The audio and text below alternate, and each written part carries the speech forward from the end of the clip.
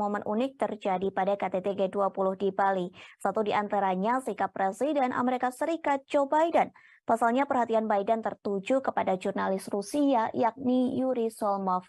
Diketahui Yuri Solmov merupakan kameramen dari Channel One Rusia.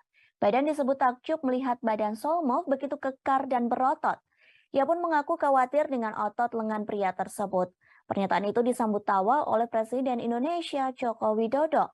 Bahkan para delegasi KTT G20 yang lain juga ikut tertawa. Kemudian terdengar seseorang mengatakan kepada Biden bahwa Solmov merupakan orang Rusia. Mendengar hal tersebut, Biden mengaku tidak peduli dengan orang itu. Bahkan Biden sempat bergurau dengan Yuri Solmov. Biden mengatakan ia berharap tidak bermusuhan dengan jurnalis asal Rusia bertubuh kekar itu.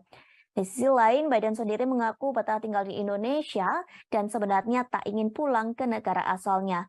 Curhatan ini disampaikan oleh Biden saat ia diantar oleh Sandiaga Uno setelah selesainya acara KTT G20 di Bali. Melalui Instagramnya, Sandi menceritakan bagaimana ia mendampingi Biden hingga Presiden Amerika Serikat itu naik ke pesawat. Dalam perjalanan ke pesawat, Biden sempat berbincang dengan Sandi. Biden awalnya mengucapkan selamat dan terima kasih atas KTT G20 di Bali yang begitu meriah. Kemudian Biden mengutarakan bagaimana dirinya begitu nyaman di Bali bahkan merasa seperti berada di rumah sendiri. Dalam kolom captionnya, Sandi menyatakan bahwa pujian Biden itu termasuk disampaikan kepada para pelaku UMKM. Pasalnya pelaku UMKM dapat bergerak cepat mengambil momentum G20 untuk menciptakan lapangan kerja dan menjadi bagian dalam pemulihan ekonomi. Presiden Joko Widodo secara resmi telah menutup konferensi tingkat tinggi atau KTT G20 di Bali. Acara tersebut dipersiapkan dengan matang sehingga mendapat pujian dari para pemimpin negara. Lantas apa hasil dari KTT G20 di Bali yang telah diselenggarakan selama 2 hari? Para pemimpin negara G20 mengatakan bahwa sebagian besar anggota mengutuk keras perang yang dilancarkan Rusia ke Ukraina. Pasalnya, konflik tersebut menyebabkan penderitaan manusia yang luar biasa. Bahkan invasi ini memperburuk kerapuhan yang ada dalam ekonomi global. Namun dalam draft itu, Rusia dianggap telah menentang pernyataan tersebut. Diketahui para pemimpin negara mengutuk invasi Rusia ke Ukraina dalam sesi pertama KTT. Setelah pengutukan tersebut, Menteri Luar Negeri Rusia Sergei Lavrov langsung meninggalkan Bali. Kemudian, China menggunakan forum KTT G20 untuk mencoba dan memperbaiki beberapa pagar diplomatiknya. Presiden Prancis Emmanuel Macron mengatakan pertemuan dengan Presiden China Xi Jinping.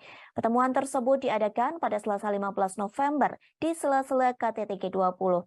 Sementara itu, Xi juga bertemu dengan Perdana Menteri Australia yang baru, yakni Anthony Albanese.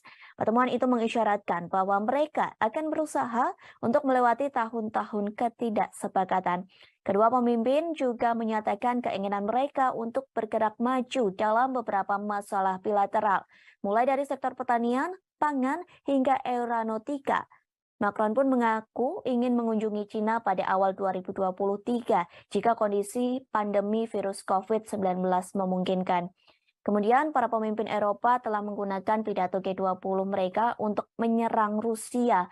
Hal ini terjadi meski Menteri Luar Negeri Sergei Lavrov duduk di ruangan yang sama.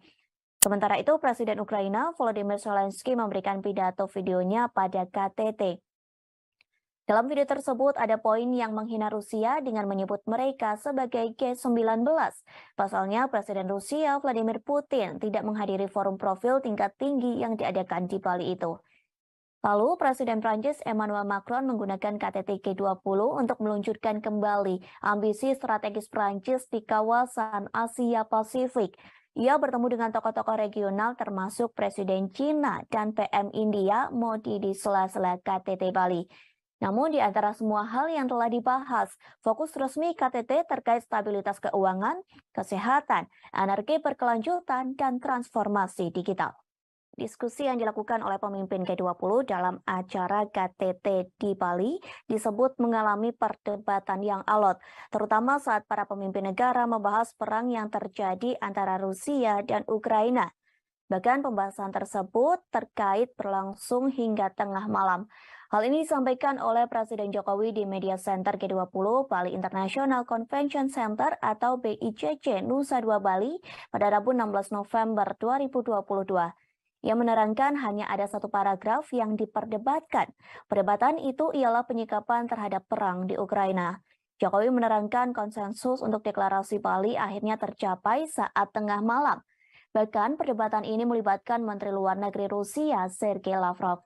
Dalam konsensus tersebut, para pemimpin negara G20 sepakat perang berdampak negatif pada ekonomi global. Dampak negatif itu menimbulkan risiko terhadap krisis pangan, krisis energi, dan potensi krisis finansial. Padahal ekonomi global kini masih cenderung rapuh akibat pandemi COVID-19. Selain itu, perang Rusia-Ukraina menyebabkan penderitaan manusia yang luar biasa. Lantas perdamaian hanya terwujud bila dilakukan pemulihan ekonomi global. Kepala pemerintahan menegaskan sejak awal perang harus dihentikan, sehingga dalam deklarasi KTT G20 sebagian besar anggota mengecam keras perang yang masih berkecamuk di Ukraina. Dalam deklarasi itu dari 20 negara anggota hanya Rusia yang menolaknya, sementara China dan India memilih tidak memberikan suara dalam perdebatan soal perang Rusia-Ukraina. Di sisi lain, Jokowi mengakui G20 di Bali menghasilkan beberapa hasil yang konkret. Hasil itu diantaranya terbentuk Pandemic Fund yang sampai hari ini terkumpul 1,5 miliar dolar Amerika Serikat. Kemudian Indonesia memperoleh komitmen dari Just Energy Transition Program sebesar 20 miliar. Maaf maksud kami di tahun 2030. Kepemimpinan Bali Leaders Declaration yang awalnya diragukan oleh banyak pihak. Deklarasi terdiri atas 52 paragraf dan paragraf yang sangat diperdebatkan adalah penyikapan terhadap perang di Ukraina. Diskusi mengenai hal ini berlangsung sangat-sangat alot sekali dan akhirnya para pemimpin G20 menyepakati isi deklarasi, yaitu condemnation perang di Ukraina karena telah melanggar batas wilayah, melanggar integritas wilayah. Perang ini telah mengakibatkan penderitaan masyarakat dan memperberat ekonomi global yang masih rapuh akibat pandemi yang menimbulkan risiko terhadap krisis pangan, krisis energi, dan potensi krisis finansial. Oleh karena itu, G20 membahas dampak perang terhadap kondisi perekonomian global. Vatikan menawarkan diri menjadi juru damai dalam perang yang terjadi antara Rusia dan Ukraina. Hal tersebut disampaikan oleh Sekretaris Negara Vatikan Kardinal Pietro Parolin. Kesiapan jadi juru damai itu disampaikan dalam pertemuan antara Vatikan dengan Paguyuban Wartawan Katolik Indonesia atau PWKI. Diketahui PWKI baru saja melakukan kunjungan resmi ke Vatikan. Kunjungan tersebut diikuti sebanyak 18 orang delegasi PWKI. Kunjungan tersebut dipimpin oleh mantan anggota Komisi Penyiaran Indonesia, Mayong Suryo Laksono. Kemudian penasehat PWKI, AM Putut Prabantoro, turut mendampingi dalam kunjungan tersebut. PWKI mengatakan Vatikan akan terus memperjuangkan perdamaian antara Rusia dan Ukraina. Vatikan akan terus berjuang lantaran kedua negara ini terus berperang dalam kurun waktu hampir 1 tahun. Bahkan hingga kini perang tersebut belum ada tanda-tanda berhenti atau perdamaian. Parolin mengaku Vatikan turut prihatin lantaran perang tersebut sudah banyak memakan korban. Lebih jauh, Kardinal Parolin mengungkapkan jika melihat peta dunia, sebenarnya bukan hanya Ukraina saja yang dilanda perang. Namun di beberapa tempat di dunia juga mengalami kondisi dan situasi yang buruk. Karena itulah Paus Fransiskus bersama Sheikh Ahmad Al-Tayib, Imam Besar Al-Azhar, menerbitkan dokumen Abu Dhabi. Dokumen tersebut telah diterbitkan pada 4 Februari 2019 di Uni Emirat Arab. Dokumen Abu Dhabi berisi persaudaraan manusia untuk perdamaian. Terlebih Parolin menyadari dunia menjadi berbeda setelah pandemi COVID-19. Pada kesempatan yang sama, Parolin juga mengungkapkan rasa prihatinnya terhadap media yang membuat kekacauan dengan berita-berita negatif. Tak hanya itu, Parolin menyebut banyak media melaporkan berita hoax yang menjauhkan manusia dari perdamaian, sehingga Parolin berpesan kepada delegasi PWKI. Pesan tersebut terkait wartawan yang tidak membuat tembok penghalang atau pembatas. Diharapkan para wartawan bisa membangun jembatan persaudaraan. Satu caranya bekerja sama dengan pihak lain. Satu hal ini dilakukan, Parolin berharap negara-negara bisa mencapai titik perdamaian. Sebuah rudal yang menghantam Polandia diduga bukan serangan dari Rusia. Namun ledakan rudal tersebut diduga merupakan perbuatan pertahanan udara Ukraina. Hal tersebut disampaikan oleh Presiden Polandia, Andrzej Duda.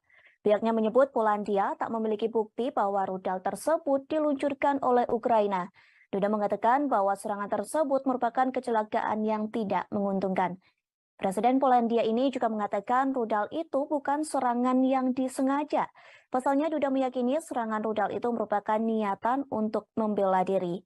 Ia menyebut pasukan Ukraina sedang mencoba untuk mencegat serangan Rusia. Namun ternyata rudal tersebut malah jatuh ke Polandia, sehingga Duda memaklumi dengan adanya peristiwa tersebut. Sementara Kementerian Pertahanan Rusia mengonfirmasi bahwa pihaknya memang menembakkan rentetan rudal ke pusat komando Ukraina.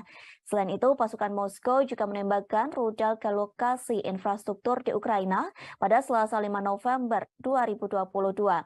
Namun targetnya tidak lebih dekat dari 35 km atau 21,7 mil dari perbatasan Ukraina dan Polandia.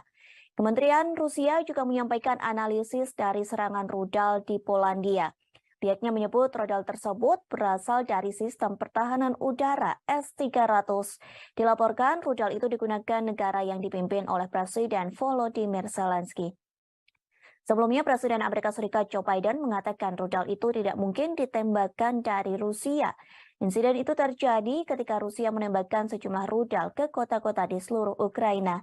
Sementara, Ukraina mengatakan pihaknya menembak jatuh sebagian besar rudal Rusia yang masuk dengan rudal pertahanan udaranya sendiri.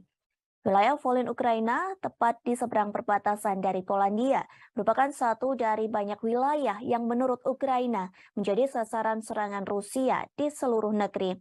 Diketahui sebelumnya sebuah rudal menghantam desa di Polandia pada Selasa 15 November 2022. Juru bicara Kementerian Luar Negeri Polandia, Lukasz Jalsina, mengatakan rudal tersebut diduga adalah buatan Rusia. Setelah kejadian ini, militer Polandia disiagakan untuk mengantisipasi kemungkinan serangan susulan. Pemerintah Polandia juga meminta warganya untuk tetap tenang sambil menunggu penyelidikan selesai.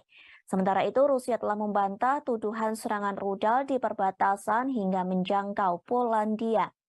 Kementerian Pertahanan Rusia menyebut bahwa tudingan ini hanya provokasi untuk meningkatkan ketegangan.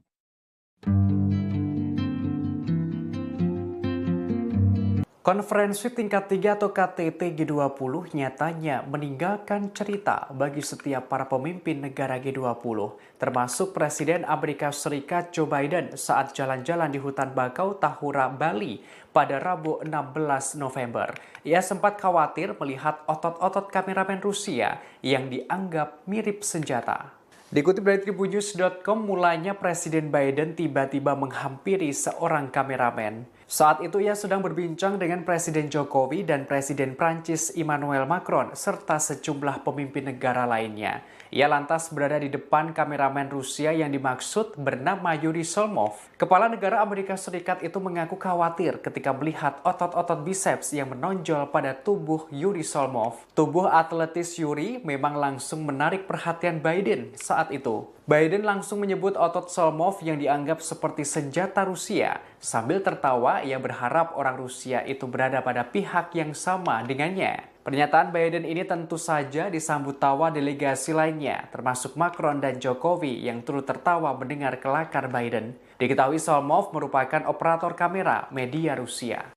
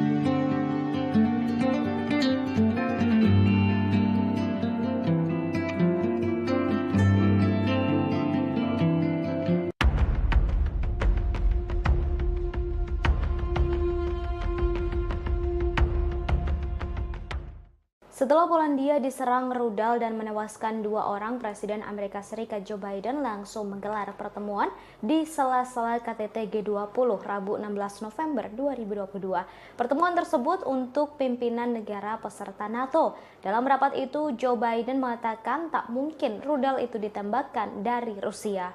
Namun ia menjanjikan dukungan untuk melakukan penyelidikan penuh terhadap rudal yang jatuh di dekat perbatasan Ukraina.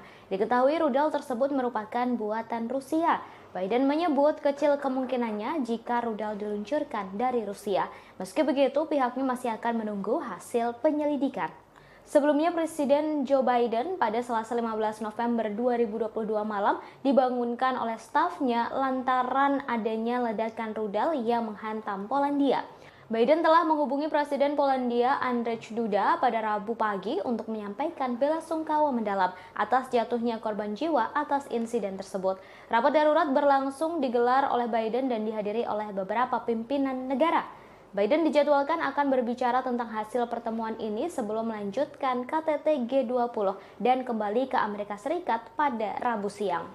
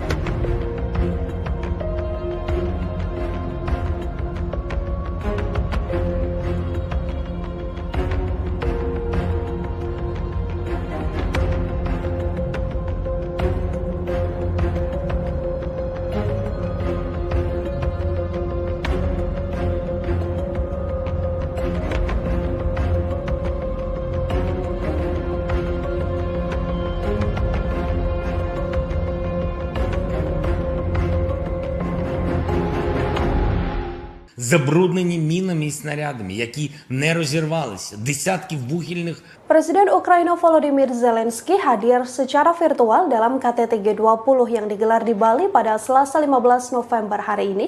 Zelensky cukup berapi-api kala menyampaikan pidatonya. Ia pun memberi peringatan keras pada Rusia di hadapan Menteri Luar Negeri Rusia Sergei Lavrov hingga Presiden Amerika Serikat Joe Biden. Di depan Menlu Rusia Sergei Lavrov, Zelensky telah bersumpah untuk tidak menyerahkan 1 inci pun wilayah pada Vladimir Putin dalam setiap pembicaraan damai. Tak hanya itu, Zelensky juga memberikan syarat ketat pada Rusia jika mereka ingin melakukan negosiasi dengan Ukraina. Dalam KTT G20, Presiden Ukraina tersebut mengatakan ia siap bernegosiasi apabila Rusia benar-benar tulus untuk berdamai. Sebelumnya, Rusia meminta beberapa wilayah Ukraina jika Zelensky mau duduk bersama dengan Vladimir Putin. Di hadapan sejumlah petinggi negara anggota KTT G20 seperti Presiden Amerika Serikat Joe Biden hingga Presiden China Xi Jinping, Zelensky pun memamerkan sederet kemenangan Ukraina. Dalam keterangannya, Zelensky bahkan menyebut forum G20 menjadi G19. Hal ini sebagai bentuk pengasingan dan kecaman atas invasi Rusia dalam pidatonya. Meski Ukraina bukan anggota G20, Zelensky diketahui diundang untuk berpartisipasi dalam KTT tersebut. Penyebutan G19 ini dilakukan Zelensky untuk mengasingkan Rusia yang dinilai tak pantas menjadi anggota G20 dari 20 negara ekonomi terbesar. Забруднені мінами і снарядами, які не розірвалися, десятки вугільних шахт затоплені, в тому числі і шахта, в якій в 1979 році був здійснений підземний ядерний вибух. Це шахта Юнком в Донецькій області. Вона на окупованій Росією території, затоплена вже кілька років, саме через окупантів. Лише деокупація нашої території може дати умови, щоб зняти цю загрозу. Неможливо точно порахувати обсяг такого забруднення атмосфери від спалених нафтобаз і пожеж. А ще підірвані споруди, спалені хімічні підприємства, безліч захоронень убитих тварин. Просто уявіть це. Внаслідок російської агресії загинуло 6 мільйонів свійських тварин. 6 мільйонів – це офіційні дані. Знищено щонайменше 50 тисяч дітей, які були силою депортовані в Росію. Їх Presiden Ukraina Volodymyr Zelensky memberikan pidato secara virtual dalam agenda KTT G20 yang digelar di Bali. Pada kesempatan itu Zelensky menguraikan serangkaian kondisi yang diperlukan untuk mengakhiri perang Ukraina. Ia lantas berterima kasih kepada negara anggota G20 terkecuali kepada Rusia. Zelensky mengatakan bahwa Rusia harus menegaskan kembali integritas teritorial Ukraina. Ia juga menegaskan agar Moskow menarik pasukannya dari wilayah Ukraina dan membayar kompensasi atas kerusakan yang ditimbulkan. Dalam kesempatan ini, Zelensky menyerukan konferensi internasional. Hal ini dilakukan untuk memperkuat elemen kunci dari arsitektur keamanan pasca perang dan mencegah terulangnya agresi Rusia. Sepanjang pidatonya, Zelensky dengan tegas berterima kasih kepada G19 mengecualikan Rusia. Diketahui Presiden Rusia Vladimir Putin juga diketahui tak hadir dalam pertemuan itu. Putin diwakilkan oleh Menteri Luar Negeri Sergei Lavrov. Para pemimpin Barat mencoba untuk menyudutkan dan mengisolasi Rusia pada KTT G20 yang digelar di Bali. Barat menyebut agresi militer yang dilakukan Rusia ke Ukraina lah yang menyebabkan krisis dunia dalam ketahanan pangan. Bahkan sejumlah negara sudah dilanda inflasi. Четвертий виклик – звільнення усіх полонених і депортованих. Тисячі наших людей, військових і цивільних, в російському полоні. Вони піддаються жорстоким тортурам. Це масове знущання. Окрім того, ми поіменно знаємо майже 11 тисяч дітей, які були силою депортовані в Росію. Їх розлучають з батьками, знаючи, що у них є родини.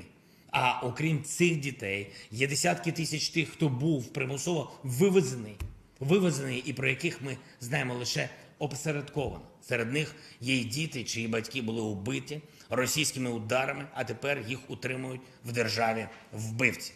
Додайте до цього ще сотні тисяч депортованих дорослих, і ви побачите, яку гуманітарну катастрофу спричинила російська війна. Додайте ще політв'язнів, українських громадян, які утримуються в Росії та на тимчасово окупованій території, зокрема в Криму.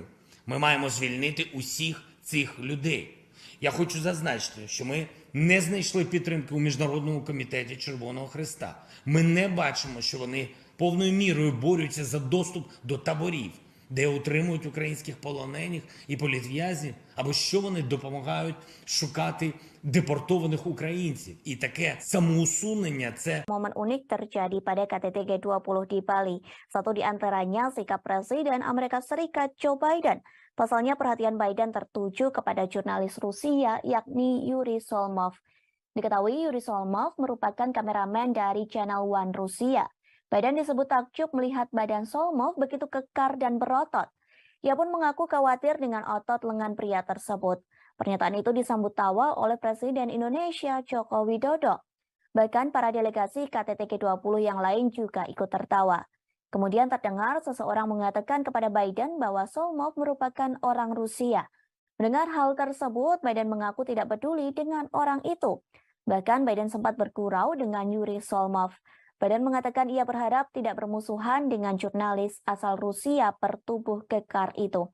Di sisi lain, Biden sendiri mengaku betah tinggal di Indonesia dan sebenarnya tak ingin pulang ke negara asalnya. Curhatan ini disampaikan oleh Biden saat ia diantar oleh Sandiaga Uno setelah selesainya acara KTT G20 di Bali. Melalui Instagramnya, Sandi menceritakan bagaimana ia mendampingi Biden hingga Presiden Amerika Serikat itu naik ke pesawat. Dalam perjalanan ke pesawat, Biden sempat berbincang dengan Sandi. Biden awalnya mengucapkan selamat dan terima kasih atas KTT G20 di Bali yang begitu meriah. Kemudian Biden mengutarakan bagaimana dirinya begitu nyaman di Bali, bahkan merasa seperti berada di rumah sendiri. Dalam kolom captionnya, Sandi menyatakan bahwa pujian Biden itu termasuk disampaikan kepada para pelaku UMKM. Pasalnya pelaku UMKM dapat bergerak cepat mengambil momentum G20 untuk menciptakan lapangan kerja dan menjadi bagian dalam pemulihan ekonomi. Presiden Joko Widodo secara resmi telah menutup konferensi tingkat tinggi atau KTT G20 di Bali.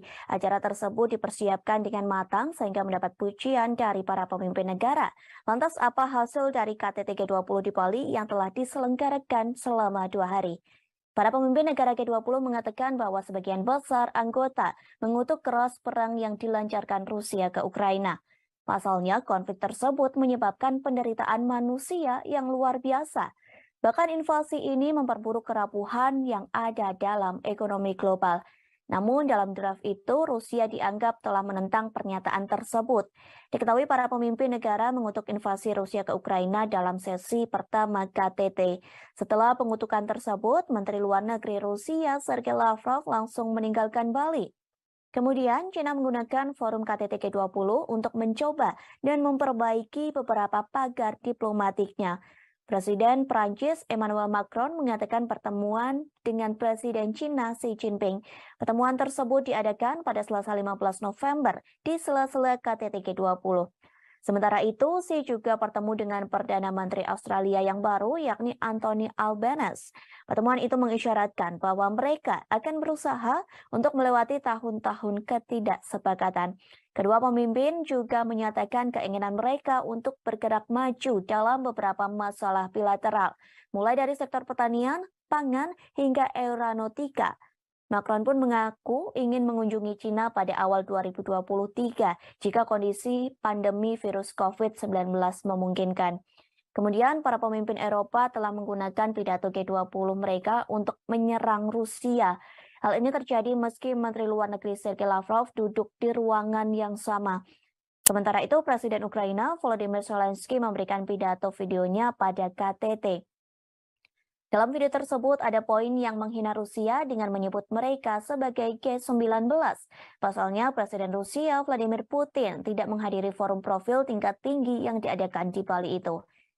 Lalu Presiden Prancis Emmanuel Macron menggunakan KTT G20 untuk meluncurkan kembali ambisi strategis Prancis di kawasan Asia Pasifik. Ia bertemu dengan tokoh-tokoh regional termasuk Presiden China dan PM India Modi di sela-sela KTT Bali. Namun di antara semua hal yang telah dibahas, fokus resmi KTT terkait stabilitas keuangan, kesehatan, energi berkelanjutan, dan transformasi digital. Diskusi yang dilakukan oleh pemimpin G20 dalam acara KTT di Bali disebut mengalami perdebatan yang alot, terutama saat para pemimpin negara membahas perang yang terjadi antara Rusia dan Ukraina. Bahkan pembahasan tersebut terkait berlangsung hingga tengah malam. Hal ini disampaikan oleh Presiden Jokowi di Media Center G20 Bali International Convention Center atau BICC Nusa Dua Bali pada Rabu 16 November 2022. Ia menerangkan hanya ada satu paragraf yang diperdebatkan. Perdebatan itu ialah penyikapan terhadap perang di Ukraina. Jokowi menerangkan konsensus untuk deklarasi Bali akhirnya tercapai saat tengah malam. Bahkan perdebatan ini melibatkan Menteri Luar Negeri Rusia Sergei Lavrov. Dalam konsensus tersebut, para pemimpin negara G20 sepakat perang berdampak negatif pada ekonomi global. Dampak negatif itu menimbulkan risiko terhadap krisis pangan, krisis energi, dan potensi krisis finansial. Padahal ekonomi global kini masih cenderung rapuh akibat pandemi COVID-19. Selain itu, perang Rusia-Ukraina menyebabkan penderitaan manusia yang luar biasa. Lantas perdamaian hanya terwujud bila dilakukan pemulihan ekonomi global. Kepala pemerintahan menegaskan sejak awal perang harus dihentikan, sehingga dalam deklarasi KTT G20 sebagian besar anggota mengecam keras perang yang masih berkecamuk di Ukraina. Dalam deklarasi itu dari 20 negara anggota hanya Rusia yang menolaknya, sementara China dan India memilih tidak memberikan suara dalam perdebatan soal perang Rusia-Ukraina. Di sisi lain, Jokowi mengakui G20 di Bali menghasilkan beberapa hasil yang konkret. Hasil itu diantaranya terbentuk Pandemic Fund yang sampai hari ini terkumpul 1,5 miliar dolar Amerika Serikat. Kemudian Indonesia memperoleh komitmen dari Just Energy Transition Program sebesar 20 miliar dolar Amerika Serikat. Di samping itu, dihasilkan juga komitmen bersama, yakni setidaknya 30% dari daratan dunia dan 30% lautan dunia dilindungi di tahun 2020. Maaf, maksud kami di tahun 2030.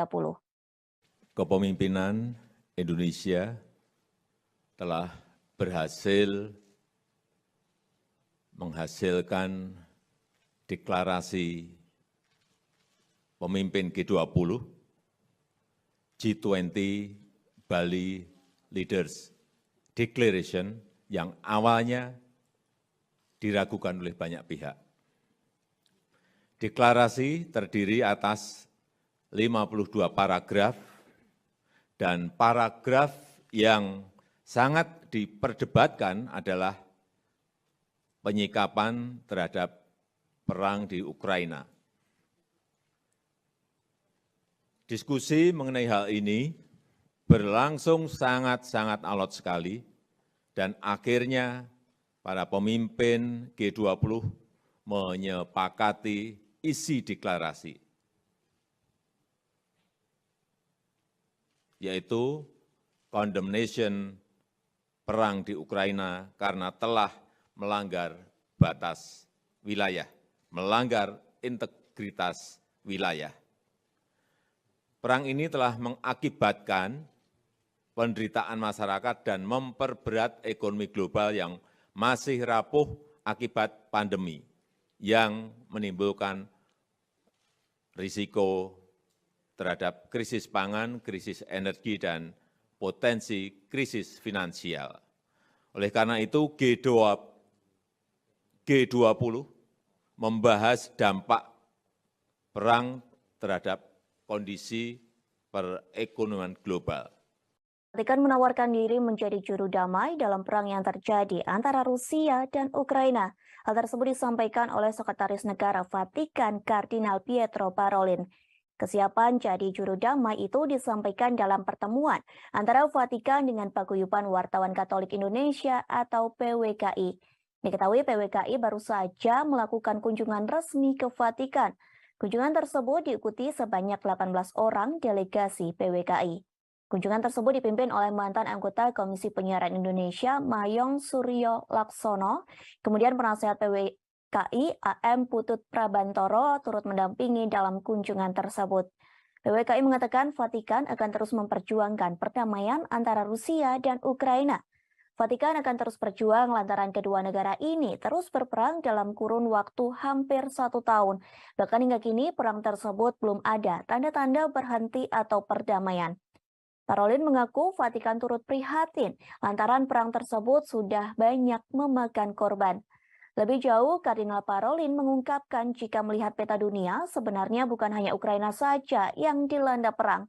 Namun di beberapa tempat di dunia juga mengalami kondisi dan situasi yang buruk. Karena itulah Paus Fransiskus bersama Sheikh Ahmad Al-Tayib, Imam Besar Al-Azhar, menerbitkan dokumen Abu Dhabi.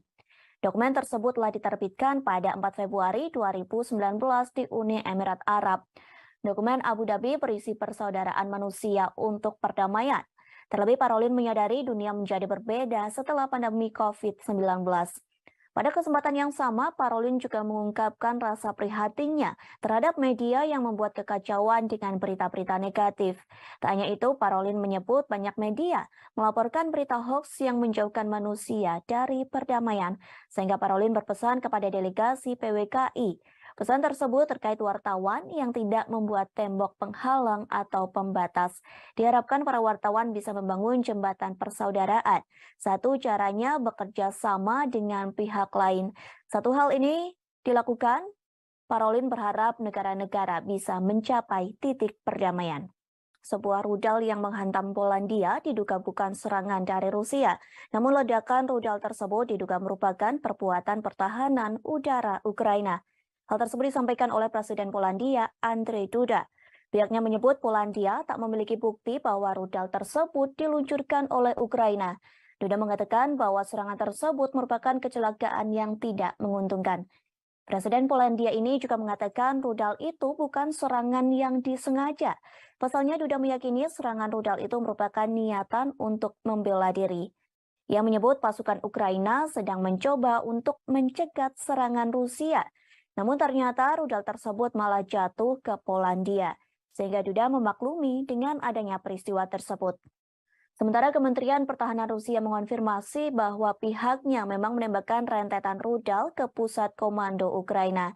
Selain itu, pasukan Moskow juga menembakkan rudal ke lokasi infrastruktur di Ukraina pada Selasa 5 November 2022. Namun targetnya tidak lebih dekat dari 35 km atau 21,7 mil dari perbatasan Ukraina dan Polandia. Kementerian Rusia juga menyampaikan analisis dari serangan rudal di Polandia. Pihaknya menyebut rudal tersebut berasal dari sistem pertahanan udara S-300. Dilaporkan rudal itu digunakan negara yang dipimpin oleh Presiden Volodymyr Zelensky.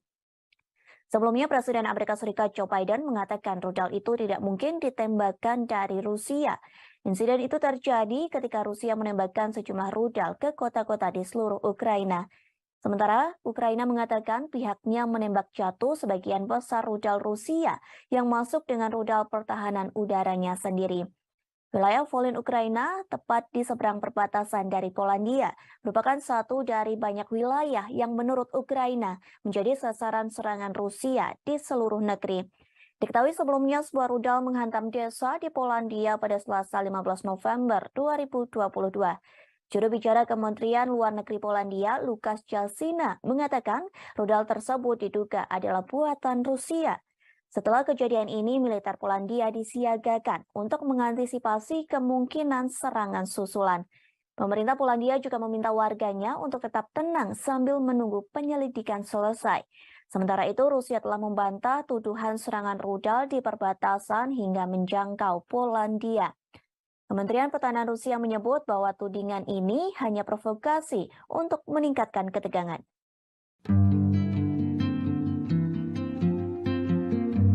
Konferensi tingkat 3 atau KTT G20 nyatanya meninggalkan cerita bagi setiap para pemimpin negara G20, termasuk Presiden Amerika Serikat Joe Biden saat jalan-jalan di hutan bakau Tahura, Bali pada Rabu 16 November. Ia sempat khawatir melihat otot-otot kameramen Rusia yang dianggap mirip senjata. Dikutip dari tribunnews.com, mulanya Presiden Biden tiba-tiba menghampiri seorang kameramen. Saat itu ia sedang berbincang dengan Presiden Jokowi dan Presiden Prancis Emmanuel Macron serta sejumlah pemimpin negara lainnya. Ia lantas berada di depan kameramen Rusia yang dimaksud bernama Yuri Solmov. Kepala negara Amerika Serikat itu mengaku khawatir ketika melihat otot-otot biceps yang menonjol pada tubuh Yuri Solmov. Tubuh atletis Yuri memang langsung menarik perhatian Biden saat itu. Biden langsung menyebut otot Solmov yang dianggap seperti senjata Rusia. Sambil tertawa, ia berharap orang Rusia itu berada pada pihak yang sama dengannya. Pernyataan Biden ini tentu saja disambut tawa delegasi lainnya, termasuk Macron dan Jokowi yang turut tertawa mendengar kelakar Biden. Diketahui Solmov merupakan operator kamera media Rusia.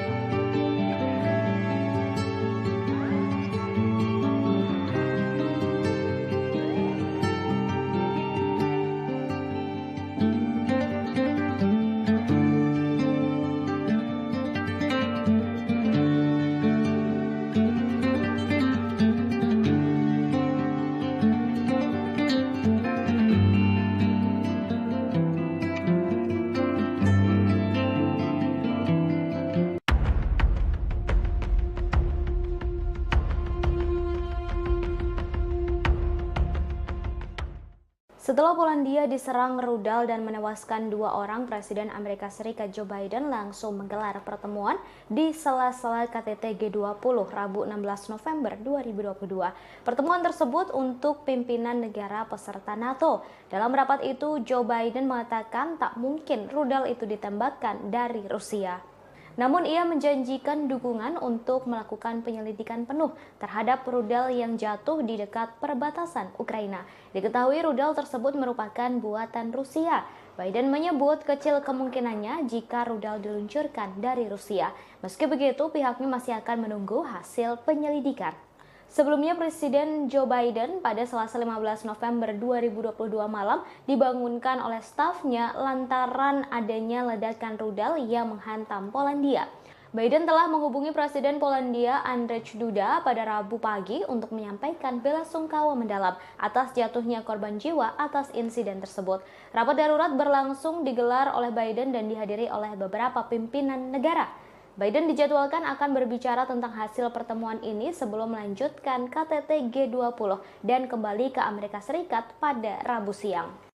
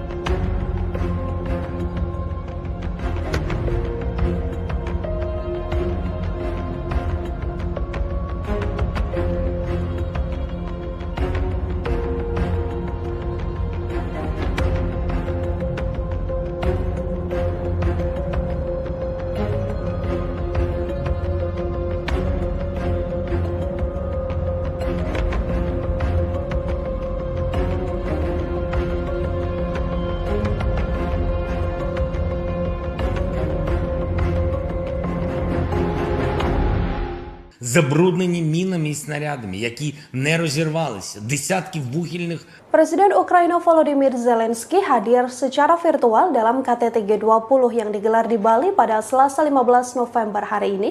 Zelensky cukup berapi-api kala menyampaikan pidatonya. Ia pun memberi peringatan keras pada Rusia di hadapan Menteri Luar Negeri Rusia Sergei Lavrov hingga Presiden Amerika Serikat Joe Biden. Di depan Menlu Rusia Sergei Lavrov, Zelensky telah bersumpah untuk tidak menyerahkan 1 inci pun wilayah pada Vladimir Putin dalam setiap pembicaraan damai. Tak hanya itu, Zelensky juga memberikan syarat ketat pada Rusia jika mereka ingin melakukan negosiasi dengan Ukraina. Dalam KTT G20, Presiden Ukraina tersebut mengatakan ia siap bernegosiasi apabila Rusia benar-benar tulus untuk berdamai. Sebelumnya, Rusia meminta beberapa wilayah Ukraina jika Zelensky mau duduk bersama dengan Vladimir Putin. Di hadapan sejumlah petinggi negara anggota KTT G20 seperti Presiden Amerika Serikat Joe Biden hingga Presiden China Xi Jinping, Zelensky pun memamerkan sederet kemenangan Ukraina. Dalam keterangannya, Zelensky bahkan menyebut forum G20 menjadi G19. Hal ini sebagai bentuk pengasingan dan kecaman atas invasi Rusia dalam pidatonya. Meski Ukraina bukan anggota G20, Zelensky diketahui diundang untuk berpartisipasi dalam KTT tersebut. Penyebutan G19 ini dilakukan Zelensky untuk mengasingkan Rusia yang dinilai tak pantas menjadi anggota G20 dari 20 negara ekonomi terbesar. Забруднені мінами і снарядами, які не розірвалися, десятки вугільних шахт затоплені, в тому числі і шахта, в якій в 1979 році був здійснений підземний ядерний вибух. Це шахта Юнком в Донецькій області. Вона на окупованій Росією території. Затоплена вже кілька років, саме через окупантів. Лише деокупація нашої території може дати умови, щоб зняти цю загрозу. Неможливо точно порахувати обсяг такого забруднення атмосфери від спалених нафтобаз і пожеж. А ще підірвані споруди, спалені хімічні підприємства, безліч захоронень убитих тварин. Просто уявіть це. Внаслідок російської агресії загинуло 6 мільйонів свійських тварин. 6 мільйонів – це офіційні дані. Знищено щонайменше 50 тисяч дітей, які були силою депортовані в Росію. Їх Presiden Ukraina Volodymyr Zelensky memberikan pidato secara virtual dalam agenda KTT G20 yang digelar di Bali. Pada kesempatan itu Zelensky menguraikan serangkaian kondisi yang diperlukan untuk mengakhiri perang Ukraina. Ia lantas berterima kasih kepada negara anggota G20 terkecuali kepada Rusia. Zelensky mengatakan bahwa Rusia harus menegaskan kembali integritas teritorial Ukraina. Ia juga menegaskan agar Moskow menarik pasukannya dari wilayah Ukraina dan membayar kompensasi atas kerusakan yang ditimbulkan. Dalam kesempatan ini, Zelensky menyerukan konferensi internasional. Hal ini dilakukan untuk memperkuat elemen kunci dari arsitektur keamanan pasca perang dan mencegah terulangnya agresi Rusia. Sepanjang pidatonya, Zelensky dengan tegas berterima kasih kepada G19 mengecualikan Rusia. Diketahui Presiden Rusia Vladimir Putin juga diketahui tak hadir dalam pertemuan itu. Putin diwakilkan oleh Menteri Luar Negeri Sergei Lavrov. Para pemimpin Barat mencoba untuk menyudutkan dan mengisolasi Rusia pada KTT G20 yang digelar di Bali. Barat menyebut agresi militer yang dilakukan Rusia ke Ukraina lah yang menyebabkan krisis dunia dalam ketahanan pangan. Bahkan sejumlah negara sudah dilanda inflasi. Четвертий виклик – звільнення усіх полонених і депортованих. Тисячі наших людей, військових і цивільних, в російському полоні. Вони піддаються жорстоким тортурам. Це масове знущання. Окрім того, ми поіменно знаємо майже 11 тисяч дітей, які були силою депортовані в Росію. Їх розлучають з батьками, знаючи, що у них є родини. А окрім цих дітей, є десятки тисяч тих, хто був примусово вивезений і про яких ми знаємо лише опосередковано. Серед них є й діти, чиї батьки були убиті російськими ударами, а тепер їх утримують в державі вбивці.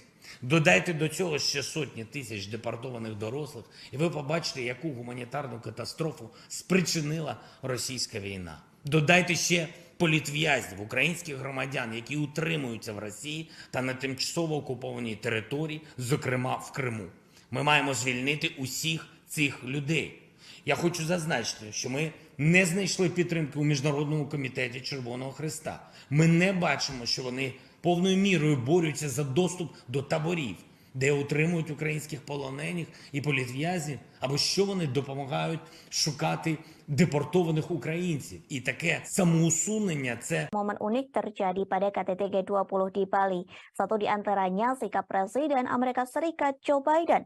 Pasalnya perhatian Biden tertuju kepada jurnalis Rusia yakni Yuri Solmov.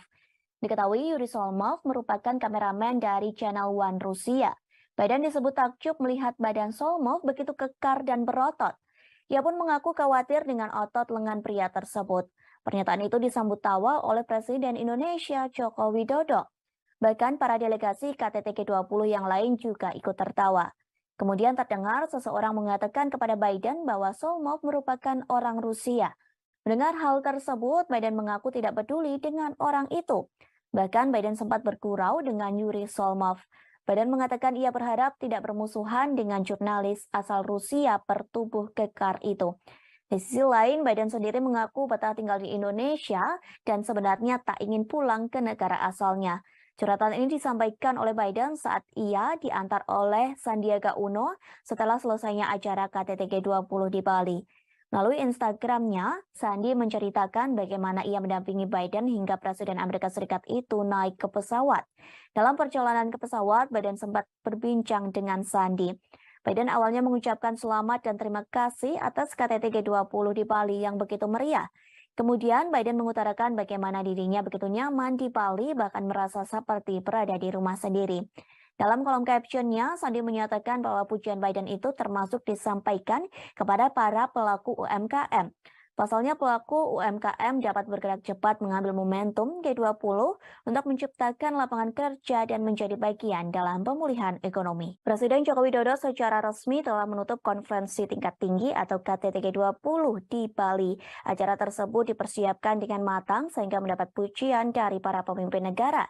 Lantas apa hasil dari KTT G20 di Bali yang telah diselenggarakan selama 2 hari? Para pemimpin negara G20 mengatakan bahwa sebagian besar anggota mengutuk keras perang yang dilancarkan Rusia ke Ukraina. Pasalnya, konflik tersebut menyebabkan penderitaan manusia yang luar biasa. Bahkan invasi ini memperburuk kerapuhan yang ada dalam ekonomi global. Namun dalam draft itu, Rusia dianggap telah menentang pernyataan tersebut. Diketahui para pemimpin negara mengutuk invasi Rusia ke Ukraina dalam sesi pertama KTT. Setelah pengutukan tersebut, Menteri Luar Negeri Rusia Sergei Lavrov langsung meninggalkan Bali. Kemudian, China menggunakan forum KTT G20 untuk mencoba dan memperbaiki beberapa pagar diplomatiknya. Presiden Prancis Emmanuel Macron mengatakan pertemuan dengan Presiden China Xi Jinping. Pertemuan tersebut diadakan pada Selasa 15 November di sela-sela KTT G20. Sementara itu, Xi juga bertemu dengan Perdana Menteri Australia yang baru, yakni Anthony Albanese. Pertemuan itu mengisyaratkan bahwa mereka akan berusaha untuk melewati tahun-tahun ketidaksepakatan.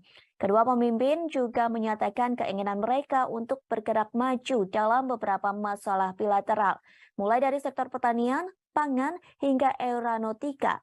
Macron pun mengaku ingin mengunjungi China pada awal 2023 jika kondisi pandemi virus COVID-19 memungkinkan.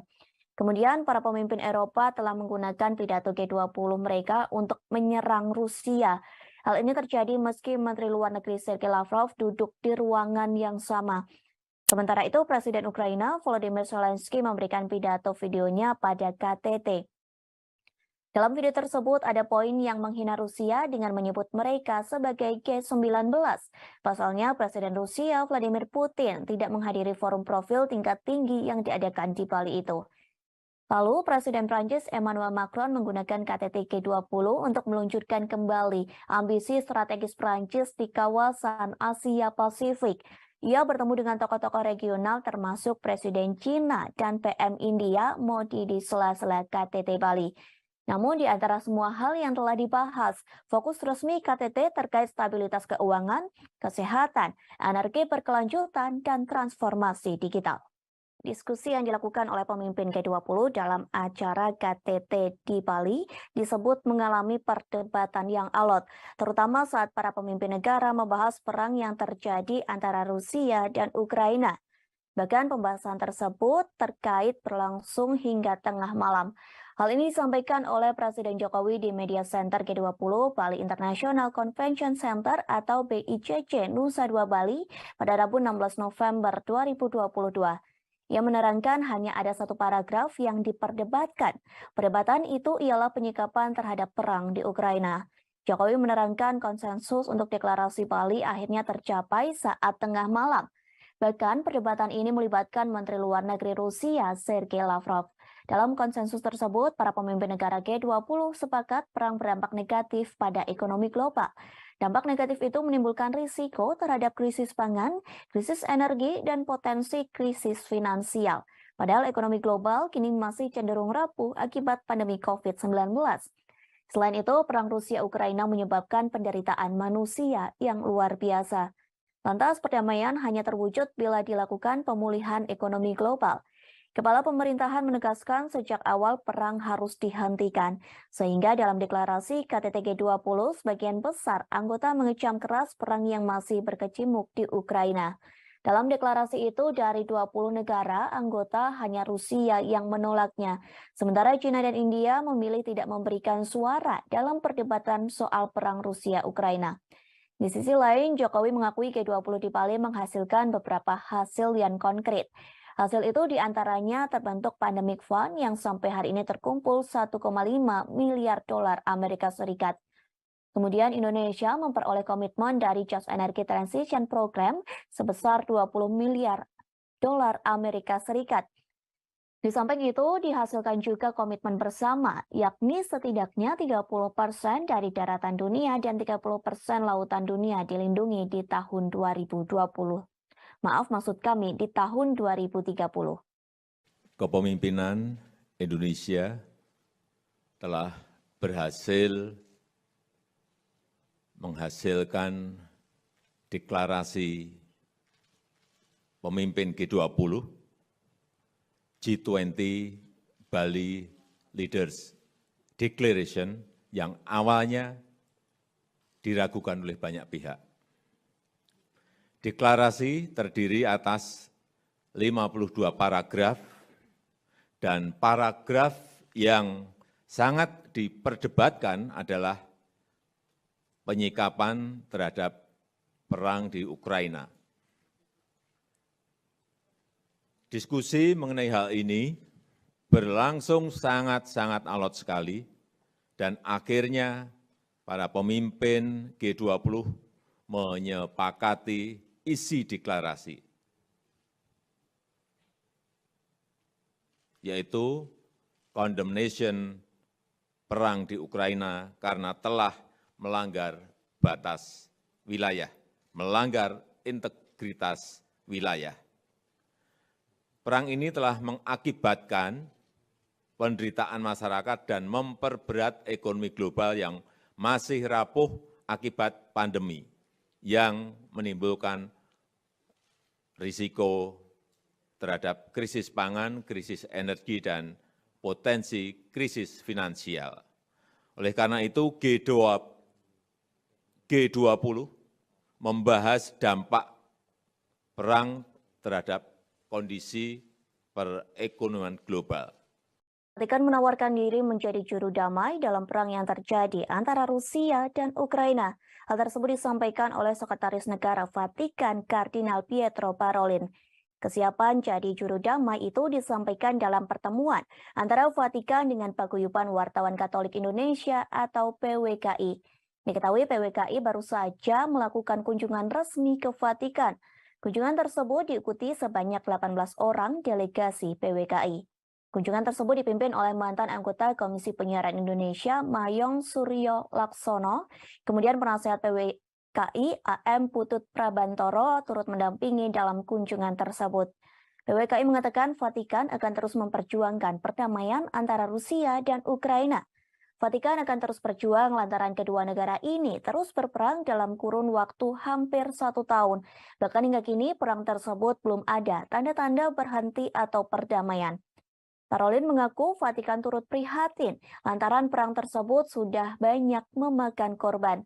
Lebih jauh, Kardinal Parolin mengungkapkan jika melihat peta dunia, sebenarnya bukan hanya Ukraina saja yang dilanda perang.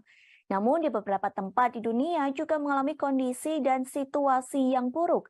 Karena itulah Paus Fransiskus bersama Sheikh Ahmad Al-Tayib, Imam Besar Al-Azhar, menerbitkan dokumen Abu Dhabi. Dokumen tersebut telah diterbitkan pada 4 Februari 2019 di Uni Emirat Arab. Dokumen Abu Dhabi berisi persaudaraan manusia untuk perdamaian. Terlebih Parolin menyadari dunia menjadi berbeda setelah pandemi COVID-19. Pada kesempatan yang sama, Parolin juga mengungkapkan rasa prihatinnya terhadap media yang membuat kekacauan dengan berita-berita negatif. Tak hanya itu, Parolin menyebut banyak media melaporkan berita hoax yang menjauhkan manusia dari perdamaian, sehingga Parolin berpesan kepada delegasi PWKI. Pesan tersebut terkait wartawan yang tidak membuat tembok penghalang atau pembatas. Diharapkan para wartawan bisa membangun jembatan persaudaraan. Satu caranya bekerja sama dengan pihak lain. Satu hal ini dilakukan, Parolin berharap negara-negara bisa mencapai titik perdamaian. Sebuah rudal yang menghantam Polandia diduga bukan serangan dari Rusia. Namun ledakan rudal tersebut diduga merupakan perbuatan pertahanan udara Ukraina. Hal tersebut disampaikan oleh Presiden Polandia, Andrzej Duda. Pihaknya menyebut Polandia tak memiliki bukti bahwa rudal tersebut diluncurkan oleh Ukraina. Duda mengatakan bahwa serangan tersebut merupakan kecelakaan yang tidak menguntungkan. Presiden Polandia ini juga mengatakan rudal itu bukan serangan yang disengaja.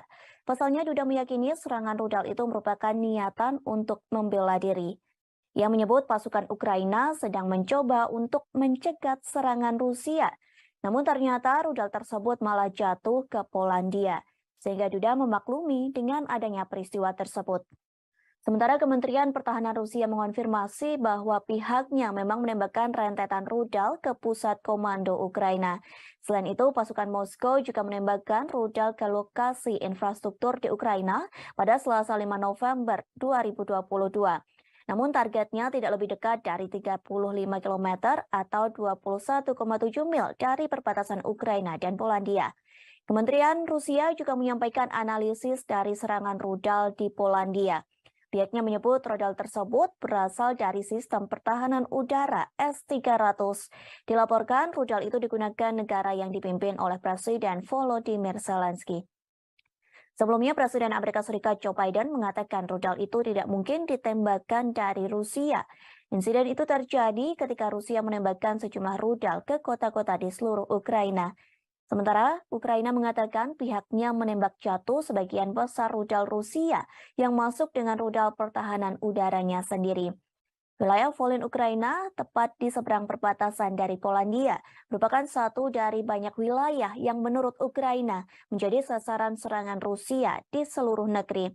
Diketahui sebelumnya sebuah rudal menghantam desa di Polandia pada Selasa 15 November 2022. Juru bicara Kementerian Luar Negeri Polandia, Lukasz Jasina, mengatakan rudal tersebut diduga adalah buatan Rusia. Setelah kejadian ini, militer Polandia disiagakan untuk mengantisipasi kemungkinan serangan susulan. Pemerintah Polandia juga meminta warganya untuk tetap tenang sambil menunggu penyelidikan selesai. Sementara itu, Rusia telah membantah tuduhan serangan rudal di perbatasan hingga menjangkau Polandia. Kementerian Pertahanan Rusia menyebut bahwa tudingan ini hanya provokasi untuk meningkatkan ketegangan.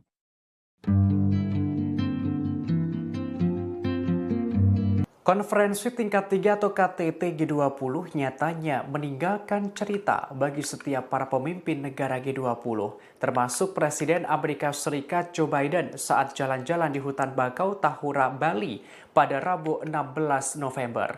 Ia sempat khawatir melihat otot-otot kameramen Rusia yang dianggap mirip senjata.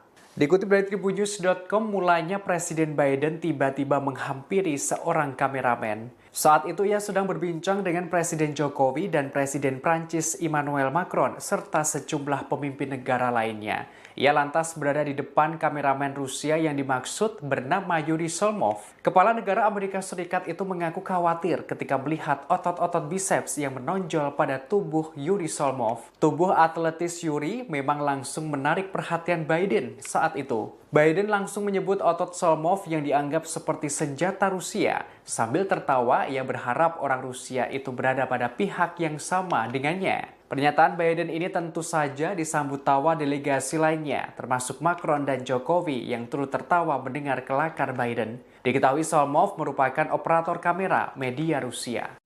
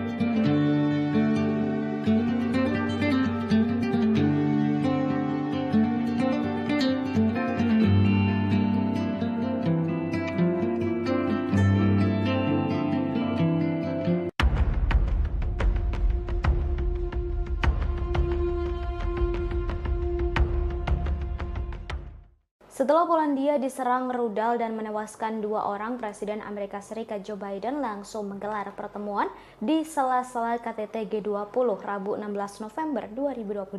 Pertemuan tersebut untuk pimpinan negara peserta NATO. Dalam rapat itu, Joe Biden mengatakan tak mungkin rudal itu ditembakkan dari Rusia.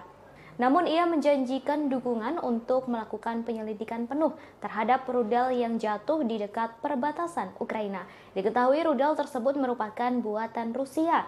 Biden menyebut kecil kemungkinannya jika rudal diluncurkan dari Rusia. Meski begitu, pihaknya masih akan menunggu hasil penyelidikan.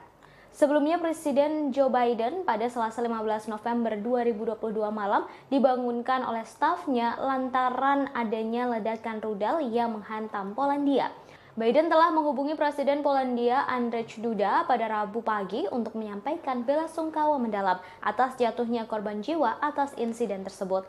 Rapat darurat berlangsung digelar oleh Biden dan dihadiri oleh beberapa pimpinan negara. Biden dijadwalkan akan berbicara tentang hasil pertemuan ini sebelum melanjutkan KTT G20 dan kembali ke Amerika Serikat pada Rabu siang.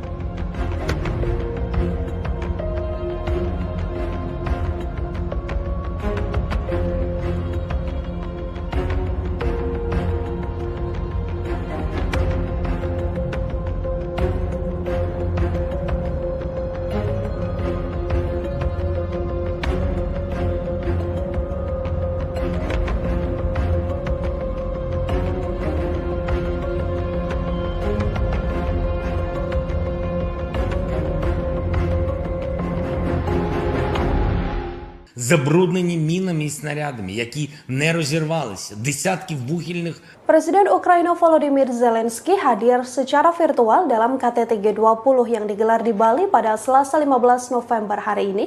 Zelensky cukup berapi-api kala menyampaikan pidatonya.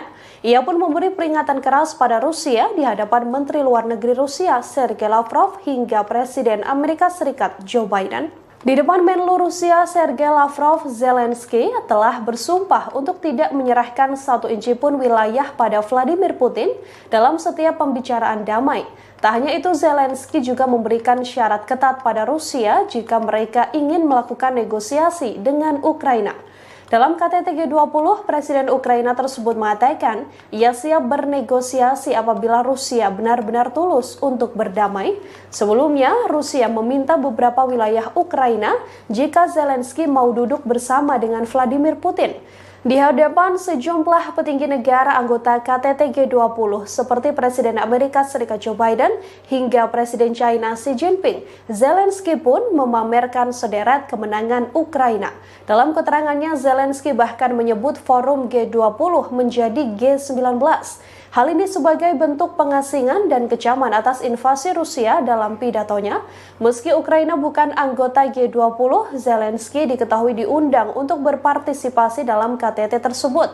Penyebutan G19 ini dilakukan Zelensky untuk mengasingkan Rusia yang dinilai tak pantas menjadi anggota G20 dari 20 negara ekonomi terbesar. Забруднені мінами і снарядами, які не розірвалися, десятки вугільних шахт затоплені, в тому числі і шахта, в якій в 1979 році був здійснений підземний ядерний вибух. Це шахта Юнком в Донецькій області. Вона на окупованій Росією території, затоплена вже кілька років, саме через окупантів. Лише деокупація нашої території може дати умови, щоб зняти цю загрозу. Неможливо точно порахувати обсяг такого забруднення атмосфери від спалених нафтобаз і пожеж. А ще підірвані споруди, спалені хімічні підприємства, безліч захоронень убитих тварин. Просто уявіть це. Внаслідок російської агресії загинуло 6 мільйонів свійських тварин. 6 мільйонів – це офіційні дані. Знищено щонайменше 50 тисяч дітей, які були силою депортовані в Росію. Їх Presiden Ukraina Volodymyr Zelensky memberikan pidato secara virtual dalam agenda KTT G20 yang digelar di Bali. Pada kesempatan itu Zelensky menguraikan serangkaian kondisi yang diperlukan untuk mengakhiri perang Ukraina. Ia lantas berterima kasih kepada negara anggota G20 terkecuali kepada Rusia. Zelensky mengatakan bahwa Rusia harus menegaskan kembali integritas teritorial Ukraina. Ia juga menegaskan agar Moskow menarik pasukannya dari wilayah Ukraina dan membayar kompensasi atas kerusakan yang ditimbulkan.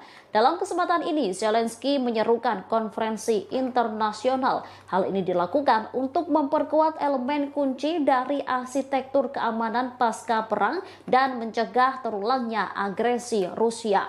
Sepanjang pidatonya, Zelensky dengan tegas berterima kasih kepada G19 mengecualikan Rusia. Diketahui Presiden Rusia Vladimir Putin juga diketahui tak hadir dalam pertemuan itu. Putin diwakilkan oleh Menteri Luar Negeri Sergei Lavrov. Para pemimpin Barat mencoba untuk menyudutkan dan mengisolasi Rusia pada KTT G20 yang digelar di Bali. Barat menyebut agresi militer yang dilakukan Rusia ke Ukraina lah yang menyebabkan krisis dunia dalam ketahanan pangan. Bahkan sejumlah negara sudah dilanda inflasi. Четвертий виклик – звільнення усіх полонених і депортованих. Тисячі наших людей, військових і цивільних, в російському полоні. Вони піддаються жорстоким тортурам. Це масове знущання. Окрім того, ми поіменно знаємо майже 11 тисяч дітей, які були силою депортовані в Росію. Їх розлучають з батьками, знаючи, що у них є родини. А окрім цих дітей, є десятки тисяч тих, хто був примусово вивезений і про яких ми знаємо лише опосередковано. Серед них є й діти, чиї батьки були убиті російськими ударами, а тепер їх утримують в державі вбивці. Додайте до цього ще сотні тисяч депортованих дорослих, і ви побачите, яку гуманітарну катастрофу спричинила російська війна. Додайте ще політв'язнів, українських громадян, які утримуються в Росії та на тимчасово окупованій території, зокрема в Криму. Ми маємо звільнити усіх цих людей. Я хочу зазначити, що ми не знайшли підтримки у Міжнародному комітеті Червоного Хреста. Ми не бачимо, що вони повною мірою борються за доступ до таборів, де утримують українських полонених і політв'язнів, або що вони допомагають шукати депортованих українців. І таке самоусунення – це Momen unik terjadi pada KTT G20 di Bali. Satu di antaranya sikap Presiden Amerika Serikat Joe Biden. Pasalnya perhatian Biden tertuju kepada jurnalis Rusia yakni Yuri Solmov. Diketahui Yuri Solmov merupakan kameramen dari Channel One Rusia. Biden disebut takjub melihat badan Solmov begitu kekar dan berotot. Ia pun mengaku khawatir dengan otot lengan pria tersebut. Pernyataan itu disambut tawa oleh Presiden Indonesia Joko Widodo. Bahkan para delegasi KTT G20 yang lain juga ikut tertawa. Kemudian terdengar seseorang mengatakan kepada Biden bahwa Solmov merupakan orang Rusia. Mendengar hal tersebut, Biden mengaku tidak peduli dengan orang itu. Bahkan Biden sempat bergurau dengan Yuri Solmov. Biden mengatakan ia berharap tidak bermusuhan dengan jurnalis asal Rusia bertubuh kekar itu.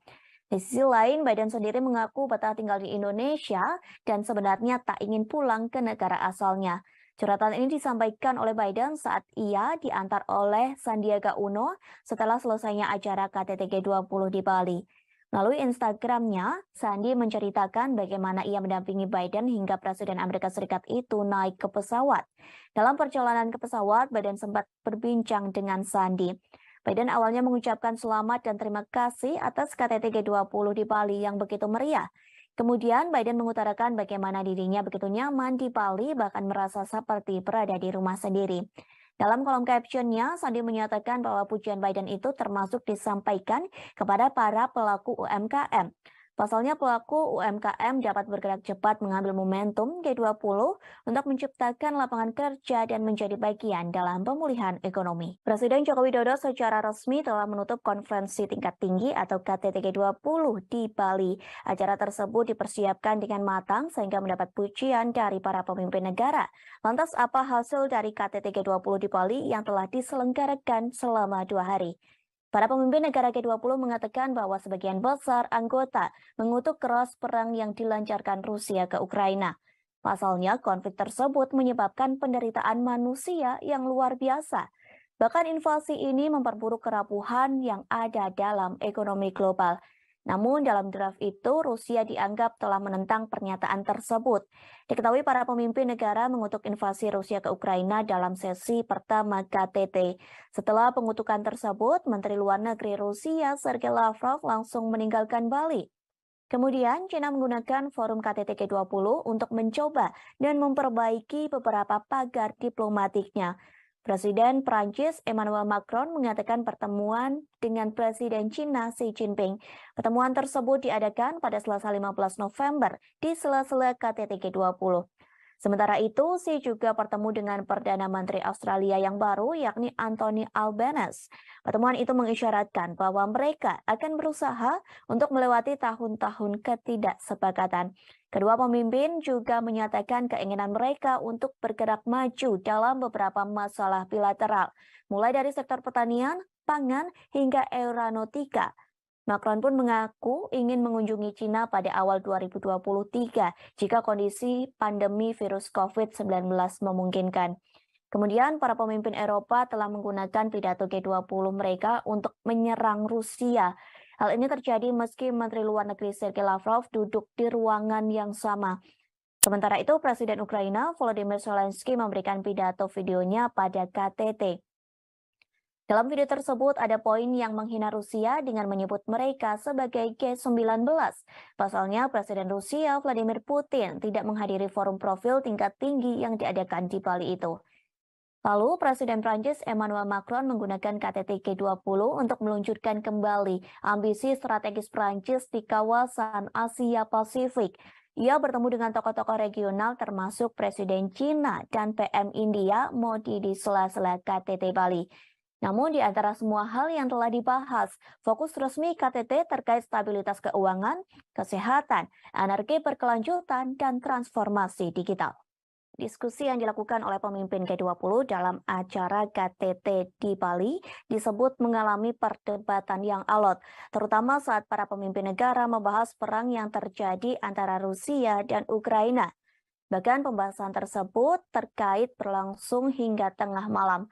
Hal ini disampaikan oleh Presiden Jokowi di Media Center G20 Bali International Convention Center atau BICC Nusa Dua Bali pada Rabu 16 November 2022. Ia menerangkan hanya ada satu paragraf yang diperdebatkan. Perdebatan itu ialah penyikapan terhadap perang di Ukraina. Jokowi menerangkan konsensus untuk deklarasi Bali akhirnya tercapai saat tengah malam. Bahkan perdebatan ini melibatkan Menteri Luar Negeri Rusia Sergei Lavrov. Dalam konsensus tersebut, para pemimpin negara G20 sepakat perang berdampak negatif pada ekonomi global. Dampak negatif itu menimbulkan risiko terhadap krisis pangan, krisis energi, dan potensi krisis finansial. Padahal ekonomi global kini masih cenderung rapuh akibat pandemi COVID-19. Selain itu, perang Rusia-Ukraina menyebabkan penderitaan manusia yang luar biasa. Lantas perdamaian hanya terwujud bila dilakukan pemulihan ekonomi global. Kepala pemerintahan menegaskan sejak awal perang harus dihentikan, sehingga dalam deklarasi KTT G20 sebagian besar anggota mengecam keras perang yang masih berkecamuk di Ukraina. Dalam deklarasi itu dari 20 negara anggota hanya Rusia yang menolaknya, sementara China dan India memilih tidak memberikan suara dalam perdebatan soal perang Rusia-Ukraina. Di sisi lain, Jokowi mengakui G20 di Bali menghasilkan beberapa hasil yang konkret. Hasil itu diantaranya terbentuk Pandemic Fund yang sampai hari ini terkumpul 1,5 miliar dolar Amerika Serikat. Kemudian Indonesia memperoleh komitmen dari Just Energy Transition Program sebesar 20 miliar dolar Amerika Serikat. Di samping itu, dihasilkan juga komitmen bersama, yakni setidaknya 30% dari daratan dunia dan 30% lautan dunia dilindungi di tahun 2020. Maaf, maksud kami di tahun 2030. Kepemimpinan Indonesia telah berhasil menghasilkan deklarasi pemimpin G20, G20 Bali Leaders Declaration yang awalnya diragukan oleh banyak pihak. Deklarasi terdiri atas 52 paragraf dan paragraf yang sangat diperdebatkan adalah penyikapan terhadap perang di Ukraina. Diskusi mengenai hal ini berlangsung sangat-sangat alot sekali dan akhirnya para pemimpin G20 menyepakati isi deklarasi, yaitu condemnation perang di Ukraina karena telah melanggar batas wilayah, melanggar integritas wilayah. Perang ini telah mengakibatkan penderitaan masyarakat dan memperberat ekonomi global yang masih rapuh akibat pandemi yang menimbulkan risiko terhadap krisis pangan, krisis energi, dan potensi krisis finansial. Oleh karena itu, G20 membahas dampak perang terhadap kondisi perekonomian global. Vatikan menawarkan diri menjadi juru damai dalam perang yang terjadi antara Rusia dan Ukraina. Hal tersebut disampaikan oleh Sekretaris Negara Vatikan Kardinal Pietro Parolin. Kesiapan jadi juru damai itu disampaikan dalam pertemuan antara Vatikan dengan Paguyuban Wartawan Katolik Indonesia atau PWKI. Diketahui PWKI baru saja melakukan kunjungan resmi ke Vatikan. Kunjungan tersebut diikuti sebanyak 18 orang delegasi PWKI. Kunjungan tersebut dipimpin oleh mantan anggota Komisi Penyiaran Indonesia, Mayong Suryo Laksono, kemudian penasehat PWKI AM Putut Prabantoro turut mendampingi dalam kunjungan tersebut.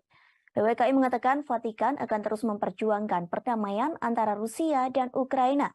Vatikan akan terus berjuang lantaran kedua negara ini terus berperang dalam kurun waktu hampir 1 tahun.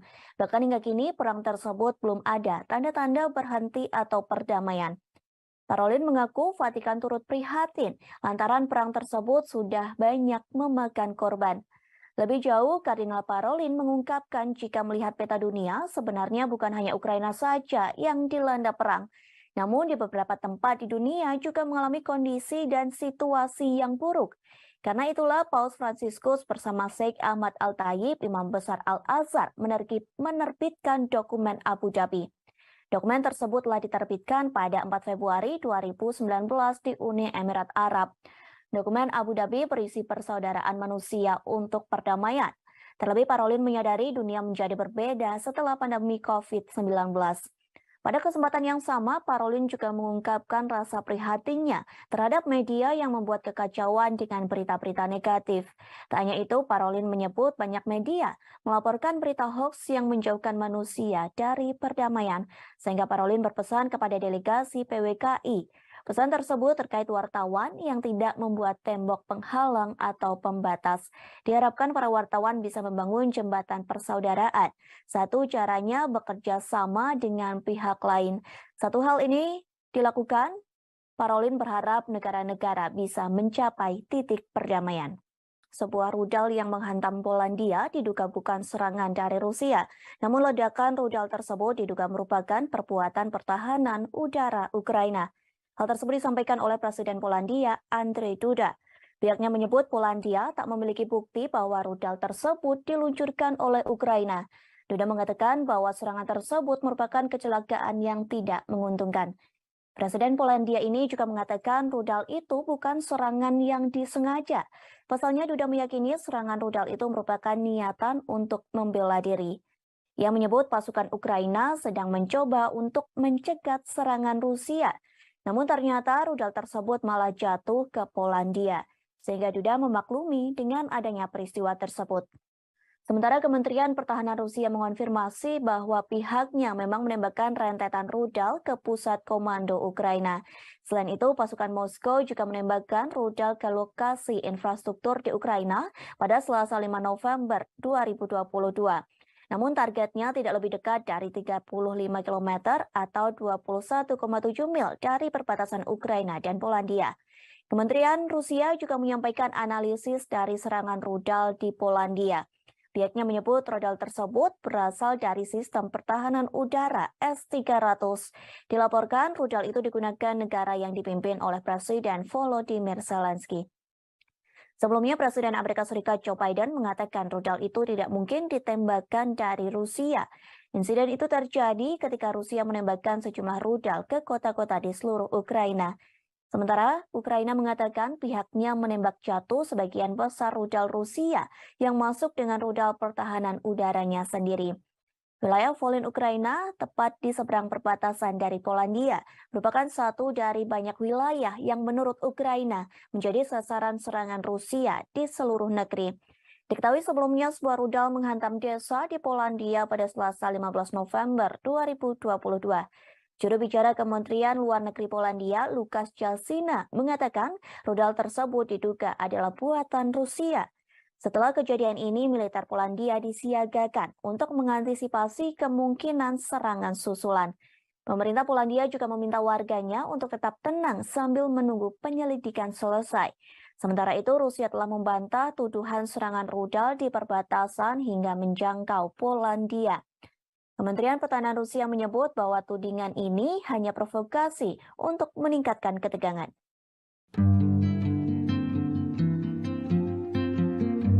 Konferensi tingkat 3 atau KTT G20 nyatanya meninggalkan cerita bagi setiap para pemimpin negara G20, termasuk Presiden Amerika Serikat Joe Biden saat jalan-jalan di hutan bakau Tahura, Bali pada Rabu 16 November. Ia sempat khawatir melihat otot-otot kameramen Rusia yang dianggap mirip senjata. Dikutip dari tribunnews.com, mulanya Presiden Biden tiba-tiba menghampiri seorang kameramen. Saat itu ia sedang berbincang dengan Presiden Jokowi dan Presiden Prancis Emmanuel Macron serta sejumlah pemimpin negara lainnya. Ia lantas berada di depan kameramen Rusia yang dimaksud bernama Yuri Solmov. Kepala negara Amerika Serikat itu mengaku khawatir ketika melihat otot-otot biceps yang menonjol pada tubuh Yuri Solmov. Tubuh atletis Yuri memang langsung menarik perhatian Biden saat itu. Biden langsung menyebut otot Solmov yang dianggap seperti senjata Rusia. Sambil tertawa, ia berharap orang Rusia itu berada pada pihak yang sama dengannya. Pernyataan Biden ini tentu saja disambut tawa delegasi lainnya, termasuk Macron dan Jokowi yang turut tertawa mendengar kelakar Biden. Diketahui Solmov merupakan operator kamera media Rusia.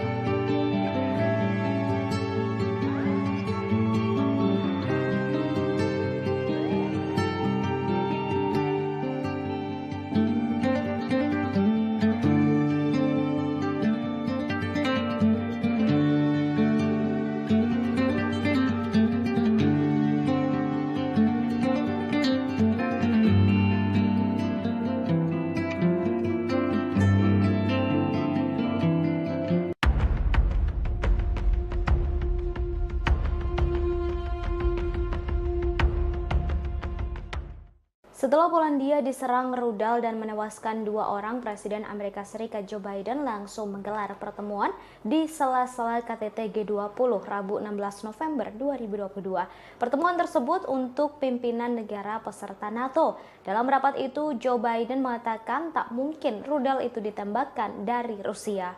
Namun ia menjanjikan dukungan untuk melakukan penyelidikan penuh terhadap rudal yang jatuh di dekat perbatasan Ukraina. Diketahui rudal tersebut merupakan buatan Rusia. Biden menyebut kecil kemungkinannya jika rudal diluncurkan dari Rusia. Meski begitu, pihaknya masih akan menunggu hasil penyelidikan. Sebelumnya, Presiden Joe Biden pada Selasa 15 November 2022 malam dibangunkan oleh stafnya lantaran adanya ledakan rudal yang menghantam Polandia. Biden telah menghubungi Presiden Polandia Andrzej Duda pada Rabu pagi untuk menyampaikan belasungkawa mendalam atas jatuhnya korban jiwa atas insiden tersebut. Rapat darurat berlangsung digelar oleh Biden dan dihadiri oleh beberapa pimpinan negara. Biden dijadwalkan akan berbicara tentang hasil pertemuan ini sebelum melanjutkan KTT G20 dan kembali ke Amerika Serikat pada Rabu siang.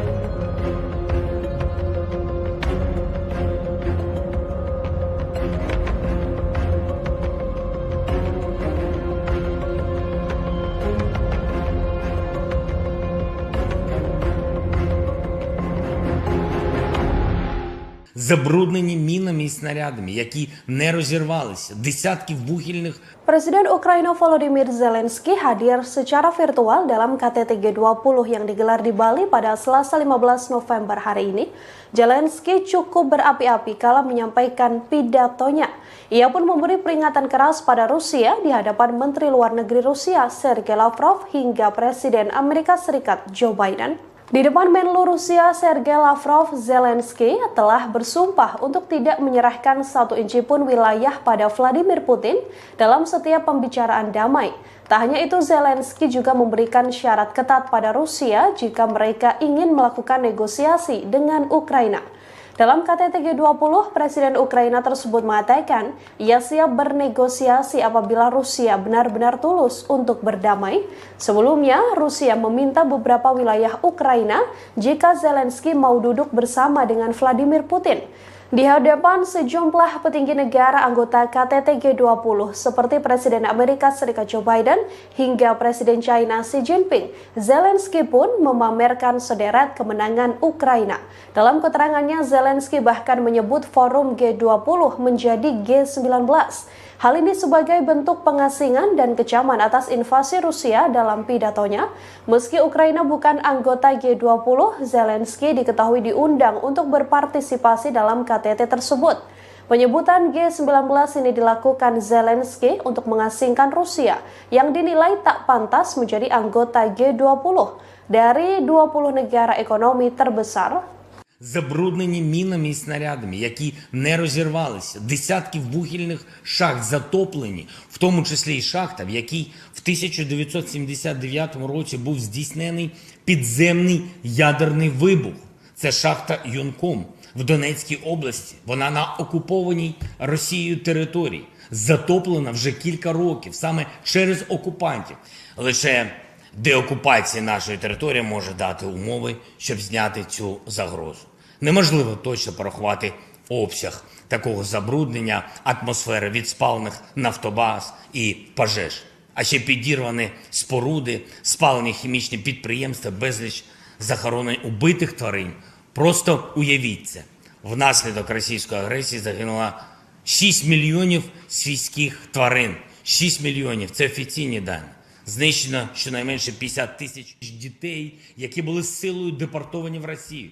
Їх Presiden Ukraina Volodymyr Zelensky memberikan pidato secara virtual dalam agenda KTT G20 yang digelar di Bali. Pada kesempatan itu Zelensky menguraikan serangkaian kondisi yang diperlukan untuk mengakhiri perang Ukraina. Ia lantas berterima kasih kepada negara anggota G20 terkecuali kepada Rusia.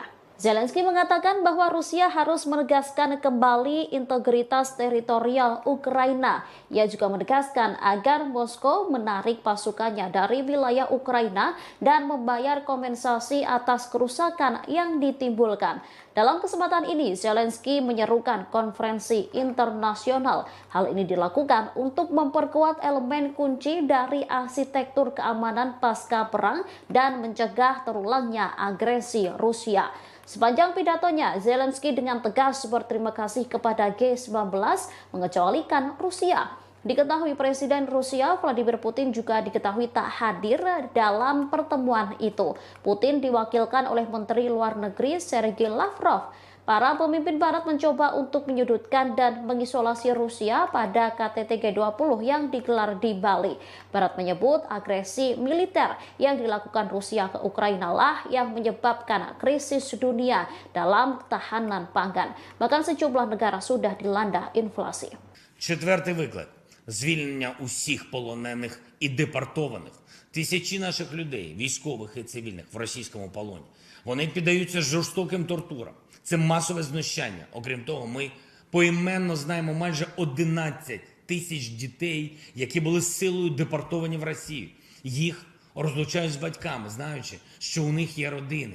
А окрім цих дітей, є десятки тисяч тих, хто був примусово вивезений і про яких ми знаємо лише опосередковано. Серед них є й діти, чиї батьки були убиті російськими ударами, а тепер їх утримують в державі вбивці.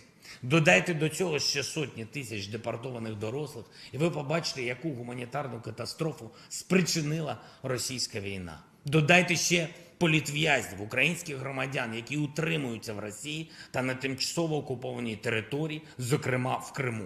Ми маємо звільнити усіх цих людей. Я хочу зазначити, що ми не знайшли підтримки у Міжнародному комітеті Червоного Хреста.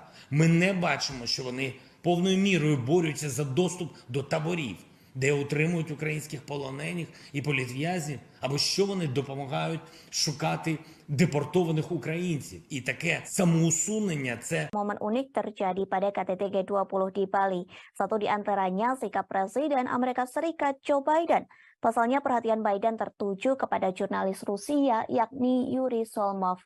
Diketahui Yuri Solmov merupakan kameramen dari Channel One Rusia. Biden disebut takjub melihat badan Solmov begitu kekar dan berotot. Ia pun mengaku khawatir dengan otot lengan pria tersebut. Pernyataan itu disambut tawa oleh Presiden Indonesia Joko Widodo. Bahkan para delegasi KTT G20 yang lain juga ikut tertawa. Kemudian terdengar seseorang mengatakan kepada Biden bahwa Solmov merupakan orang Rusia. Mendengar hal tersebut, Biden mengaku tidak peduli dengan orang itu. Bahkan Biden sempat bergurau dengan Yuri Solmov. Biden mengatakan ia berharap tidak bermusuhan dengan jurnalis asal Rusia bertubuh kekar itu.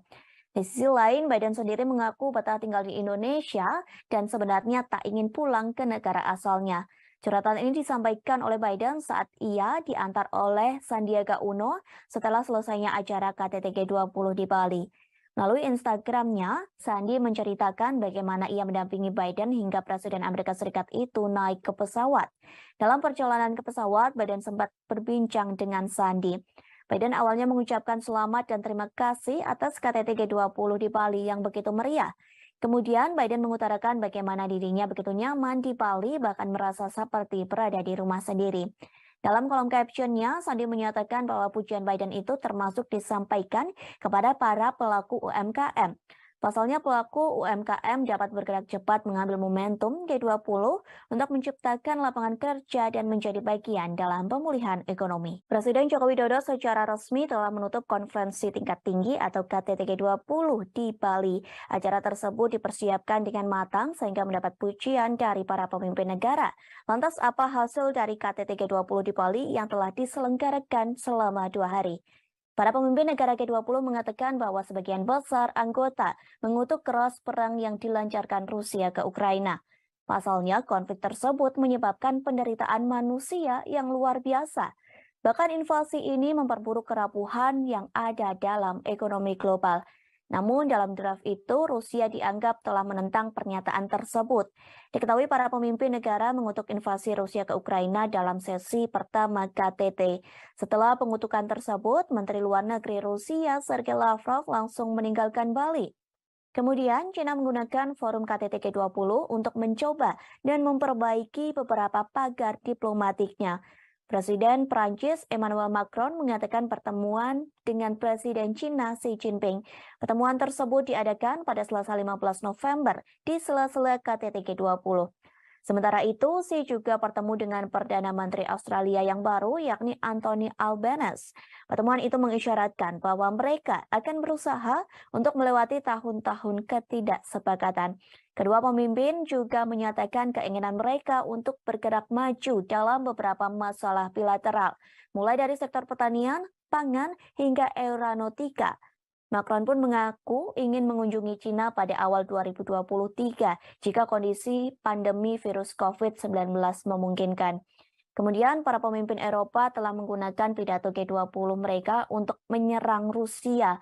Hal ini terjadi meski Menteri Luar Negeri Sergei Lavrov duduk di ruangan yang sama. Sementara itu, Presiden Ukraina Volodymyr Zelensky memberikan pidato videonya pada KTT. Dalam video tersebut ada poin yang menghina Rusia dengan menyebut mereka sebagai G19. Pasalnya Presiden Rusia Vladimir Putin tidak menghadiri forum profil tingkat tinggi yang diadakan di Bali itu. Lalu Presiden Prancis Emmanuel Macron menggunakan KTT G20 untuk meluncurkan kembali ambisi strategis Prancis di kawasan Asia Pasifik. Ia bertemu dengan tokoh-tokoh regional termasuk Presiden China dan PM India Modi di sela-sela KTT Bali. Namun di antara semua hal yang telah dibahas, fokus resmi KTT terkait stabilitas keuangan, kesehatan, energi berkelanjutan, dan transformasi digital. Diskusi yang dilakukan oleh pemimpin G20 dalam acara KTT di Bali disebut mengalami perdebatan yang alot, terutama saat para pemimpin negara membahas perang yang terjadi antara Rusia dan Ukraina. Bahkan pembahasan tersebut terkait berlangsung hingga tengah malam. Hal ini disampaikan oleh Presiden Jokowi di Media Center G20 Bali International Convention Center atau BICC Nusa Dua Bali pada Rabu 16 November 2022. Ia menerangkan hanya ada satu paragraf yang diperdebatkan. Perdebatan itu ialah penyikapan terhadap perang di Ukraina. Jokowi menerangkan konsensus untuk deklarasi Bali akhirnya tercapai saat tengah malam. Bahkan perdebatan ini melibatkan Menteri Luar Negeri Rusia Sergei Lavrov. Dalam konsensus tersebut, para pemimpin negara G20 sepakat perang berdampak negatif pada ekonomi global. Dampak negatif itu menimbulkan risiko terhadap krisis pangan, krisis energi, dan potensi krisis finansial. Padahal ekonomi global kini masih cenderung rapuh akibat pandemi COVID-19. Selain itu, perang Rusia-Ukraina menyebabkan penderitaan manusia yang luar biasa. Lantas perdamaian hanya terwujud bila dilakukan pemulihan ekonomi global. Kepala pemerintahan menegaskan sejak awal perang harus dihentikan, sehingga dalam deklarasi KTT G20 sebagian besar anggota mengecam keras perang yang masih berkecamuk di Ukraina. Dalam deklarasi itu dari 20 negara anggota hanya Rusia yang menolaknya, sementara China dan India memilih tidak memberikan suara dalam perdebatan soal perang Rusia-Ukraina. Di sisi lain, Jokowi mengakui G20 di Bali menghasilkan beberapa hasil yang konkret. Hasil itu diantaranya terbentuk Pandemic Fund yang sampai hari ini terkumpul 1,5 miliar dolar Amerika Serikat. Kemudian Indonesia memperoleh komitmen dari Just Energy Transition Program sebesar 20 miliar dolar Amerika Serikat. Di samping itu, dihasilkan juga komitmen bersama, yakni setidaknya 30% dari daratan dunia dan 30% lautan dunia dilindungi di tahun 2020. Maaf, maksud kami di tahun 2030. Kepemimpinan Indonesia telah berhasil menghasilkan deklarasi pemimpin G20, G20 Bali Leaders Declaration yang awalnya diragukan oleh banyak pihak. Deklarasi terdiri atas 52 paragraf dan paragraf yang sangat diperdebatkan adalah penyikapan terhadap perang di Ukraina. Diskusi mengenai hal ini berlangsung sangat-sangat alot sekali dan akhirnya para pemimpin G20 menyepakati isi deklarasi, yaitu condemnation perang di Ukraina karena telah melanggar batas wilayah, melanggar integritas wilayah. Perang ini telah mengakibatkan penderitaan masyarakat dan memperberat ekonomi global yang masih rapuh akibat pandemi yang menimbulkan risiko terhadap krisis pangan, krisis energi, dan potensi krisis finansial. Oleh karena itu, G20 membahas dampak perang terhadap kondisi perekonomian global. Vatikan menawarkan diri menjadi juru damai dalam perang yang terjadi antara Rusia dan Ukraina. Hal tersebut disampaikan oleh Sekretaris Negara Vatikan Kardinal Pietro Parolin. Kesiapan jadi juru damai itu disampaikan dalam pertemuan antara Vatikan dengan Paguyuban Wartawan Katolik Indonesia atau PWKI. Diketahui PWKI baru saja melakukan kunjungan resmi ke Vatikan. Kunjungan tersebut diikuti sebanyak 18 orang delegasi PWKI. Kunjungan tersebut dipimpin oleh mantan anggota Komisi Penyiaran Indonesia, Mayong Suryo Laksono. Kemudian penasihat PWKI, AM Putut Prabantoro, turut mendampingi dalam kunjungan tersebut. PWKI mengatakan Vatikan akan terus memperjuangkan perdamaian antara Rusia dan Ukraina. Vatikan akan terus berjuang lantaran kedua negara ini terus berperang dalam kurun waktu hampir 1 tahun. Bahkan hingga kini perang tersebut belum ada tanda-tanda berhenti atau perdamaian. Parolin mengaku Vatikan turut prihatin lantaran perang tersebut sudah banyak memakan korban. Lebih jauh, Kardinal Parolin mengungkapkan jika melihat peta dunia, sebenarnya bukan hanya Ukraina saja yang dilanda perang. Namun di beberapa tempat di dunia juga mengalami kondisi dan situasi yang buruk. Karena itulah Paus Fransiskus bersama Sheikh Ahmad Al-Tayib, Imam Besar Al-Azhar, menerbitkan dokumen Abu Dhabi. Dokumen tersebut telah diterbitkan pada 4 Februari 2019 di Uni Emirat Arab. Dokumen Abu Dhabi berisi persaudaraan manusia untuk perdamaian. Terlebih Parolin menyadari dunia menjadi berbeda setelah pandemi COVID-19. Pada kesempatan yang sama, Parolin juga mengungkapkan rasa prihatinnya terhadap media yang membuat kekacauan dengan berita-berita negatif.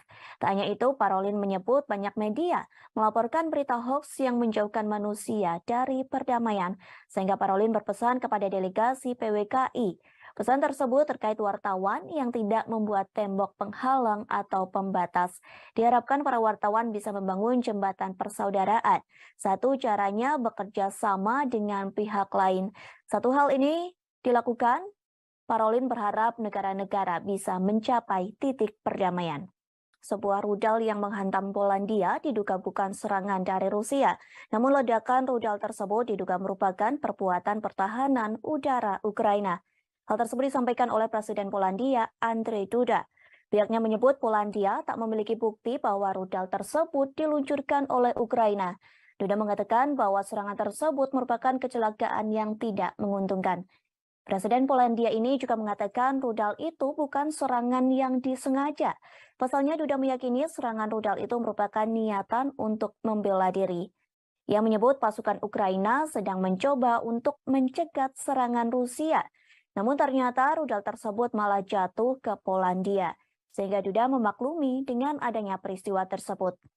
Sementara Kementerian Pertahanan Rusia mengonfirmasi bahwa pihaknya memang menembakkan rentetan rudal ke pusat komando Ukraina.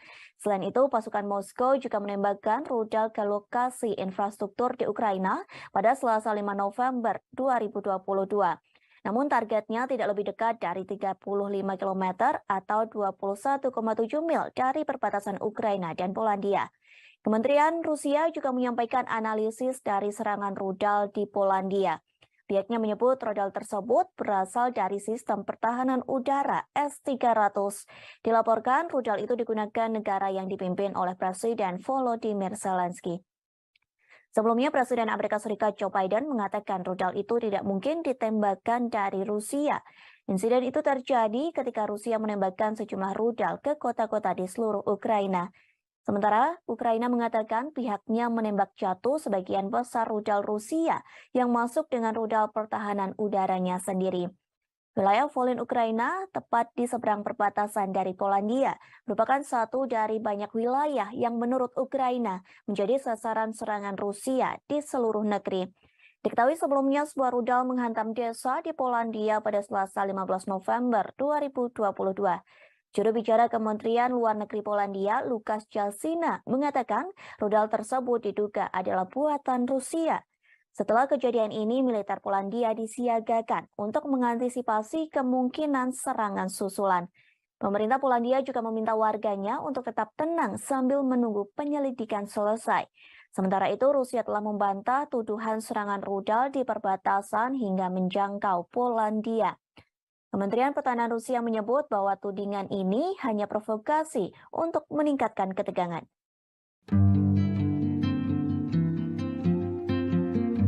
Konferensi tingkat 3 atau KTT G20 nyatanya meninggalkan cerita bagi setiap para pemimpin negara G20, termasuk Presiden Amerika Serikat Joe Biden saat jalan-jalan di hutan bakau Tahura, Bali pada Rabu 16 November. Ia sempat khawatir melihat otot-otot kameramen Rusia yang dianggap mirip senjata. Dikutip dari tribunnews.com, mulanya Presiden Biden tiba-tiba menghampiri seorang kameramen. Saat itu ia sedang berbincang dengan Presiden Jokowi dan Presiden Prancis Emmanuel Macron serta sejumlah pemimpin negara lainnya. Ia lantas berada di depan kameramen Rusia yang dimaksud bernama Yuri Solmov. Kepala negara Amerika Serikat itu mengaku khawatir ketika melihat otot-otot biceps yang menonjol pada tubuh Yuri Solmov. Tubuh atletis Yuri memang langsung menarik perhatian Biden saat itu. Biden langsung menyebut otot Solmov yang dianggap seperti senjata Rusia. Sambil tertawa, ia berharap orang Rusia itu berada pada pihak yang sama dengannya. Pernyataan Biden ini tentu saja disambut tawa delegasi lainnya, termasuk Macron dan Jokowi yang turut tertawa mendengar kelakar Biden. Diketahui Solmov merupakan operator kamera media Rusia.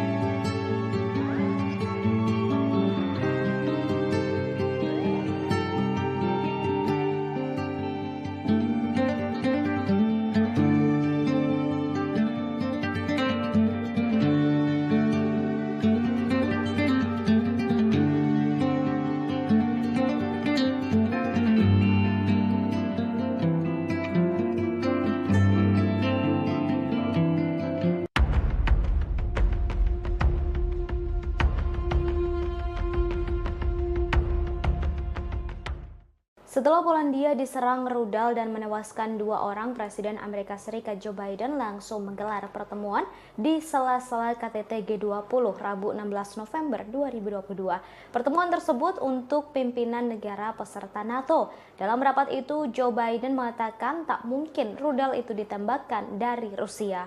Namun ia menjanjikan dukungan untuk melakukan penyelidikan penuh terhadap rudal yang jatuh di dekat perbatasan Ukraina. Diketahui rudal tersebut merupakan buatan Rusia. Biden menyebut kecil kemungkinannya jika rudal diluncurkan dari Rusia. Meski begitu, pihaknya masih akan menunggu hasil penyelidikan. Sebelumnya, Presiden Joe Biden pada Selasa 15 November 2022 malam dibangunkan oleh stafnya lantaran adanya ledakan rudal yang menghantam Polandia. Biden telah menghubungi Presiden Polandia Andrzej Duda pada Rabu pagi untuk menyampaikan belasungkawa mendalam atas jatuhnya korban jiwa atas insiden tersebut. Rapat darurat berlangsung digelar oleh Biden dan dihadiri oleh beberapa pimpinan negara. Biden dijadwalkan akan berbicara tentang hasil pertemuan ini sebelum melanjutkan KTT G20 dan kembali ke Amerika Serikat pada Rabu siang.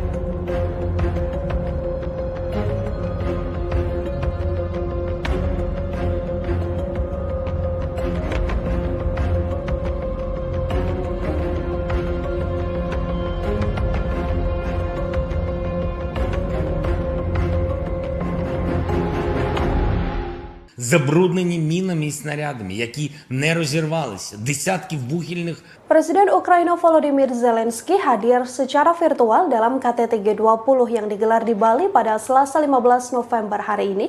Zelensky cukup berapi-api kala menyampaikan pidatonya. Ia pun memberi peringatan keras pada Rusia di hadapan Menteri Luar Negeri Rusia Sergei Lavrov hingga Presiden Amerika Serikat Joe Biden. Di depan Menlu Rusia Sergei Lavrov, Zelensky telah bersumpah untuk tidak menyerahkan 1 inci pun wilayah pada Vladimir Putin dalam setiap pembicaraan damai. Tak hanya itu, Zelensky juga memberikan syarat ketat pada Rusia jika mereka ingin melakukan negosiasi dengan Ukraina. Dalam KTT G20, Presiden Ukraina tersebut mengatakan ia siap bernegosiasi apabila Rusia benar-benar tulus untuk berdamai. Sebelumnya, Rusia meminta beberapa wilayah Ukraina jika Zelensky mau duduk bersama dengan Vladimir Putin.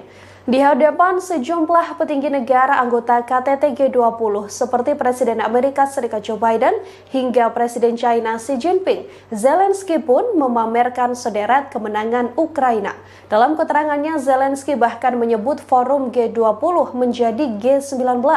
Hal ini sebagai bentuk pengasingan dan kecaman atas invasi Rusia dalam pidatonya. Meski Ukraina bukan anggota G20, Zelensky diketahui diundang untuk berpartisipasi dalam KTT tersebut.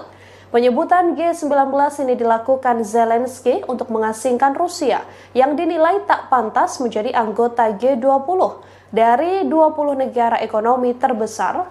Забруднені мінами і снарядами, які не розірвалися, десятки вибухівних шахт затоплені, в тому числі і шахта, в якій в 1979 році був здійснений підземний ядерний вибух.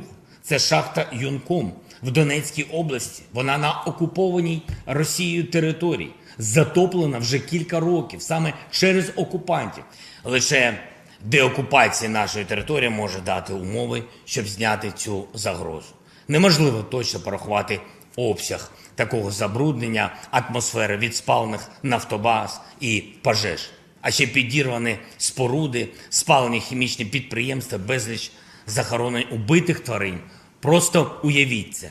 Внаслідок російської агресії загинуло 6 мільйонів свійських тварин. 6 мільйонів – це офіційні дані. Знищено щонайменше 50 тисяч дітей, які були силою депортовані в Росію. Їх Presiden Ukraina Volodymyr Zelensky memberikan pidato secara virtual dalam agenda KTT G20 yang digelar di Bali. Pada kesempatan itu Zelensky menguraikan serangkaian kondisi yang diperlukan untuk mengakhiri perang Ukraina. Ia lantas berterima kasih kepada negara anggota G20 terkecuali kepada Rusia. Zelensky mengatakan bahwa Rusia harus menegaskan kembali integritas teritorial Ukraina. Ia juga menegaskan agar Moskow menarik pasukannya dari wilayah Ukraina dan membayar kompensasi atas kerusakan yang ditimbulkan. Dalam kesempatan ini, Zelensky menyerukan konferensi internasional. Hal ini dilakukan untuk memperkuat elemen kunci dari arsitektur keamanan pasca perang dan mencegah terulangnya agresi Rusia. Sepanjang pidatonya, Zelensky dengan tegas berterima kasih kepada G19 mengecualikan Rusia. Diketahui Presiden Rusia Vladimir Putin juga diketahui tak hadir dalam pertemuan itu. Putin diwakilkan oleh Menteri Luar Negeri Sergei Lavrov. Para pemimpin Barat mencoba untuk menyudutkan dan mengisolasi Rusia pada KTT G20 yang digelar di Bali.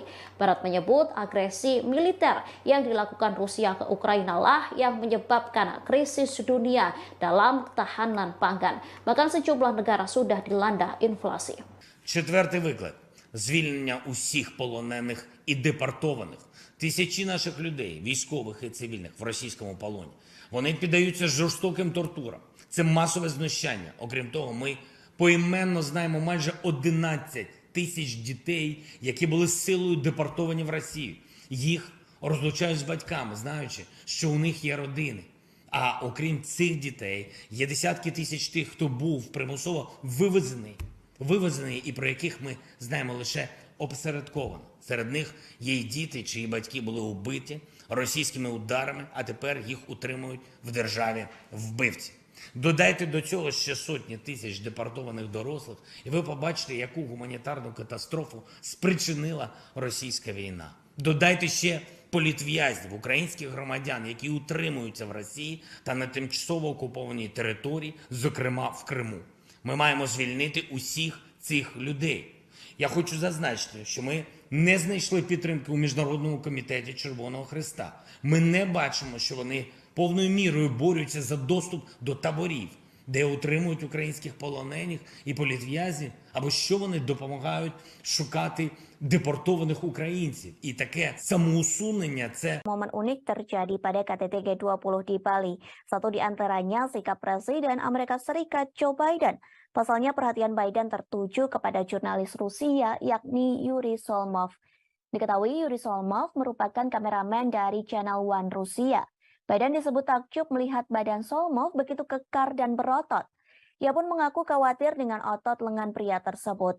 Pernyataan itu disambut tawa oleh Presiden Indonesia Joko Widodo. Bahkan para delegasi KTT G20 yang lain juga ikut tertawa. Kemudian terdengar seseorang mengatakan kepada Biden bahwa Solmov merupakan orang Rusia. Mendengar hal tersebut, Biden mengaku tidak peduli dengan orang itu. Bahkan Biden sempat bergurau dengan Yuri Solmov. Biden mengatakan ia berharap tidak bermusuhan dengan jurnalis asal Rusia bertubuh kekar itu. Di sisi lain, Biden sendiri mengaku betah tinggal di Indonesia dan sebenarnya tak ingin pulang ke negara asalnya. Curhatan ini disampaikan oleh Biden saat ia diantar oleh Sandiaga Uno setelah selesainya acara KTT G20 di Bali. Melalui Instagramnya, Sandi menceritakan bagaimana ia mendampingi Biden hingga Presiden Amerika Serikat itu naik ke pesawat. Dalam perjalanan ke pesawat, Biden sempat berbincang dengan Sandi. Biden awalnya mengucapkan selamat dan terima kasih atas KTT G20 di Bali yang begitu meriah.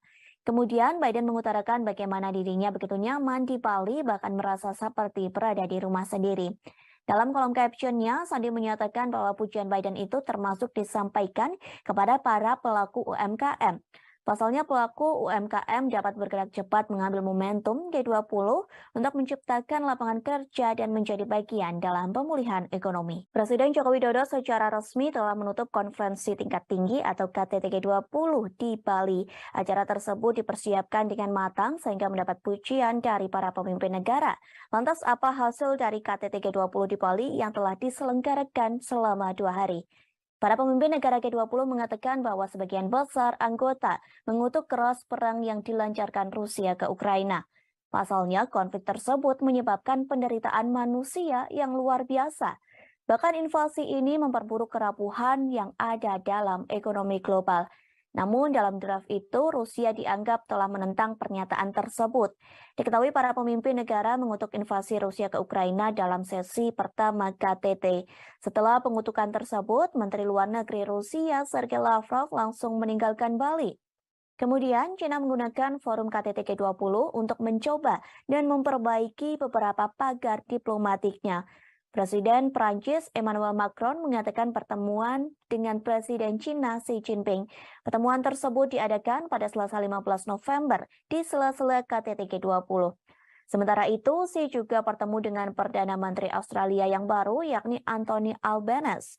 Pertemuan itu mengisyaratkan bahwa mereka akan berusaha untuk melewati tahun-tahun ketidaksepakatan. Kedua pemimpin juga menyatakan keinginan mereka untuk bergerak maju dalam beberapa masalah bilateral, mulai dari sektor pertanian, pangan, hingga aeronautika. Macron pun mengaku ingin mengunjungi China pada awal 2023 jika kondisi pandemi virus COVID-19 memungkinkan. Kemudian para pemimpin Eropa telah menggunakan pidato G20 mereka untuk menyerang Rusia. Hal ini terjadi meski Menteri Luar Negeri Sergei Lavrov duduk di ruangan yang sama. Sementara itu, Presiden Ukraina Volodymyr Zelensky memberikan pidato videonya pada KTT. Dalam video tersebut ada poin yang menghina Rusia dengan menyebut mereka sebagai G19. Pasalnya Presiden Rusia Vladimir Putin tidak menghadiri forum profil tingkat tinggi yang diadakan di Bali itu. Lalu Presiden Prancis Emmanuel Macron menggunakan KTT G20 untuk meluncurkan kembali ambisi strategis Prancis di kawasan Asia Pasifik. Ia bertemu dengan tokoh-tokoh regional termasuk Presiden China dan PM India Modi di sela-sela KTT Bali. Namun di antara semua hal yang telah dibahas, fokus resmi KTT terkait stabilitas keuangan, kesehatan, energi berkelanjutan, dan transformasi digital. Diskusi yang dilakukan oleh pemimpin G20 dalam acara KTT di Bali disebut mengalami perdebatan yang alot, terutama saat para pemimpin negara membahas perang yang terjadi antara Rusia dan Ukraina. Bahkan pembahasan tersebut terkait berlangsung hingga tengah malam. Hal ini disampaikan oleh Presiden Jokowi di Media Center G20 Bali International Convention Center atau BICC Nusa Dua Bali pada Rabu 16 November 2022. Ia menerangkan hanya ada satu paragraf yang diperdebatkan. Perdebatan itu ialah penyikapan terhadap perang di Ukraina. Jokowi menerangkan konsensus untuk deklarasi Bali akhirnya tercapai saat tengah malam. Bahkan perdebatan ini melibatkan Menteri Luar Negeri Rusia Sergei Lavrov.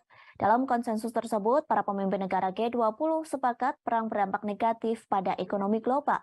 Dampak negatif itu menimbulkan risiko terhadap krisis pangan, krisis energi, dan potensi krisis finansial. Padahal ekonomi global kini masih cenderung rapuh akibat pandemi COVID-19. Selain itu, perang Rusia-Ukraina menyebabkan penderitaan manusia yang luar biasa.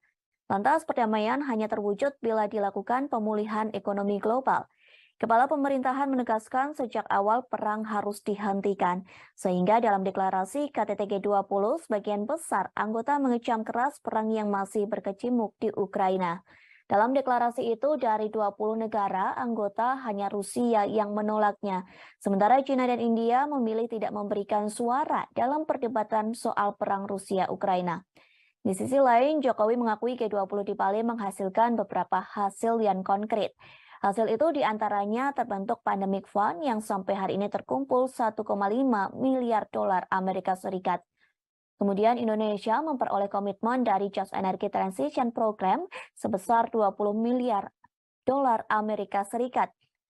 Di samping itu, dihasilkan juga komitmen bersama, yakni setidaknya 30% dari daratan dunia dan 30% lautan dunia dilindungi di tahun 2020. Maaf, maksud kami di tahun 2030. Kepemimpinan Indonesia telah berhasil menghasilkan deklarasi pemimpin G20, G20 Bali Leaders Declaration yang awalnya diragukan oleh banyak pihak. Deklarasi terdiri atas 52 paragraf dan paragraf yang sangat diperdebatkan adalah penyikapan terhadap perang di Ukraina. Diskusi mengenai hal ini berlangsung sangat-sangat alot sekali dan akhirnya para pemimpin G20 menyepakati isi deklarasi, yaitu condemnation perang di Ukraina karena telah melanggar batas wilayah, melanggar integritas wilayah. Perang ini telah mengakibatkan penderitaan masyarakat dan memperberat ekonomi global yang masih rapuh akibat pandemi, yang menimbulkan risiko terhadap krisis pangan, krisis energi, dan potensi krisis finansial. Oleh karena itu, G20 membahas dampak perang terhadap kondisi perekonomian global. Vatikan menawarkan diri menjadi juru damai dalam perang yang terjadi antara Rusia dan Ukraina. Hal tersebut disampaikan oleh Sekretaris Negara Vatikan Kardinal Pietro Parolin.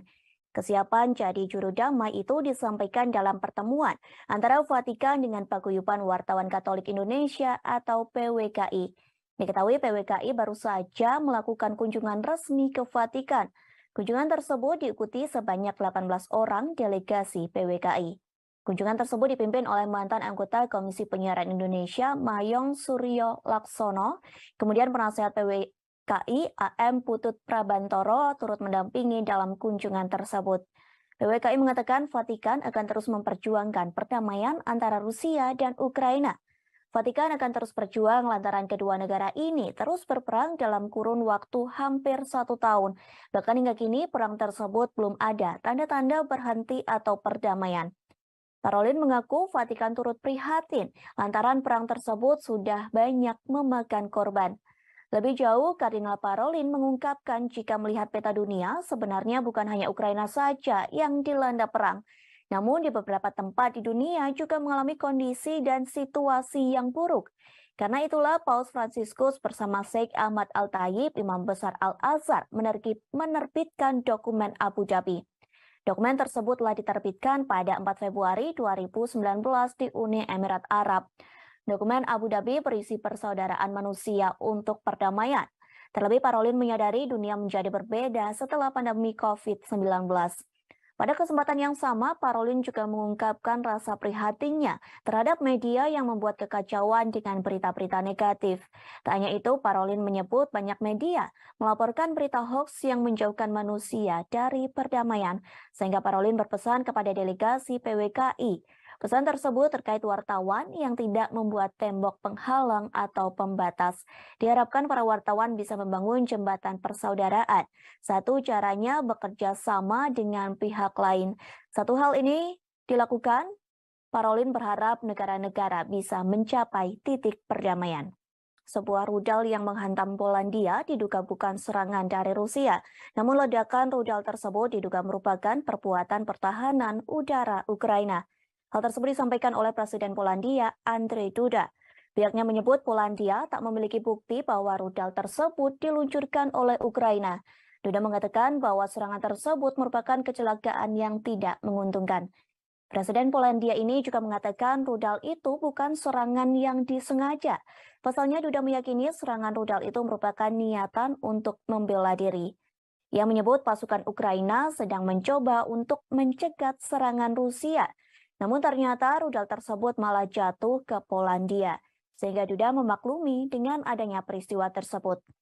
Sementara Kementerian Pertahanan Rusia mengonfirmasi bahwa pihaknya memang menembakkan rentetan rudal ke pusat komando Ukraina. Selain itu, pasukan Moskow juga menembakkan rudal ke lokasi infrastruktur di Ukraina pada Selasa 5 November 2022. Namun targetnya tidak lebih dekat dari 35 km atau 21,7 mil dari perbatasan Ukraina dan Polandia. Kementerian Rusia juga menyampaikan analisis dari serangan rudal di Polandia. Pihaknya menyebut rudal tersebut berasal dari sistem pertahanan udara S-300. Dilaporkan rudal itu digunakan negara yang dipimpin oleh Presiden Volodymyr Zelensky. Sebelumnya, Presiden Amerika Serikat Joe Biden mengatakan rudal itu tidak mungkin ditembakkan dari Rusia. Insiden itu terjadi ketika Rusia menembakkan sejumlah rudal ke kota-kota di seluruh Ukraina. Sementara Ukraina mengatakan pihaknya menembak jatuh sebagian besar rudal Rusia yang masuk dengan rudal pertahanan udaranya sendiri. Wilayah Volyn Ukraina, tepat di seberang perbatasan dari Polandia, merupakan satu dari banyak wilayah yang menurut Ukraina menjadi sasaran serangan Rusia di seluruh negeri. Diketahui sebelumnya sebuah rudal menghantam desa di Polandia pada Selasa 15 November 2022. Juru bicara Kementerian Luar Negeri Polandia, Lukasz Jasina, mengatakan rudal tersebut diduga adalah buatan Rusia. Setelah kejadian ini, militer Polandia disiagakan untuk mengantisipasi kemungkinan serangan susulan. Pemerintah Polandia juga meminta warganya untuk tetap tenang sambil menunggu penyelidikan selesai. Sementara itu, Rusia telah membantah tuduhan serangan rudal di perbatasan hingga menjangkau Polandia. Kementerian Pertahanan Rusia menyebut bahwa tudingan ini hanya provokasi untuk meningkatkan ketegangan.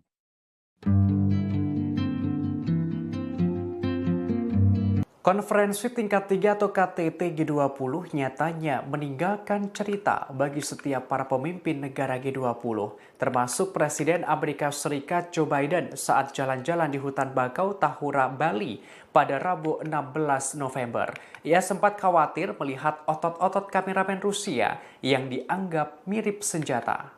Dikutip dari tribunnews.com, mulanya Presiden Biden tiba-tiba menghampiri seorang kameramen. Saat itu ia sedang berbincang dengan Presiden Jokowi dan Presiden Prancis Emmanuel Macron serta sejumlah pemimpin negara lainnya. Ia lantas berada di depan kameramen Rusia yang dimaksud bernama Yuri Solmov. Kepala negara Amerika Serikat itu mengaku khawatir ketika melihat otot-otot biceps yang menonjol pada tubuh Yuri Solmov. Tubuh atletis Yuri memang langsung menarik perhatian Biden saat itu. Biden langsung menyebut otot Solmov yang dianggap seperti senjata Rusia. Sambil tertawa, ia berharap orang Rusia itu berada pada pihak yang sama dengannya. Pernyataan Biden ini tentu saja disambut tawa delegasi lainnya, termasuk Macron dan Jokowi yang turut tertawa mendengar kelakar Biden. Diketahui Solmov merupakan operator kamera media Rusia.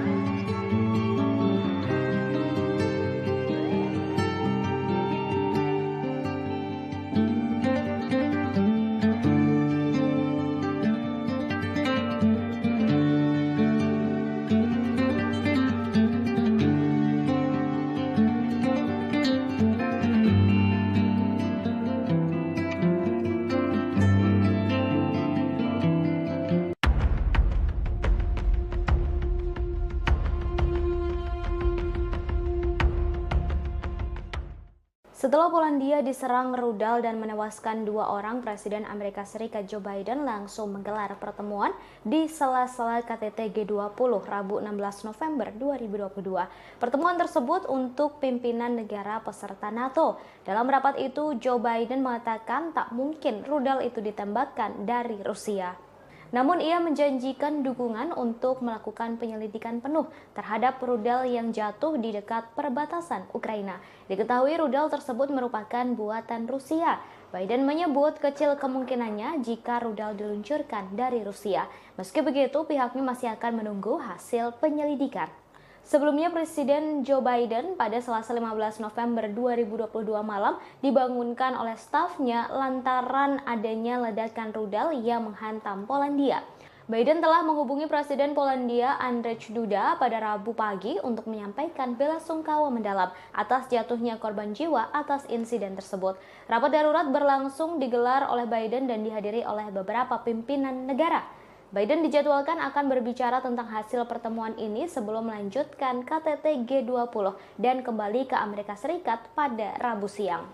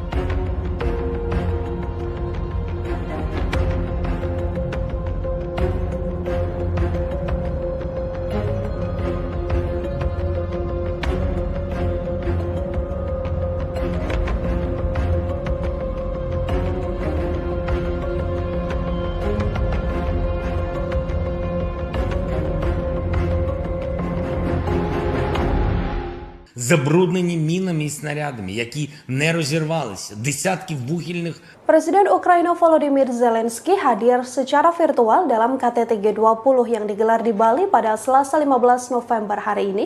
Zelensky cukup berapi-api kala menyampaikan pidatonya. Ia pun memberi peringatan keras pada Rusia di hadapan Menteri Luar Negeri Rusia Sergei Lavrov hingga Presiden Amerika Serikat Joe Biden. Di depan Menlu Rusia Sergei Lavrov, Zelensky telah bersumpah untuk tidak menyerahkan 1 inci pun wilayah pada Vladimir Putin dalam setiap pembicaraan damai. Tak hanya itu, Zelensky juga memberikan syarat ketat pada Rusia jika mereka ingin melakukan negosiasi dengan Ukraina. Dalam KTT G20, Presiden Ukraina tersebut mengatakan ia siap bernegosiasi apabila Rusia benar-benar tulus untuk berdamai. Sebelumnya, Rusia meminta beberapa wilayah Ukraina jika Zelensky mau duduk bersama dengan Vladimir Putin. Di hadapan sejumlah petinggi negara anggota KTT G20 seperti Presiden Amerika Serikat Joe Biden hingga Presiden China Xi Jinping, Zelensky pun memamerkan sederet kemenangan Ukraina. Dalam keterangannya, Zelensky bahkan menyebut forum G20 menjadi G19. Hal ini sebagai bentuk pengasingan dan kecaman atas invasi Rusia dalam pidatonya. Meski Ukraina bukan anggota G20, Zelensky diketahui diundang untuk berpartisipasi dalam KTT tersebut. Penyebutan G19 ini dilakukan Zelensky untuk mengasingkan Rusia yang dinilai tak pantas menjadi anggota G20 dari 20 negara ekonomi terbesar. Забруднені мінами і снарядами, які не розірвалися, десятки вугільних шахт затоплені, в тому числі і шахта, в якій в 1979 році був здійснений підземний ядерний вибух. Це шахта Юнком в Донецькій області. Вона на окупованій Росією території, затоплена вже кілька років, саме через окупантів. Лише деокупація нашої території може дати умови, щоб зняти цю загрозу. Неможливо точно порахувати обсяг такого забруднення атмосфери від спалених нафтобаз і пожеж. А ще підірвані споруди, спалені хімічні підприємства, безліч захоронень убитих тварин. Просто уявіть це. Внаслідок російської агресії загинуло 6 мільйонів свійських тварин. 6 мільйонів – це офіційні дані. Знищено щонайменше 50 тисяч дітей, які були силою депортовані в Росію. Їх Presiden Ukraina Volodymyr Zelensky memberikan pidato secara virtual dalam agenda KTT G20 yang digelar di Bali. Pada kesempatan itu Zelensky menguraikan serangkaian kondisi yang diperlukan untuk mengakhiri perang Ukraina. Ia lantas berterima kasih kepada negara anggota G20 terkecuali kepada Rusia. Zelensky mengatakan bahwa Rusia harus menegaskan kembali integritas teritorial Ukraina. Ia juga menegaskan agar Moskow menarik pasukannya dari wilayah Ukraina dan membayar kompensasi atas kerusakan yang ditimbulkan. Dalam kesempatan ini, Zelensky menyerukan konferensi internasional. Hal ini dilakukan untuk memperkuat elemen kunci dari arsitektur keamanan pasca perang dan mencegah terulangnya agresi Rusia. Sepanjang pidatonya, Zelensky dengan tegas berterima kasih kepada G19 mengecualikan Rusia. Diketahui Presiden Rusia Vladimir Putin juga diketahui tak hadir dalam pertemuan itu. Putin diwakilkan oleh Menteri Luar Negeri Sergei Lavrov. Para pemimpin Barat mencoba untuk menyudutkan dan mengisolasi Rusia pada KTT G20 yang digelar di Bali. Barat menyebut agresi militer yang dilakukan Rusia ke Ukraina lah yang menyebabkan krisis dunia dalam ketahanan pangan. Bahkan sejumlah negara sudah dilanda inflasi. Четвертий виклик – звільнення усіх полонених і депортованих. Тисячі наших людей, військових і цивільних, в російському полоні. Вони піддаються жорстоким тортурам. Це масове знущання. Окрім того, ми поіменно знаємо майже 11 тисяч дітей, які були силою депортовані в Росію. Їх розлучають з батьками, знаючи, що у них є родини. А окрім цих дітей, є десятки тисяч тих, хто був примусово вивезений і про яких ми знаємо лише опосередковано. Серед них є й діти, чиї батьки були убиті російськими ударами, а тепер їх утримують в державі вбивці. Додайте до цього ще сотні тисяч депортованих дорослих, і ви побачите, яку гуманітарну катастрофу спричинила російська війна. Додайте ще політв'язнів, українських громадян, які утримуються в Росії та на тимчасово окупованій території, зокрема в Криму. Ми маємо звільнити усіх цих людей. Я хочу зазначити, що ми не знайшли підтримки у Міжнародному комітеті Червоного Хреста. Ми не бачимо, що вони повною мірою борються за доступ до таборів, де утримують українських полонених і політв'язнів, або що вони допомагають шукати депортованих українців. І таке самоусунення – це Momen unik terjadi pada KTT G20 di Bali. Satu di antaranya sikap Presiden Amerika Serikat Joe Biden. Pasalnya perhatian Biden tertuju kepada jurnalis Rusia yakni Yuri Solmov. Diketahui Yuri Solmov merupakan kameramen dari Channel One Rusia. Biden disebut takjub melihat badan Solmov begitu kekar dan berotot. Ia pun mengaku khawatir dengan otot lengan pria tersebut. Pernyataan itu disambut tawa oleh Presiden Indonesia Joko Widodo. Bahkan para delegasi KTT G20 yang lain juga ikut tertawa. Kemudian terdengar seseorang mengatakan kepada Biden bahwa Solmov merupakan orang Rusia. Mendengar hal tersebut, Biden mengaku tidak peduli dengan orang itu. Bahkan Biden sempat bergurau dengan Yuri Solmov. Biden mengatakan ia berharap tidak bermusuhan dengan jurnalis asal Rusia bertubuh kekar itu. Di sisi lain, Biden sendiri mengaku betah tinggal di Indonesia dan sebenarnya tak ingin pulang ke negara asalnya. Curhatan ini disampaikan oleh Biden saat ia diantar oleh Sandiaga Uno setelah selesainya acara KTT G20 di Bali. Melalui Instagramnya, Sandi menceritakan bagaimana ia mendampingi Biden hingga Presiden Amerika Serikat itu naik ke pesawat. Dalam perjalanan ke pesawat, Biden sempat berbincang dengan Sandi. Biden awalnya mengucapkan selamat dan terima kasih atas KTT G20 di Bali yang begitu meriah. Kemudian Biden mengutarakan bagaimana dirinya begitu nyaman di Bali, bahkan merasa seperti berada di rumah sendiri. Dalam kolom captionnya, Sandi menyatakan bahwa pujian Biden itu termasuk disampaikan kepada para pelaku UMKM. Pasalnya pelaku UMKM dapat bergerak cepat mengambil momentum G20 untuk menciptakan lapangan kerja dan menjadi bagian dalam pemulihan ekonomi. Presiden Joko Widodo secara resmi telah menutup konferensi tingkat tinggi atau KTT G20 di Bali. Acara tersebut dipersiapkan dengan matang sehingga mendapat pujian dari para pemimpin negara. Lantas apa hasil dari KTT G20 di Bali yang telah diselenggarakan selama 2 hari? Para pemimpin negara G20 mengatakan bahwa sebagian besar anggota mengutuk keras perang yang dilancarkan Rusia ke Ukraina. Pasalnya, konflik tersebut menyebabkan penderitaan manusia yang luar biasa. Bahkan invasi ini memperburuk kerapuhan yang ada dalam ekonomi global. Namun dalam draft itu, Rusia dianggap telah menentang pernyataan tersebut. Diketahui para pemimpin negara mengutuk invasi Rusia ke Ukraina dalam sesi pertama KTT. Setelah pengutukan tersebut, Menteri Luar Negeri Rusia Sergei Lavrov langsung meninggalkan Bali. Kemudian, China menggunakan forum KTT G20 untuk mencoba dan memperbaiki beberapa pagar diplomatiknya. Presiden Prancis Emmanuel Macron mengatakan pertemuan dengan Presiden China Xi Jinping. Pertemuan tersebut diadakan pada Selasa 15 November di sela-sela KTT G20. Sementara itu, Xi juga bertemu dengan Perdana Menteri Australia yang baru, yakni Anthony Albanese. Pertemuan itu mengisyaratkan bahwa mereka akan berusaha untuk melewati tahun-tahun ketidaksepakatan. Kedua pemimpin juga menyatakan keinginan mereka untuk bergerak maju dalam beberapa masalah bilateral, mulai dari sektor pertanian, pangan, hingga aeronautika. Macron pun mengaku ingin mengunjungi China pada awal 2023 jika kondisi pandemi virus COVID-19 memungkinkan. Kemudian para pemimpin Eropa telah menggunakan pidato G20 mereka untuk menyerang Rusia. Hal ini terjadi meski Menteri Luar Negeri Sergei Lavrov duduk di ruangan yang sama. Sementara itu, Presiden Ukraina Volodymyr Zelensky memberikan pidato videonya pada KTT.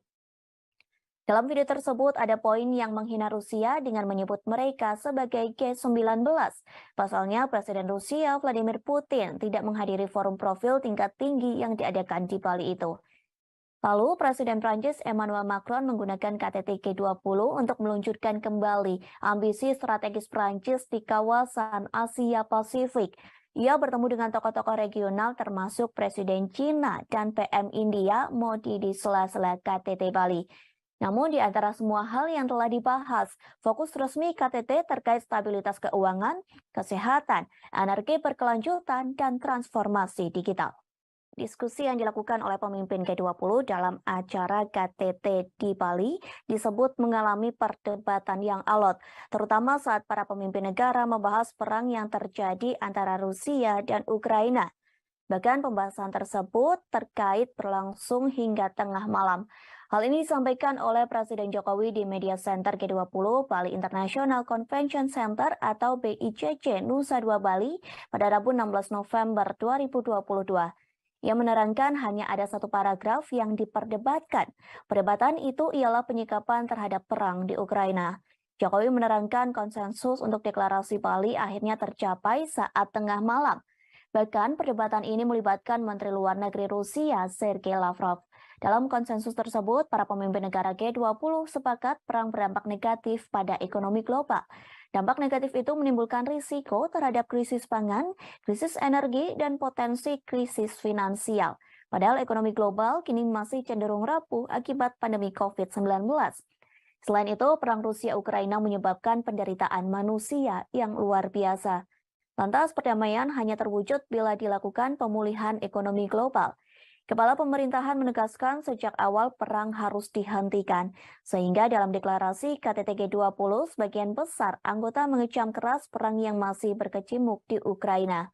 Dalam deklarasi itu dari 20 negara anggota hanya Rusia yang menolaknya, sementara China dan India memilih tidak memberikan suara dalam perdebatan soal perang Rusia-Ukraina. Di sisi lain, Jokowi mengakui G20 di Bali menghasilkan beberapa hasil yang konkret. Hasil itu diantaranya terbentuk Pandemic Fund yang sampai hari ini terkumpul 1,5 miliar dolar Amerika Serikat. Kemudian Indonesia memperoleh komitmen dari Just Energy Transition Program sebesar 20 miliar dolar Amerika Serikat.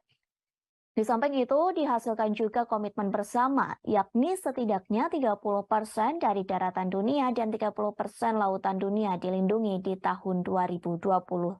Maaf, maksud kami di tahun 2030. Kepemimpinan Indonesia telah berhasil menghasilkan deklarasi pemimpin G20, G20 Bali Leaders Declaration yang awalnya diragukan oleh banyak pihak. Deklarasi terdiri atas 52 paragraf dan paragraf yang sangat diperdebatkan adalah penyikapan terhadap perang di Ukraina.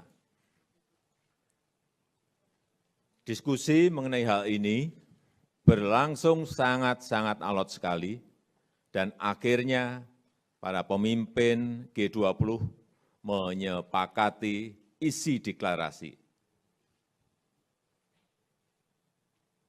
yaitu condemnation perang di Ukraina karena telah melanggar batas wilayah, melanggar integritas wilayah. Perang ini telah mengakibatkan penderitaan masyarakat dan memperberat ekonomi global yang masih rapuh akibat pandemi, yang menimbulkan risiko terhadap krisis pangan, krisis energi, dan potensi krisis finansial. Oleh karena itu,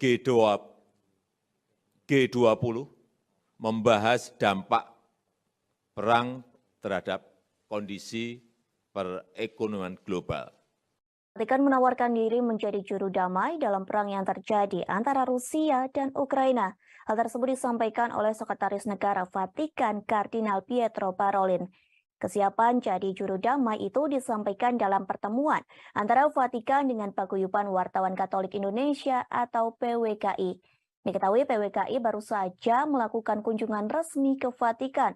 Kunjungan tersebut diikuti sebanyak 18 orang delegasi PWKI. Kunjungan tersebut dipimpin oleh mantan anggota Komisi Penyiaran Indonesia, Mayong Suryo Laksono. Kemudian penasehat PWKI, AM Putut Prabantoro, turut mendampingi dalam kunjungan tersebut. PWKI mengatakan Vatikan akan terus memperjuangkan perdamaian antara Rusia dan Ukraina. Vatikan akan terus berjuang lantaran kedua negara ini terus berperang dalam kurun waktu hampir 1 tahun. Bahkan hingga kini perang tersebut belum ada tanda-tanda berhenti atau perdamaian. Parolin mengaku Vatikan turut prihatin lantaran perang tersebut sudah banyak memakan korban. Lebih jauh, Kardinal Parolin mengungkapkan jika melihat peta dunia, sebenarnya bukan hanya Ukraina saja yang dilanda perang. Namun di beberapa tempat di dunia juga mengalami kondisi dan situasi yang buruk. Karena itulah Paus Fransiskus bersama Sheikh Ahmad Al-Tayib, Imam Besar Al-Azhar, menerbitkan dokumen Abu Dhabi. Dokumen tersebut telah diterbitkan pada 4 Februari 2019 di Uni Emirat Arab.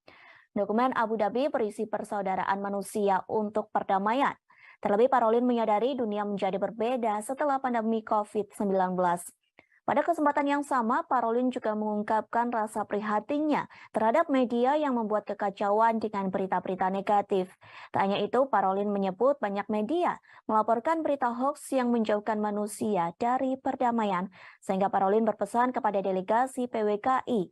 Pesan tersebut terkait wartawan yang tidak membuat tembok penghalang atau pembatas. Diharapkan para wartawan bisa membangun jembatan persaudaraan. Satu caranya bekerja sama dengan pihak lain. Satu hal ini dilakukan, Parolin berharap negara-negara bisa mencapai titik perdamaian. Sebuah rudal yang menghantam Polandia diduga bukan serangan dari Rusia. Namun ledakan rudal tersebut diduga merupakan perbuatan pertahanan udara Ukraina. Hal tersebut disampaikan oleh Presiden Polandia, Andrzej Duda. Pihaknya menyebut Polandia tak memiliki bukti bahwa rudal tersebut diluncurkan oleh Ukraina. Duda mengatakan bahwa serangan tersebut merupakan kecelakaan yang tidak menguntungkan. Presiden Polandia ini juga mengatakan rudal itu bukan serangan yang disengaja. Pasalnya Duda meyakini serangan rudal itu merupakan niatan untuk membela diri. Ia menyebut pasukan Ukraina sedang mencoba untuk mencegat serangan Rusia. Namun ternyata rudal tersebut malah jatuh ke Polandia, sehingga Duda memaklumi dengan adanya peristiwa tersebut. Sementara Kementerian Pertahanan Rusia mengonfirmasi bahwa pihaknya memang menembakkan rentetan rudal ke pusat komando Ukraina. Selain itu, pasukan Moskow juga menembakkan rudal ke lokasi infrastruktur di Ukraina pada Selasa 5 November 2022. Namun targetnya tidak lebih dekat dari 35 km atau 21,7 mil dari perbatasan Ukraina dan Polandia.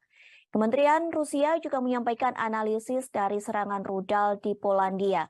Pihaknya menyebut rudal tersebut berasal dari sistem pertahanan udara S-300. Dilaporkan rudal itu digunakan negara yang dipimpin oleh Presiden Volodymyr Zelensky. Sebelumnya, Presiden Amerika Serikat Joe Biden mengatakan rudal itu tidak mungkin ditembakkan dari Rusia. Insiden itu terjadi ketika Rusia menembakkan sejumlah rudal ke kota-kota di seluruh Ukraina. Sementara Ukraina mengatakan pihaknya menembak jatuh sebagian besar rudal Rusia yang masuk dengan rudal pertahanan udaranya sendiri. Wilayah Volyn Ukraina, tepat di seberang perbatasan dari Polandia, merupakan satu dari banyak wilayah yang menurut Ukraina menjadi sasaran serangan Rusia di seluruh negeri. Diketahui sebelumnya sebuah rudal menghantam desa di Polandia pada Selasa 15 November 2022. Juru bicara Kementerian Luar Negeri Polandia, Lukasz Jasina, mengatakan rudal tersebut diduga adalah buatan Rusia. Setelah kejadian ini, militer Polandia disiagakan untuk mengantisipasi kemungkinan serangan susulan. Pemerintah Polandia juga meminta warganya untuk tetap tenang sambil menunggu penyelidikan selesai. Sementara itu, Rusia telah membantah tuduhan serangan rudal di perbatasan hingga menjangkau Polandia. Kementerian Pertahanan Rusia menyebut bahwa tudingan ini hanya provokasi untuk meningkatkan ketegangan.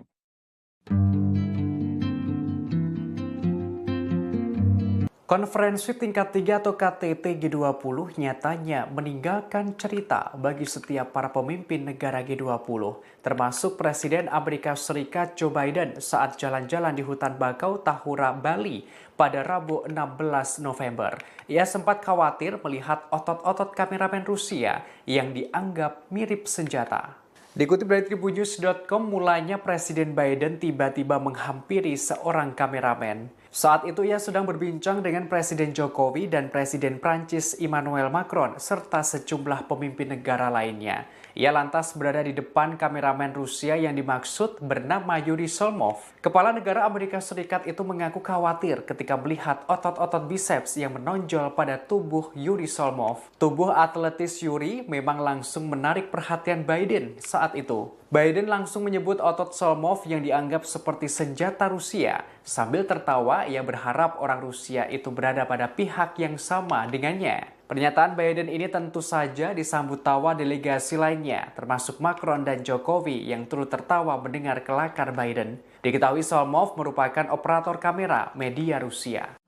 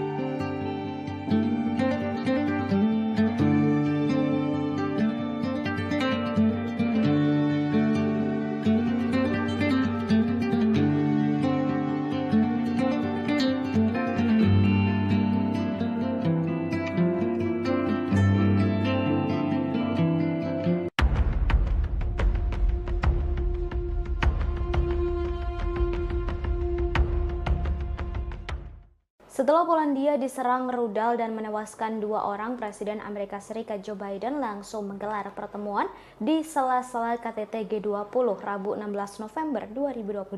Pertemuan tersebut untuk pimpinan negara peserta NATO. Dalam rapat itu, Joe Biden mengatakan tak mungkin rudal itu ditembakkan dari Rusia. Namun ia menjanjikan dukungan untuk melakukan penyelidikan penuh terhadap rudal yang jatuh di dekat perbatasan Ukraina. Diketahui rudal tersebut merupakan buatan Rusia. Biden menyebut kecil kemungkinannya jika rudal diluncurkan dari Rusia. Meski begitu, pihaknya masih akan menunggu hasil penyelidikan.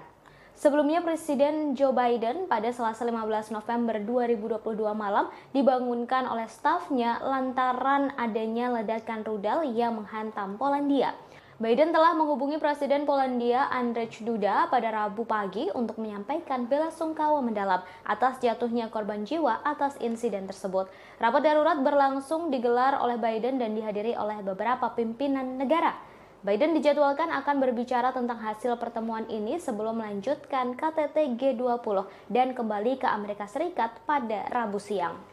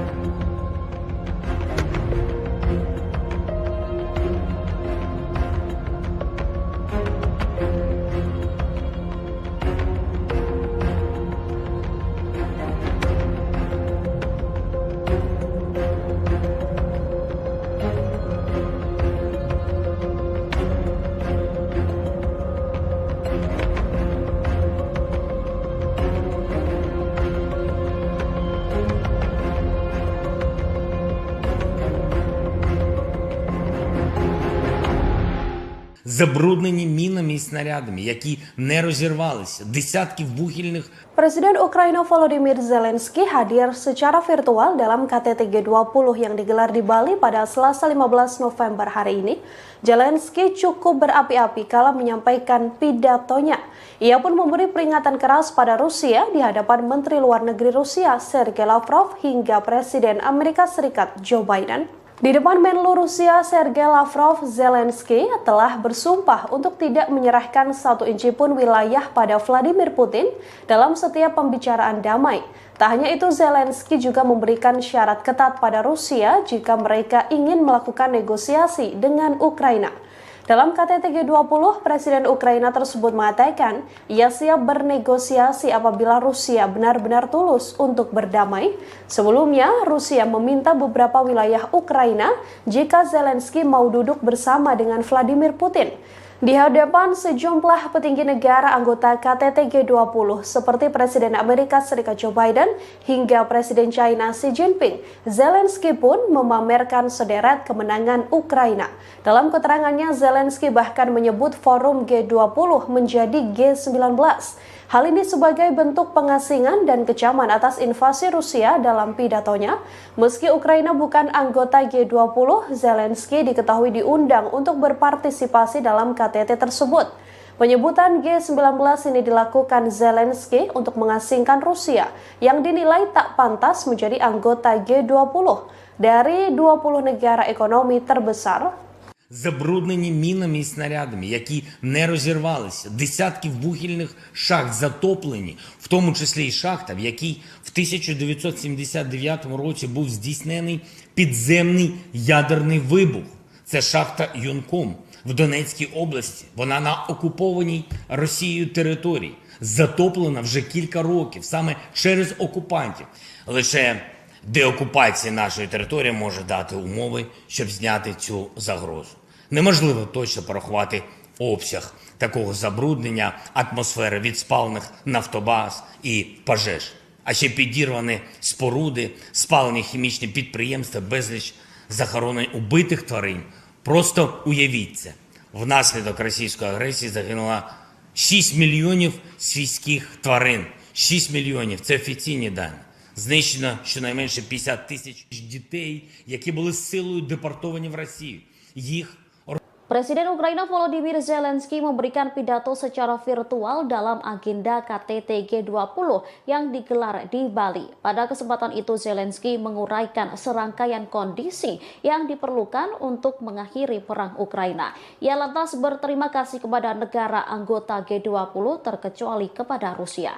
Zelensky mengatakan bahwa Rusia harus menegaskan kembali integritas teritorial Ukraina. Ia juga menegaskan agar Moskow menarik pasukannya dari wilayah Ukraina dan membayar kompensasi atas kerusakan yang ditimbulkan. Dalam kesempatan ini, Zelensky menyerukan konferensi internasional. Hal ini dilakukan untuk memperkuat elemen kunci dari arsitektur keamanan pasca perang dan mencegah terulangnya agresi Rusia.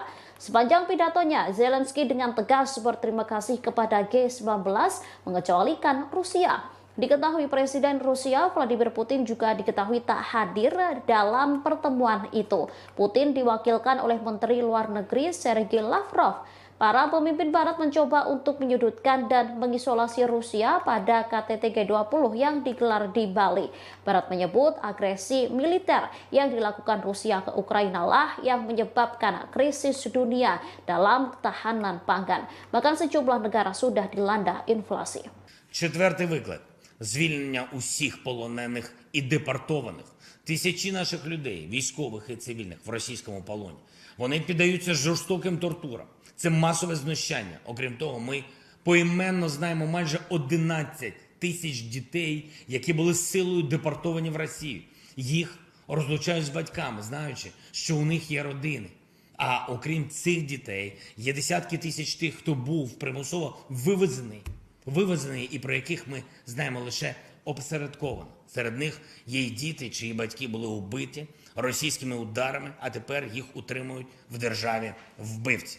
Додайте до цього ще сотні тисяч депортованих дорослих, і ви побачите, яку гуманітарну катастрофу спричинила російська війна. Додайте ще політв'язнів, українських громадян, які утримуються в Росії та на тимчасово окупованій території, зокрема в Криму. Ми маємо звільнити усіх цих людей. Я хочу зазначити, що ми не знайшли підтримки у Міжнародному комітеті Червоного Хреста. Ми не бачимо, що вони повною мірою борються за доступ до таборів, де утримують українських полонених і політв'язнів, або що вони допомагають шукати депортованих українців. І таке самоусунення – це Momen unik terjadi pada KTT G20 di Bali. Satu di antaranya sikap Presiden Amerika Serikat Joe Biden. Pasalnya perhatian Biden tertuju kepada jurnalis Rusia yakni Yuri Solmov. Diketahui Yuri Solmov merupakan kameramen dari Channel One Rusia. Biden disebut takjub melihat badan Solmov begitu kekar dan berotot. Ia pun mengaku khawatir dengan otot lengan pria tersebut. Pernyataan itu disambut tawa oleh Presiden Indonesia Joko Widodo. Bahkan para delegasi KTT G20 yang lain juga ikut tertawa. Kemudian terdengar seseorang mengatakan kepada Biden bahwa Solmov merupakan orang Rusia. Mendengar hal tersebut, Biden mengaku tidak peduli dengan orang itu. Bahkan Biden sempat bergurau dengan Yuri Solmov. Biden mengatakan ia berharap tidak bermusuhan dengan jurnalis asal Rusia bertubuh kekar itu. Di sisi lain, Biden sendiri mengaku betah tinggal di Indonesia dan sebenarnya tak ingin pulang ke negara asalnya. Curhatan ini disampaikan oleh Biden saat ia diantar oleh Sandiaga Uno setelah selesainya acara KTT G20 di Bali. Melalui Instagramnya, Sandi menceritakan bagaimana ia mendampingi Biden hingga Presiden Amerika Serikat itu naik ke pesawat. Dalam perjalanan ke pesawat, Biden sempat berbincang dengan Sandi. Biden awalnya mengucapkan selamat dan terima kasih atas KTT G20 di Bali yang begitu meriah. Kemudian Biden mengutarakan bagaimana dirinya begitu nyaman di Bali, bahkan merasa seperti berada di rumah sendiri. Dalam kolom captionnya, Sandi menyatakan bahwa pujian Biden itu termasuk disampaikan kepada para pelaku UMKM. Pasalnya pelaku UMKM dapat bergerak cepat mengambil momentum G20 untuk menciptakan lapangan kerja dan menjadi bagian dalam pemulihan ekonomi. Presiden Joko Widodo secara resmi telah menutup konferensi tingkat tinggi atau KTT G20 di Bali. Acara tersebut dipersiapkan dengan matang sehingga mendapat pujian dari para pemimpin negara. Lantas apa hasil dari KTT G20 di Bali yang telah diselenggarakan selama 2 hari? Para pemimpin negara G20 mengatakan bahwa sebagian besar anggota mengutuk keras perang yang dilancarkan Rusia ke Ukraina. Pasalnya, konflik tersebut menyebabkan penderitaan manusia yang luar biasa. Bahkan invasi ini memperburuk kerapuhan yang ada dalam ekonomi global. Namun dalam draft itu, Rusia dianggap telah menentang pernyataan tersebut. Diketahui para pemimpin negara mengutuk invasi Rusia ke Ukraina dalam sesi pertama KTT. Setelah pengutukan tersebut, Menteri Luar Negeri Rusia Sergei Lavrov langsung meninggalkan Bali. Kemudian, China menggunakan forum KTT G20 untuk mencoba dan memperbaiki beberapa pagar diplomatiknya. Presiden Prancis Emmanuel Macron mengatakan pertemuan dengan Presiden China Xi Jinping. Pertemuan tersebut diadakan pada Selasa 15 November di sela-sela KTT G20. Sementara itu, Xi juga bertemu dengan Perdana Menteri Australia yang baru, yakni Anthony Albanese. Pertemuan itu mengisyaratkan bahwa mereka akan berusaha untuk melewati tahun-tahun ketidaksepakatan. Kedua pemimpin juga menyatakan keinginan mereka untuk bergerak maju dalam beberapa masalah bilateral, mulai dari sektor pertanian, pangan, hingga aeronautika. Macron pun mengaku ingin mengunjungi China pada awal 2023 jika kondisi pandemi virus COVID-19 memungkinkan. Kemudian para pemimpin Eropa telah menggunakan pidato G20 mereka untuk menyerang Rusia. Hal ini terjadi meski Menteri Luar Negeri Sergei Lavrov duduk di ruangan yang sama. Sementara itu, Presiden Ukraina Volodymyr Zelensky memberikan pidato videonya pada KTT. Dalam video tersebut ada poin yang menghina Rusia dengan menyebut mereka sebagai G19. Pasalnya Presiden Rusia Vladimir Putin tidak menghadiri forum profil tingkat tinggi yang diadakan di Bali itu. Lalu Presiden Prancis Emmanuel Macron menggunakan KTT G20 untuk meluncurkan kembali ambisi strategis Prancis di kawasan Asia Pasifik. Ia bertemu dengan tokoh-tokoh regional termasuk Presiden China dan PM India Modi di sela-sela KTT Bali. Namun di antara semua hal yang telah dibahas, fokus resmi KTT terkait stabilitas keuangan, kesehatan, energi berkelanjutan, dan transformasi digital. Diskusi yang dilakukan oleh pemimpin G20 dalam acara KTT di Bali disebut mengalami perdebatan yang alot, terutama saat para pemimpin negara membahas perang yang terjadi antara Rusia dan Ukraina. Bahkan pembahasan tersebut terkait berlangsung hingga tengah malam. Hal ini disampaikan oleh Presiden Jokowi di Media Center G20 Bali International Convention Center atau BICC Nusa Dua Bali pada Rabu 16 November 2022. Ia menerangkan hanya ada satu paragraf yang diperdebatkan. Perdebatan itu ialah penyikapan terhadap perang di Ukraina. Jokowi menerangkan konsensus untuk deklarasi Bali akhirnya tercapai saat tengah malam. Bahkan perdebatan ini melibatkan Menteri Luar Negeri Rusia Sergei Lavrov. Dalam konsensus tersebut, para pemimpin negara G20 sepakat perang berdampak negatif pada ekonomi global. Dampak negatif itu menimbulkan risiko terhadap krisis pangan, krisis energi, dan potensi krisis finansial. Padahal ekonomi global kini masih cenderung rapuh akibat pandemi COVID-19. Selain itu, perang Rusia-Ukraina menyebabkan penderitaan manusia yang luar biasa. Lantas perdamaian hanya terwujud bila dilakukan pemulihan ekonomi global. Kepala pemerintahan menegaskan sejak awal perang harus dihentikan, sehingga dalam deklarasi KTT G20 sebagian besar anggota mengecam keras perang yang masih berkecamuk di Ukraina. Dalam deklarasi itu dari 20 negara anggota hanya Rusia yang menolaknya, sementara China dan India memilih tidak memberikan suara dalam perdebatan soal perang Rusia-Ukraina. Di sisi lain, Jokowi mengakui G20 di Bali menghasilkan beberapa hasil yang konkret. Hasil itu diantaranya terbentuk Pandemic Fund yang sampai hari ini terkumpul 1,5 miliar dolar Amerika Serikat. Kemudian Indonesia memperoleh komitmen dari Just Energy Transition Program sebesar 20 miliar dolar Amerika Serikat. Di samping itu, dihasilkan juga komitmen bersama, yakni setidaknya 30% dari daratan dunia dan 30% lautan dunia dilindungi di tahun 2020. Maaf, maksud kami di tahun 2030. Kepemimpinan Indonesia telah berhasil menghasilkan deklarasi pemimpin G20, G20 Bali Leaders Declaration yang awalnya diragukan oleh banyak pihak. Deklarasi terdiri atas 52 paragraf dan paragraf yang sangat diperdebatkan adalah penyikapan terhadap perang di Ukraina. Diskusi mengenai hal ini berlangsung sangat-sangat alot sekali dan akhirnya para pemimpin G20 menyepakati isi deklarasi, yaitu condemnation perang di Ukraina karena telah melanggar batas wilayah, melanggar integritas wilayah.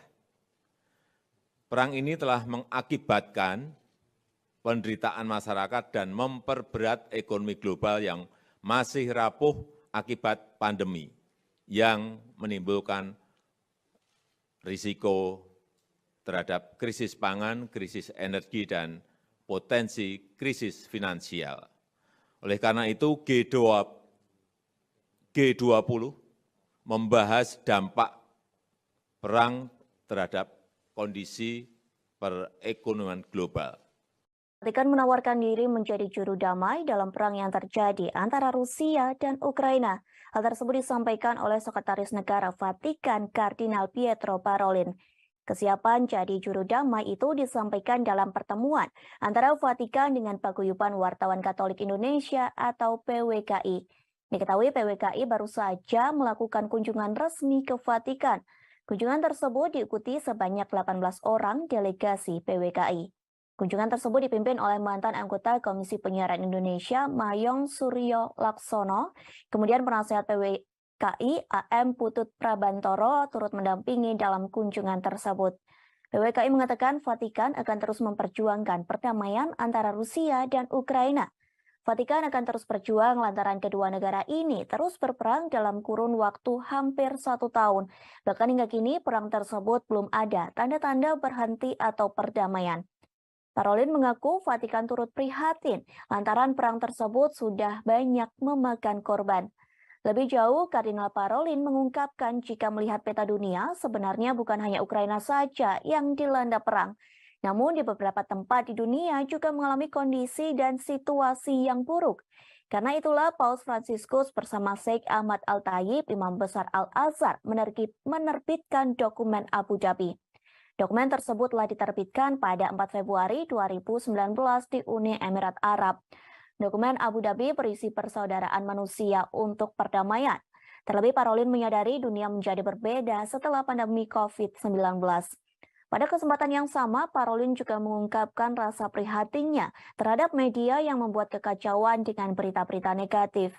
Tak hanya itu, Parolin menyebut banyak media melaporkan berita hoax yang menjauhkan manusia dari perdamaian.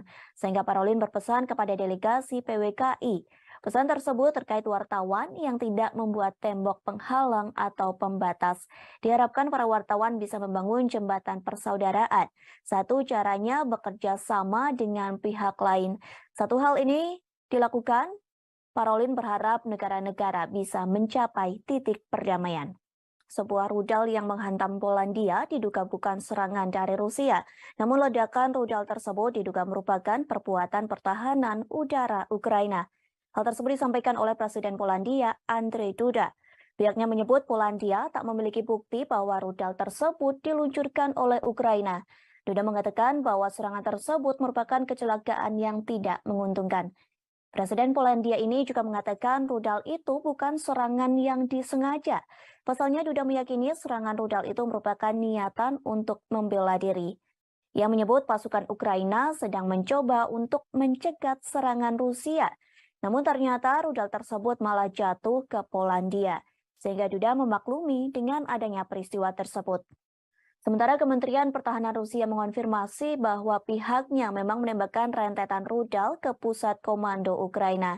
Selain itu, pasukan Moskow juga menembakkan rudal ke lokasi infrastruktur di Ukraina pada Selasa 5 November 2022. Namun targetnya tidak lebih dekat dari 35 km atau 21,7 mil dari perbatasan Ukraina dan Polandia. Kementerian Rusia juga menyampaikan analisis dari serangan rudal di Polandia. Pihaknya menyebut rudal tersebut berasal dari sistem pertahanan udara S-300. Dilaporkan rudal itu digunakan negara yang dipimpin oleh Presiden Volodymyr Zelensky. Sebelumnya, Presiden Amerika Serikat Joe Biden mengatakan rudal itu tidak mungkin ditembakkan dari Rusia. Insiden itu terjadi ketika Rusia menembakkan sejumlah rudal ke kota-kota di seluruh Ukraina. Sementara Ukraina mengatakan pihaknya menembak jatuh sebagian besar rudal Rusia yang masuk dengan rudal pertahanan udaranya sendiri. Wilayah Volyn Ukraina, tepat di seberang perbatasan dari Polandia, merupakan satu dari banyak wilayah yang menurut Ukraina menjadi sasaran serangan Rusia di seluruh negeri. Diketahui sebelumnya sebuah rudal menghantam desa di Polandia pada Selasa 15 November 2022. Juru bicara Kementerian Luar Negeri Polandia, Lukasz Jalsina, mengatakan rudal tersebut diduga adalah buatan Rusia. Setelah kejadian ini, militer Polandia disiagakan untuk mengantisipasi kemungkinan serangan susulan. Pemerintah Polandia juga meminta warganya untuk tetap tenang sambil menunggu penyelidikan selesai. Sementara itu, Rusia telah membantah tuduhan serangan rudal di perbatasan hingga menjangkau Polandia. Kementerian Pertahanan Rusia menyebut bahwa tudingan ini hanya provokasi untuk meningkatkan ketegangan.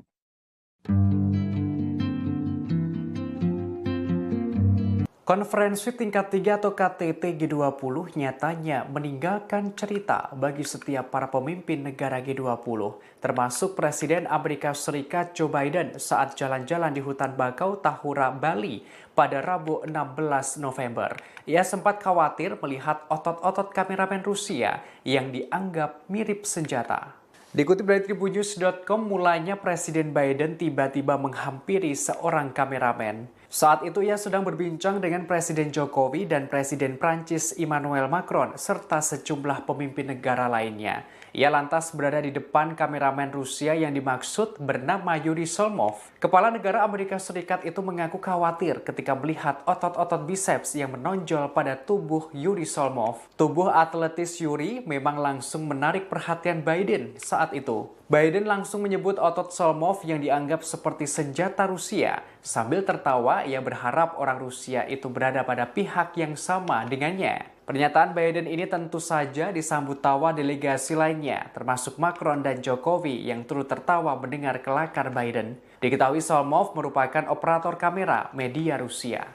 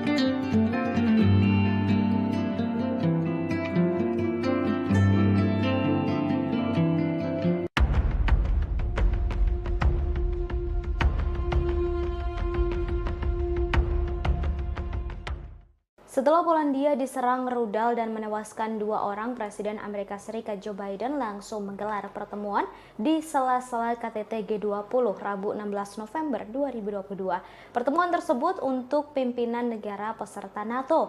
Dalam rapat itu, Joe Biden mengatakan tak mungkin rudal itu ditembakkan dari Rusia. Namun ia menjanjikan dukungan untuk melakukan penyelidikan penuh terhadap rudal yang jatuh di dekat perbatasan Ukraina. Diketahui rudal tersebut merupakan buatan Rusia. Biden menyebut kecil kemungkinannya jika rudal diluncurkan dari Rusia. Meski begitu, pihaknya masih akan menunggu hasil penyelidikan. Sebelumnya, Presiden Joe Biden pada Selasa 15 November 2022 malam dibangunkan oleh stafnya lantaran adanya ledakan rudal yang menghantam Polandia. Biden telah menghubungi Presiden Polandia Andrzej Duda pada Rabu pagi untuk menyampaikan belasungkawa mendalam atas jatuhnya korban jiwa atas insiden tersebut. Rapat darurat berlangsung digelar oleh Biden dan dihadiri oleh beberapa pimpinan negara. Biden dijadwalkan akan berbicara tentang hasil pertemuan ini sebelum melanjutkan KTT G20 dan kembali ke Amerika Serikat pada Rabu siang.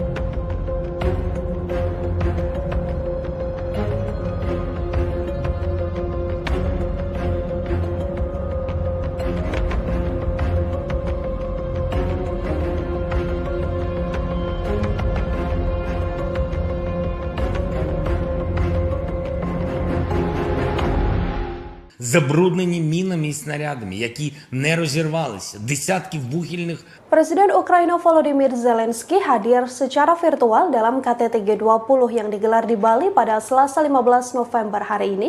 Zelensky cukup berapi-api kala menyampaikan pidatonya. Ia pun memberi peringatan keras pada Rusia di hadapan Menteri Luar Negeri Rusia Sergei Lavrov hingga Presiden Amerika Serikat Joe Biden.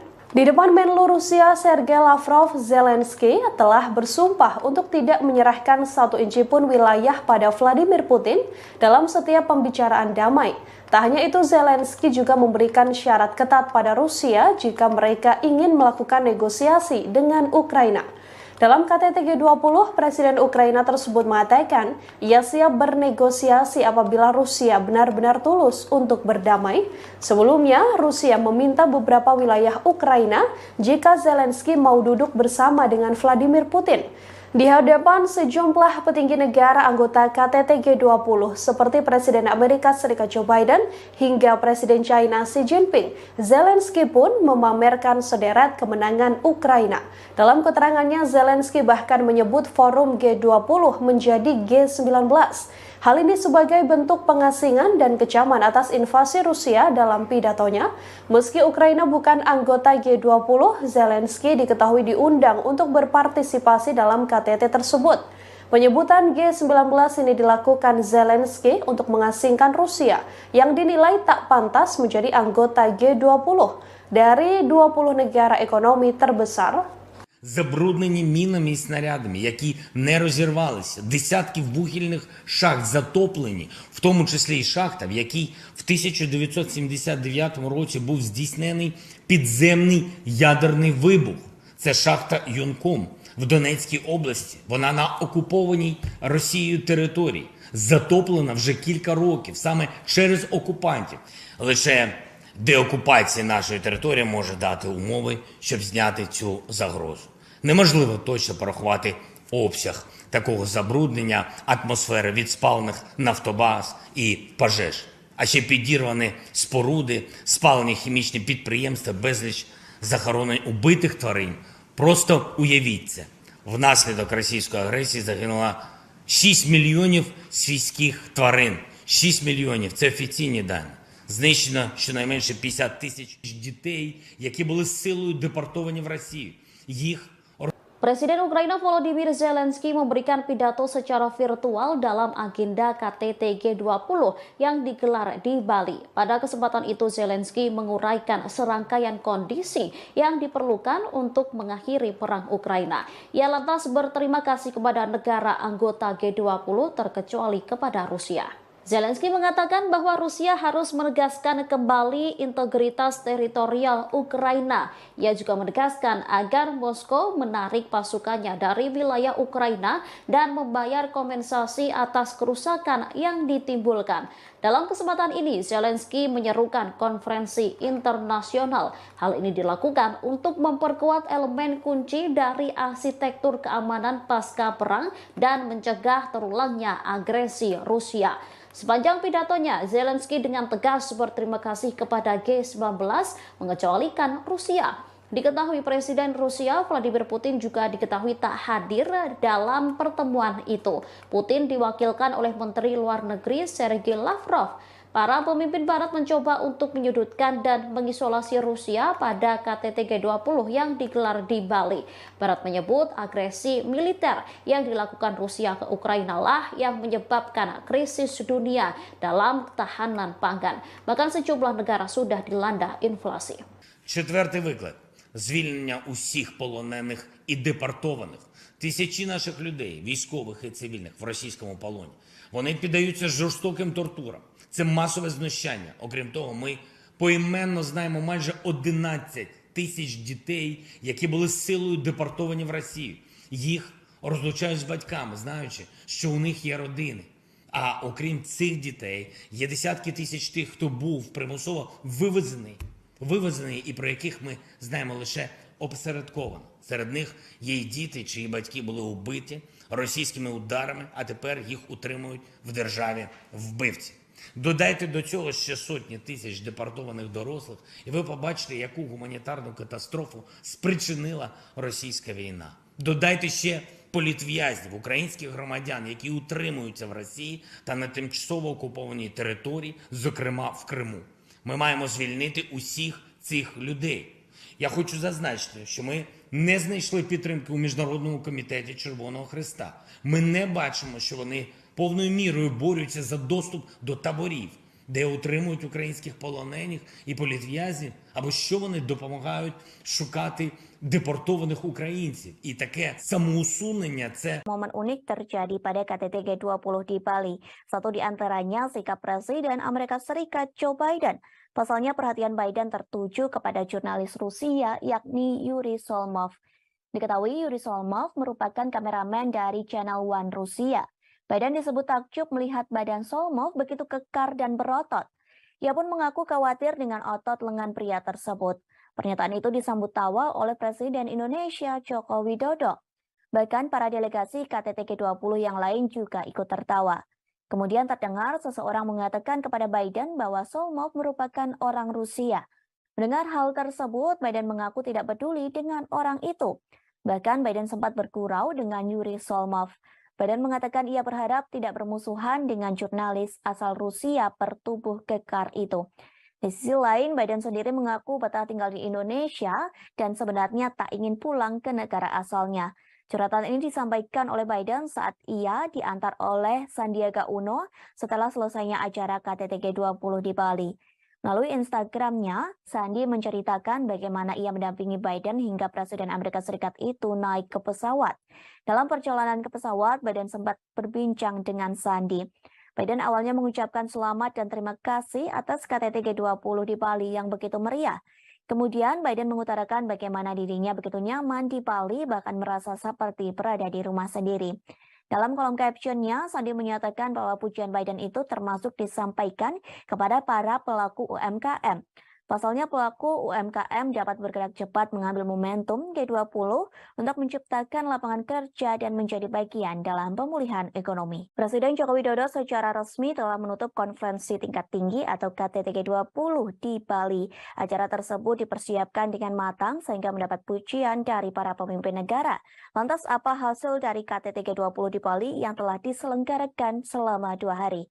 Para pemimpin negara G20 mengatakan bahwa sebagian besar anggota mengutuk keras perang yang dilancarkan Rusia ke Ukraina.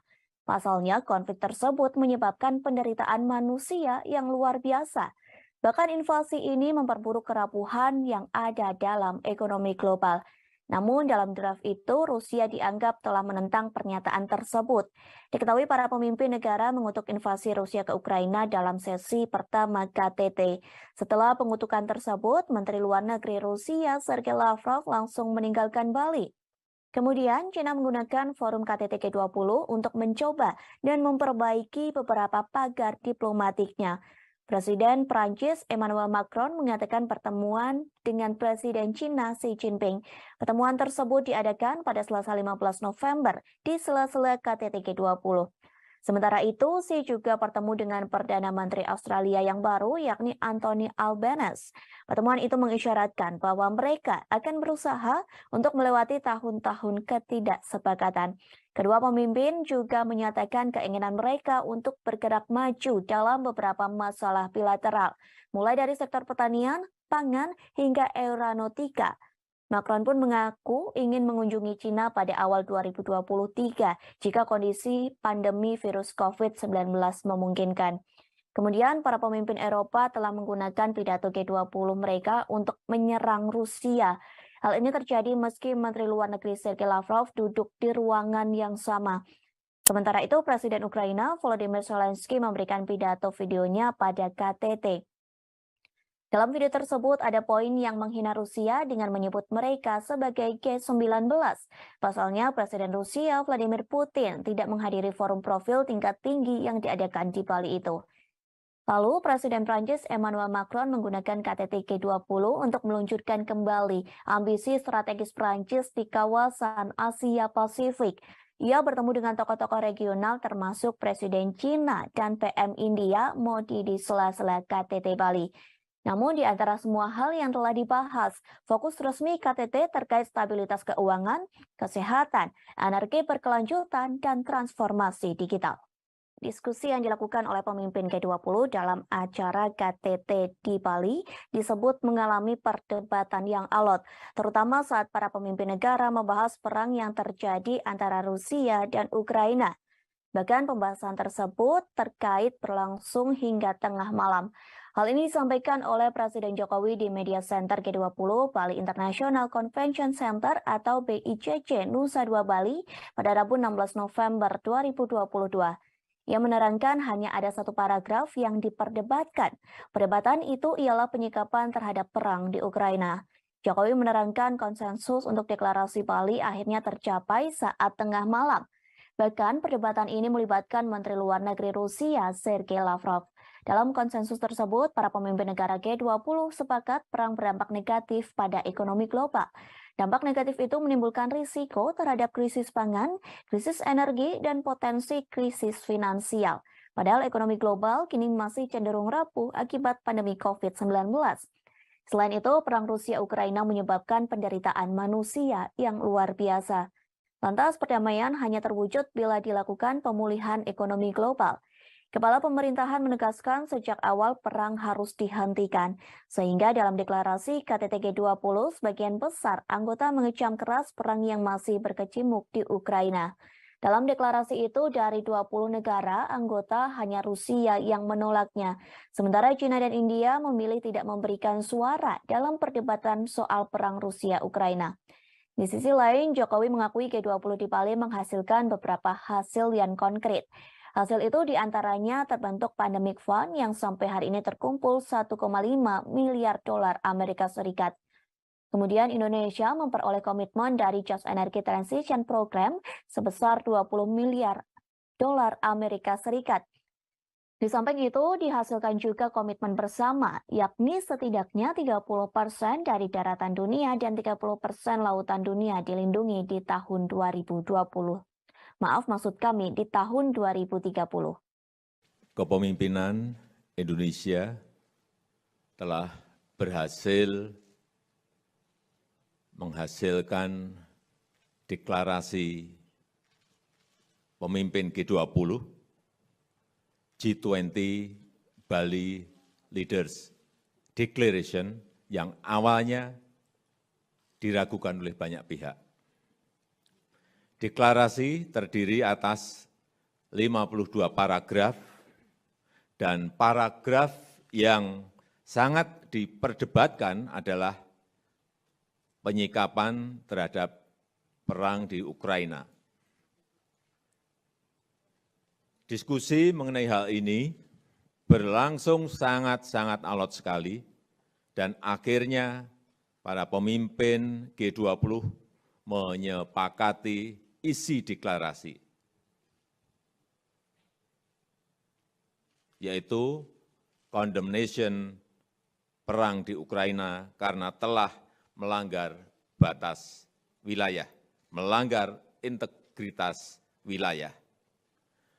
Perang ini telah mengakibatkan penderitaan masyarakat dan memperberat ekonomi global yang masih rapuh akibat pandemi, yang menimbulkan risiko terhadap krisis pangan, krisis energi, dan potensi krisis finansial. Oleh karena itu, G20 membahas dampak perang terhadap kondisi perekonomian global. Vatikan menawarkan diri menjadi juru damai dalam perang yang terjadi antara Rusia dan Ukraina. Hal tersebut disampaikan oleh Sekretaris Negara Vatikan Kardinal Pietro Parolin. Kesiapan jadi juru damai itu disampaikan dalam pertemuan antara Vatikan dengan Paguyuban Wartawan Katolik Indonesia atau PWKI. Diketahui PWKI baru saja melakukan kunjungan resmi ke Vatikan. Kunjungan tersebut diikuti sebanyak 18 orang delegasi PWKI. Kunjungan tersebut dipimpin oleh mantan anggota Komisi Penyiaran Indonesia, Mayong Suryo Laksono, kemudian penasehat PWKI AM Putut Prabantoro turut mendampingi dalam kunjungan tersebut.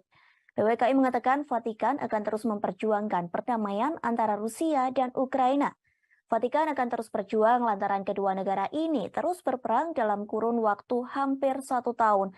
Bahkan hingga kini perang tersebut belum ada tanda-tanda berhenti atau perdamaian. Parolin mengaku Vatikan turut prihatin lantaran perang tersebut sudah banyak memakan korban. Lebih jauh, Kardinal Parolin mengungkapkan jika melihat peta dunia, sebenarnya bukan hanya Ukraina saja yang dilanda perang. Namun di beberapa tempat di dunia juga mengalami kondisi dan situasi yang buruk. Karena itulah Paus Fransiskus bersama Sheikh Ahmad Al-Tayib, Imam Besar Al-Azhar, menerbitkan dokumen Abu Dhabi.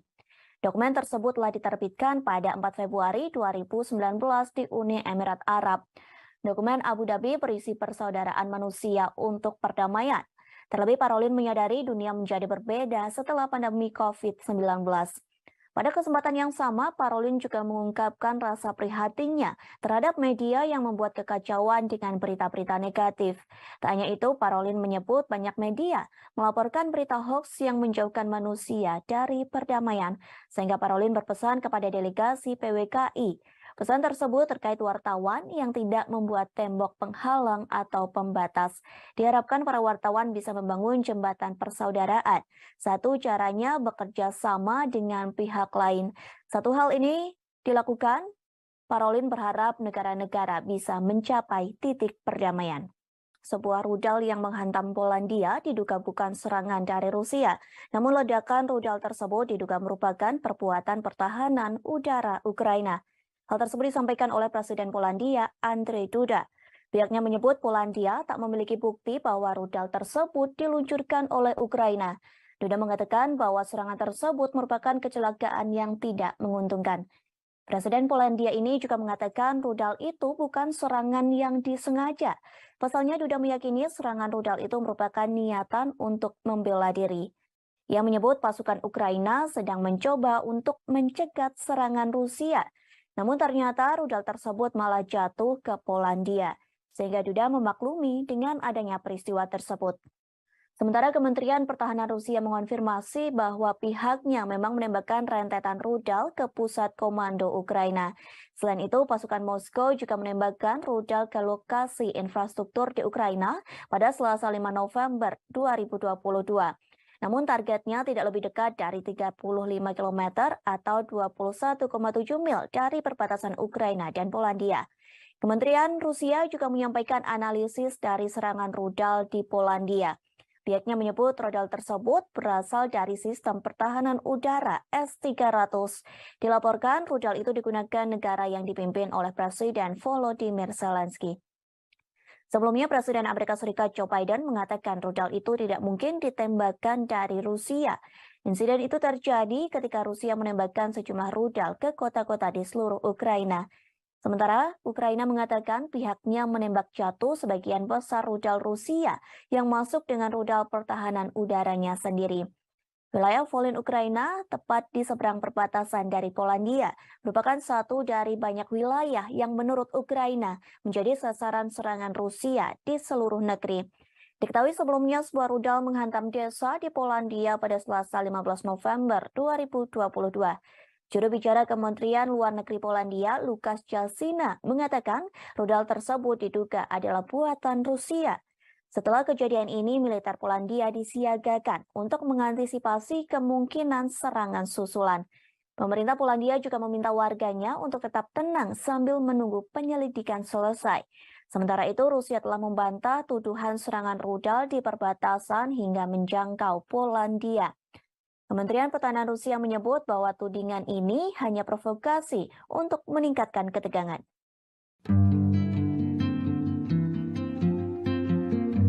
Konferensi tingkat 3 atau KTT G20 nyatanya meninggalkan cerita bagi setiap para pemimpin negara G20, termasuk Presiden Amerika Serikat Joe Biden saat jalan-jalan di hutan bakau Tahura, Bali pada Rabu 16 November.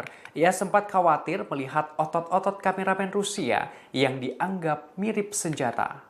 Dikutip dari tribunnews.com, mulanya Presiden Biden tiba-tiba menghampiri seorang kameramen. Saat itu ia sedang berbincang dengan Presiden Jokowi dan Presiden Prancis Emmanuel Macron serta sejumlah pemimpin negara lainnya. Ia lantas berada di depan kameramen Rusia yang dimaksud bernama Yuri Solmov. Kepala negara Amerika Serikat itu mengaku khawatir ketika melihat otot-otot biceps yang menonjol pada tubuh Yuri Solmov. Tubuh atletis Yuri memang langsung menarik perhatian Biden saat itu. Biden langsung menyebut otot Solmov yang dianggap seperti senjata Rusia. Sambil tertawa, ia berharap orang Rusia itu berada pada pihak yang sama dengannya. Pernyataan Biden ini tentu saja disambut tawa delegasi lainnya, termasuk Macron dan Jokowi yang turut tertawa mendengar kelakar Biden. Diketahui Solmov merupakan operator kamera media Rusia.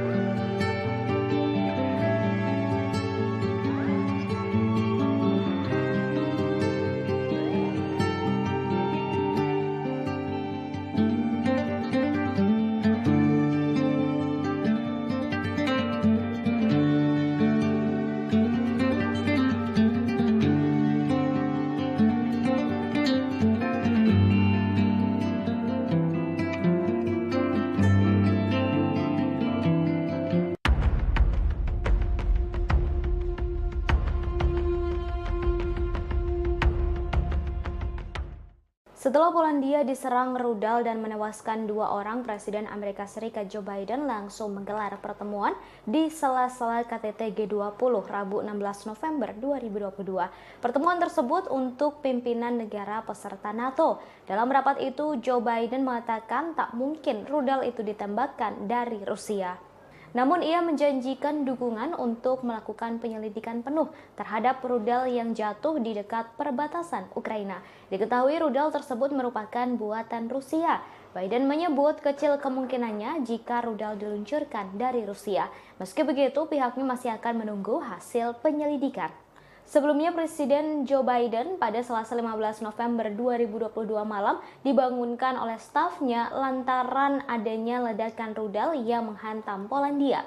Biden telah menghubungi Presiden Polandia Andrzej Duda pada Rabu pagi untuk menyampaikan belasungkawa mendalam atas jatuhnya korban jiwa atas insiden tersebut. Rapat darurat berlangsung digelar oleh Biden dan dihadiri oleh beberapa pimpinan negara. Biden dijadwalkan akan berbicara tentang hasil pertemuan ini sebelum melanjutkan KTT G20 dan kembali ke Amerika Serikat pada Rabu siang.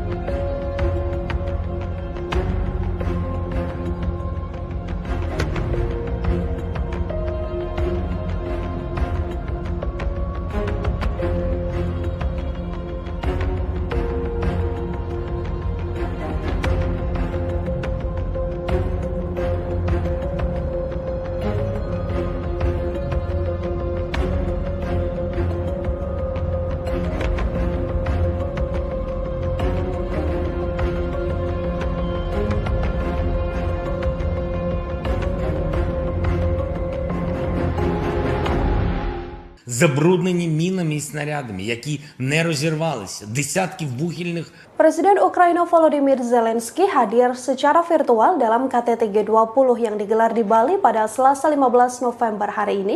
Zelensky cukup berapi-api kala menyampaikan pidatonya. Ia pun memberi peringatan keras pada Rusia di hadapan Menteri Luar Negeri Rusia Sergei Lavrov hingga Presiden Amerika Serikat Joe Biden. Di depan Menlu Rusia Sergei Lavrov, Zelensky telah bersumpah untuk tidak menyerahkan satu inci pun wilayah pada Vladimir Putin dalam setiap pembicaraan damai. Tak hanya itu, Zelensky juga memberikan syarat ketat pada Rusia jika mereka ingin melakukan negosiasi dengan Ukraina.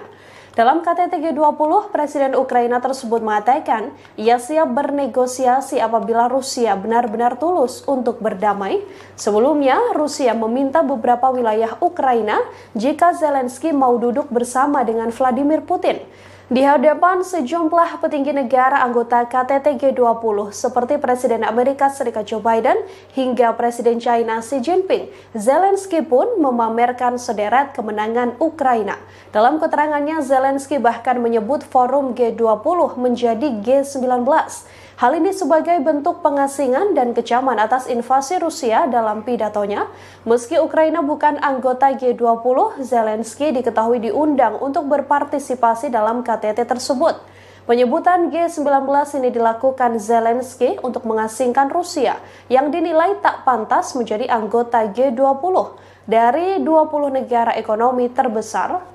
Забруднені мінами і снарядами, які не розірвалися, десятки вугільних шахт затоплені, в тому числі і шахта, в якій в 1979 році був здійснений підземний ядерний вибух. Це шахта Юнком в Донецькій області. Вона на окупованій Росією території, затоплена вже кілька років, саме через окупантів. Лише деокупація нашої території може дати умови, щоб зняти цю загрозу. Неможливо точно порахувати обсяг такого забруднення атмосфери від спалених нафтобаз і пожеж. А ще підірвані споруди, спалені хімічні підприємства, безліч захоронень убитих тварин. Просто уявіть це. Внаслідок російської агресії загинуло 6 мільйонів свійських тварин. 6 мільйонів – це офіційні дані. Знищено щонайменше 50 тисяч дітей, які були силою депортовані в Росію.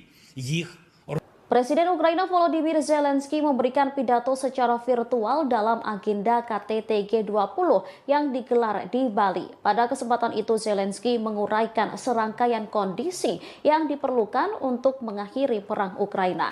Ia lantas berterima kasih kepada negara anggota G20 terkecuali kepada Rusia. Zelensky mengatakan bahwa Rusia harus menegaskan kembali integritas teritorial Ukraina. Ia juga menegaskan agar Moskow menarik pasukannya dari wilayah Ukraina dan membayar kompensasi atas kerusakan yang ditimbulkan. Dalam kesempatan ini, Zelensky menyerukan konferensi internasional. Hal ini dilakukan untuk memperkuat elemen kunci dari arsitektur keamanan pasca perang dan mencegah terulangnya agresi Rusia. Sepanjang pidatonya, Zelensky dengan tegas berterima kasih kepada G19 mengecualikan Rusia. Diketahui Presiden Rusia Vladimir Putin juga diketahui tak hadir dalam pertemuan itu. Putin diwakilkan oleh Menteri Luar Negeri Sergei Lavrov. Para pemimpin Barat mencoba untuk menyudutkan dan mengisolasi Rusia pada KTT G20 yang digelar di Bali. Barat menyebut agresi militer yang dilakukan Rusia ke Ukraina lah yang menyebabkan krisis dunia dalam ketahanan pangan. Bahkan sejumlah negara sudah dilanda inflasi.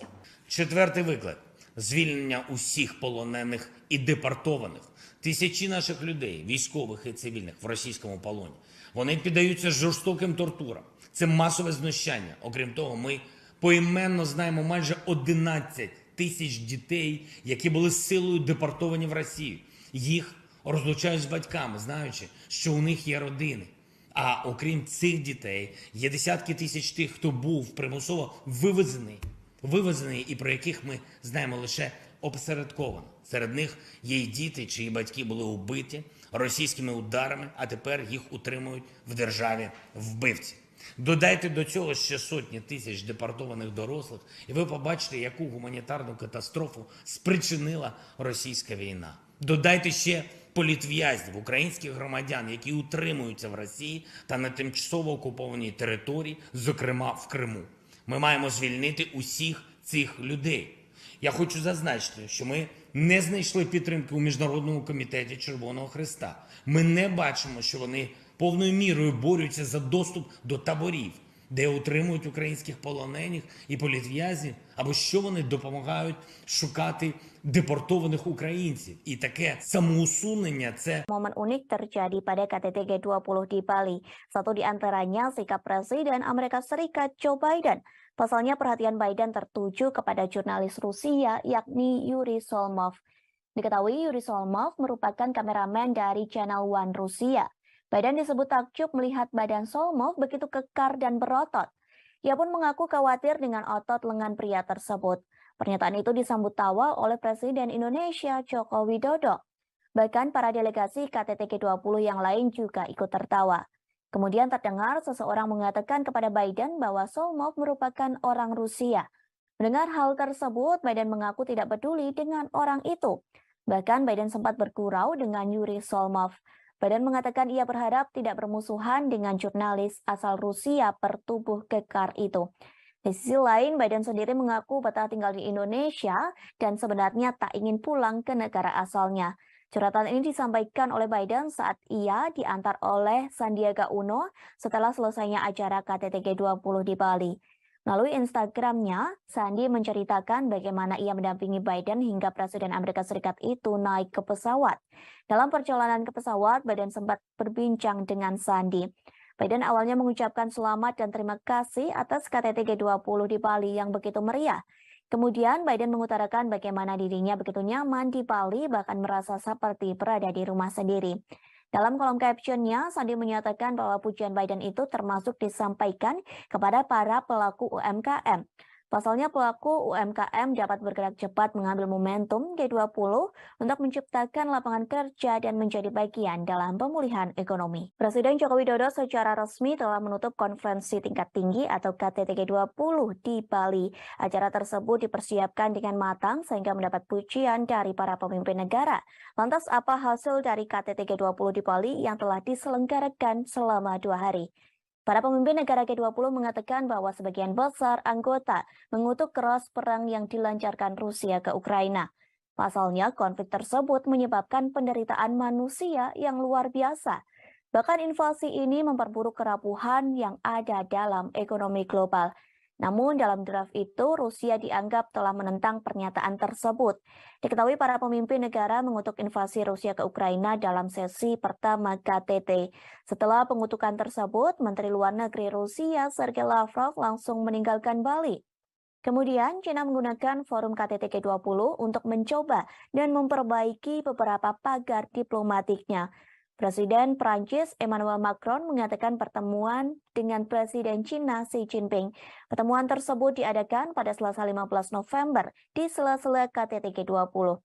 Sementara itu, Xi juga bertemu dengan Perdana Menteri Australia yang baru, yakni Anthony Albanese. Pertemuan itu mengisyaratkan bahwa mereka akan berusaha untuk melewati tahun-tahun ketidaksepakatan. Kedua pemimpin juga menyatakan keinginan mereka untuk bergerak maju dalam beberapa masalah bilateral, mulai dari sektor pertanian, pangan, hingga aeronautika. Macron pun mengaku ingin mengunjungi China pada awal 2023 jika kondisi pandemi virus COVID-19 memungkinkan. Kemudian para pemimpin Eropa telah menggunakan pidato G20 mereka untuk menyerang Rusia. Hal ini terjadi meski Menteri Luar Negeri Sergei Lavrov duduk di ruangan yang sama. Sementara itu, Presiden Ukraina Volodymyr Zelensky memberikan pidato videonya pada KTT. Dalam video tersebut ada poin yang menghina Rusia dengan menyebut mereka sebagai G19. Pasalnya Presiden Rusia Vladimir Putin tidak menghadiri forum profil tingkat tinggi yang diadakan di Bali itu. Lalu Presiden Prancis Emmanuel Macron menggunakan KTT G20 untuk meluncurkan kembali ambisi strategis Prancis di kawasan Asia Pasifik. Ia bertemu dengan tokoh-tokoh regional termasuk Presiden China dan PM India Modi di sela-sela KTT Bali. Namun di antara semua hal yang telah dibahas, fokus resmi KTT terkait stabilitas keuangan, kesehatan, energi berkelanjutan, dan transformasi digital. Diskusi yang dilakukan oleh pemimpin G20 dalam acara KTT di Bali disebut mengalami perdebatan yang alot, terutama saat para pemimpin negara membahas perang yang terjadi antara Rusia dan Ukraina. Bahkan pembahasan tersebut terkait berlangsung hingga tengah malam. Hal ini disampaikan oleh Presiden Jokowi di Media Center G20 Bali International Convention Center atau BICC Nusa Dua Bali pada Rabu 16 November 2022. Ia menerangkan hanya ada satu paragraf yang diperdebatkan. Perdebatan itu ialah penyikapan terhadap perang di Ukraina. Jokowi menerangkan konsensus untuk deklarasi Bali akhirnya tercapai saat tengah malam. Bahkan perdebatan ini melibatkan Menteri Luar Negeri Rusia Sergei Lavrov. Dalam konsensus tersebut, para pemimpin negara G20 sepakat perang berdampak negatif pada ekonomi global. Dampak negatif itu menimbulkan risiko terhadap krisis pangan, krisis energi, dan potensi krisis finansial. Padahal ekonomi global kini masih cenderung rapuh akibat pandemi COVID-19. Selain itu, perang Rusia-Ukraina menyebabkan penderitaan manusia yang luar biasa. Lantas perdamaian hanya terwujud bila dilakukan pemulihan ekonomi global. Kepala pemerintahan menegaskan sejak awal perang harus dihentikan, sehingga dalam deklarasi KTT G20 sebagian besar anggota mengecam keras perang yang masih berkecamuk di Ukraina. Dalam deklarasi itu dari 20 negara anggota hanya Rusia yang menolaknya, sementara China dan India memilih tidak memberikan suara dalam perdebatan soal perang Rusia-Ukraina.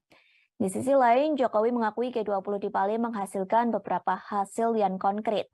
Hasil itu diantaranya terbentuk Pandemic Fund yang sampai hari ini terkumpul 1,5 miliar dolar Amerika Serikat. Kemudian Indonesia memperoleh komitmen dari Just Energy Transition Program sebesar 20 miliar dolar Amerika Serikat. Di samping itu, dihasilkan juga komitmen bersama, yakni setidaknya 30% dari daratan dunia dan 30% lautan dunia dilindungi di tahun 2020. Maksud kami di tahun 2030. Kepemimpinan Indonesia telah berhasil menghasilkan deklarasi pemimpin G20, G20 Bali Leaders Declaration yang awalnya diragukan oleh banyak pihak. Deklarasi terdiri atas 52 paragraf dan paragraf yang sangat diperdebatkan adalah penyikapan terhadap perang di Ukraina. Diskusi mengenai hal ini berlangsung sangat-sangat alot sekali dan akhirnya para pemimpin G20 menyepakati isi deklarasi, yaitu condemnation perang di Ukraina karena telah melanggar batas wilayah, melanggar integritas wilayah. Perang ini telah mengakibatkan penderitaan masyarakat dan memperberat ekonomi global yang masih rapuh akibat pandemi yang menimbulkan risiko terhadap krisis pangan, krisis energi, dan potensi krisis finansial. Oleh karena itu, G20 membahas dampak perang terhadap kondisi perekonomian global. Vatikan menawarkan diri menjadi juru damai dalam perang yang terjadi antara Rusia dan Ukraina. Hal tersebut disampaikan oleh Sekretaris Negara Vatikan Kardinal Pietro Parolin. Kesiapan jadi juru damai itu disampaikan dalam pertemuan antara Vatikan dengan Paguyuban Wartawan Katolik Indonesia atau PWKI. Diketahui PWKI baru saja melakukan kunjungan resmi ke Vatikan. Kunjungan tersebut diikuti sebanyak 18 orang delegasi PWKI. Kunjungan tersebut dipimpin oleh mantan anggota Komisi Penyiaran Indonesia, Mayong Suryo Laksono. Kemudian penasihat PWKI, AM Putut Prabantoro, turut mendampingi dalam kunjungan tersebut. PWKI mengatakan Vatikan akan terus memperjuangkan perdamaian antara Rusia dan Ukraina. Vatikan akan terus berjuang lantaran kedua negara ini terus berperang dalam kurun waktu hampir 1 tahun. Bahkan hingga kini perang tersebut belum ada tanda-tanda berhenti atau perdamaian. Parolin mengaku Vatikan turut prihatin lantaran perang tersebut sudah banyak memakan korban. Lebih jauh, Kardinal Parolin mengungkapkan jika melihat peta dunia, sebenarnya bukan hanya Ukraina saja yang dilanda perang. Namun di beberapa tempat di dunia juga mengalami kondisi dan situasi yang buruk. Karena itulah Paus Fransiskus bersama Sheikh Ahmad Al-Tayib, Imam Besar Al-Azhar, menerbitkan dokumen Abu Dhabi. Dokumen tersebut telah diterbitkan pada 4 Februari 2019 di Uni Emirat Arab. Dokumen Abu Dhabi berisi persaudaraan manusia untuk perdamaian. Terlebih Parolin menyadari dunia menjadi berbeda setelah pandemi COVID-19. Pada kesempatan yang sama, Parolin juga mengungkapkan rasa prihatinnya terhadap media yang membuat kekacauan dengan berita-berita negatif. Tak hanya itu, Parolin menyebut banyak media melaporkan berita hoaks yang menjauhkan manusia dari perdamaian, sehingga Parolin berpesan kepada delegasi PWKI. Pesan tersebut terkait wartawan yang tidak membuat tembok penghalang atau pembatas. Diharapkan para wartawan bisa membangun jembatan persaudaraan.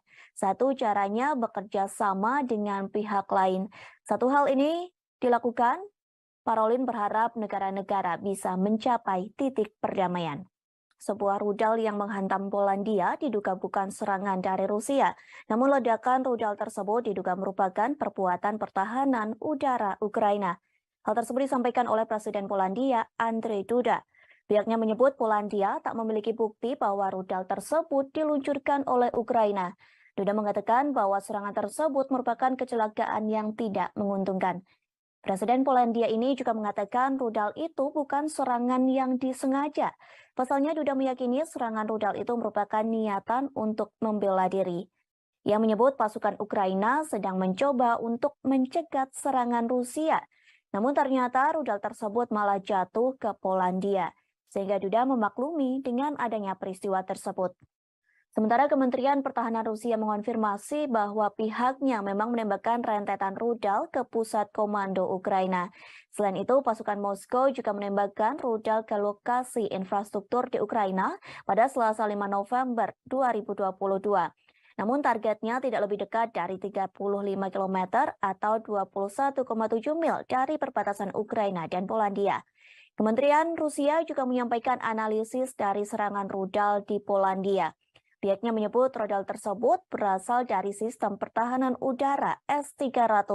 Dilaporkan rudal itu digunakan negara yang dipimpin oleh Presiden Volodymyr Zelensky. Sebelumnya, Presiden Amerika Serikat Joe Biden mengatakan rudal itu tidak mungkin ditembakkan dari Rusia. Insiden itu terjadi ketika Rusia menembakkan sejumlah rudal ke kota-kota di seluruh Ukraina. Sementara, Ukraina mengatakan pihaknya menembak jatuh sebagian besar rudal Rusia yang masuk dengan rudal pertahanan udaranya sendiri. Wilayah Volyn Ukraina, tepat di seberang perbatasan dari Polandia, merupakan satu dari banyak wilayah yang menurut Ukraina menjadi sasaran serangan Rusia di seluruh negeri. Diketahui sebelumnya sebuah rudal menghantam desa di Polandia pada Selasa 15 November 2022. Juru bicara Kementerian Luar Negeri Polandia, Lukasz Jasina, mengatakan rudal tersebut diduga adalah buatan Rusia. Setelah kejadian ini, militer Polandia disiagakan untuk mengantisipasi kemungkinan serangan susulan. Pemerintah Polandia juga meminta warganya untuk tetap tenang sambil menunggu penyelidikan selesai.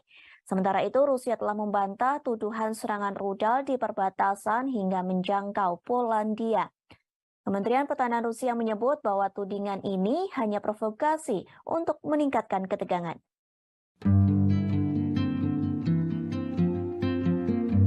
Konferensi tingkat 3 atau KTT G20 nyatanya meninggalkan cerita bagi setiap para pemimpin negara G20, termasuk Presiden Amerika Serikat Joe Biden saat jalan-jalan di hutan bakau Tahura, Bali pada Rabu 16 November. Ia sempat khawatir melihat otot-otot kameramen Rusia yang dianggap mirip senjata.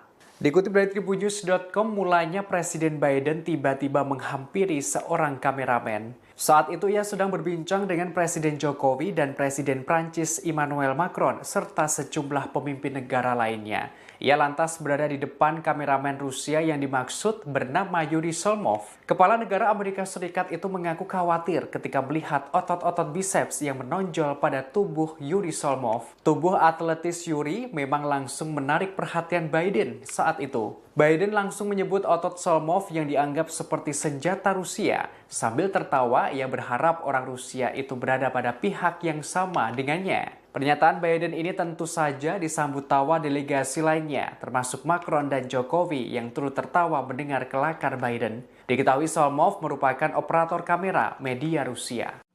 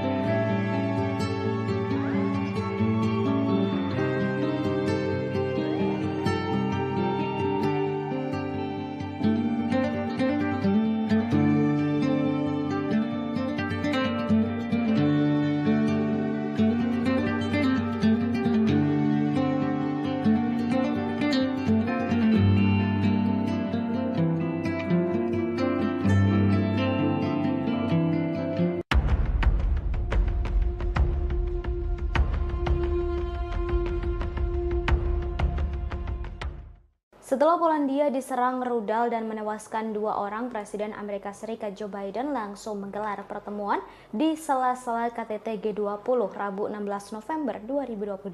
Pertemuan tersebut untuk pimpinan negara peserta NATO. Dalam rapat itu, Joe Biden mengatakan tak mungkin rudal itu ditembakkan dari Rusia. Namun ia menjanjikan dukungan untuk melakukan penyelidikan penuh terhadap rudal yang jatuh di dekat perbatasan Ukraina. Diketahui rudal tersebut merupakan buatan Rusia. Biden menyebut kecil kemungkinannya jika rudal diluncurkan dari Rusia. Meski begitu, pihaknya masih akan menunggu hasil penyelidikan. Sebelumnya, Presiden Joe Biden pada Selasa 15 November 2022 malam dibangunkan oleh stafnya lantaran adanya ledakan rudal yang menghantam Polandia. Biden telah menghubungi Presiden Polandia Andrzej Duda pada Rabu pagi untuk menyampaikan belasungkawa mendalam atas jatuhnya korban jiwa atas insiden tersebut. Rapat darurat berlangsung digelar oleh Biden dan dihadiri oleh beberapa pimpinan negara. Biden dijadwalkan akan berbicara tentang hasil pertemuan ini sebelum melanjutkan KTT G20 dan kembali ke Amerika Serikat pada Rabu siang.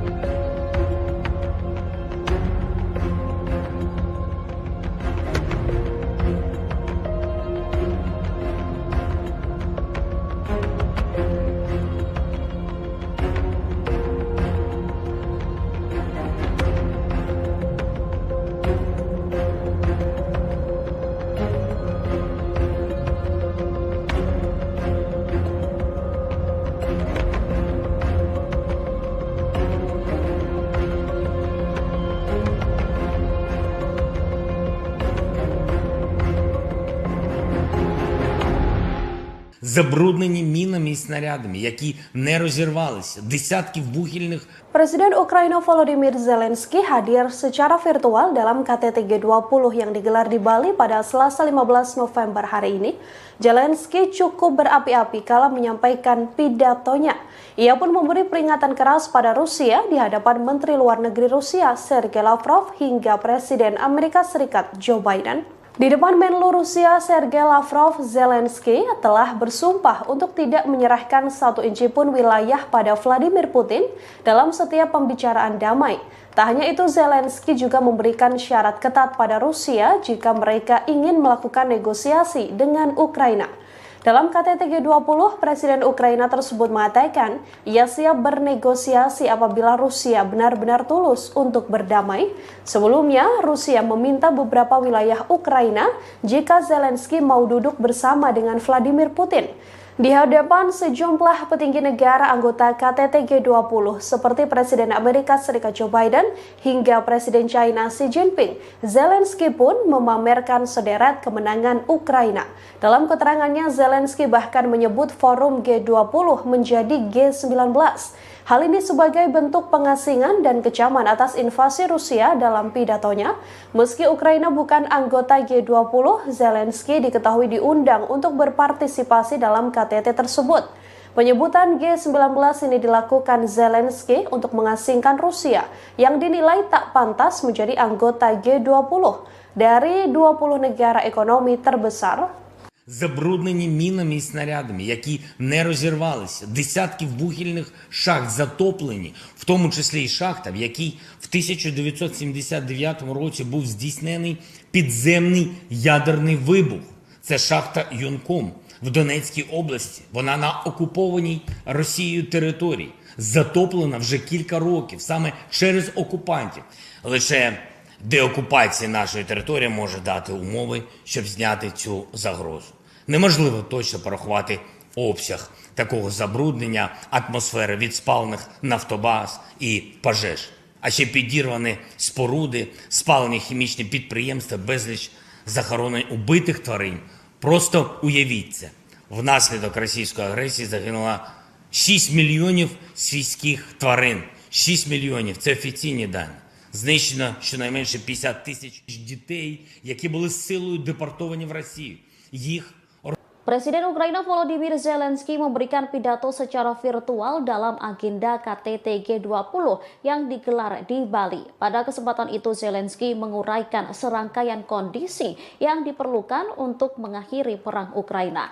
Ia lantas berterima kasih kepada negara anggota G20 terkecuali kepada Rusia. Zelensky mengatakan bahwa Rusia harus menegaskan kembali integritas teritorial Ukraina. Ia juga menegaskan agar Moskow menarik pasukannya dari wilayah Ukraina dan membayar kompensasi atas kerusakan yang ditimbulkan. Dalam kesempatan ini, Zelensky menyerukan konferensi internasional. Hal ini dilakukan untuk memperkuat elemen kunci dari arsitektur keamanan pasca perang dan mencegah terulangnya agresi Rusia.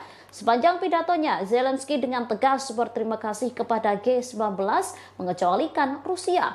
Diketahui Presiden Rusia Vladimir Putin juga diketahui tak hadir dalam pertemuan itu. Putin diwakilkan oleh Menteri Luar Negeri Sergei Lavrov. Para pemimpin Barat mencoba untuk menyudutkan dan mengisolasi Rusia pada KTT G20 yang digelar di Bali.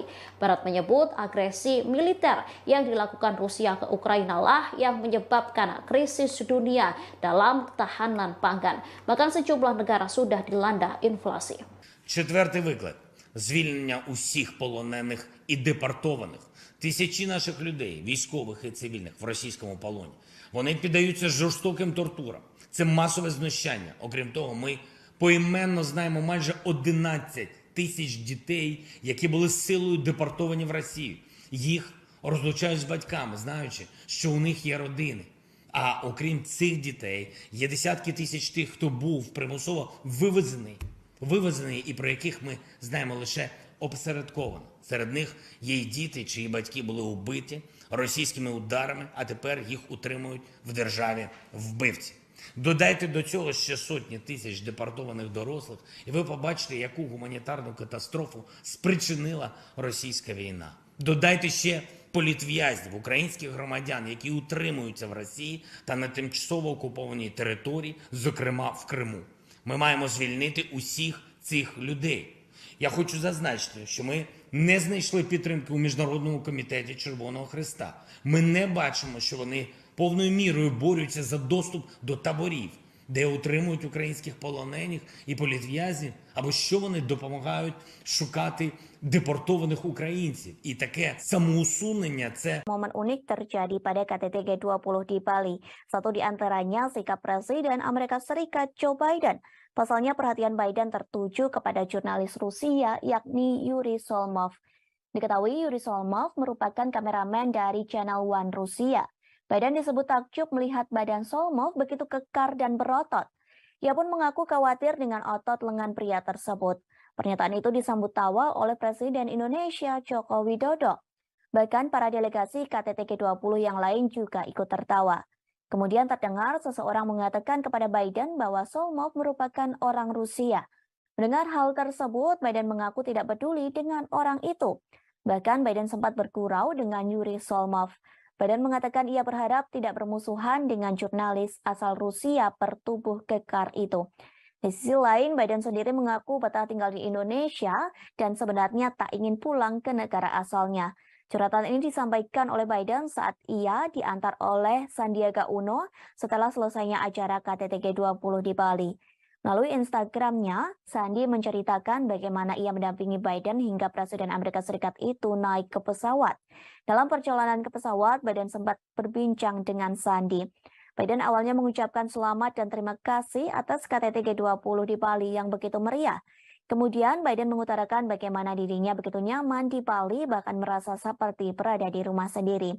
Dalam kolom captionnya, Sandi menyatakan bahwa pujian Biden itu termasuk disampaikan kepada para pelaku UMKM. Pasalnya pelaku UMKM dapat bergerak cepat mengambil momentum G20 untuk menciptakan lapangan kerja dan menjadi bagian dalam pemulihan ekonomi. Presiden Joko Widodo secara resmi telah menutup konferensi tingkat tinggi atau KTT G20 di Bali. Acara tersebut dipersiapkan dengan matang sehingga mendapat pujian dari para pemimpin negara. Lantas apa hasil dari KTT G20 di Bali yang telah diselenggarakan selama 2 hari? Para pemimpin negara G20 mengatakan bahwa sebagian besar anggota mengutuk keras perang yang dilancarkan Rusia ke Ukraina. Pasalnya, konflik tersebut menyebabkan penderitaan manusia yang luar biasa. Bahkan invasi ini memperburuk kerapuhan yang ada dalam ekonomi global. Namun dalam draft itu, Rusia dianggap telah menentang pernyataan tersebut. Diketahui para pemimpin negara mengutuk invasi Rusia ke Ukraina dalam sesi pertama KTT. Setelah pengutukan tersebut, Menteri Luar Negeri Rusia Sergei Lavrov langsung meninggalkan Bali. Kemudian, China menggunakan forum KTT G20 untuk mencoba dan memperbaiki beberapa pagar diplomatiknya. Presiden Prancis Emmanuel Macron mengatakan pertemuan dengan Presiden China Xi Jinping. Pertemuan tersebut diadakan pada Selasa 15 November di sela-sela KTT G20. Sementara itu, Xi juga bertemu dengan Perdana Menteri Australia yang baru, yakni Anthony Albanese. Pertemuan itu mengisyaratkan bahwa mereka akan berusaha untuk melewati tahun-tahun ketidaksepakatan. Kedua pemimpin juga menyatakan keinginan mereka untuk bergerak maju dalam beberapa masalah bilateral, mulai dari sektor pertanian, pangan, hingga aeronautika. Macron pun mengaku ingin mengunjungi China pada awal 2023 jika kondisi pandemi virus COVID-19 memungkinkan. Kemudian para pemimpin Eropa telah menggunakan pidato G20 mereka untuk menyerang Rusia. Hal ini terjadi meski Menteri Luar Negeri Sergei Lavrov duduk di ruangan yang sama. Sementara itu, Presiden Ukraina Volodymyr Zelensky memberikan pidato videonya pada KTT. Dalam video tersebut ada poin yang menghina Rusia dengan menyebut mereka sebagai G19. Pasalnya Presiden Rusia Vladimir Putin tidak menghadiri forum profil tingkat tinggi yang diadakan di Bali itu. Lalu Presiden Prancis Emmanuel Macron menggunakan KTT G20 untuk meluncurkan kembali ambisi strategis Prancis di kawasan Asia Pasifik. Ia bertemu dengan tokoh-tokoh regional termasuk Presiden China dan PM India Modi di sela-sela KTT Bali. Namun di antara semua hal yang telah dibahas, fokus resmi KTT terkait stabilitas keuangan, kesehatan, energi berkelanjutan, dan transformasi digital.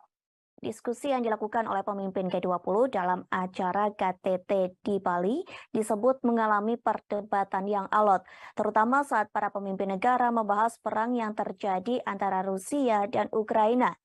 Bahkan pembahasan tersebut terkait berlangsung hingga tengah malam. Hal ini disampaikan oleh Presiden Jokowi di Media Center G20 Bali International Convention Center atau BICC Nusa Dua Bali pada Rabu 16 November 2022. Ia menerangkan hanya ada satu paragraf yang diperdebatkan. Perdebatan itu ialah penyikapan terhadap perang di Ukraina.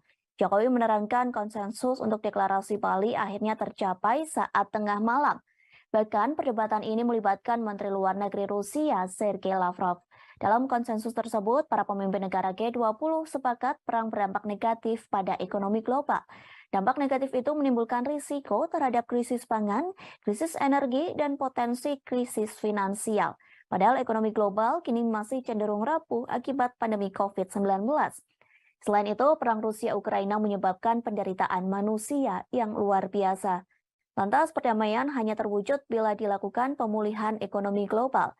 Kepala pemerintahan menegaskan sejak awal perang harus dihentikan, sehingga dalam deklarasi KTT G20 sebagian besar anggota mengecam keras perang yang masih berkecamuk di Ukraina. Dalam deklarasi itu dari 20 negara anggota hanya Rusia yang menolaknya, sementara China dan India memilih tidak memberikan suara dalam perdebatan soal perang Rusia-Ukraina. Di sisi lain, Jokowi mengakui G20 di Bali menghasilkan beberapa hasil yang konkret. Hasil itu diantaranya terbentuk Pandemic Fund yang sampai hari ini terkumpul 1,5 miliar dolar Amerika Serikat. Kemudian Indonesia memperoleh komitmen dari Just Energy Transition Program sebesar 20 miliar dolar Amerika Serikat. Di samping itu, dihasilkan juga komitmen bersama, yakni setidaknya 30% dari daratan dunia dan 30% lautan dunia dilindungi di tahun 2020. Maaf, maksud kami di tahun 2030. Kepemimpinan Indonesia telah berhasil menghasilkan deklarasi pemimpin G20, G20 Bali Leaders Declaration yang awalnya diragukan oleh banyak pihak. Deklarasi terdiri atas 52 paragraf dan paragraf yang sangat diperdebatkan adalah penyikapan terhadap perang di Ukraina. Diskusi mengenai hal ini berlangsung sangat-sangat alot sekali dan akhirnya para pemimpin G20 menyepakati isi deklarasi, yaitu condemnation perang di Ukraina karena telah melanggar batas wilayah, melanggar integritas wilayah. Perang ini telah mengakibatkan penderitaan masyarakat dan memperberat ekonomi global yang masih rapuh akibat pandemi, yang menimbulkan risiko terhadap krisis pangan, krisis energi, dan potensi krisis finansial. Oleh karena itu, G20 membahas dampak perang terhadap kondisi perekonomian global. Vatikan menawarkan diri menjadi juru damai dalam perang yang terjadi antara Rusia dan Ukraina. Hal tersebut disampaikan oleh Sekretaris Negara Vatikan Kardinal Pietro Parolin. Kesiapan jadi juru damai itu disampaikan dalam pertemuan antara Vatikan dengan Paguyuban Wartawan Katolik Indonesia atau PWKI. Diketahui PWKI baru saja melakukan kunjungan resmi ke Vatikan. Kunjungan tersebut diikuti sebanyak 18 orang delegasi PWKI. Kunjungan tersebut dipimpin oleh mantan anggota Komisi Penyiaran Indonesia Mayong Suryo Laksono, kemudian penasehat PWKI AM Putut Prabantoro turut mendampingi dalam kunjungan tersebut. PWKI mengatakan Vatikan akan terus memperjuangkan perdamaian antara Rusia dan Ukraina. Vatikan akan terus berjuang lantaran kedua negara ini terus berperang dalam kurun waktu hampir 1 tahun. Bahkan hingga kini perang tersebut belum ada tanda-tanda berhenti atau perdamaian. Parolin mengaku Vatikan turut prihatin lantaran perang tersebut sudah banyak memakan korban. Lebih jauh, Kardinal Parolin mengungkapkan jika melihat peta dunia, sebenarnya bukan hanya Ukraina saja yang dilanda perang. Namun di beberapa tempat di dunia juga mengalami kondisi dan situasi yang buruk. Karena itulah Paus Fransiskus bersama Sheikh Ahmad Al-Tayib, Imam Besar Al-Azhar, menerbitkan dokumen Abu Dhabi. Dokumen tersebut telah diterbitkan pada 4 Februari 2019 di Uni Emirat Arab. Dokumen Abu Dhabi berisi persaudaraan manusia untuk perdamaian. Terlebih Parolin menyadari dunia menjadi berbeda setelah pandemi COVID-19. Pada kesempatan yang sama, Parolin juga mengungkapkan rasa prihatinnya terhadap media yang membuat kekacauan dengan berita-berita negatif. Tak hanya itu, Parolin menyebut banyak media melaporkan berita hoax yang menjauhkan manusia dari perdamaian. Sehingga Parolin berpesan kepada delegasi PWKI. Pesan tersebut terkait wartawan yang tidak membuat tembok penghalang atau pembatas. Diharapkan para wartawan bisa membangun jembatan persaudaraan. Satu caranya bekerja sama dengan pihak lain. Satu hal ini dilakukan, Parolin berharap negara-negara bisa mencapai titik perdamaian. Sebuah rudal yang menghantam Polandia diduga bukan serangan dari Rusia. Namun ledakan rudal tersebut diduga merupakan perbuatan pertahanan udara Ukraina. Hal tersebut disampaikan oleh Presiden Polandia, Andrzej Duda. Pihaknya menyebut Polandia tak memiliki bukti bahwa rudal tersebut diluncurkan oleh Ukraina. Duda mengatakan bahwa serangan tersebut merupakan kecelakaan yang tidak menguntungkan. Presiden Polandia ini juga mengatakan rudal itu bukan serangan yang disengaja. Pasalnya Duda meyakini serangan rudal itu merupakan niatan untuk membela diri. Ia menyebut pasukan Ukraina sedang mencoba untuk mencegat serangan Rusia. Namun ternyata rudal tersebut malah jatuh ke Polandia, sehingga Duda memaklumi dengan adanya peristiwa tersebut. Sementara Kementerian Pertahanan Rusia mengonfirmasi bahwa pihaknya memang menembakkan rentetan rudal ke pusat komando Ukraina. Selain itu, pasukan Moskow juga menembakkan rudal ke lokasi infrastruktur di Ukraina pada Selasa 5 November 2022. Namun targetnya tidak lebih dekat dari 35 km atau 21,7 mil dari perbatasan Ukraina dan Polandia. Kementerian Rusia juga menyampaikan analisis dari serangan rudal di Polandia. Pihaknya menyebut rudal tersebut berasal dari sistem pertahanan udara S-300. Dilaporkan rudal itu digunakan negara yang dipimpin oleh Presiden Volodymyr Zelensky. Sebelumnya, Presiden Amerika Serikat Joe Biden mengatakan rudal itu tidak mungkin ditembakkan dari Rusia. Insiden itu terjadi ketika Rusia menembakkan sejumlah rudal ke kota-kota di seluruh Ukraina.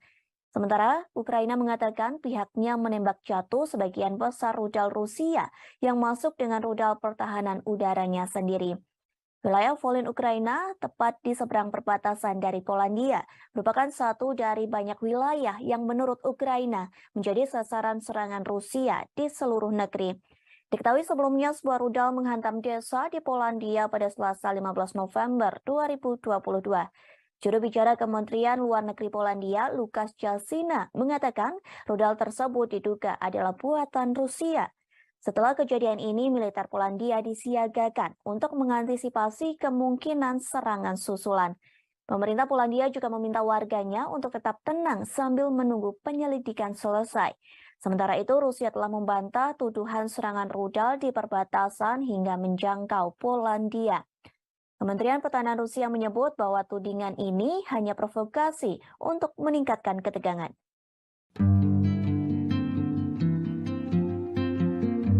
Konferensi tingkat 3 atau KTT G20 nyatanya meninggalkan cerita bagi setiap para pemimpin negara G20, termasuk Presiden Amerika Serikat Joe Biden saat jalan-jalan di hutan bakau Tahura, Bali pada Rabu 16 November. Ia sempat khawatir melihat otot-otot kameramen Rusia yang dianggap mirip senjata.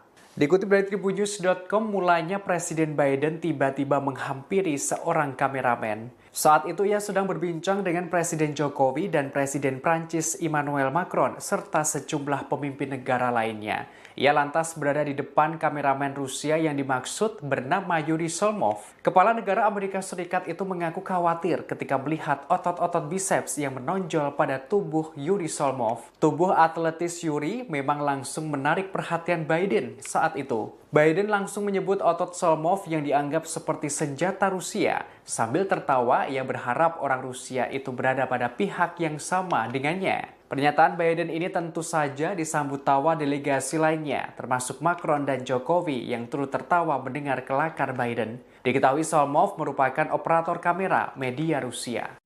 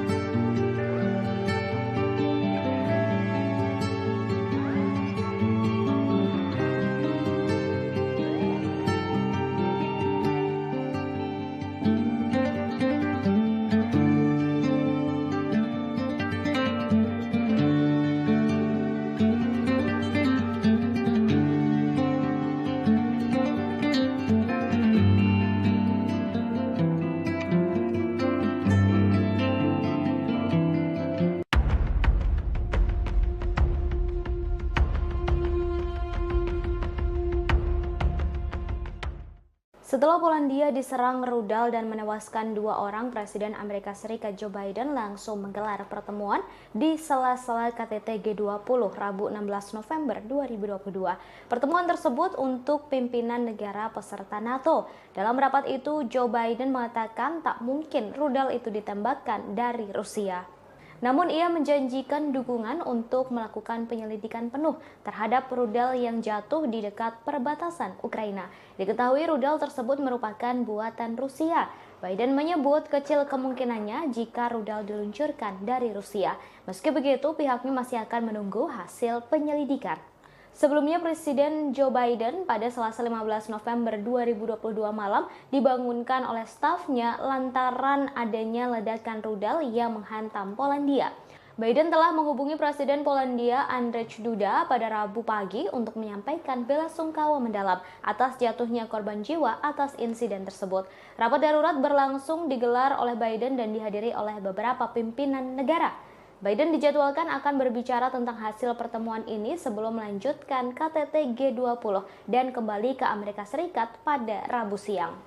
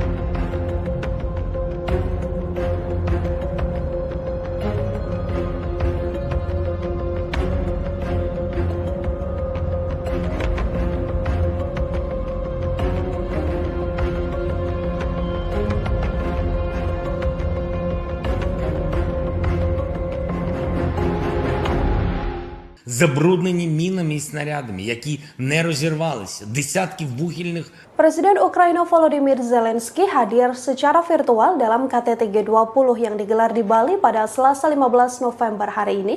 Zelensky cukup berapi-api kala menyampaikan pidatonya. Ia pun memberi peringatan keras pada Rusia di hadapan Menteri Luar Negeri Rusia Sergei Lavrov hingga Presiden Amerika Serikat Joe Biden. Di depan Menlu Rusia Sergei Lavrov, Zelensky telah bersumpah untuk tidak menyerahkan 1 inci pun wilayah pada Vladimir Putin dalam setiap pembicaraan damai. Tak hanya itu, Zelensky juga memberikan syarat ketat pada Rusia jika mereka ingin melakukan negosiasi dengan Ukraina. Dalam KTT G20, Presiden Ukraina tersebut mengatakan ia siap bernegosiasi apabila Rusia benar-benar tulus untuk berdamai. Sebelumnya, Rusia meminta beberapa wilayah Ukraina jika Zelensky mau duduk bersama dengan Vladimir Putin. Di hadapan sejumlah petinggi negara anggota KTT G20 seperti Presiden Amerika Serikat Joe Biden hingga Presiden China Xi Jinping, Zelensky pun memamerkan sederet kemenangan Ukraina. Dalam keterangannya, Zelensky bahkan menyebut forum G20 menjadi G19. Hal ini sebagai bentuk pengasingan dan kecaman atas invasi Rusia dalam pidatonya. Meski Ukraina bukan anggota G20, Zelensky diketahui diundang untuk berpartisipasi dalam KTT tersebut. Penyebutan G19 ini dilakukan Zelensky untuk mengasingkan Rusia yang dinilai tak pantas menjadi anggota G20 dari 20 negara ekonomi terbesar. Забруднені мінами і снарядами, які не розірвалися, десятків вугільних шахт затоплені, в тому числі і шахта, в якій в 1979 році був здійснений підземний ядерний вибух. Це шахта Юнком в Донецькій області. Вона на окупованій Росією території, затоплена вже кілька років, саме через окупантів. Лише деокупація нашої території може дати умови, щоб зняти цю загрозу. Неможливо точно порахувати обсяг такого забруднення атмосфери від спалених нафтобаз і пожеж. А ще підірвані споруди, спалені хімічні підприємства, безліч захоронень убитих тварин. Просто уявіть це.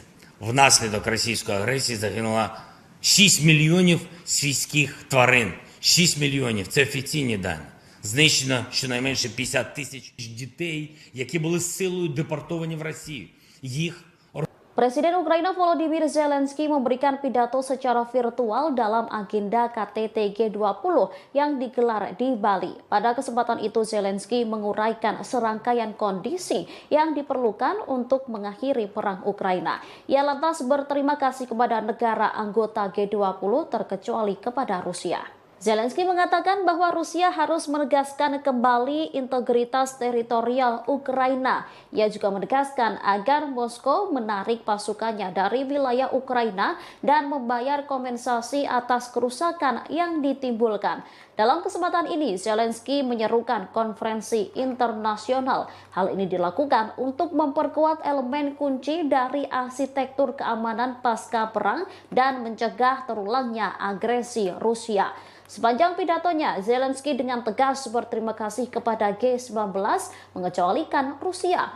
Diketahui Presiden Rusia Vladimir Putin juga diketahui tak hadir dalam pertemuan itu. Putin diwakilkan oleh Menteri Luar Negeri Sergei Lavrov. Para pemimpin Barat mencoba untuk menyudutkan dan mengisolasi Rusia pada KTT G20 yang digelar di Bali. Barat menyebut agresi militer yang dilakukan Rusia ke Ukraina lah yang menyebabkan krisis dunia dalam ketahanan pangan. Bahkan sejumlah negara sudah dilanda inflasi. Четвертий виклик – звільнення усіх полонених і депортованих. Тисячі наших людей, військових і цивільних, в російському полоні. Вони піддаються жорстоким тортурам. Це масове знущання. Окрім того, ми поіменно знаємо майже 11 тисяч дітей, які були силою депортовані в Росію. Їх розлучають з батьками, знаючи, що у них є родини. А окрім цих дітей, є десятки тисяч тих, хто був примусово вивезений і про яких ми знаємо лише опосередковано. Серед них є й діти, чиї батьки були убиті російськими ударами, а тепер їх утримують в державі вбивці. Додайте до цього ще сотні тисяч депортованих дорослих, і ви побачите, яку гуманітарну катастрофу спричинила російська війна. Додайте ще політв'язнів, українських громадян, які утримуються в Росії та на тимчасово окупованій території, зокрема в Криму. Ми маємо звільнити усіх цих людей. Я хочу зазначити, що ми не знайшли підтримки у Міжнародному комітеті Червоного Хреста. Ми не бачимо, що вони повною мірою борються за доступ до таборів, де утримують українських полонених і політв'язнів, або що вони допомагають шукати депортованих українців. І таке самоусунення – це Momen unik terjadi pada KTT G20 di Bali. Satu di antaranya sikap Presiden Amerika Serikat Joe Biden. Pasalnya perhatian Biden tertuju kepada jurnalis Rusia yakni Yuri Solmov. Diketahui Yuri Solmov merupakan kameramen dari Channel One Rusia. Biden disebut takjub melihat badan Solmov begitu kekar dan berotot. Ia pun mengaku khawatir dengan otot lengan pria tersebut. Pernyataan itu disambut tawa oleh Presiden Indonesia Joko Widodo. Bahkan para delegasi KTT G20 yang lain juga ikut tertawa. Kemudian terdengar seseorang mengatakan kepada Biden bahwa Solmov merupakan orang Rusia. Mendengar hal tersebut, Biden mengaku tidak peduli dengan orang itu. Bahkan Biden sempat bergurau dengan Yuri Solmov. Biden mengatakan ia berharap tidak bermusuhan dengan jurnalis asal Rusia bertubuh kekar itu. Di sisi lain, Biden sendiri mengaku betah tinggal di Indonesia dan sebenarnya tak ingin pulang ke negara asalnya. Curhatan ini disampaikan oleh Biden saat ia diantar oleh Sandiaga Uno setelah selesainya acara KTT G20 di Bali. Melalui Instagramnya, Sandi menceritakan bagaimana ia mendampingi Biden hingga Presiden Amerika Serikat itu naik ke pesawat. Dalam perjalanan ke pesawat, Biden sempat berbincang dengan Sandi. Biden awalnya mengucapkan selamat dan terima kasih atas KTT G20 di Bali yang begitu meriah. Kemudian Biden mengutarakan bagaimana dirinya begitu nyaman di Bali, bahkan merasa seperti berada di rumah sendiri. Dalam kolom captionnya, Sandi menyatakan bahwa pujian Biden itu termasuk disampaikan kepada para pelaku UMKM. Pasalnya pelaku UMKM dapat bergerak cepat mengambil momentum G20 untuk menciptakan lapangan kerja dan menjadi bagian dalam pemulihan ekonomi. Presiden Joko Widodo secara resmi telah menutup konferensi tingkat tinggi atau KTT G20 di Bali. Acara tersebut dipersiapkan dengan matang sehingga mendapat pujian dari para pemimpin negara.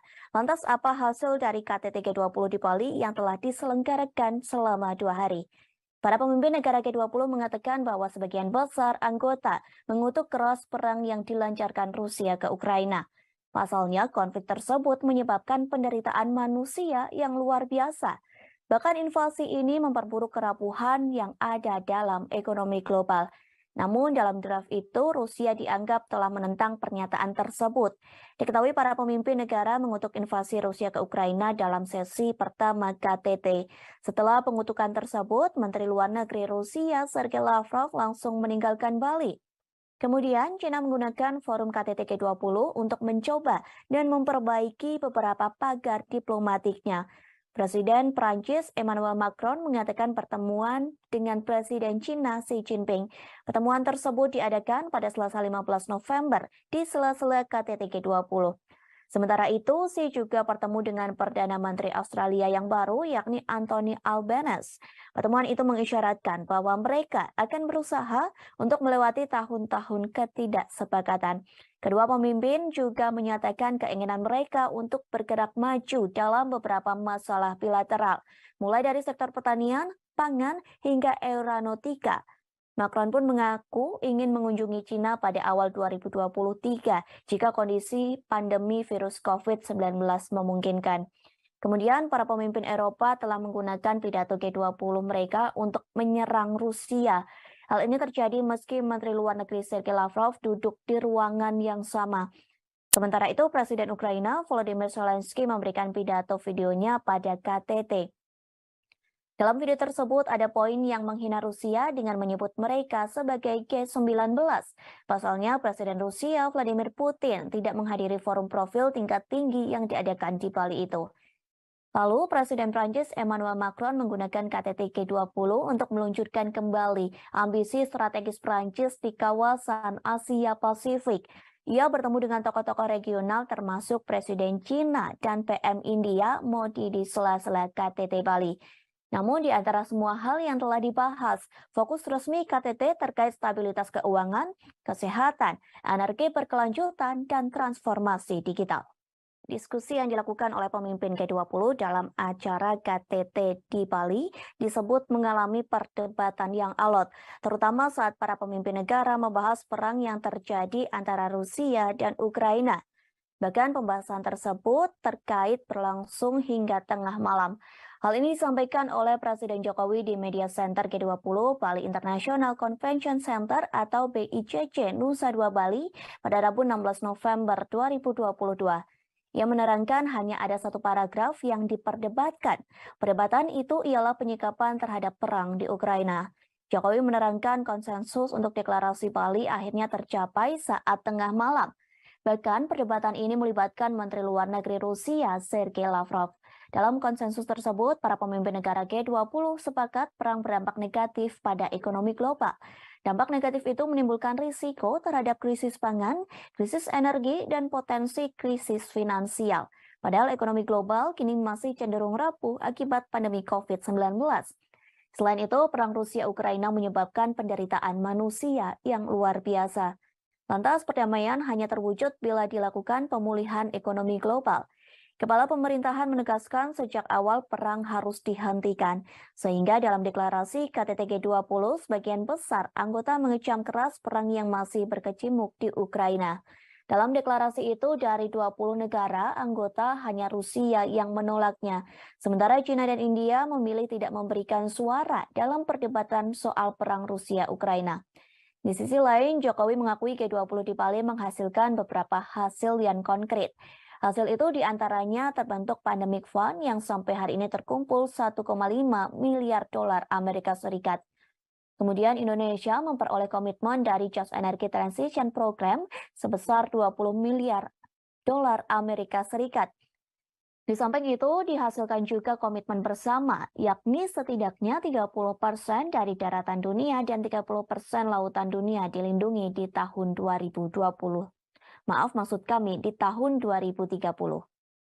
Kepemimpinan Indonesia telah berhasil menghasilkan deklarasi pemimpin G20, G20 Bali Leaders Declaration yang awalnya diragukan oleh banyak pihak. Deklarasi terdiri atas 52 paragraf dan paragraf yang sangat diperdebatkan adalah penyikapan terhadap perang di Ukraina. Diskusi mengenai hal ini berlangsung sangat-sangat alot sekali dan akhirnya para pemimpin G20 menyepakati isi deklarasi, yaitu condemnation perang di Ukraina karena telah melanggar batas wilayah, melanggar integritas wilayah. Perang ini telah mengakibatkan penderitaan masyarakat dan memperberat ekonomi global yang masih rapuh akibat pandemi yang menimbulkan risiko terhadap krisis pangan, krisis energi, dan potensi krisis finansial. Oleh karena itu, G20 membahas dampak perang terhadap kondisi perekonomian global. Vatikan menawarkan diri menjadi juru damai dalam perang yang terjadi antara Rusia dan Ukraina. Hal tersebut disampaikan oleh Sekretaris Negara Vatikan Kardinal Pietro Parolin. Kesiapan jadi juru damai itu disampaikan dalam pertemuan antara Vatikan dengan Paguyuban Wartawan Katolik Indonesia atau PWKI. Diketahui PWKI baru saja melakukan kunjungan resmi ke Vatikan. Kunjungan tersebut diikuti sebanyak 18 orang delegasi PWKI. Kunjungan tersebut dipimpin oleh mantan anggota Komisi Penyiaran Indonesia, Mayong Suryo Laksono, kemudian penasehat PWKI AM Putut Prabantoro turut mendampingi dalam kunjungan tersebut. PWKI mengatakan Vatikan akan terus memperjuangkan perdamaian antara Rusia dan Ukraina.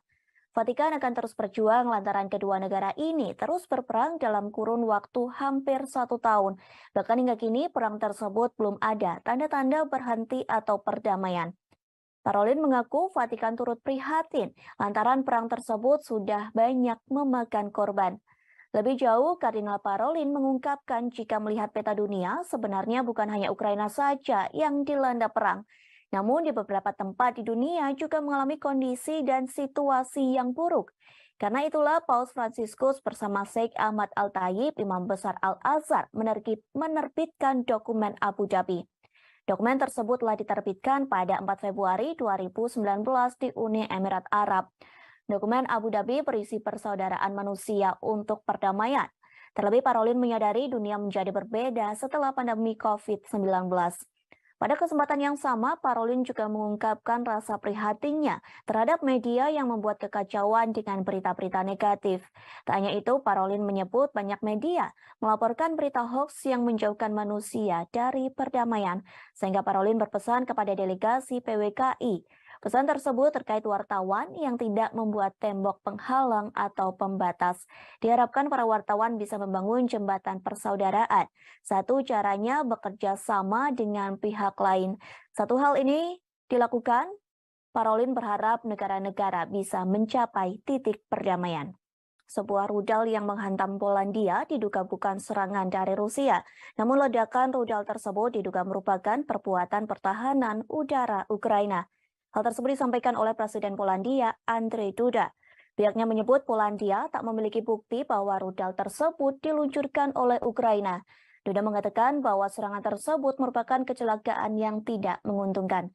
Presiden Polandia ini juga mengatakan rudal itu bukan serangan yang disengaja. Pasalnya Duda meyakini serangan rudal itu merupakan niatan untuk membela diri. Ia menyebut pasukan Ukraina sedang mencoba untuk mencegat serangan Rusia. Namun ternyata rudal tersebut malah jatuh ke Polandia, sehingga Duda memaklumi dengan adanya peristiwa tersebut. Sementara Kementerian Pertahanan Rusia mengonfirmasi bahwa pihaknya memang menembakkan rentetan rudal ke pusat komando Ukraina. Selain itu, pasukan Moskow juga menembakkan rudal ke lokasi infrastruktur di Ukraina pada Selasa 5 November 2022. Namun targetnya tidak lebih dekat dari 35 km atau 21,7 mil dari perbatasan Ukraina dan Polandia. Kementerian Rusia juga menyampaikan analisis dari serangan rudal di Polandia. Pihaknya menyebut rudal tersebut berasal dari sistem pertahanan udara S-300. Dilaporkan rudal itu digunakan negara yang dipimpin oleh Presiden Volodymyr Zelensky. Sebelumnya, Presiden Amerika Serikat Joe Biden mengatakan rudal itu tidak mungkin ditembakkan dari Rusia. Insiden itu terjadi ketika Rusia menembakkan sejumlah rudal ke kota-kota di seluruh Ukraina. Sementara Ukraina mengatakan pihaknya menembak jatuh sebagian besar rudal Rusia yang masuk dengan rudal pertahanan udaranya sendiri. Wilayah Volyn Ukraina, tepat di seberang perbatasan dari Polandia, merupakan satu dari banyak wilayah yang menurut Ukraina menjadi sasaran serangan Rusia di seluruh negeri. Diketahui sebelumnya sebuah rudal menghantam desa di Polandia pada Selasa 15 November 2022. Juru bicara Kementerian Luar Negeri Polandia, Lukasz Jalsina, mengatakan rudal tersebut diduga adalah buatan Rusia. Setelah kejadian ini, militer Polandia disiagakan untuk mengantisipasi kemungkinan serangan susulan. Pemerintah Polandia juga meminta warganya untuk tetap tenang sambil menunggu penyelidikan selesai. Sementara itu, Rusia telah membantah tuduhan serangan rudal di perbatasan hingga menjangkau Polandia. Kementerian Pertahanan Rusia menyebut bahwa tudingan ini hanya provokasi untuk meningkatkan ketegangan.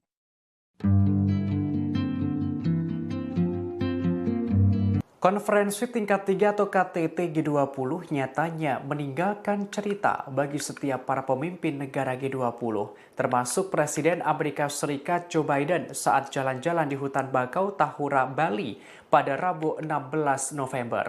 Ia sempat khawatir melihat otot-otot kameramen Rusia yang dianggap mirip senjata. Dikutip dari tribunnews.com, mulanya Presiden Biden tiba-tiba menghampiri seorang kameramen. Saat itu ia sedang berbincang dengan Presiden Jokowi dan Presiden Prancis Emmanuel Macron serta sejumlah pemimpin negara lainnya. Ia lantas berada di depan kameramen Rusia yang dimaksud bernama Yuri Solmov. Kepala negara Amerika Serikat itu mengaku khawatir ketika melihat otot-otot biceps yang menonjol pada tubuh Yuri Solmov. Tubuh atletis Yuri memang langsung menarik perhatian Biden saat itu. Biden langsung menyebut otot Solmov yang dianggap seperti senjata Rusia. Sambil tertawa, ia berharap orang Rusia itu berada pada pihak yang sama dengannya. Pernyataan Biden ini tentu saja disambut tawa delegasi lainnya, termasuk Macron dan Jokowi yang turut tertawa mendengar kelakar Biden. Diketahui Solmov merupakan operator kamera media Rusia.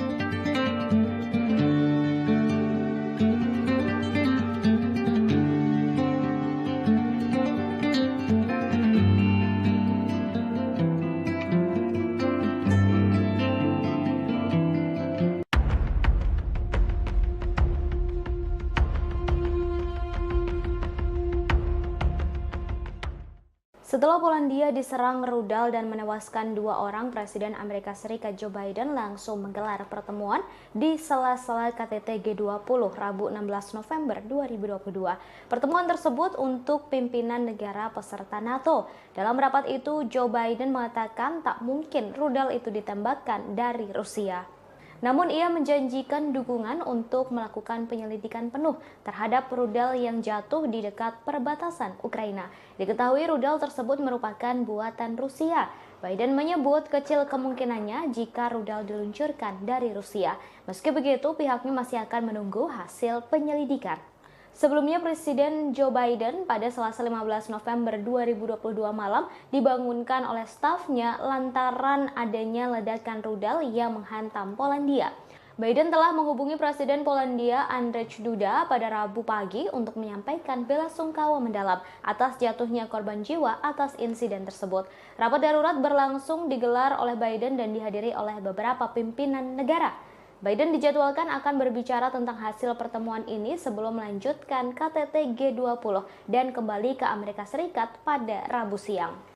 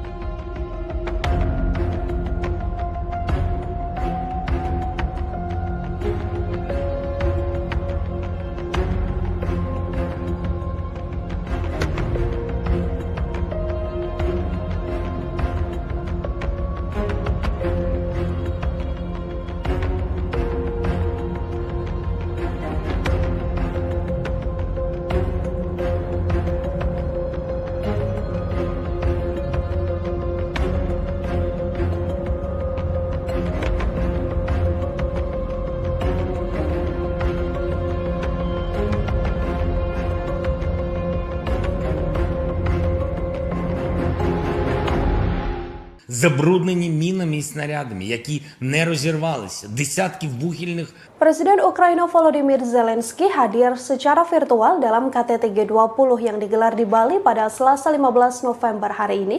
Zelensky cukup berapi-api kala menyampaikan pidatonya.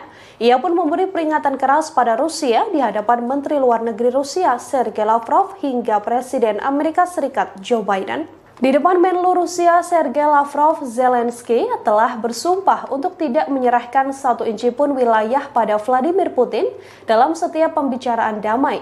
Tak hanya itu, Zelensky juga memberikan syarat ketat pada Rusia jika mereka ingin melakukan negosiasi dengan Ukraina.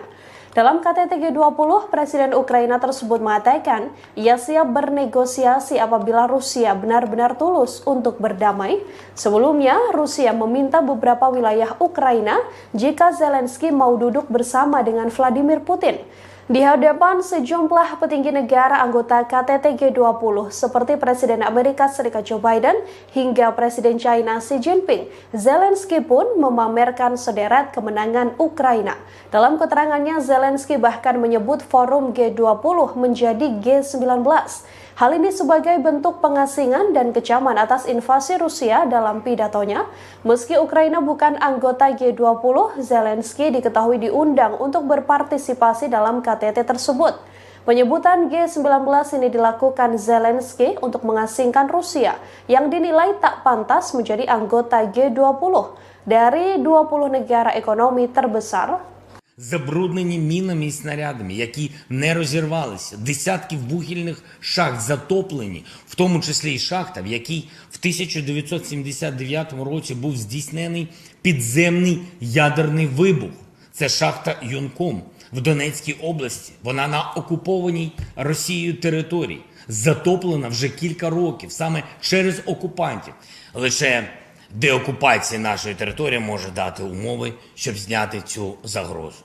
Неможливо точно порахувати обсяг такого забруднення атмосфери від спалених нафтобаз і пожеж. А ще підірвані споруди, спалені хімічні підприємства, безліч захоронень убитих тварин.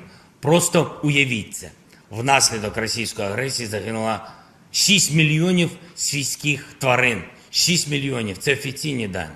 Знищено щонайменше 50 тисяч дітей, які були силою депортовані в Росію.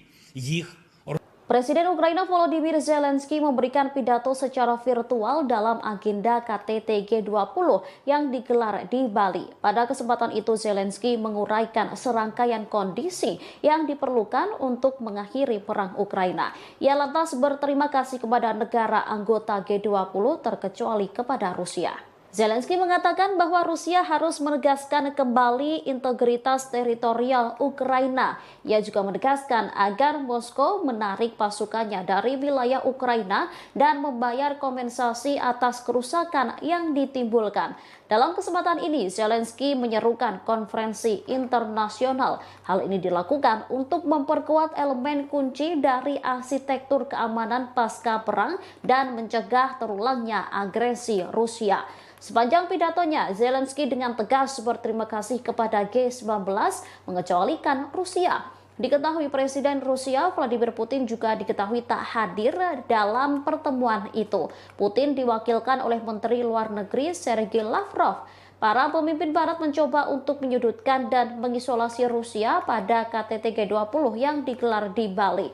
Barat menyebut agresi militer yang dilakukan Rusia ke Ukraina lah yang menyebabkan krisis dunia dalam ketahanan pangan. Bahkan sejumlah negara sudah dilanda inflasi. Четвертий виклик – звільнення усіх полонених і депортованих. Тисячі наших людей, військових і цивільних, в російському полоні. Вони піддаються жорстоким тортурам. Це масове знущання. Окрім того, ми поіменно знаємо майже 11 тисяч дітей, які були силою депортовані в Росію. Їх розлучають з батьками, знаючи, що у них є родини. А окрім цих дітей, є десятки тисяч тих, хто був примусово вивезений і про яких ми знаємо лише опосередковано. Серед них є й діти, чиї батьки були убиті російськими ударами, а тепер їх утримують в державі вбивці. Додайте до цього ще сотні тисяч депортованих дорослих, і ви побачите, яку гуманітарну катастрофу спричинила російська війна. Додайте ще політв'язнів, українських громадян, які утримуються в Росії та на тимчасово окупованій території, зокрема в Криму. Ми маємо звільнити усіх цих людей.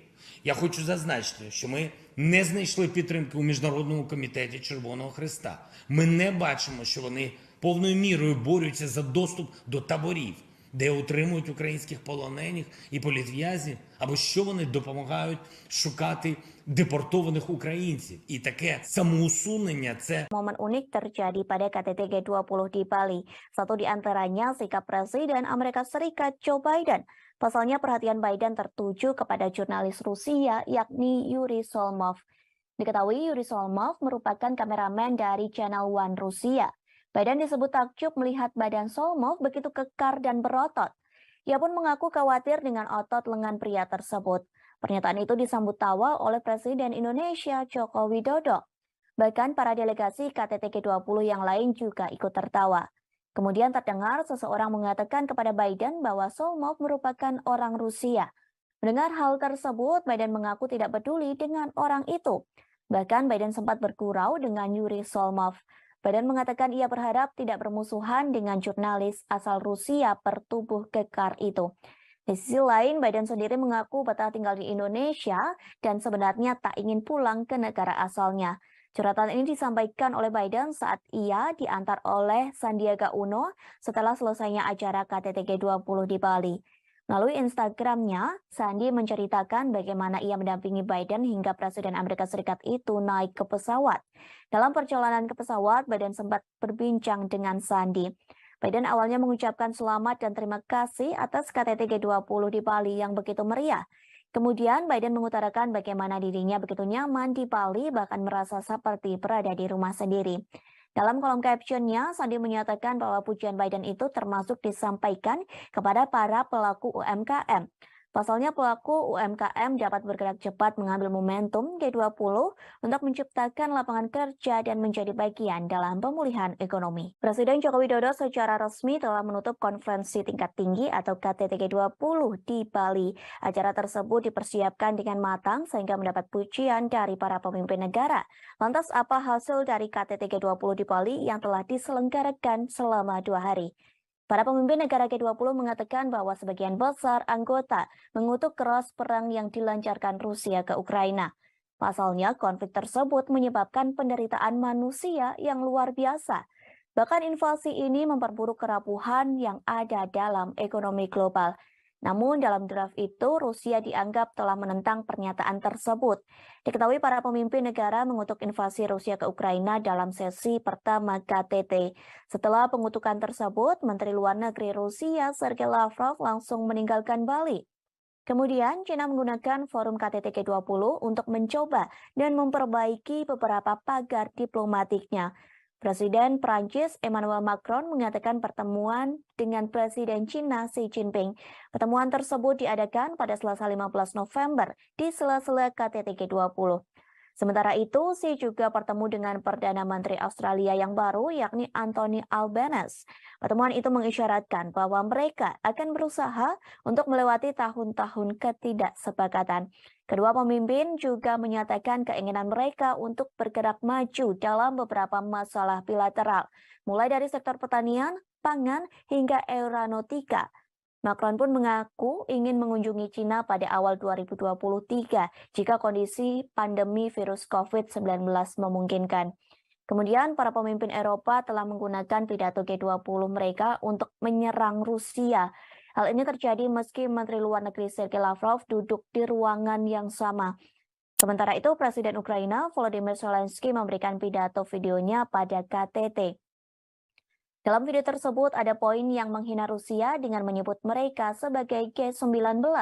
Pasalnya Presiden Rusia Vladimir Putin tidak menghadiri forum profil tingkat tinggi yang diadakan di Bali itu. Lalu Presiden Prancis Emmanuel Macron menggunakan KTT G20 untuk meluncurkan kembali ambisi strategis Prancis di kawasan Asia Pasifik. Ia bertemu dengan tokoh-tokoh regional termasuk Presiden China dan PM India Modi di sela-sela KTT Bali. Namun di antara semua hal yang telah dibahas, fokus resmi KTT terkait stabilitas keuangan, kesehatan, energi berkelanjutan, dan transformasi digital. Diskusi yang dilakukan oleh pemimpin G20 dalam acara KTT di Bali disebut mengalami perdebatan yang alot, terutama saat para pemimpin negara membahas perang yang terjadi antara Rusia dan Ukraina. Bahkan pembahasan tersebut terkait berlangsung hingga tengah malam.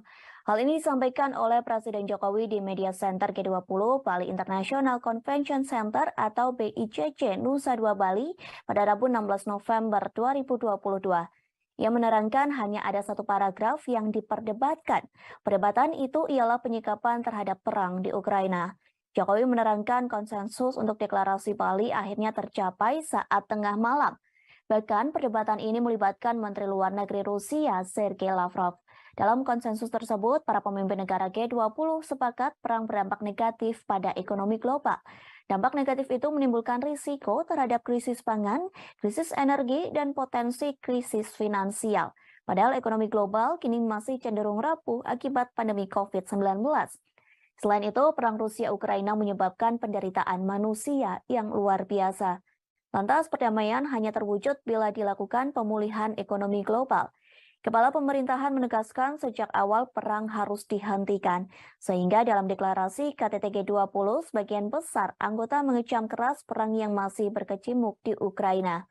Dalam deklarasi itu dari 20 negara anggota hanya Rusia yang menolaknya, sementara China dan India memilih tidak memberikan suara dalam perdebatan soal perang Rusia-Ukraina.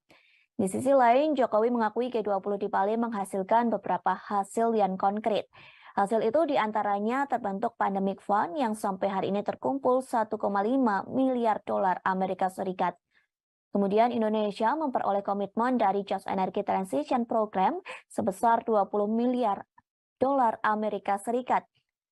Di samping itu, dihasilkan juga komitmen bersama, yakni setidaknya 30% dari daratan dunia dan 30% lautan dunia dilindungi di tahun 2020. Maaf, maksud kami di tahun 2030. Kepemimpinan Indonesia telah berhasil menghasilkan deklarasi pemimpin G20, G20 Bali Leaders Declaration yang awalnya diragukan oleh banyak pihak. Deklarasi terdiri atas 52 paragraf dan paragraf yang sangat diperdebatkan adalah penyikapan terhadap perang di Ukraina. Diskusi mengenai hal ini berlangsung sangat-sangat alot sekali dan akhirnya para pemimpin G20 menyepakati isi deklarasi, yaitu condemnation perang di Ukraina karena telah melanggar batas wilayah, melanggar integritas wilayah. Perang ini telah mengakibatkan penderitaan masyarakat dan memperberat ekonomi global yang masih rapuh akibat pandemi, yang menimbulkan risiko terhadap krisis pangan, krisis energi, dan potensi krisis finansial. Oleh karena itu, G20 membahas dampak perang terhadap kondisi perekonomian global. Vatikan menawarkan diri menjadi juru damai dalam perang yang terjadi antara Rusia dan Ukraina. Hal tersebut disampaikan oleh Sekretaris Negara Vatikan Kardinal Pietro Parolin. Kesiapan jadi juru damai itu disampaikan dalam pertemuan antara Vatikan dengan Paguyuban Wartawan Katolik Indonesia atau PWKI. Diketahui PWKI baru saja melakukan kunjungan resmi ke Vatikan. Kunjungan tersebut diikuti sebanyak 18 orang delegasi PWKI. Kunjungan tersebut dipimpin oleh mantan anggota Komisi Penyiaran Indonesia, Mayong Suryo Laksono. Kemudian penasehat PWKI, AM Putut Prabantoro, turut mendampingi dalam kunjungan tersebut. PWKI mengatakan Vatikan akan terus memperjuangkan perdamaian antara Rusia dan Ukraina. Vatikan akan terus berjuang lantaran kedua negara ini terus berperang dalam kurun waktu hampir 1 tahun. Bahkan hingga kini perang tersebut belum ada tanda-tanda berhenti atau perdamaian. Parolin mengaku Vatikan turut prihatin lantaran perang tersebut sudah banyak memakan korban. Lebih jauh, Kardinal Parolin mengungkapkan jika melihat peta dunia, sebenarnya bukan hanya Ukraina saja yang dilanda perang. Namun di beberapa tempat di dunia juga mengalami kondisi dan situasi yang buruk. Karena itulah Paus Fransiskus bersama Sheikh Ahmad Al-Tayib, Imam Besar Al-Azhar, menerbitkan dokumen Abu Dhabi. Dokumen tersebut telah diterbitkan pada 4 Februari 2019 di Uni Emirat Arab. Dokumen Abu Dhabi berisi persaudaraan manusia untuk perdamaian. Terlebih Parolin menyadari dunia menjadi berbeda setelah pandemi COVID-19. Pada kesempatan yang sama, Parolin juga mengungkapkan rasa prihatinnya terhadap media yang membuat kekacauan dengan berita-berita negatif. Tak hanya itu, Parolin menyebut banyak media melaporkan berita hoax yang menjauhkan manusia dari perdamaian, sehingga Parolin berpesan kepada delegasi PWKI. Pesan tersebut terkait wartawan yang tidak membuat tembok penghalang atau pembatas. Diharapkan para wartawan bisa membangun jembatan persaudaraan. Satu caranya bekerja sama dengan pihak lain. Satu hal ini dilakukan, Parolin berharap negara-negara bisa mencapai titik perdamaian. Sebuah rudal yang menghantam Polandia diduga bukan serangan dari Rusia.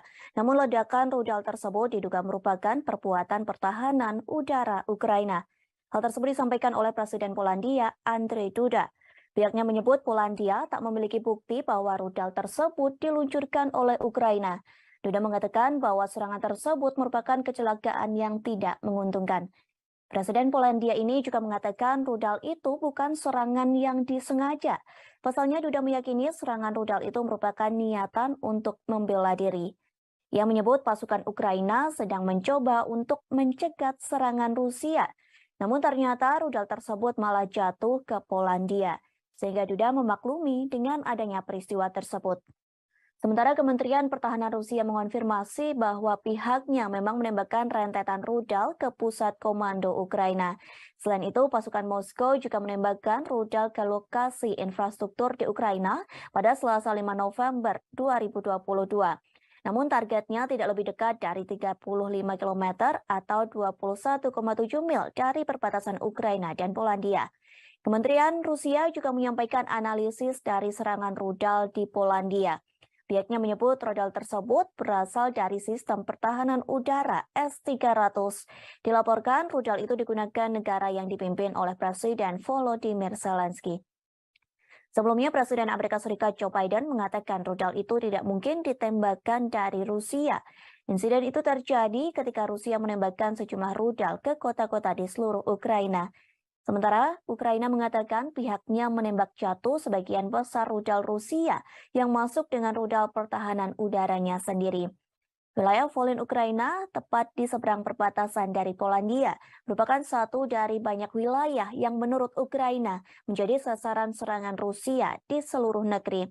Diketahui sebelumnya sebuah rudal menghantam desa di Polandia pada Selasa 15 November 2022.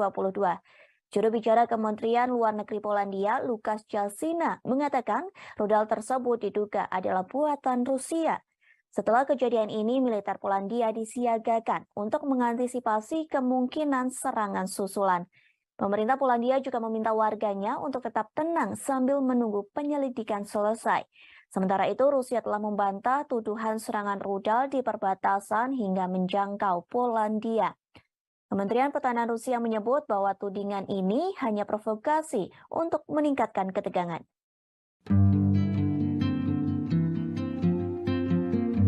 Konferensi tingkat 3 atau KTT G20 nyatanya meninggalkan cerita bagi setiap para pemimpin negara G20, termasuk Presiden Amerika Serikat Joe Biden saat jalan-jalan di hutan bakau Tahura, Bali pada Rabu 16 November.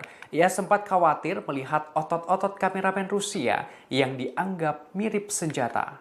Dikutip dari tribunnews.com, mulanya Presiden Biden tiba-tiba menghampiri seorang kameramen. Saat itu ia sedang berbincang dengan Presiden Jokowi dan Presiden Prancis Emmanuel Macron serta sejumlah pemimpin negara lainnya. Ia lantas berada di depan kameramen Rusia yang dimaksud bernama Yuri Solmov. Kepala negara Amerika Serikat itu mengaku khawatir ketika melihat otot-otot biceps yang menonjol pada tubuh Yuri Solmov. Tubuh atletis Yuri memang langsung menarik perhatian Biden saat itu. Biden langsung menyebut otot Solmov yang dianggap seperti senjata Rusia. Sambil tertawa, ia berharap orang Rusia itu berada pada pihak yang sama dengannya. Pernyataan Biden ini tentu saja disambut tawa delegasi lainnya, termasuk Macron dan Jokowi yang turut tertawa mendengar kelakar Biden. Diketahui Solmov merupakan operator kamera media Rusia.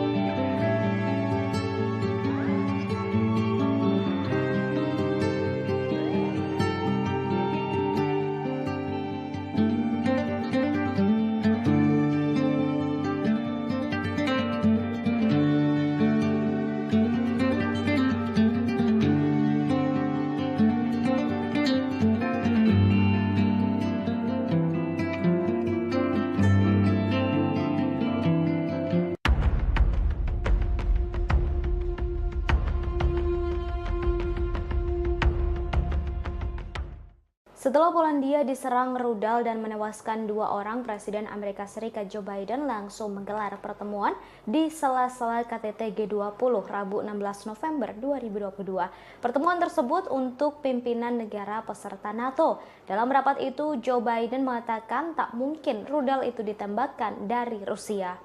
Namun ia menjanjikan dukungan untuk melakukan penyelidikan penuh terhadap rudal yang jatuh di dekat perbatasan Ukraina. Diketahui rudal tersebut merupakan buatan Rusia. Biden menyebut kecil kemungkinannya jika rudal diluncurkan dari Rusia. Meski begitu, pihaknya masih akan menunggu hasil penyelidikan. Sebelumnya, Presiden Joe Biden pada Selasa 15 November 2022 malam dibangunkan oleh stafnya lantaran adanya ledakan rudal yang menghantam Polandia. Biden telah menghubungi Presiden Polandia Andrzej Duda pada Rabu pagi untuk menyampaikan belasungkawa mendalam atas jatuhnya korban jiwa atas insiden tersebut. Rapat darurat berlangsung digelar oleh Biden dan dihadiri oleh beberapa pimpinan negara. Biden dijadwalkan akan berbicara tentang hasil pertemuan ini sebelum melanjutkan KTT G20 dan kembali ke Amerika Serikat pada Rabu siang.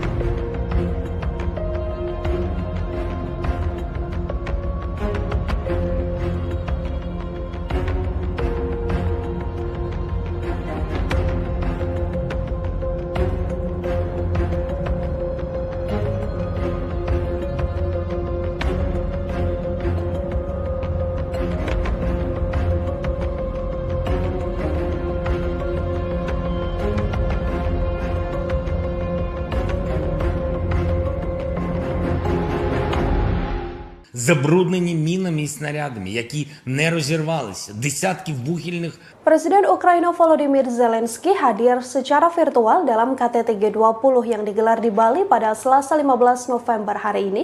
Zelensky cukup berapi-api kala menyampaikan pidatonya.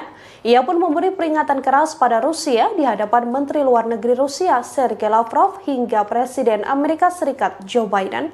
Di depan Menlu Rusia Sergei Lavrov, Zelensky telah bersumpah untuk tidak menyerahkan satu inci pun wilayah pada Vladimir Putin dalam setiap pembicaraan damai. Tak hanya itu, Zelensky juga memberikan syarat ketat pada Rusia jika mereka ingin melakukan negosiasi dengan Ukraina.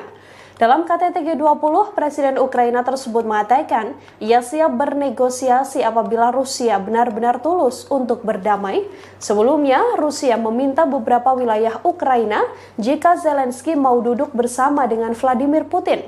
Di hadapan sejumlah petinggi negara anggota KTT G20 seperti Presiden Amerika Serikat Joe Biden hingga Presiden China Xi Jinping, Zelensky pun memamerkan sederet kemenangan Ukraina. Dalam keterangannya, Zelensky bahkan menyebut forum G20 menjadi G19. Hal ini sebagai bentuk pengasingan dan kecaman atas invasi Rusia dalam pidatonya. Meski Ukraina bukan anggota G20, Zelensky diketahui diundang untuk berpartisipasi dalam KTT tersebut. Penyebutan G19 ini dilakukan Zelensky untuk mengasingkan Rusia yang dinilai tak pantas menjadi anggota G20 dari 20 negara ekonomi terbesar. Забруднені мінами і снарядами, які не розірвалися, десятки вибухівних шахт затоплені, в тому числі і шахта, в якій в 1979 році був здійснений підземний ядерний вибух. Це шахта Юнком в Донецькій області. Вона на окупованій Росією території, затоплена вже кілька років, саме через окупантів. Лише деокупація нашої території може дати умови, щоб зняти цю загрозу. Неможливо точно порахувати обсяг такого забруднення атмосфери від спалених нафтобаз і пожеж. А ще підірвані споруди, спалені хімічні підприємства, безліч захоронень убитих тварин. Просто уявіть це. Внаслідок російської агресії загинуло 6 мільйонів свійських тварин. 6 мільйонів – це офіційні дані. Знищено щонайменше 50 тисяч дітей, які були силою депортовані в Росію.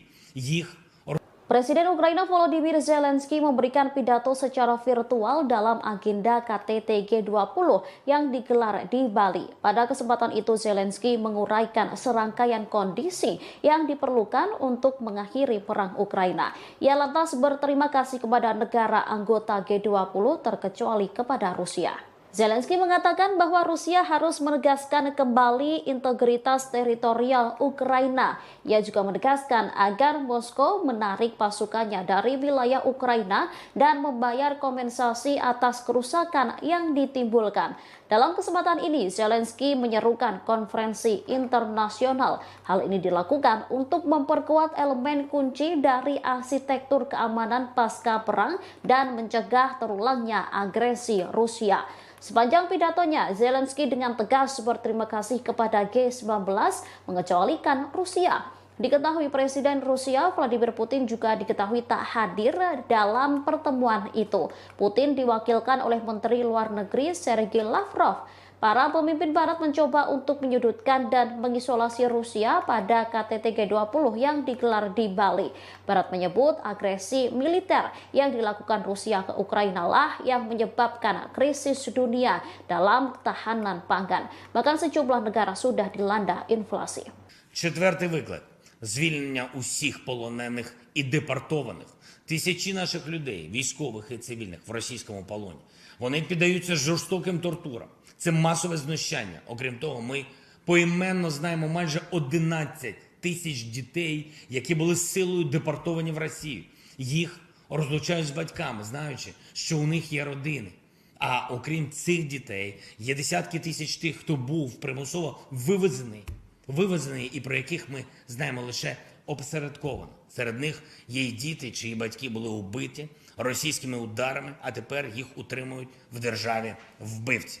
Додайте до цього ще сотні тисяч депортованих дорослих, і ви побачите, яку гуманітарну катастрофу спричинила російська війна. Додайте ще політв'язнів, українських громадян, які утримуються в Росії та на тимчасово окупованій території, зокрема в Криму. Ми маємо звільнити усіх цих людей. Я хочу зазначити, що ми не знайшли підтримки у Міжнародному комітеті Червоного Хреста. Ми не бачимо, що вони повною мірою борються за доступ до таборів, де утримують українських полонених і політв'язнів, або що вони допомагають шукати депортованих українців. І таке самоусунення – це Momen unik terjadi pada KTT G20 di Bali. Satu di antaranya sikap Presiden Amerika Serikat Joe Biden. Pasalnya perhatian Biden tertuju kepada jurnalis Rusia yakni Yuri Solmov. Diketahui Yuri Solmov merupakan kameramen dari Channel One Rusia. Biden disebut takjub melihat badan Solmov begitu kekar dan berotot. Ia pun mengaku khawatir dengan otot lengan pria tersebut. Pernyataan itu disambut tawa oleh Presiden Indonesia Joko Widodo. Bahkan para delegasi KTT G20 yang lain juga ikut tertawa.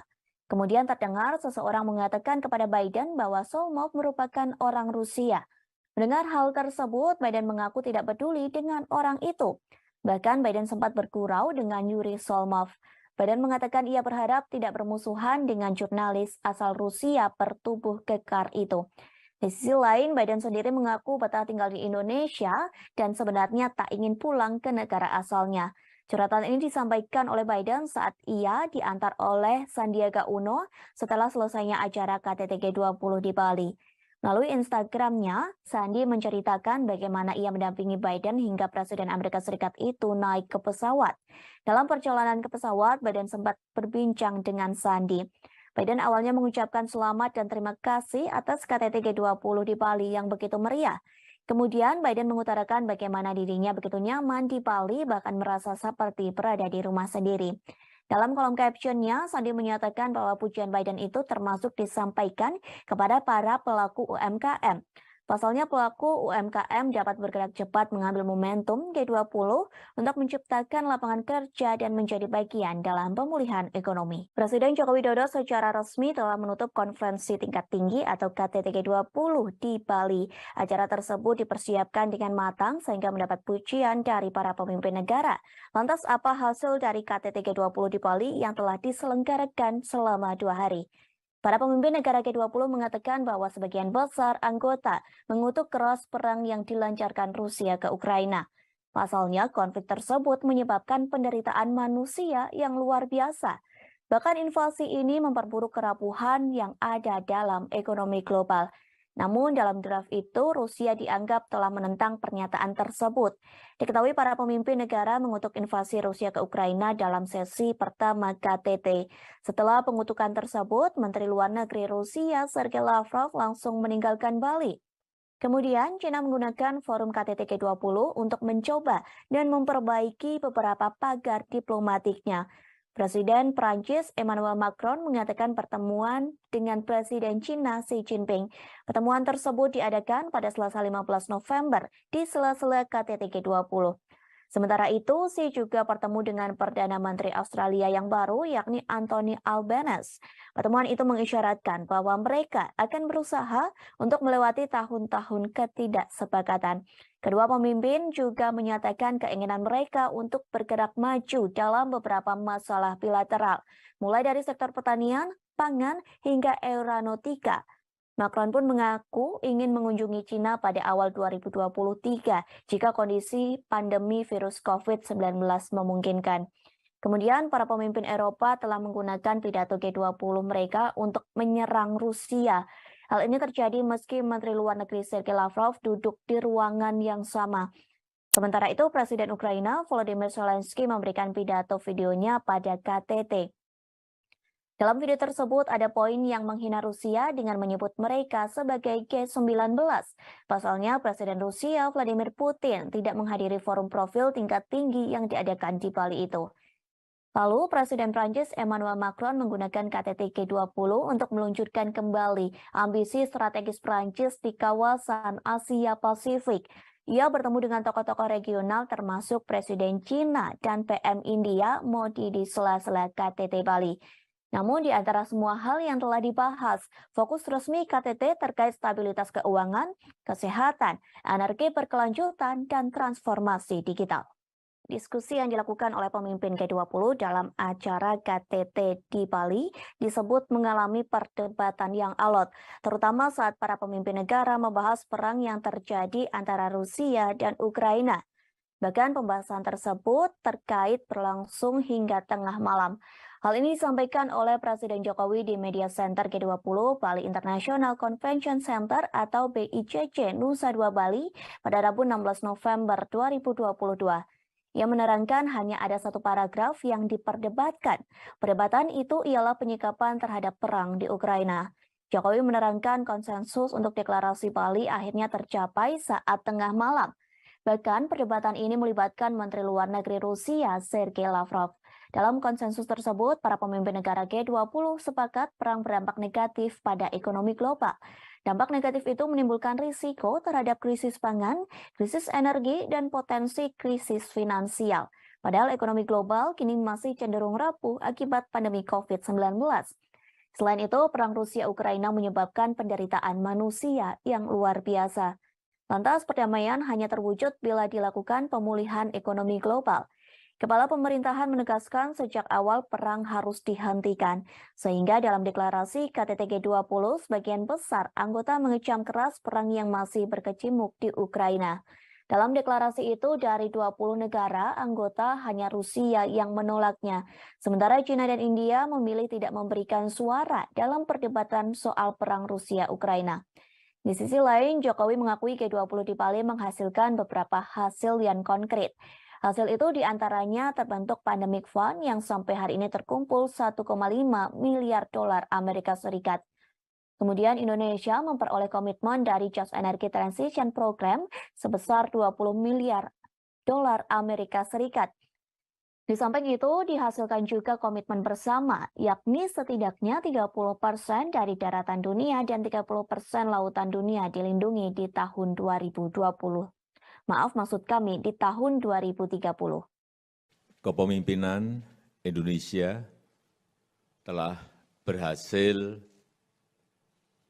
menghasilkan deklarasi pemimpin G20, G20 Bali Leaders Declaration yang awalnya diragukan oleh banyak pihak.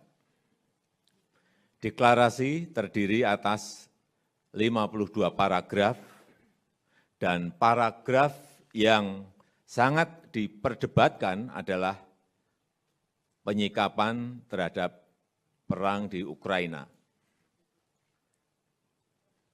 Diskusi mengenai hal ini berlangsung sangat-sangat alot sekali dan akhirnya para pemimpin G20 menyepakati isi deklarasi,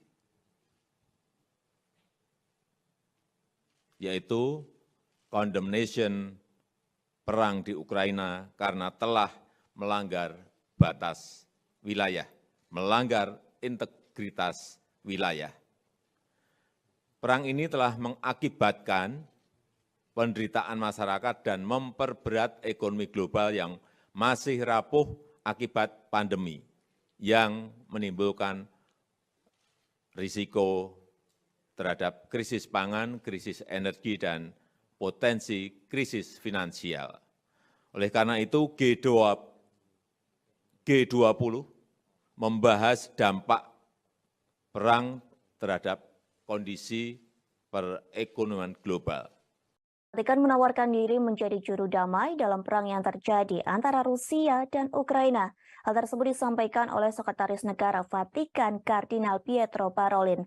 Kesiapan jadi juru damai itu disampaikan dalam pertemuan antara Vatikan dengan Paguyuban Wartawan Katolik Indonesia atau PWKI. Diketahui PWKI baru saja melakukan kunjungan resmi ke Vatikan. Kunjungan tersebut diikuti sebanyak 18 orang delegasi PWKI. Kunjungan tersebut dipimpin oleh mantan anggota Komisi Penyiaran Indonesia Mayong Suryo Laksono, kemudian penasehat PWKI AM Putut Prabantoro turut mendampingi dalam kunjungan tersebut. PWKI mengatakan Vatikan akan terus memperjuangkan perdamaian antara Rusia dan Ukraina. Vatikan akan terus berjuang lantaran kedua negara ini terus berperang dalam kurun waktu hampir 1 tahun. Bahkan hingga kini perang tersebut belum ada tanda-tanda berhenti atau perdamaian. Parolin mengaku Vatikan turut prihatin lantaran perang tersebut sudah banyak memakan korban. Lebih jauh, Kardinal Parolin mengungkapkan jika melihat peta dunia, sebenarnya bukan hanya Ukraina saja yang dilanda perang. Namun di beberapa tempat di dunia juga mengalami kondisi dan situasi yang buruk. Karena itulah Paus Fransiskus bersama Sheikh Ahmad Al-Tayib, Imam Besar Al-Azhar, menerbitkan dokumen Abu Dhabi. Dokumen tersebut telah diterbitkan pada 4 Februari 2019 di Uni Emirat Arab. Dokumen Abu Dhabi berisi persaudaraan manusia untuk perdamaian. Terlebih Parolin menyadari dunia menjadi berbeda setelah pandemi COVID-19. Pada kesempatan yang sama, Parolin juga mengungkapkan rasa prihatinnya terhadap media yang membuat kekacauan dengan berita-berita negatif. Tak hanya itu, Parolin menyebut banyak media melaporkan berita hoax yang menjauhkan manusia dari perdamaian, sehingga Parolin berpesan kepada delegasi PWKI. Pesan tersebut terkait wartawan yang tidak membuat tembok penghalang atau pembatas. Diharapkan para wartawan bisa membangun jembatan persaudaraan. Satu caranya bekerja sama dengan pihak lain. Satu hal ini dilakukan, Parolin berharap negara-negara bisa mencapai titik perdamaian. Sebuah rudal yang menghantam Polandia diduga bukan serangan dari Rusia. Namun ledakan rudal tersebut diduga merupakan perbuatan pertahanan udara Ukraina. Hal tersebut disampaikan oleh Presiden Polandia, Andrzej Duda. Pihaknya menyebut Polandia tak memiliki bukti bahwa rudal tersebut diluncurkan oleh Ukraina. Duda mengatakan bahwa serangan tersebut merupakan kecelakaan yang tidak menguntungkan. Presiden Polandia ini juga mengatakan rudal itu bukan serangan yang disengaja. Pasalnya Duda meyakini serangan rudal itu merupakan niatan untuk membela diri. Ia menyebut pasukan Ukraina sedang mencoba untuk mencegat serangan Rusia. Namun ternyata rudal tersebut malah jatuh ke Polandia, sehingga Duda memaklumi dengan adanya peristiwa tersebut. Sementara Kementerian Pertahanan Rusia mengonfirmasi bahwa pihaknya memang menembakkan rentetan rudal ke pusat komando Ukraina. Selain itu, pasukan Moskow juga menembakkan rudal ke lokasi infrastruktur di Ukraina pada Selasa 5 November 2022. Namun targetnya tidak lebih dekat dari 35 km atau 21,7 mil dari perbatasan Ukraina dan Polandia. Kementerian Rusia juga menyampaikan analisis dari serangan rudal di Polandia. Pihaknya menyebut rudal tersebut berasal dari sistem pertahanan udara S-300. Dilaporkan rudal itu digunakan negara yang dipimpin oleh Presiden Volodymyr Zelensky. Sebelumnya, Presiden Amerika Serikat Joe Biden mengatakan rudal itu tidak mungkin ditembakkan dari Rusia. Insiden itu terjadi ketika Rusia menembakkan sejumlah rudal ke kota-kota di seluruh Ukraina. Sementara Ukraina mengatakan pihaknya menembak jatuh sebagian besar rudal Rusia yang masuk dengan rudal pertahanan udaranya sendiri. Wilayah Volyn Ukraina, tepat di seberang perbatasan dari Polandia, merupakan satu dari banyak wilayah yang menurut Ukraina menjadi sasaran serangan Rusia di seluruh negeri. Diketahui sebelumnya sebuah rudal menghantam desa di Polandia pada Selasa 15 November 2022. Juru bicara Kementerian Luar Negeri Polandia, Lukasz Jasina, mengatakan rudal tersebut diduga adalah buatan Rusia. Setelah kejadian ini, militer Polandia disiagakan untuk mengantisipasi kemungkinan serangan susulan. Pemerintah Polandia juga meminta warganya untuk tetap tenang sambil menunggu penyelidikan selesai. Sementara itu, Rusia telah membantah tuduhan serangan rudal di perbatasan hingga menjangkau Polandia. Kementerian Pertahanan Rusia menyebut bahwa tudingan ini hanya provokasi untuk meningkatkan ketegangan.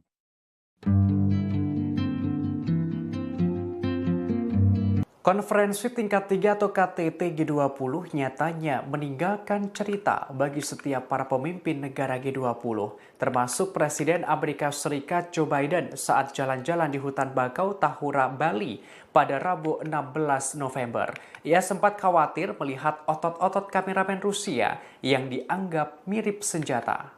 Dikutip dari tribunnews.com, mulanya Presiden Biden tiba-tiba menghampiri seorang kameramen. Saat itu ia sedang berbincang dengan Presiden Jokowi dan Presiden Prancis Emmanuel Macron serta sejumlah pemimpin negara lainnya. Ia lantas berada di depan kameramen Rusia yang dimaksud bernama Yuri Solmov. Kepala negara Amerika Serikat itu mengaku khawatir ketika melihat otot-otot biceps yang menonjol pada tubuh Yuri Solmov. Tubuh atletis Yuri memang langsung menarik perhatian Biden saat itu. Biden langsung menyebut otot Solmov yang dianggap seperti senjata Rusia. Sambil tertawa, ia berharap orang Rusia itu berada pada pihak yang sama dengannya. Pernyataan Biden ini tentu saja disambut tawa delegasi lainnya, termasuk Macron dan Jokowi yang turut tertawa mendengar kelakar Biden. Diketahui Solmov merupakan operator kamera media Rusia.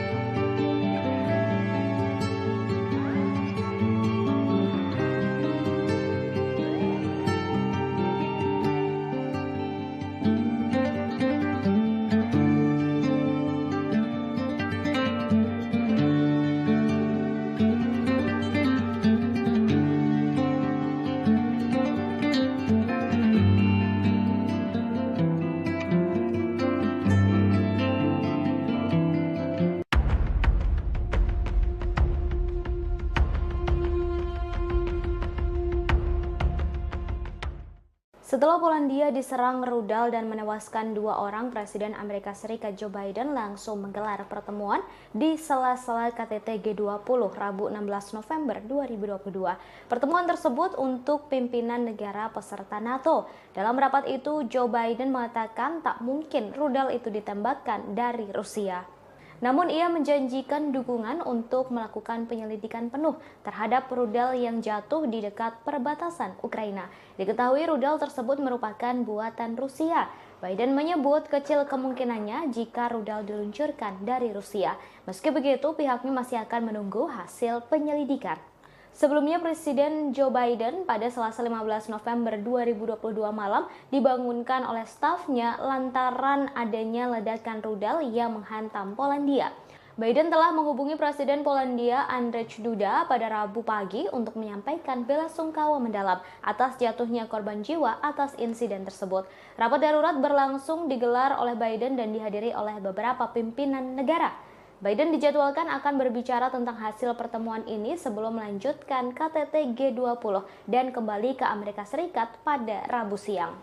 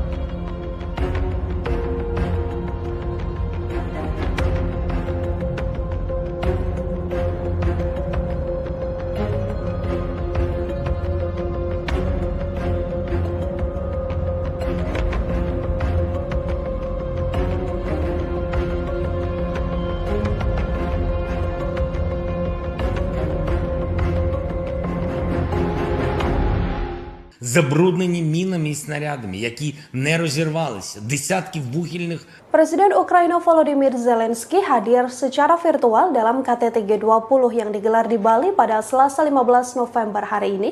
Zelensky cukup berapi-api kala menyampaikan pidatonya. Ia pun memberi peringatan keras pada Rusia di hadapan Menteri Luar Negeri Rusia Sergei Lavrov hingga Presiden Amerika Serikat Joe Biden. Di depan Menlu Rusia Sergei Lavrov, Zelensky telah bersumpah untuk tidak menyerahkan 1 inci pun wilayah pada Vladimir Putin dalam setiap pembicaraan damai. Tak hanya itu, Zelensky juga memberikan syarat ketat pada Rusia jika mereka ingin melakukan negosiasi dengan Ukraina. Dalam KTT G20, Presiden Ukraina tersebut mengatakan ia siap bernegosiasi apabila Rusia benar-benar tulus untuk berdamai. Sebelumnya, Rusia meminta beberapa wilayah Ukraina jika Zelensky mau duduk bersama dengan Vladimir Putin. Di hadapan sejumlah petinggi negara anggota KTT G20 seperti Presiden Amerika Serikat Joe Biden hingga Presiden China Xi Jinping, Zelensky pun memamerkan sederet kemenangan Ukraina. Dalam keterangannya, Zelensky bahkan menyebut forum G20 menjadi G19. Hal ini sebagai bentuk pengasingan dan kecaman atas invasi Rusia dalam pidatonya. Meski Ukraina bukan anggota G20, Zelensky diketahui diundang untuk berpartisipasi dalam KTT tersebut. Penyebutan G19 ini dilakukan Zelensky untuk mengasingkan Rusia yang dinilai tak pantas menjadi anggota G20 dari 20 negara ekonomi terbesar.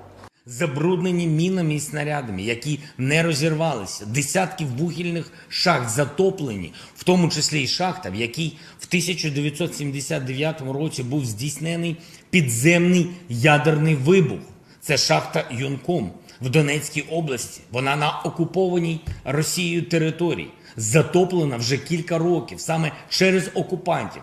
Лише деокупація нашої території може дати умови, щоб зняти цю загрозу.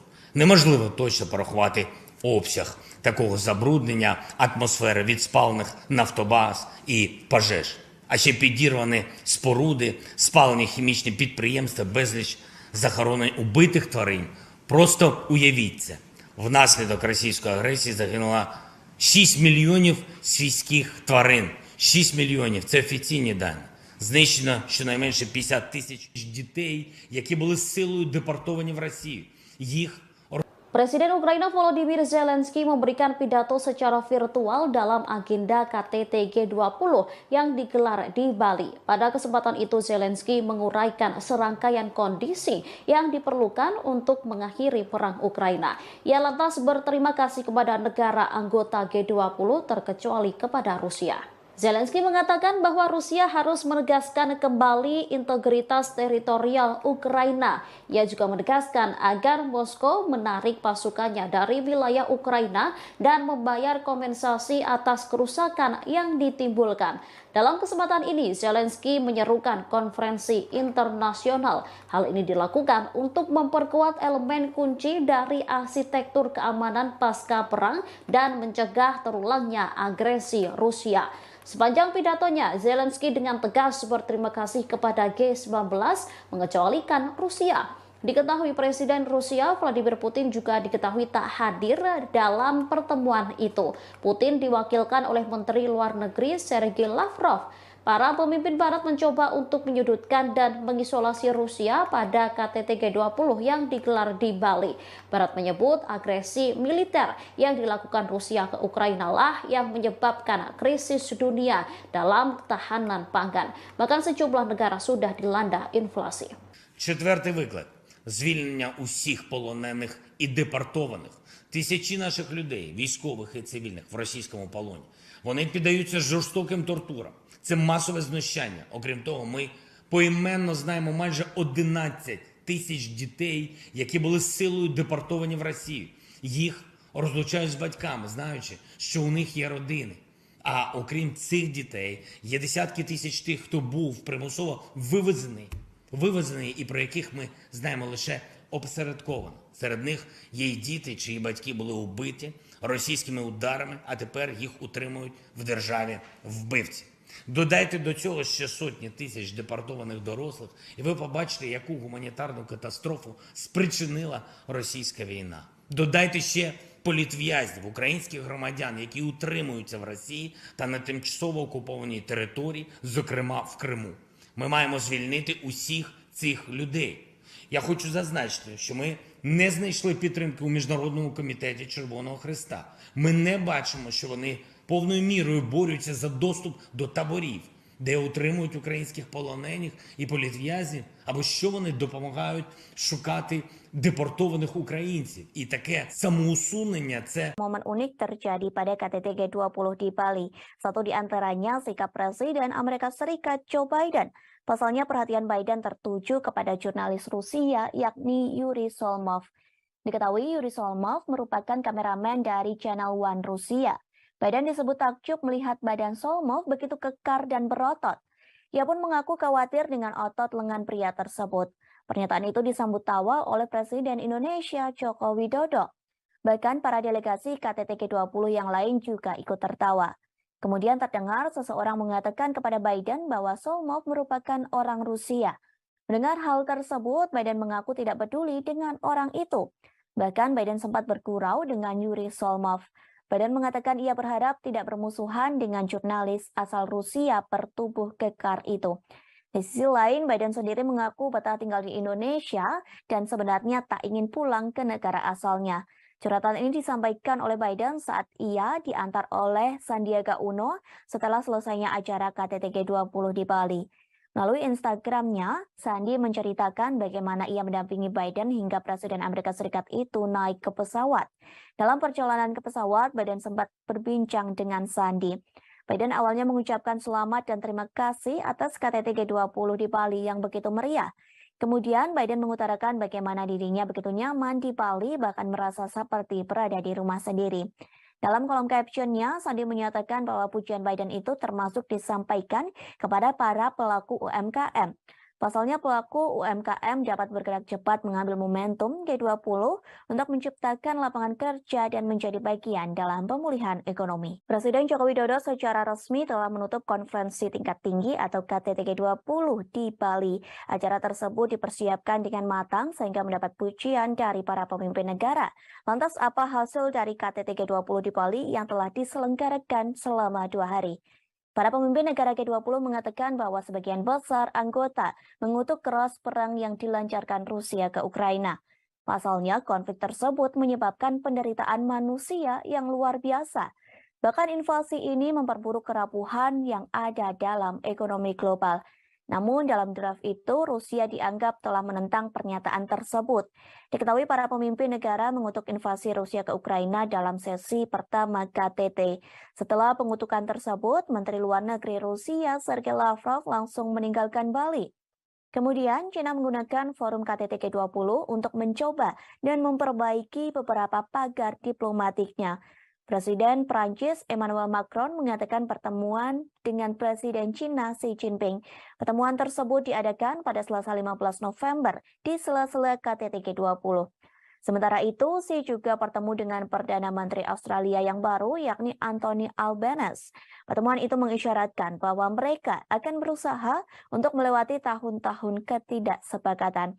Kedua pemimpin juga menyatakan keinginan mereka untuk bergerak maju dalam beberapa masalah bilateral, mulai dari sektor pertanian, pangan, hingga aeronautika. Macron pun mengaku ingin mengunjungi China pada awal 2023 jika kondisi pandemi virus COVID-19 memungkinkan. Kemudian para pemimpin Eropa telah menggunakan pidato G20 mereka untuk menyerang Rusia. Hal ini terjadi meski Menteri Luar Negeri Sergei Lavrov duduk di ruangan yang sama. Sementara itu, Presiden Ukraina Volodymyr Zelensky memberikan pidato videonya pada KTT. Dalam video tersebut ada poin yang menghina Rusia dengan menyebut mereka sebagai G19. Pasalnya Presiden Rusia Vladimir Putin tidak menghadiri forum profil tingkat tinggi yang diadakan di Bali itu. Lalu Presiden Prancis Emmanuel Macron menggunakan KTT G20 untuk meluncurkan kembali ambisi strategis Prancis di kawasan Asia Pasifik. Ia bertemu dengan tokoh-tokoh regional termasuk Presiden China dan PM India Modi di sela-sela KTT Bali. Namun di antara semua hal yang telah dibahas, fokus resmi KTT terkait stabilitas keuangan, kesehatan, energi berkelanjutan, dan transformasi digital. Diskusi yang dilakukan oleh pemimpin G20 dalam acara KTT di Bali disebut mengalami perdebatan yang alot, terutama saat para pemimpin negara membahas perang yang terjadi antara Rusia dan Ukraina. Bahkan pembahasan tersebut terkait berlangsung hingga tengah malam. Hal ini disampaikan oleh Presiden Jokowi di Media Center G20 Bali International Convention Center atau BICC Nusa Dua Bali pada Rabu 16 November 2022. Ia menerangkan hanya ada satu paragraf yang diperdebatkan. Perdebatan itu ialah penyikapan terhadap perang di Ukraina. Jokowi menerangkan konsensus untuk deklarasi Bali akhirnya tercapai saat tengah malam. Bahkan perdebatan ini melibatkan Menteri Luar Negeri Rusia Sergei Lavrov. Dalam konsensus tersebut, para pemimpin negara G20 sepakat perang berdampak negatif pada ekonomi global. Dampak negatif itu menimbulkan risiko terhadap krisis pangan, krisis energi, dan potensi krisis finansial. Padahal ekonomi global kini masih cenderung rapuh akibat pandemi COVID-19. Selain itu, perang Rusia-Ukraina menyebabkan penderitaan manusia yang luar biasa. Lantas perdamaian hanya terwujud bila dilakukan pemulihan ekonomi global. Kepala pemerintahan menegaskan sejak awal perang harus dihentikan, sehingga dalam deklarasi KTT G20 sebagian besar anggota mengecam keras perang yang masih berkecamuk di Ukraina. Dalam deklarasi itu dari 20 negara anggota hanya Rusia yang menolaknya, sementara China dan India memilih tidak memberikan suara dalam perdebatan soal perang Rusia-Ukraina. Di sisi lain, Jokowi mengakui G20 di Bali menghasilkan beberapa hasil yang konkret. Hasil itu diantaranya terbentuk Pandemic Fund yang sampai hari ini terkumpul 1,5 miliar dolar Amerika Serikat. Kemudian Indonesia memperoleh komitmen dari Just Energy Transition Program sebesar 20 miliar dolar Amerika Serikat. Di samping itu, dihasilkan juga komitmen bersama, yakni setidaknya 30% dari daratan dunia dan 30% lautan dunia dilindungi di tahun 2020. Maaf, maksud kami di tahun 2030. Kepemimpinan Indonesia telah berhasil menghasilkan deklarasi pemimpin G20, G20 Bali Leaders Declaration yang awalnya diragukan oleh banyak pihak. Deklarasi terdiri atas 52 paragraf dan paragraf yang sangat diperdebatkan adalah penyikapan terhadap perang di Ukraina. Diskusi mengenai hal ini berlangsung sangat-sangat alot sekali dan akhirnya para pemimpin G20 menyepakati isi deklarasi, yaitu condemnation perang di Ukraina karena telah melanggar batas wilayah, melanggar integritas wilayah. Perang ini telah mengakibatkan penderitaan masyarakat dan memperberat ekonomi global yang masih rapuh akibat pandemi, yang menimbulkan risiko terhadap krisis pangan, krisis energi, dan potensi krisis finansial. Oleh karena itu, G20 membahas dampak perang terhadap kondisi perekonomian global. Vatikan menawarkan diri menjadi juru damai dalam perang yang terjadi antara Rusia dan Ukraina. Hal tersebut disampaikan oleh Sekretaris Negara Vatikan Kardinal Pietro Parolin. Kesiapan jadi juru damai itu disampaikan dalam pertemuan antara Vatikan dengan Paguyuban Wartawan Katolik Indonesia atau PWKI. Diketahui PWKI baru saja melakukan kunjungan resmi ke Vatikan. Kunjungan tersebut diikuti sebanyak 18 orang delegasi PWKI.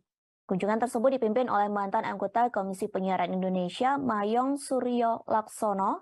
Kemudian penasehat PWKI, AM Putut Prabantoro, turut mendampingi dalam kunjungan tersebut. PWKI mengatakan Vatikan akan terus memperjuangkan perdamaian antara Rusia dan Ukraina. Vatikan akan terus berjuang lantaran kedua negara ini terus berperang dalam kurun waktu hampir 1 tahun.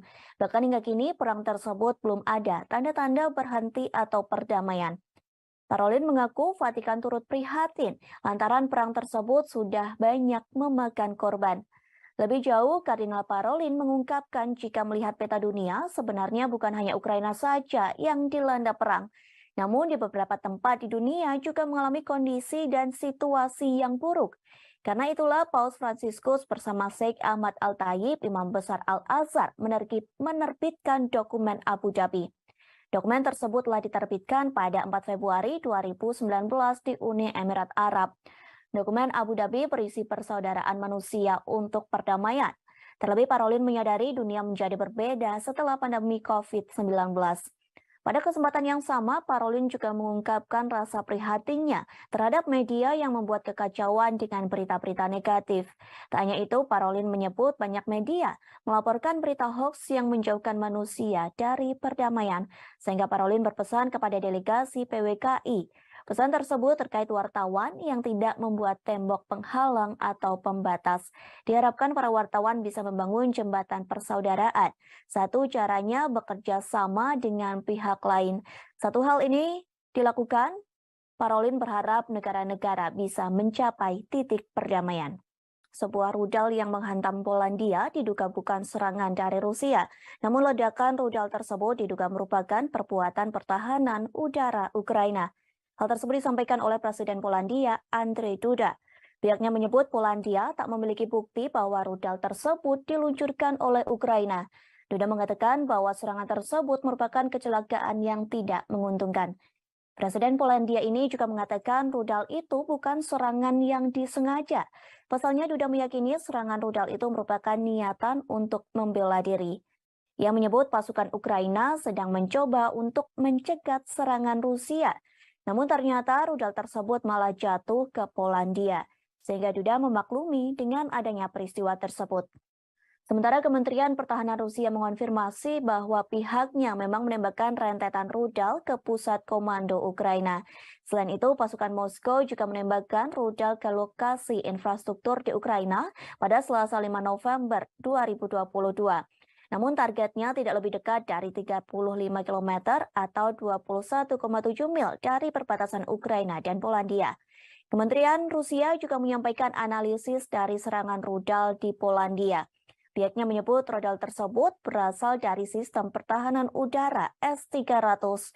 Dilaporkan rudal itu digunakan negara yang dipimpin oleh Presiden Volodymyr Zelensky.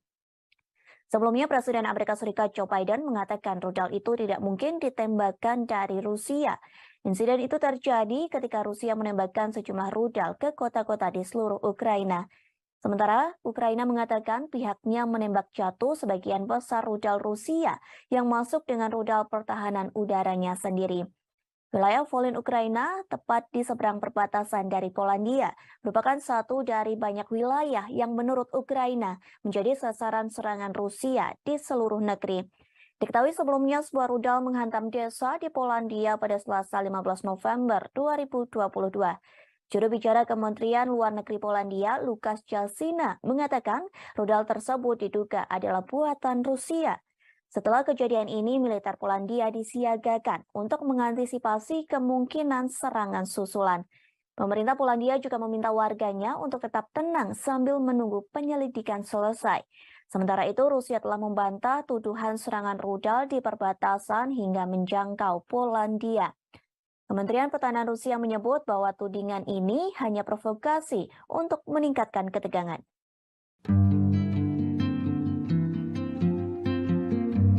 Konferensi tingkat 3 atau KTT G20 nyatanya meninggalkan cerita bagi setiap para pemimpin negara G20, termasuk Presiden Amerika Serikat Joe Biden saat jalan-jalan di hutan bakau Tahura, Bali pada Rabu 16 November.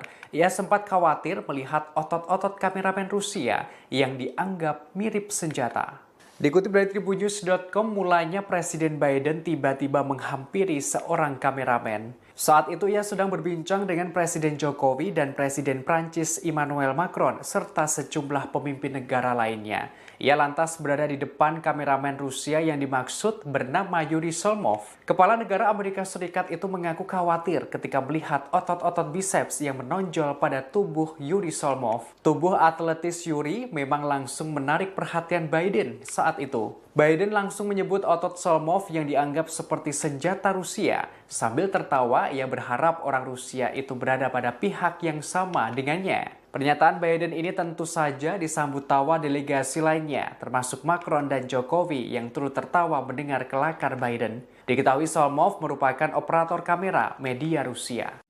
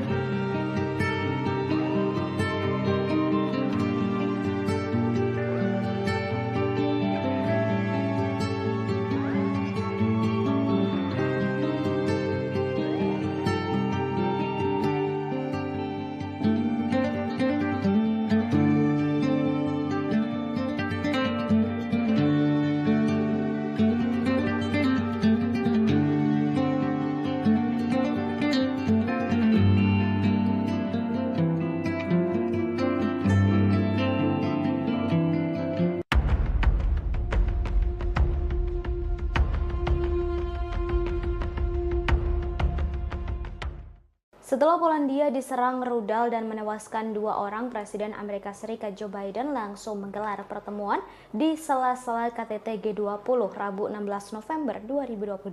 Pertemuan tersebut untuk pimpinan negara peserta NATO. Dalam rapat itu, Joe Biden mengatakan tak mungkin rudal itu ditembakkan dari Rusia.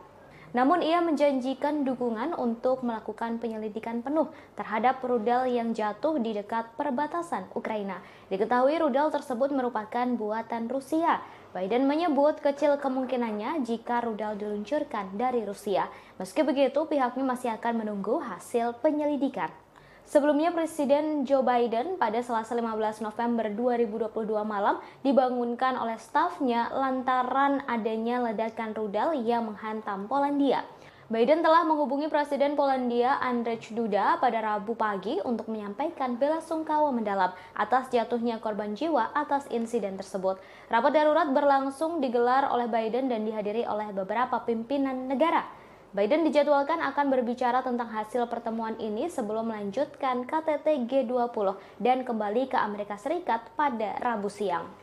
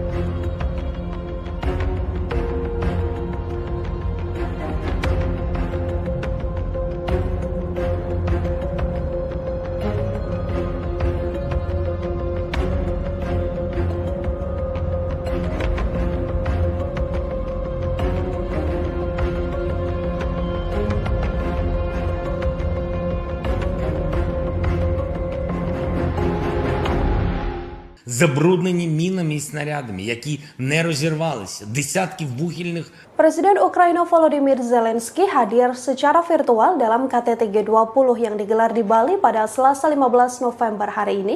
Zelensky cukup berapi-api kala menyampaikan pidatonya. Ia pun memberi peringatan keras pada Rusia di hadapan Menteri Luar Negeri Rusia Sergei Lavrov hingga Presiden Amerika Serikat Joe Biden. Di depan Menlu Rusia Sergei Lavrov, Zelensky telah bersumpah untuk tidak menyerahkan 1 inci pun wilayah pada Vladimir Putin dalam setiap pembicaraan damai. Tak hanya itu, Zelensky juga memberikan syarat ketat pada Rusia jika mereka ingin melakukan negosiasi dengan Ukraina. Dalam KTT G20, Presiden Ukraina tersebut mengatakan ia siap bernegosiasi apabila Rusia benar-benar tulus untuk berdamai. Sebelumnya, Rusia meminta beberapa wilayah Ukraina jika Zelensky mau duduk bersama dengan Vladimir Putin. Di hadapan sejumlah petinggi negara anggota KTT G20 seperti Presiden Amerika Serikat Joe Biden hingga Presiden China Xi Jinping, Zelensky pun memamerkan sederet kemenangan Ukraina. Dalam keterangannya, Zelensky bahkan menyebut forum G20 menjadi G19. Hal ini sebagai bentuk pengasingan dan kecaman atas invasi Rusia dalam pidatonya. Meski Ukraina bukan anggota G20, Zelensky diketahui diundang untuk berpartisipasi dalam KTT tersebut. Penyebutan G19 ini dilakukan Zelensky untuk mengasingkan Rusia yang dinilai tak pantas menjadi anggota G20 dari 20 negara ekonomi terbesar. Забруднені мінами і снарядами, які не розірвалися, десятки вугільних шахт затоплені, в тому числі і шахта, в якій в 1979 році був здійснений підземний ядерний вибух. Це шахта Юнком в Донецькій області. Вона на окупованій Росією території. Затоплена вже кілька років, саме через окупантів. Лише деокупація нашої території може дати умови, щоб зняти цю загрозу. Неможливо точно порахувати обсяг такого забруднення атмосфери від спалених нафтобаз і пожеж. А ще підірвані споруди, спалені хімічні підприємства, безліч захоронень убитих тварин. Просто уявіть це. Внаслідок російської агресії загинуло 6 мільйонів свійських тварин. 6 мільйонів – це офіційні дані. Знищено щонайменше 50 тисяч дітей, які були силою депортовані в Росію. Їх Presiden Ukraina Volodymyr Zelensky memberikan pidato secara virtual dalam agenda KTT G20 yang digelar di Bali. Pada kesempatan itu Zelensky menguraikan serangkaian kondisi yang diperlukan untuk mengakhiri perang Ukraina. Ia lantas berterima kasih kepada negara anggota G20 terkecuali kepada Rusia. Zelensky mengatakan bahwa Rusia harus menegaskan kembali integritas teritorial Ukraina. Ia juga menegaskan agar Moskow menarik pasukannya dari wilayah Ukraina dan membayar kompensasi atas kerusakan yang ditimbulkan. Dalam kesempatan ini, Zelensky menyerukan konferensi internasional. Hal ini dilakukan untuk memperkuat elemen kunci dari arsitektur keamanan pasca perang dan mencegah terulangnya agresi Rusia. Sepanjang pidatonya, Zelensky dengan tegas berterima kasih kepada G19 mengecualikan Rusia.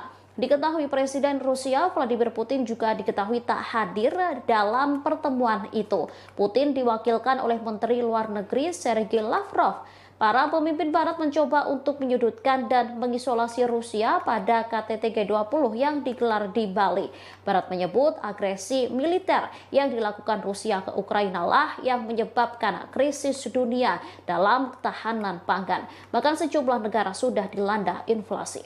Четвертий виклик – звільнення усіх полонених і депортованих. Тисячі наших людей, військових і цивільних, в російському полоні. Вони піддаються жорстоким тортурам.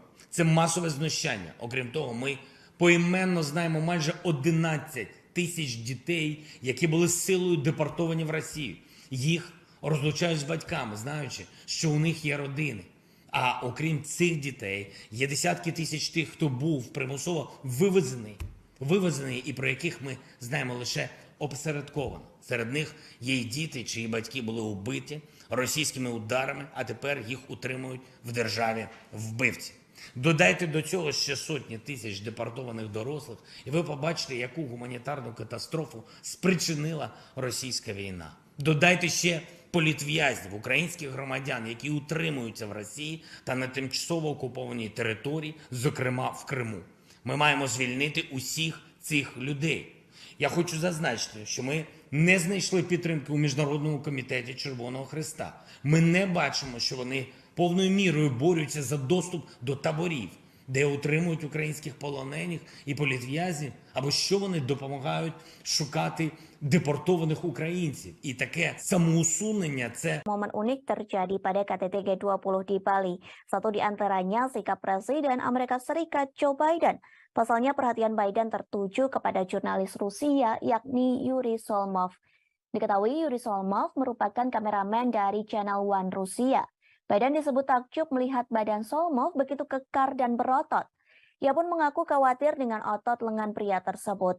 Pernyataan itu disambut tawa oleh Presiden Indonesia Joko Widodo.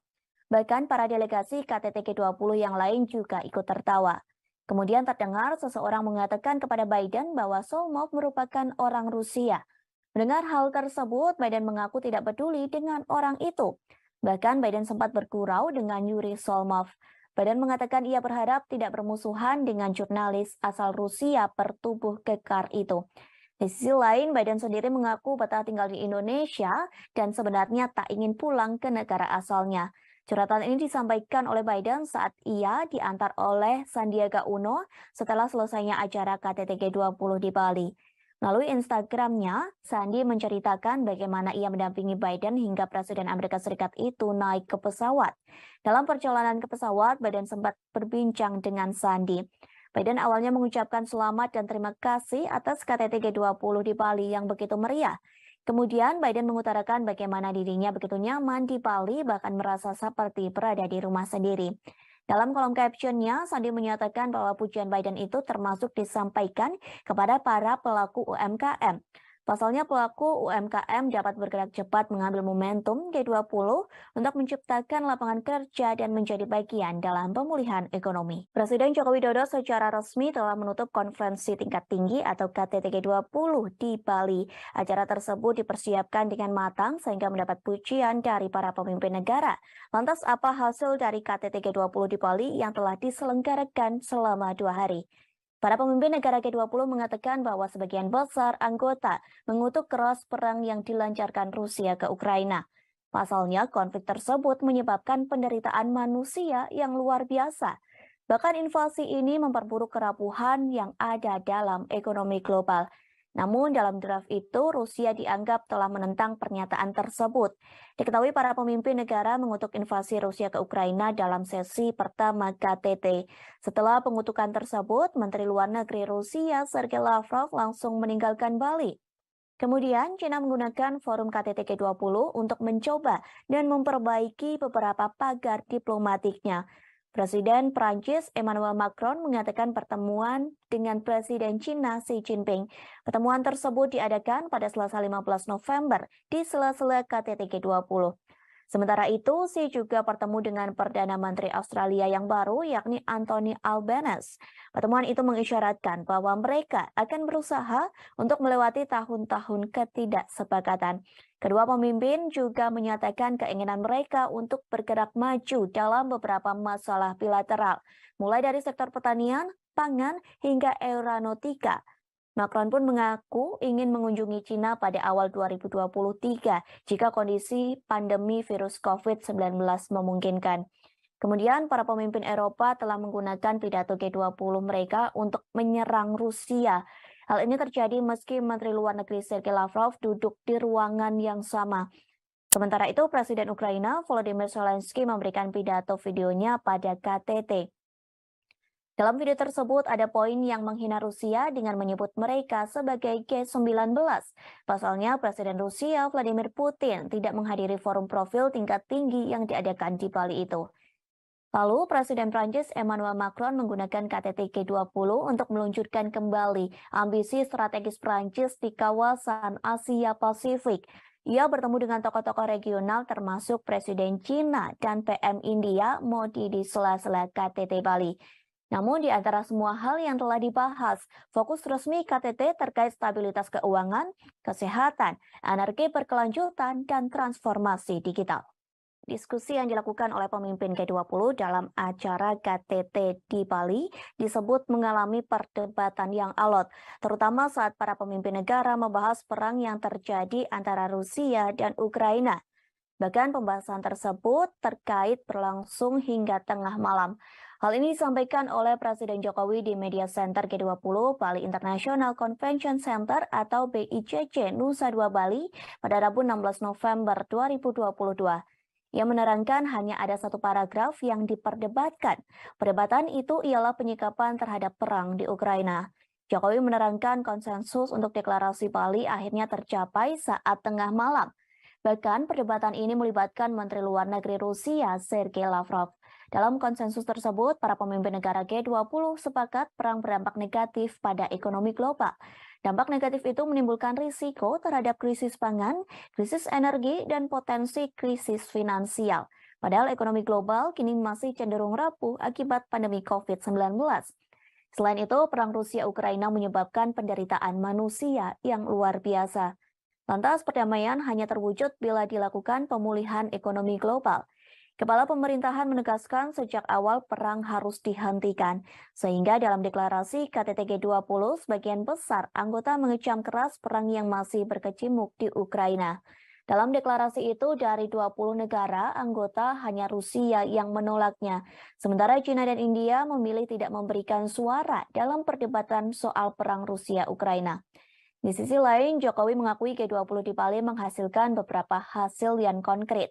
Hasil itu diantaranya terbentuk Pandemic Fund yang sampai hari ini terkumpul 1,5 miliar dolar Amerika Serikat. Kemudian Indonesia memperoleh komitmen dari Just Energy Transition Program sebesar 20 miliar dolar Amerika Serikat. Di samping itu, dihasilkan juga komitmen bersama, yakni setidaknya 30% dari daratan dunia dan 30% lautan dunia dilindungi di tahun 2020. Maaf, maksud kami di tahun 2030. Kepemimpinan Indonesia telah berhasil menghasilkan deklarasi pemimpin G20, G20 Bali Leaders Declaration yang awalnya diragukan oleh banyak pihak. Deklarasi terdiri atas 52 paragraf dan paragraf yang sangat diperdebatkan adalah penyikapan terhadap perang di Ukraina. Diskusi mengenai hal ini berlangsung sangat-sangat alot sekali dan akhirnya para pemimpin G20 menyepakati isi deklarasi, yaitu condemnation perang di Ukraina karena telah melanggar batas wilayah, melanggar integritas wilayah. Perang ini telah mengakibatkan penderitaan masyarakat dan memperberat ekonomi global yang masih rapuh akibat pandemi, yang menimbulkan risiko terhadap krisis pangan, krisis energi, dan potensi krisis finansial. Oleh karena itu, G20 membahas dampak perang terhadap kondisi perekonomian global. Vatikan menawarkan diri menjadi juru damai dalam perang yang terjadi antara Rusia dan Ukraina. Hal tersebut disampaikan oleh Sekretaris Negara Vatikan Kardinal Pietro Parolin. Kesiapan jadi juru damai itu disampaikan dalam pertemuan antara Vatikan dengan Paguyuban Wartawan Katolik Indonesia atau PWKI. Diketahui PWKI baru saja melakukan kunjungan resmi ke Vatikan. Kunjungan tersebut diikuti sebanyak 18 orang delegasi PWKI. Kunjungan tersebut dipimpin oleh mantan anggota Komisi Penyiaran Indonesia Mayong Suryo Laksono, kemudian penasihat PWKI AM Putut Prabantoro turut mendampingi dalam kunjungan tersebut. PWKI mengatakan Vatikan akan terus memperjuangkan perdamaian antara Rusia dan Ukraina. Vatikan akan terus berjuang lantaran kedua negara ini terus berperang dalam kurun waktu hampir 1 tahun. Bahkan hingga kini perang tersebut belum ada tanda-tanda berhenti atau perdamaian. Parolin mengaku Vatikan turut prihatin lantaran perang tersebut sudah banyak memakan korban. Lebih jauh, Kardinal Parolin mengungkapkan jika melihat peta dunia, sebenarnya bukan hanya Ukraina saja yang dilanda perang. Namun di beberapa tempat di dunia juga mengalami kondisi dan situasi yang buruk. Karena itulah Paus Fransiskus bersama Sheikh Ahmad Al-Tayib, Imam Besar Al-Azhar, menerbitkan dokumen Abu Dhabi.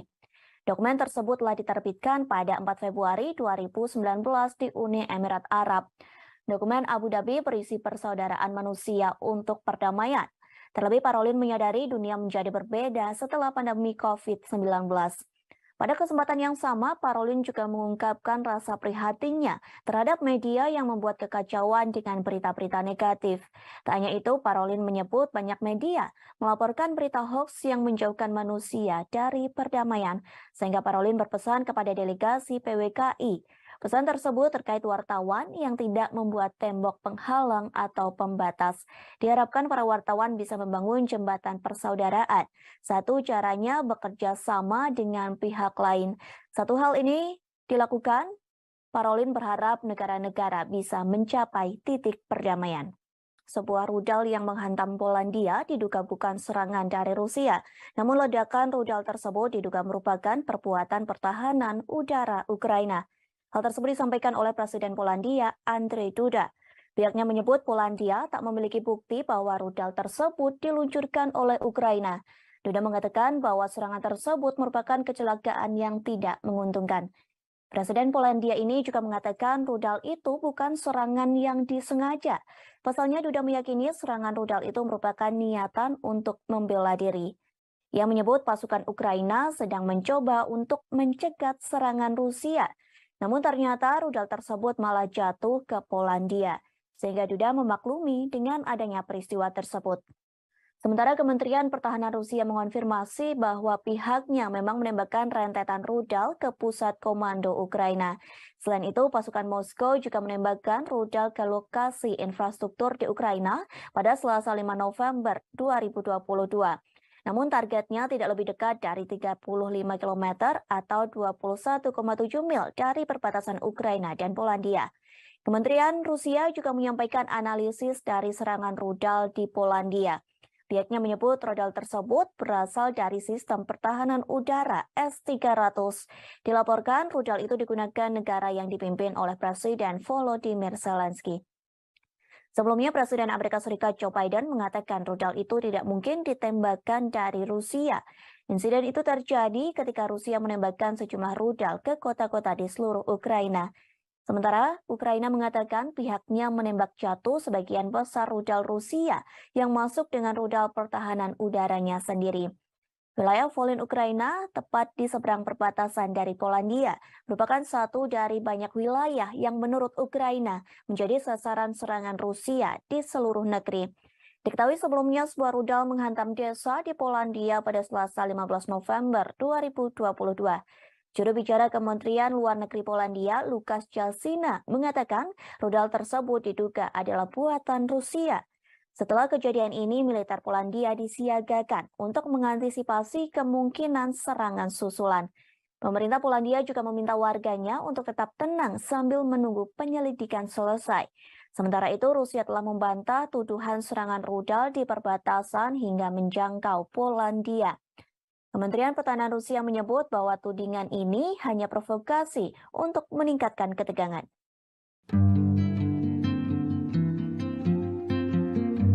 Konferensi tingkat 3 atau KTT G20 nyatanya meninggalkan cerita bagi setiap para pemimpin negara G20, termasuk Presiden Amerika Serikat Joe Biden saat jalan-jalan di hutan bakau Tahura, Bali pada Rabu 16 November. Ia sempat khawatir melihat otot-otot kameramen Rusia yang dianggap mirip senjata. Dikutip dari tribunnews.com, mulanya Presiden Biden tiba-tiba menghampiri seorang kameramen. Saat itu ia sedang berbincang dengan Presiden Jokowi dan Presiden Prancis Emmanuel Macron serta sejumlah pemimpin negara lainnya. Ia lantas berada di depan kameramen Rusia yang dimaksud bernama Yuri Solmov. Kepala negara Amerika Serikat itu mengaku khawatir ketika melihat otot-otot biceps yang menonjol pada tubuh Yuri Solmov. Tubuh atletis Yuri memang langsung menarik perhatian Biden saat itu. Biden langsung menyebut otot Solmov yang dianggap seperti senjata Rusia. Sambil tertawa, ia berharap orang Rusia itu berada pada pihak yang sama dengannya. Pernyataan Biden ini tentu saja disambut tawa delegasi lainnya, termasuk Macron dan Jokowi yang turut tertawa mendengar kelakar Biden. Diketahui Solmov merupakan operator kamera media Rusia.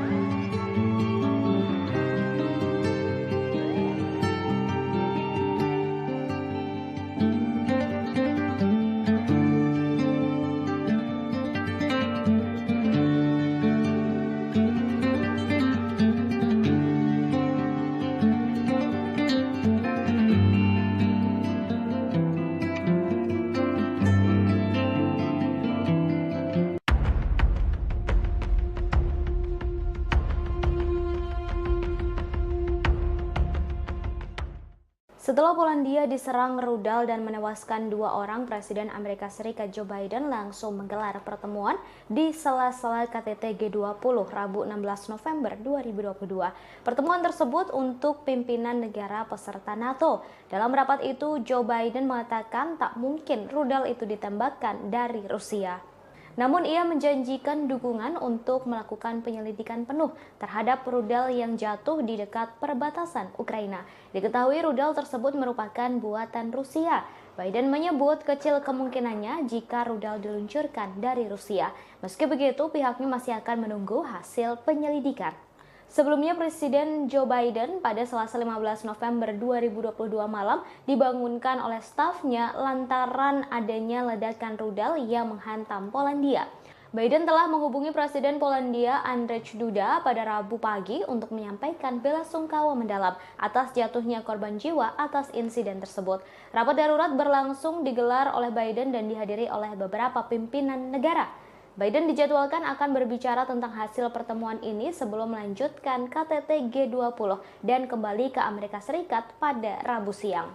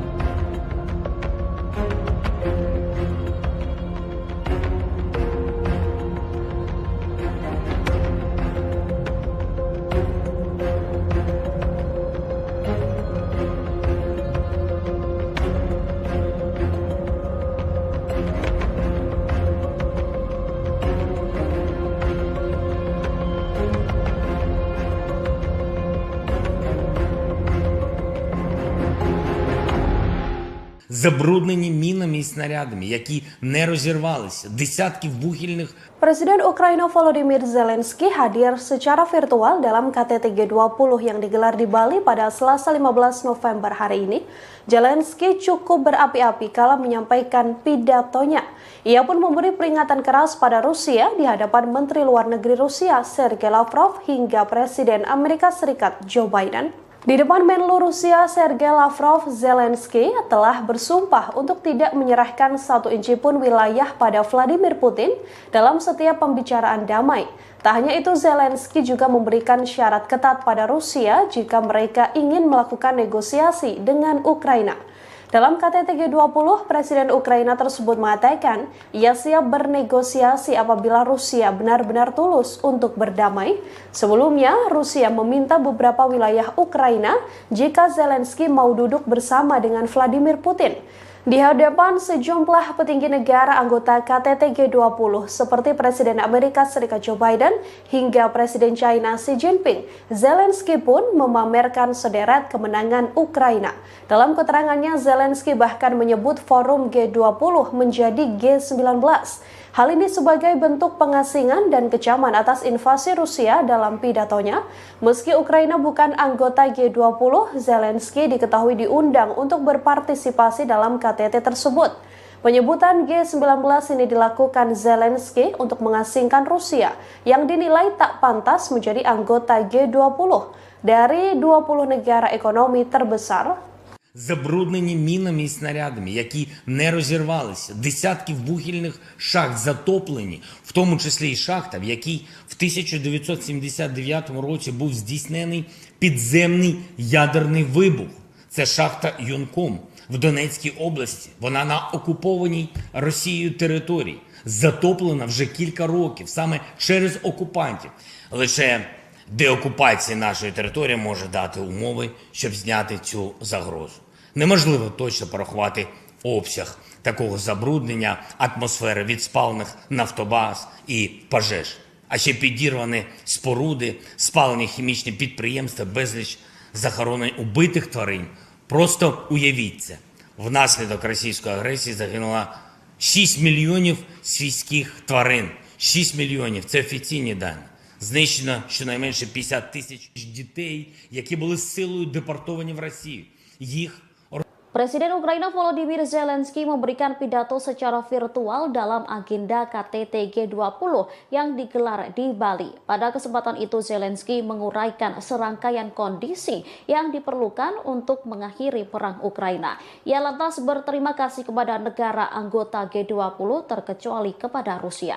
Zelensky mengatakan bahwa Rusia harus menegaskan kembali integritas teritorial Ukraina. Ia juga menegaskan agar Moskow menarik pasukannya dari wilayah Ukraina dan membayar kompensasi atas kerusakan yang ditimbulkan.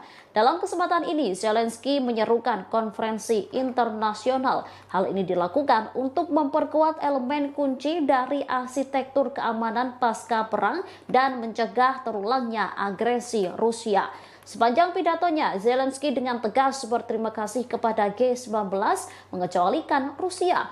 Diketahui Presiden Rusia Vladimir Putin juga diketahui tak hadir dalam pertemuan itu. Putin diwakilkan oleh Menteri Luar Negeri Sergei Lavrov. Para pemimpin Barat mencoba untuk menyudutkan dan mengisolasi Rusia pada KTT G20 yang digelar di Bali. Barat menyebut agresi militer yang dilakukan Rusia ke Ukraina lah yang menyebabkan krisis dunia dalam ketahanan pangan. Bahkan sejumlah negara sudah dilanda inflasi. Четвертий виклик – звільнення усіх полонених і депортованих. Тисячі наших людей, військових і цивільних, в російському полоні. Вони піддаються жорстоким тортурам. Це масове знущання. Окрім того, ми поіменно знаємо майже 11 тисяч дітей, які були силою депортовані в Росію. Їх розлучають з батьками, знаючи, що у них є родини. А окрім цих дітей, є десятки тисяч тих, хто був примусово вивезений і про яких ми знаємо лише опосередковано. Серед них є й діти, чиї батьки були убиті російськими ударами, а тепер їх утримують в державі вбивці. Додайте до цього ще сотні тисяч депортованих дорослих, і ви побачите, яку гуманітарну катастрофу спричинила російська війна. Додайте ще політв'язнів, українських громадян, які утримуються в Росії та на тимчасово окупованій території, зокрема в Криму.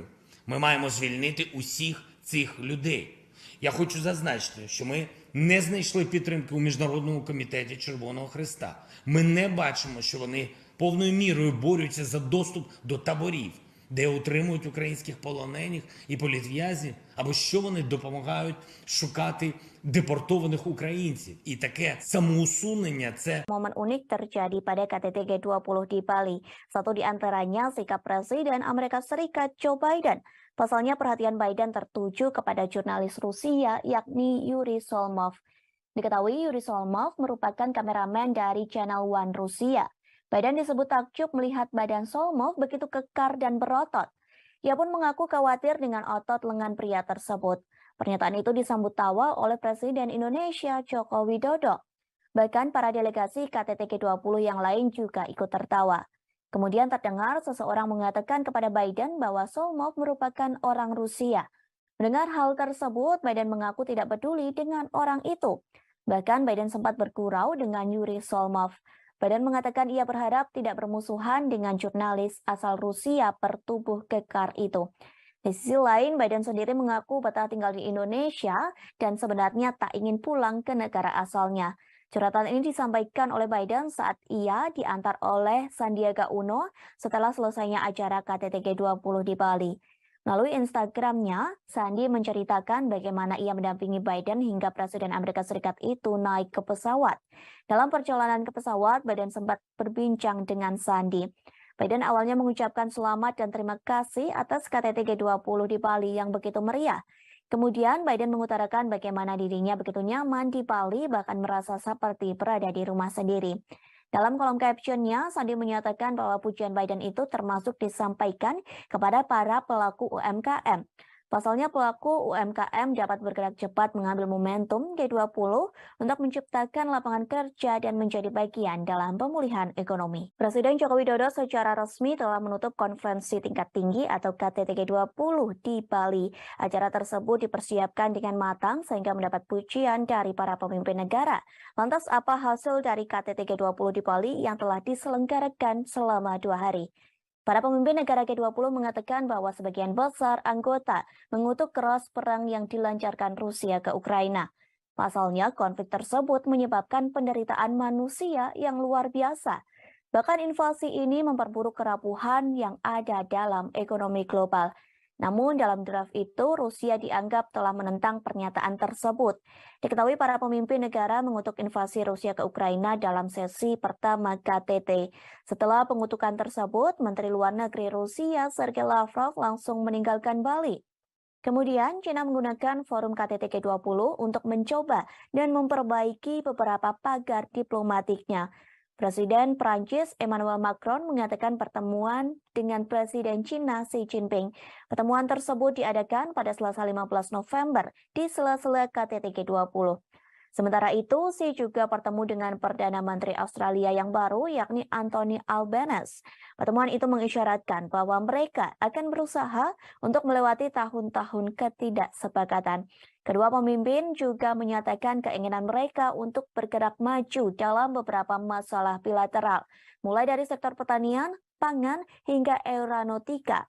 Macron pun mengaku ingin mengunjungi China pada awal 2023 jika kondisi pandemi virus COVID-19 memungkinkan. Kemudian para pemimpin Eropa telah menggunakan pidato G20 mereka untuk menyerang Rusia. Hal ini terjadi meski Menteri Luar Negeri Sergei Lavrov duduk di ruangan yang sama. Sementara itu, Presiden Ukraina Volodymyr Zelensky memberikan pidato videonya pada KTT. Dalam video tersebut ada poin yang menghina Rusia dengan menyebut mereka sebagai G19. Pasalnya Presiden Rusia Vladimir Putin tidak menghadiri forum profil tingkat tinggi yang diadakan di Bali itu. Lalu Presiden Prancis Emmanuel Macron menggunakan KTT G20 untuk meluncurkan kembali ambisi strategis Prancis di kawasan Asia Pasifik. Ia bertemu dengan tokoh-tokoh regional termasuk Presiden China dan PM India Modi di sela-sela KTT Bali. Namun di antara semua hal yang telah dibahas, fokus resmi KTT terkait stabilitas keuangan, kesehatan, energi berkelanjutan, dan transformasi digital. Diskusi yang dilakukan oleh pemimpin G20 dalam acara KTT di Bali disebut mengalami perdebatan yang alot, terutama saat para pemimpin negara membahas perang yang terjadi antara Rusia dan Ukraina. Bahkan pembahasan tersebut terkait berlangsung hingga tengah malam. Hal ini disampaikan oleh Presiden Jokowi di Media Center G20 Bali International Convention Center atau BICC Nusa Dua Bali pada Rabu 16 November 2022. Ia menerangkan hanya ada satu paragraf yang diperdebatkan. Perdebatan itu ialah penyikapan terhadap perang di Ukraina. Jokowi menerangkan konsensus untuk deklarasi Bali akhirnya tercapai saat tengah malam. Bahkan perdebatan ini melibatkan Menteri Luar Negeri Rusia Sergei Lavrov. Dalam konsensus tersebut, para pemimpin negara G20 sepakat perang berdampak negatif pada ekonomi global. Dampak negatif itu menimbulkan risiko terhadap krisis pangan, krisis energi, dan potensi krisis finansial. Padahal ekonomi global kini masih cenderung rapuh akibat pandemi COVID-19. Selain itu, perang Rusia-Ukraina menyebabkan penderitaan manusia yang luar biasa. Lantas perdamaian hanya terwujud bila dilakukan pemulihan ekonomi global. Kepala pemerintahan menegaskan sejak awal perang harus dihentikan, sehingga dalam deklarasi KTT G20 sebagian besar anggota mengecam keras perang yang masih berkecamuk di Ukraina. Dalam deklarasi itu dari 20 negara anggota hanya Rusia yang menolaknya, sementara China dan India memilih tidak memberikan suara dalam perdebatan soal perang Rusia-Ukraina. Di sisi lain, Jokowi mengakui G20 di Bali menghasilkan beberapa hasil yang konkret. Hasil itu diantaranya terbentuk Pandemic Fund yang sampai hari ini terkumpul 1,5 miliar dolar Amerika Serikat. Kemudian Indonesia memperoleh komitmen dari Just Energy Transition Program sebesar 20 miliar dolar Amerika Serikat. Di samping itu, dihasilkan juga komitmen bersama, yakni setidaknya 30% dari daratan dunia dan 30% lautan dunia dilindungi di tahun 2020. Maaf, maksud kami di tahun 2030. Kepemimpinan Indonesia telah berhasil menghasilkan deklarasi pemimpin G20, G20 Bali Leaders Declaration yang awalnya diragukan oleh banyak pihak. Deklarasi terdiri atas 52 paragraf dan paragraf yang sangat diperdebatkan adalah penyikapan terhadap perang di Ukraina. Diskusi mengenai hal ini berlangsung sangat-sangat alot sekali dan akhirnya para pemimpin G20 menyepakati isi deklarasi, yaitu condemnation perang di Ukraina karena telah melanggar batas wilayah, melanggar integritas wilayah. Perang ini telah mengakibatkan penderitaan masyarakat dan memperberat ekonomi global yang masih rapuh akibat pandemi, yang menimbulkan risiko terhadap krisis pangan, krisis energi, dan potensi krisis finansial. Oleh karena itu, G20 membahas dampak perang terhadap kondisi perekonomian global. Vatikan menawarkan diri menjadi juru damai dalam perang yang terjadi antara Rusia dan Ukraina. Hal tersebut disampaikan oleh Sekretaris Negara Vatikan Kardinal Pietro Parolin. Kesiapan jadi juru damai itu disampaikan dalam pertemuan antara Vatikan dengan Paguyuban Wartawan Katolik Indonesia atau PWKI. Diketahui PWKI baru saja melakukan kunjungan resmi ke Vatikan. Kunjungan tersebut diikuti sebanyak 18 orang delegasi PWKI. Kunjungan tersebut dipimpin oleh mantan anggota Komisi Penyiaran Indonesia Mayong Suryo Laksono, kemudian penasehat PWKI AM Putut Prabantoro turut mendampingi dalam kunjungan tersebut. PWKI mengatakan Vatikan akan terus memperjuangkan perdamaian antara Rusia dan Ukraina. Vatikan akan terus berjuang lantaran kedua negara ini terus berperang dalam kurun waktu hampir 1 tahun. Bahkan hingga kini perang tersebut belum ada tanda-tanda berhenti atau perdamaian. Parolin mengaku Vatikan turut prihatin lantaran perang tersebut sudah banyak memakan korban. Lebih jauh, Kardinal Parolin mengungkapkan jika melihat peta dunia, sebenarnya bukan hanya Ukraina saja yang dilanda perang. Namun di beberapa tempat di dunia juga mengalami kondisi dan situasi yang buruk. Karena itulah Paus Fransiskus bersama Sheikh Ahmad Al-Tayib, Imam Besar Al-Azhar, menerbitkan dokumen Abu Dhabi. Dokumen tersebut telah diterbitkan pada 4 Februari 2019 di Uni Emirat Arab. Dokumen Abu Dhabi berisi persaudaraan manusia untuk perdamaian. Terlebih Parolin menyadari dunia menjadi berbeda setelah pandemi COVID-19. Pada kesempatan yang sama, Parolin juga mengungkapkan rasa prihatinnya terhadap media yang membuat kekacauan dengan berita-berita negatif. Tak hanya itu, Parolin menyebut banyak media melaporkan berita hoax yang menjauhkan manusia dari perdamaian, sehingga Parolin berpesan kepada delegasi PWKI. Pesan tersebut terkait wartawan yang tidak membuat tembok penghalang atau pembatas. Diharapkan para wartawan bisa membangun jembatan persaudaraan. Satu caranya bekerja sama dengan pihak lain. Satu hal ini dilakukan, Parolin berharap negara-negara bisa mencapai titik perdamaian. Sebuah rudal yang menghantam Polandia diduga bukan serangan dari Rusia. Namun ledakan rudal tersebut diduga merupakan perbuatan pertahanan udara Ukraina. Hal tersebut disampaikan oleh Presiden Polandia, Andrzej Duda.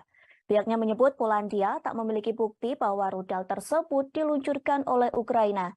Duda mengatakan bahwa serangan tersebut merupakan kecelakaan yang tidak menguntungkan.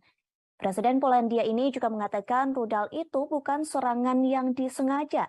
Pasalnya Duda meyakini serangan rudal itu merupakan niatan untuk membela diri. Ia menyebut pasukan Ukraina sedang mencoba untuk mencegat serangan Rusia. Namun ternyata rudal tersebut malah jatuh ke Polandia, sehingga Duda memaklumi dengan adanya peristiwa tersebut. Sementara Kementerian Pertahanan Rusia mengonfirmasi bahwa pihaknya memang menembakkan rentetan rudal ke pusat komando Ukraina. Selain itu, pasukan Moskow juga menembakkan rudal ke lokasi infrastruktur di Ukraina pada Selasa 5 November 2022. Namun targetnya tidak lebih dekat dari 35 km atau 21,7 mil dari perbatasan Ukraina dan Polandia. Kementerian Rusia juga menyampaikan analisis dari serangan rudal di Polandia. Pihaknya menyebut rudal tersebut berasal dari sistem pertahanan udara S-300.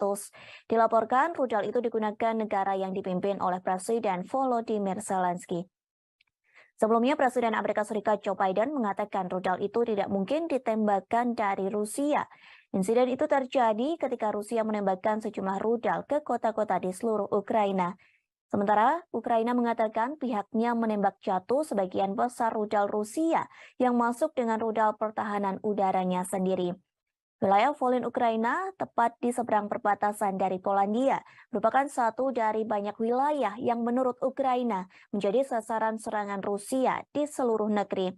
Diketahui sebelumnya sebuah rudal menghantam desa di Polandia pada Selasa 15 November 2022. Juru bicara Kementerian Luar Negeri Polandia, Lukasz Jasina, mengatakan rudal tersebut diduga adalah buatan Rusia.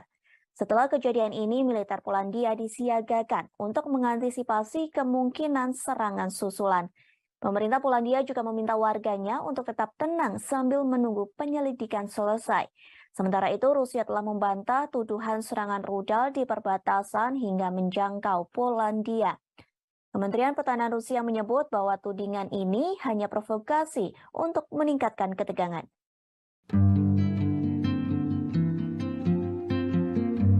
Konferensi tingkat 3 atau KTT G20 nyatanya meninggalkan cerita bagi setiap para pemimpin negara G20, termasuk Presiden Amerika Serikat Joe Biden saat jalan-jalan di hutan bakau Tahura, Bali pada Rabu 16 November. Ia sempat khawatir melihat otot-otot kameramen Rusia yang dianggap mirip senjata. Dikutip dari tribunnews.com, mulanya Presiden Biden tiba-tiba menghampiri seorang kameramen. Saat itu ia sedang berbincang dengan Presiden Jokowi dan Presiden Prancis Emmanuel Macron serta sejumlah pemimpin negara lainnya. Ia lantas berada di depan kameramen Rusia yang dimaksud bernama Yuri Solmov. Kepala negara Amerika Serikat itu mengaku khawatir ketika melihat otot-otot biceps yang menonjol pada tubuh Yuri Solmov. Tubuh atletis Yuri memang langsung menarik perhatian Biden saat itu. Biden langsung menyebut otot Solmov yang dianggap seperti senjata Rusia. Sambil tertawa, ia berharap orang Rusia itu berada pada pihak yang sama dengannya. Pernyataan Biden ini tentu saja disambut tawa delegasi lainnya, termasuk Macron dan Jokowi yang turut tertawa mendengar kelakar Biden. Diketahui Solmov merupakan operator kamera media Rusia.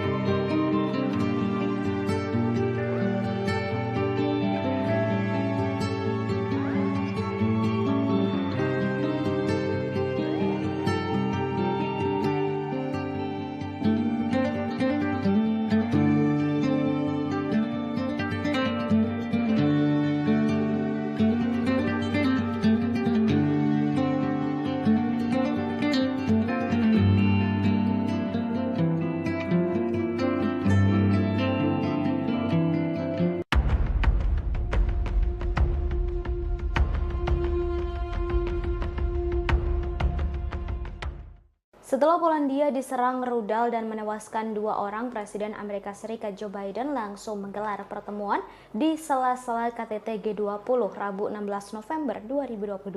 Pertemuan tersebut untuk pimpinan negara peserta NATO. Dalam rapat itu, Joe Biden mengatakan tak mungkin rudal itu ditembakkan dari Rusia.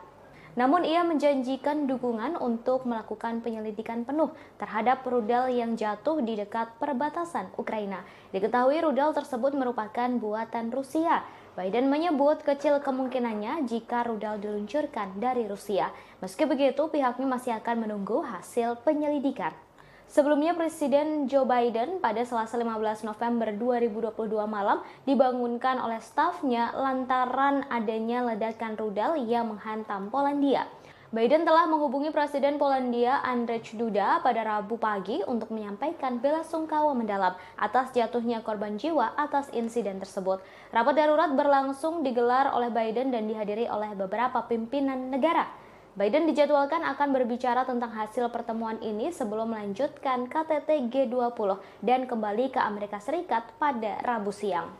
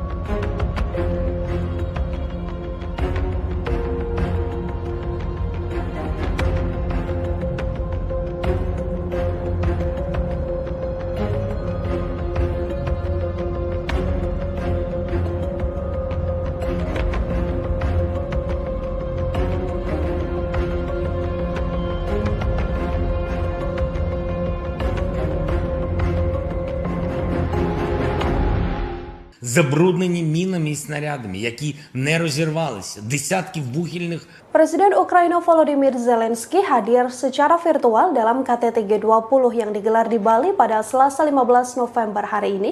Zelensky cukup berapi-api kala menyampaikan pidatonya.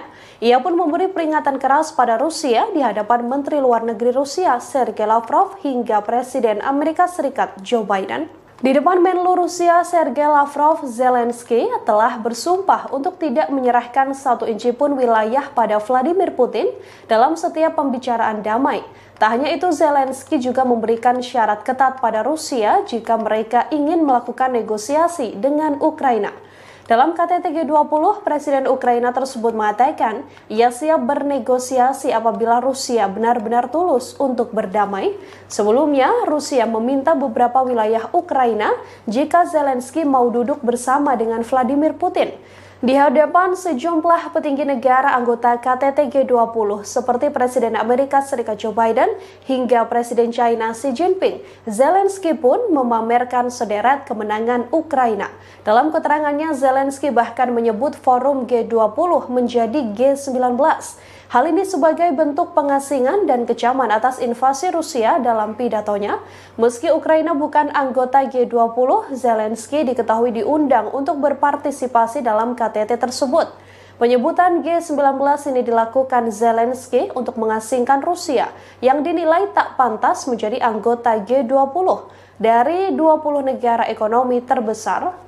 Забруднені мінами і снарядами, які не розірвалися, десятки вугільних шахт затоплені, в тому числі й шахта, в якій в 1979 році був здійснений підземний ядерний вибух. Це шахта Юнком в Донецькій області. Вона на окупованій Росією території, затоплена вже кілька років, саме через окупантів. Лише деокупація нашої території може дати умови, щоб зняти цю загрозу. Неможливо точно порахувати обсяг такого забруднення атмосфери від спалених нафтобаз і пожеж. А ще підірвані споруди, спалені хімічні підприємства, безліч захоронень убитих тварин. Просто уявіть це. Внаслідок російської агресії загинуло 6 мільйонів свійських тварин. 6 мільйонів – це офіційні дані. Знищено щонайменше 50 тисяч дітей, які були силою депортовані в Росію. Їх Presiden Ukraina Volodymyr Zelensky memberikan pidato secara virtual dalam agenda KTT G20 yang digelar di Bali. Pada kesempatan itu Zelensky menguraikan serangkaian kondisi yang diperlukan untuk mengakhiri perang Ukraina. Ia lantas berterima kasih kepada negara anggota G20 terkecuali kepada Rusia. Zelensky mengatakan bahwa Rusia harus menegaskan kembali integritas teritorial Ukraina. Ia juga menegaskan agar Moskow menarik pasukannya dari wilayah Ukraina dan membayar kompensasi atas kerusakan yang ditimbulkan.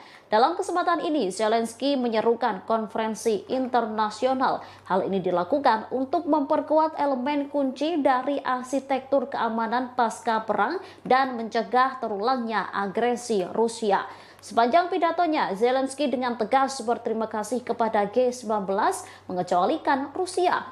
Diketahui Presiden Rusia Vladimir Putin juga diketahui tak hadir dalam pertemuan itu. Putin diwakilkan oleh Menteri Luar Negeri Sergei Lavrov. Para pemimpin Barat mencoba untuk menyudutkan dan mengisolasi Rusia pada KTT G20 yang digelar di Bali.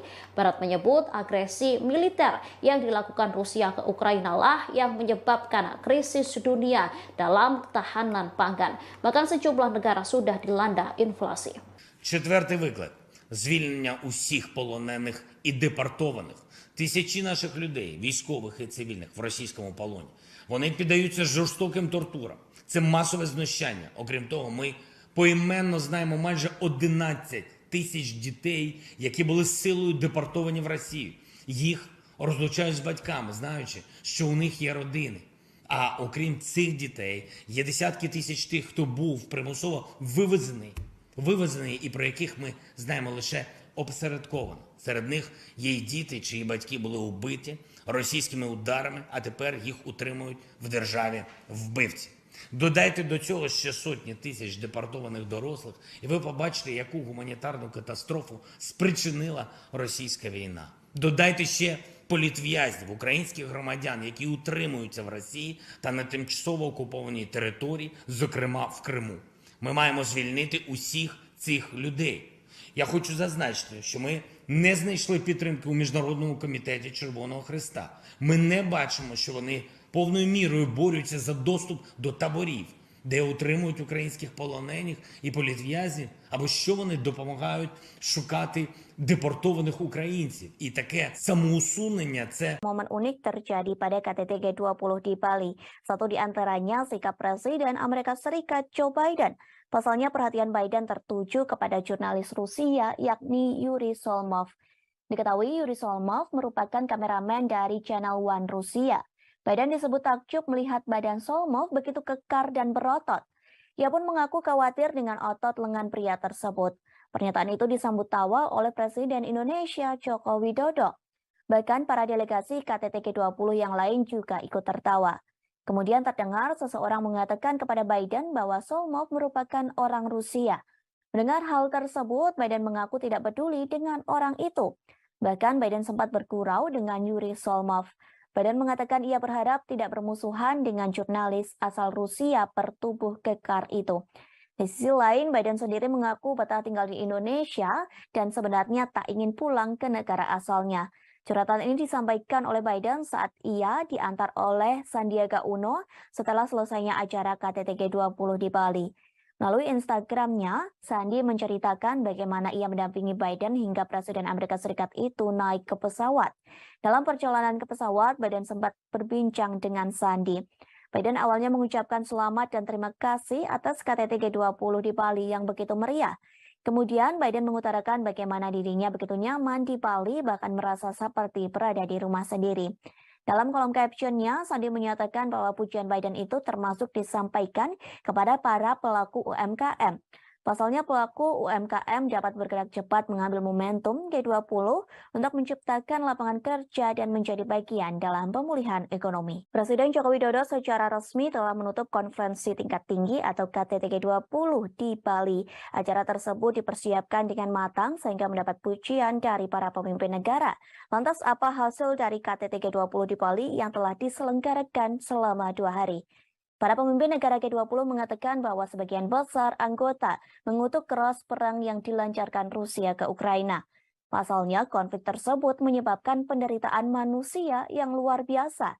Bahkan invasi ini memperburuk kerapuhan yang ada dalam ekonomi global. Namun dalam draft itu, Rusia dianggap telah menentang pernyataan tersebut. Diketahui para pemimpin negara mengutuk invasi Rusia ke Ukraina dalam sesi pertama KTT. Setelah pengutukan tersebut, Menteri Luar Negeri Rusia Sergei Lavrov langsung meninggalkan Bali. Kemudian, China menggunakan forum KTT G20 untuk mencoba dan memperbaiki beberapa pagar diplomatiknya. Presiden Prancis Emmanuel Macron mengatakan pertemuan dengan Presiden China Xi Jinping. Pertemuan tersebut diadakan pada Selasa 15 November di sela-sela KTT G20. Sementara itu, Xi juga bertemu dengan Perdana Menteri Australia yang baru, yakni Anthony Albanese. Pertemuan itu mengisyaratkan bahwa mereka akan berusaha untuk melewati tahun-tahun ketidaksepakatan. Kedua pemimpin juga menyatakan keinginan mereka untuk bergerak maju dalam beberapa masalah bilateral, mulai dari sektor pertanian, pangan, hingga aeronautika. Macron pun mengaku ingin mengunjungi China pada awal 2023 jika kondisi pandemi virus COVID-19 memungkinkan.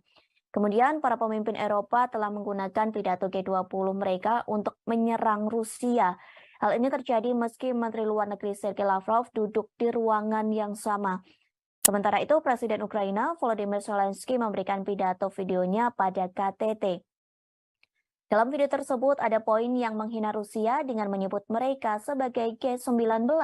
Pasalnya Presiden Rusia Vladimir Putin tidak menghadiri forum profil tingkat tinggi yang diadakan di Bali itu. Lalu Presiden Prancis Emmanuel Macron menggunakan KTT G20 untuk meluncurkan kembali ambisi strategis Prancis di kawasan Asia Pasifik. Ia bertemu dengan tokoh-tokoh regional termasuk Presiden China dan PM India Modi di sela-sela KTT Bali. Namun di antara semua hal yang telah dibahas, fokus resmi KTT terkait stabilitas keuangan, kesehatan, energi berkelanjutan, dan transformasi digital. Diskusi yang dilakukan oleh pemimpin G20 dalam acara KTT di Bali disebut mengalami perdebatan yang alot, terutama saat para pemimpin negara membahas perang yang terjadi antara Rusia dan Ukraina. Bahkan pembahasan tersebut terkait berlangsung hingga tengah malam. Hal ini disampaikan oleh Presiden Jokowi di Media Center G20 Bali International Convention Center atau BICC Nusa Dua Bali pada Rabu 16 November 2022. Ia menerangkan hanya ada satu paragraf yang diperdebatkan. Perdebatan itu ialah penyikapan terhadap perang di Ukraina. Jokowi menerangkan konsensus untuk deklarasi Bali akhirnya tercapai saat tengah malam. Bahkan perdebatan ini melibatkan Menteri Luar Negeri Rusia Sergei Lavrov. Dalam konsensus tersebut, para pemimpin negara G20 sepakat perang berdampak negatif pada ekonomi global. Dampak negatif itu menimbulkan risiko terhadap krisis pangan, krisis energi, dan potensi krisis finansial. Padahal ekonomi global kini masih cenderung rapuh akibat pandemi COVID-19. Selain itu, perang Rusia-Ukraina menyebabkan penderitaan manusia yang luar biasa. Lantas perdamaian hanya terwujud bila dilakukan pemulihan ekonomi global. Kepala pemerintahan menegaskan sejak awal perang harus dihentikan, sehingga dalam deklarasi KTT G20 sebagian besar anggota mengecam keras perang yang masih berkecamuk di Ukraina. Dalam deklarasi itu dari 20 negara anggota hanya Rusia yang menolaknya, sementara China dan India memilih tidak memberikan suara dalam perdebatan soal perang Rusia-Ukraina. Di sisi lain, Jokowi mengakui G20 di Bali menghasilkan beberapa hasil yang konkret. Hasil itu diantaranya terbentuk Pandemic Fund yang sampai hari ini terkumpul 1,5 miliar dolar Amerika Serikat. Kemudian Indonesia memperoleh komitmen dari Just Energy Transition Program sebesar 20 miliar dolar Amerika Serikat. Di samping itu, dihasilkan juga komitmen bersama, yakni setidaknya 30% dari daratan dunia dan 30% lautan dunia dilindungi di tahun 2020. Maksud kami di tahun 2030. Kepemimpinan Indonesia telah berhasil menghasilkan deklarasi pemimpin G20, G20 Bali Leaders Declaration yang awalnya diragukan oleh banyak pihak. Deklarasi terdiri atas 52 paragraf dan paragraf yang sangat diperdebatkan adalah penyikapan terhadap perang di Ukraina.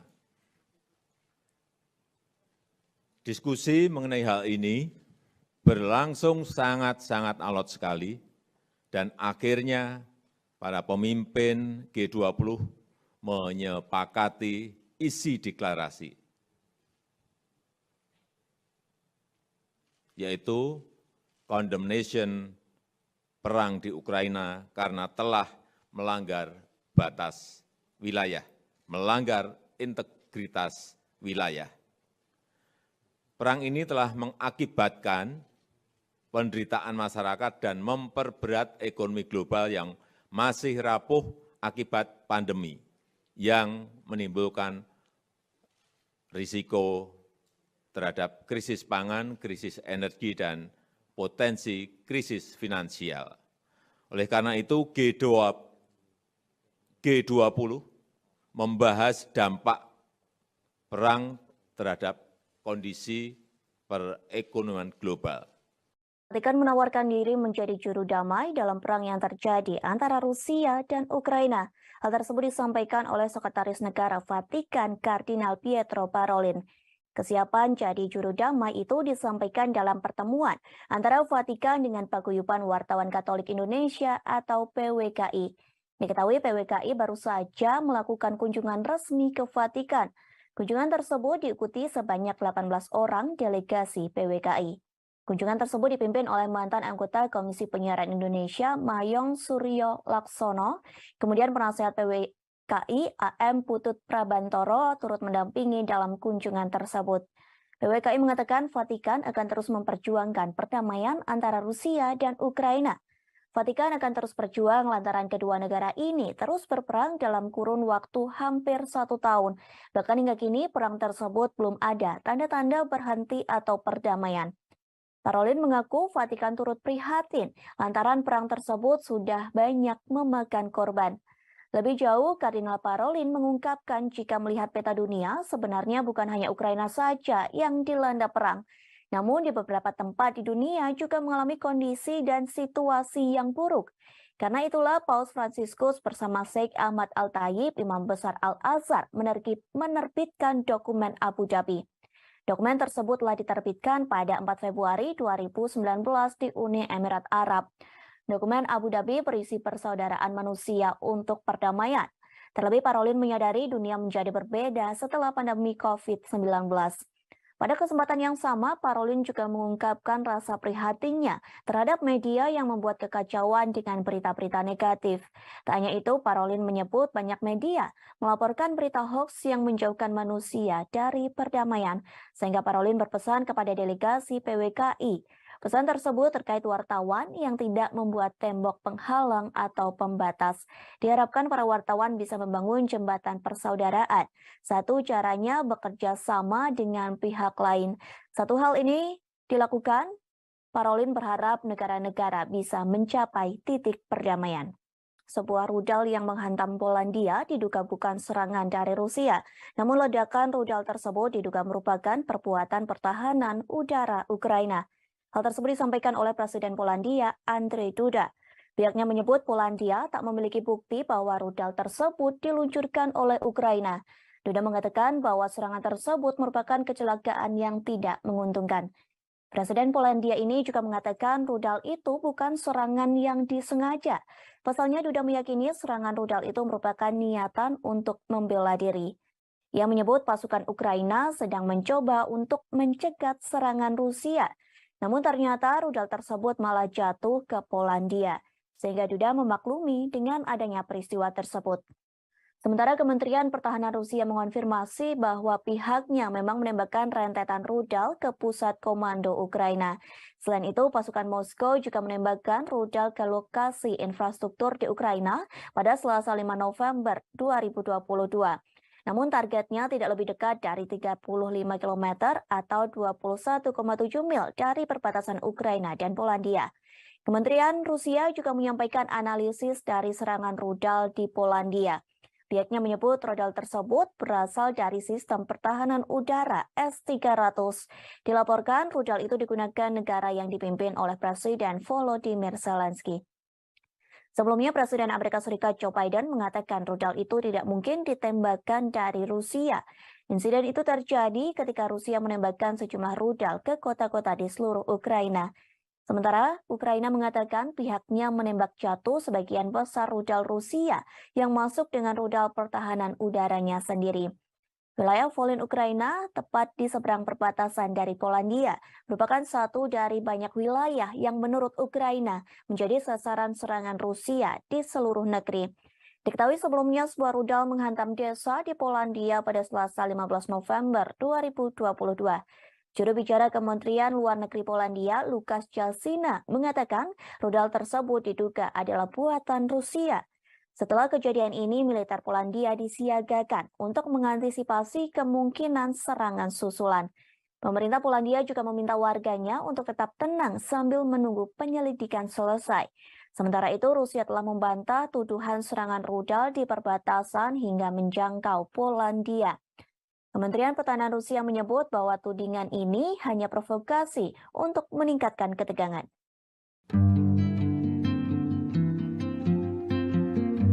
Konferensi tingkat 3 atau KTT G20 nyatanya meninggalkan cerita bagi setiap para pemimpin negara G20, termasuk Presiden Amerika Serikat Joe Biden saat jalan-jalan di hutan bakau Tahura, Bali pada Rabu 16 November. Ia sempat khawatir melihat otot-otot kameramen Rusia yang dianggap mirip senjata.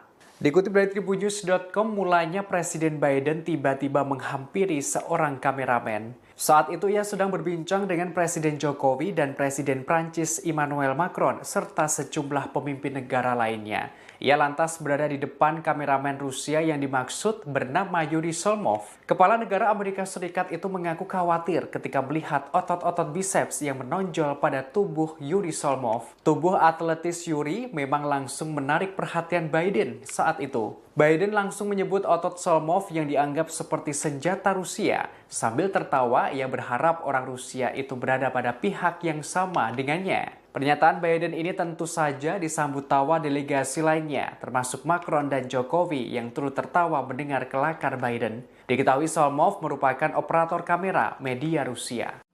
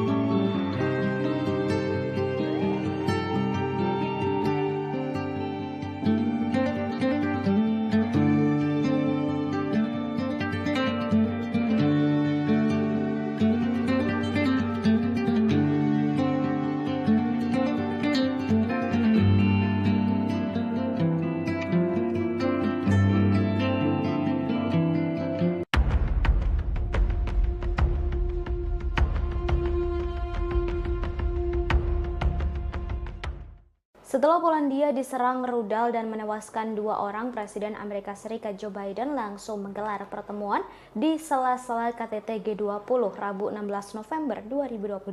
Pertemuan tersebut untuk pimpinan negara peserta NATO. Dalam rapat itu, Joe Biden mengatakan tak mungkin rudal itu ditembakkan dari Rusia. Namun ia menjanjikan dukungan untuk melakukan penyelidikan penuh terhadap rudal yang jatuh di dekat perbatasan Ukraina. Diketahui rudal tersebut merupakan buatan Rusia. Biden menyebut kecil kemungkinannya jika rudal diluncurkan dari Rusia. Meski begitu, pihaknya masih akan menunggu hasil penyelidikan. Sebelumnya, Presiden Joe Biden pada Selasa 15 November 2022 malam dibangunkan oleh stafnya lantaran adanya ledakan rudal yang menghantam Polandia. Biden telah menghubungi Presiden Polandia Andrzej Duda pada Rabu pagi untuk menyampaikan belasungkawa mendalam atas jatuhnya korban jiwa atas insiden tersebut. Rapat darurat berlangsung digelar oleh Biden dan dihadiri oleh beberapa pimpinan negara. Biden dijadwalkan akan berbicara tentang hasil pertemuan ini sebelum melanjutkan KTT G20 dan kembali ke Amerika Serikat pada Rabu siang.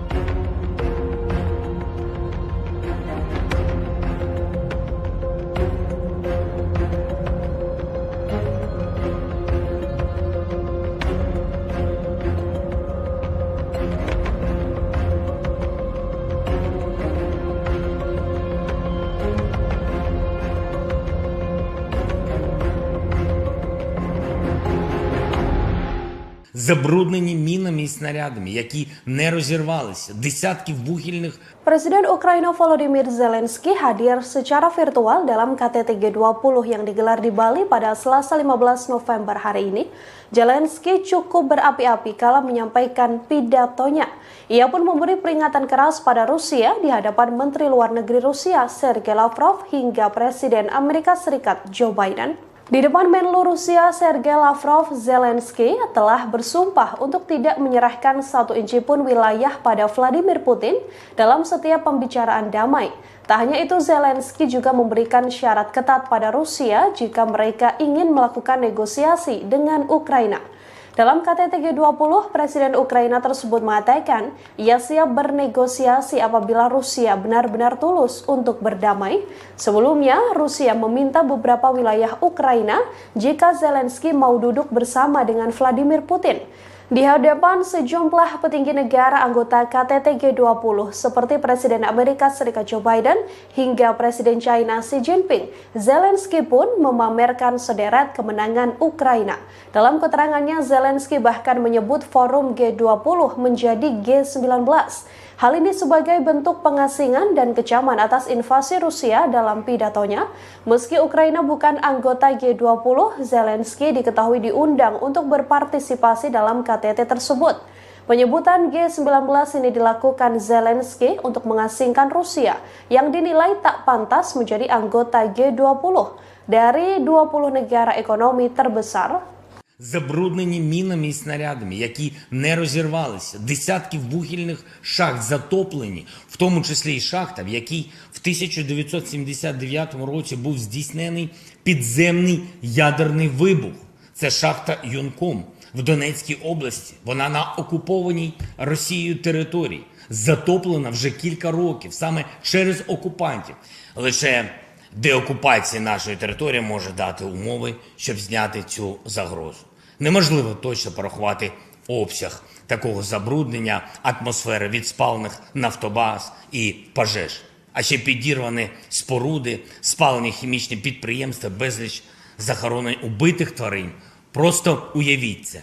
Внаслідок російської агресії загинуло 6 мільйонів свійських тварин. 6 мільйонів – це офіційні дані. Знищено щонайменше 50 тисяч дітей, які були силою депортовані в Росію.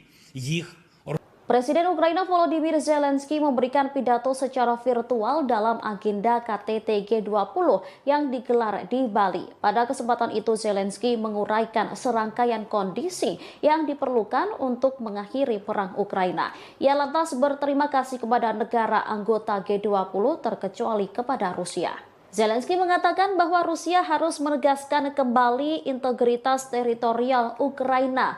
Ia juga menegaskan agar Moskow menarik pasukannya dari wilayah Ukraina dan membayar kompensasi atas kerusakan yang ditimbulkan. Dalam kesempatan ini, Zelensky menyerukan konferensi internasional. Hal ini dilakukan untuk memperkuat elemen kunci dari arsitektur keamanan pasca perang dan mencegah terulangnya agresi Rusia. Sepanjang pidatonya, Zelensky dengan tegas berterima kasih kepada G19 mengecualikan Rusia. Diketahui Presiden Rusia Vladimir Putin juga diketahui tak hadir dalam pertemuan itu. Putin diwakilkan oleh Menteri Luar Negeri Sergei Lavrov. Para pemimpin Barat mencoba untuk menyudutkan dan mengisolasi Rusia pada KTT G20 yang digelar di Bali. Barat menyebut agresi militer yang dilakukan Rusia ke Ukraina lah yang menyebabkan krisis dunia dalam ketahanan pangan. Bahkan sejumlah negara sudah dilanda inflasi. Четвертий виклик – звільнення усіх полонених і депортованих. Тисячі наших людей, військових і цивільних, в російському полоні. Вони піддаються жорстоким тортурам. Це масове знущання. Окрім того, ми поіменно знаємо майже 11 тисяч дітей, які були силою депортовані в Росію. Їх розлучають з батьками, знаючи, що у них є родини.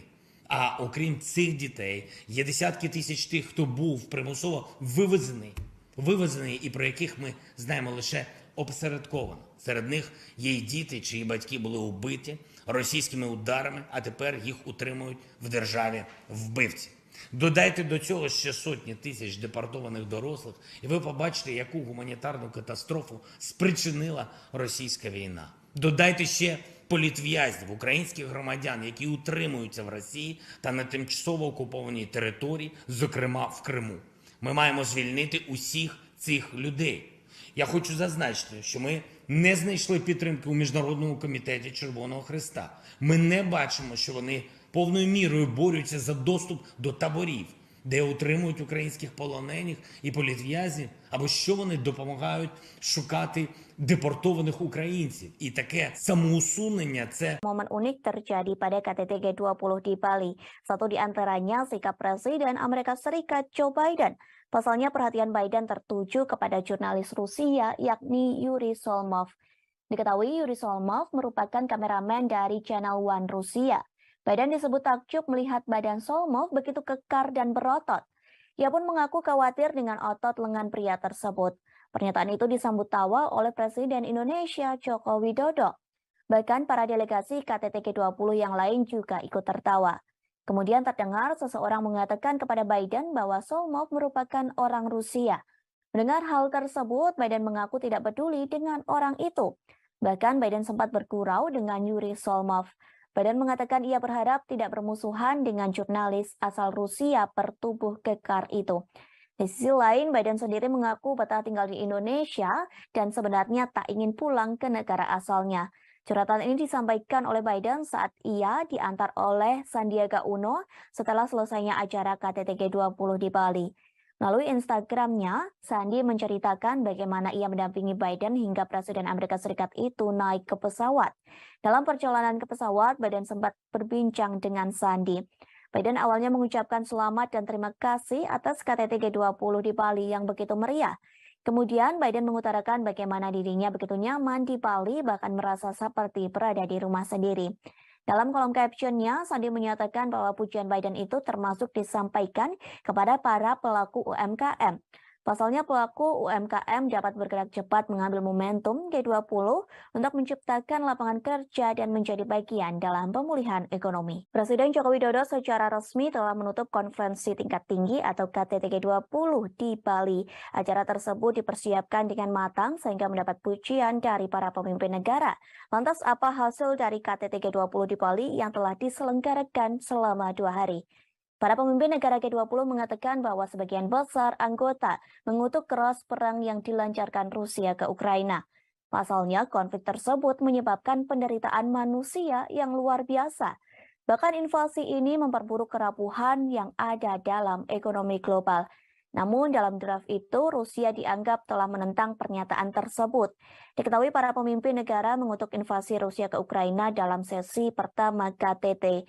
Setelah pengutukan tersebut, Menteri Luar Negeri Rusia Sergei Lavrov langsung meninggalkan Bali. Kemudian, China menggunakan forum KTT G20 untuk mencoba dan memperbaiki beberapa pagar diplomatiknya. Presiden Prancis Emmanuel Macron mengatakan pertemuan dengan Presiden China Xi Jinping. Pertemuan tersebut diadakan pada Selasa 15 November di sela-sela KTT G20. Sementara itu, Xi juga bertemu dengan Perdana Menteri Australia yang baru, yakni Anthony Albanese. Pertemuan itu mengisyaratkan bahwa mereka akan berusaha untuk melewati tahun-tahun ketidaksepakatan.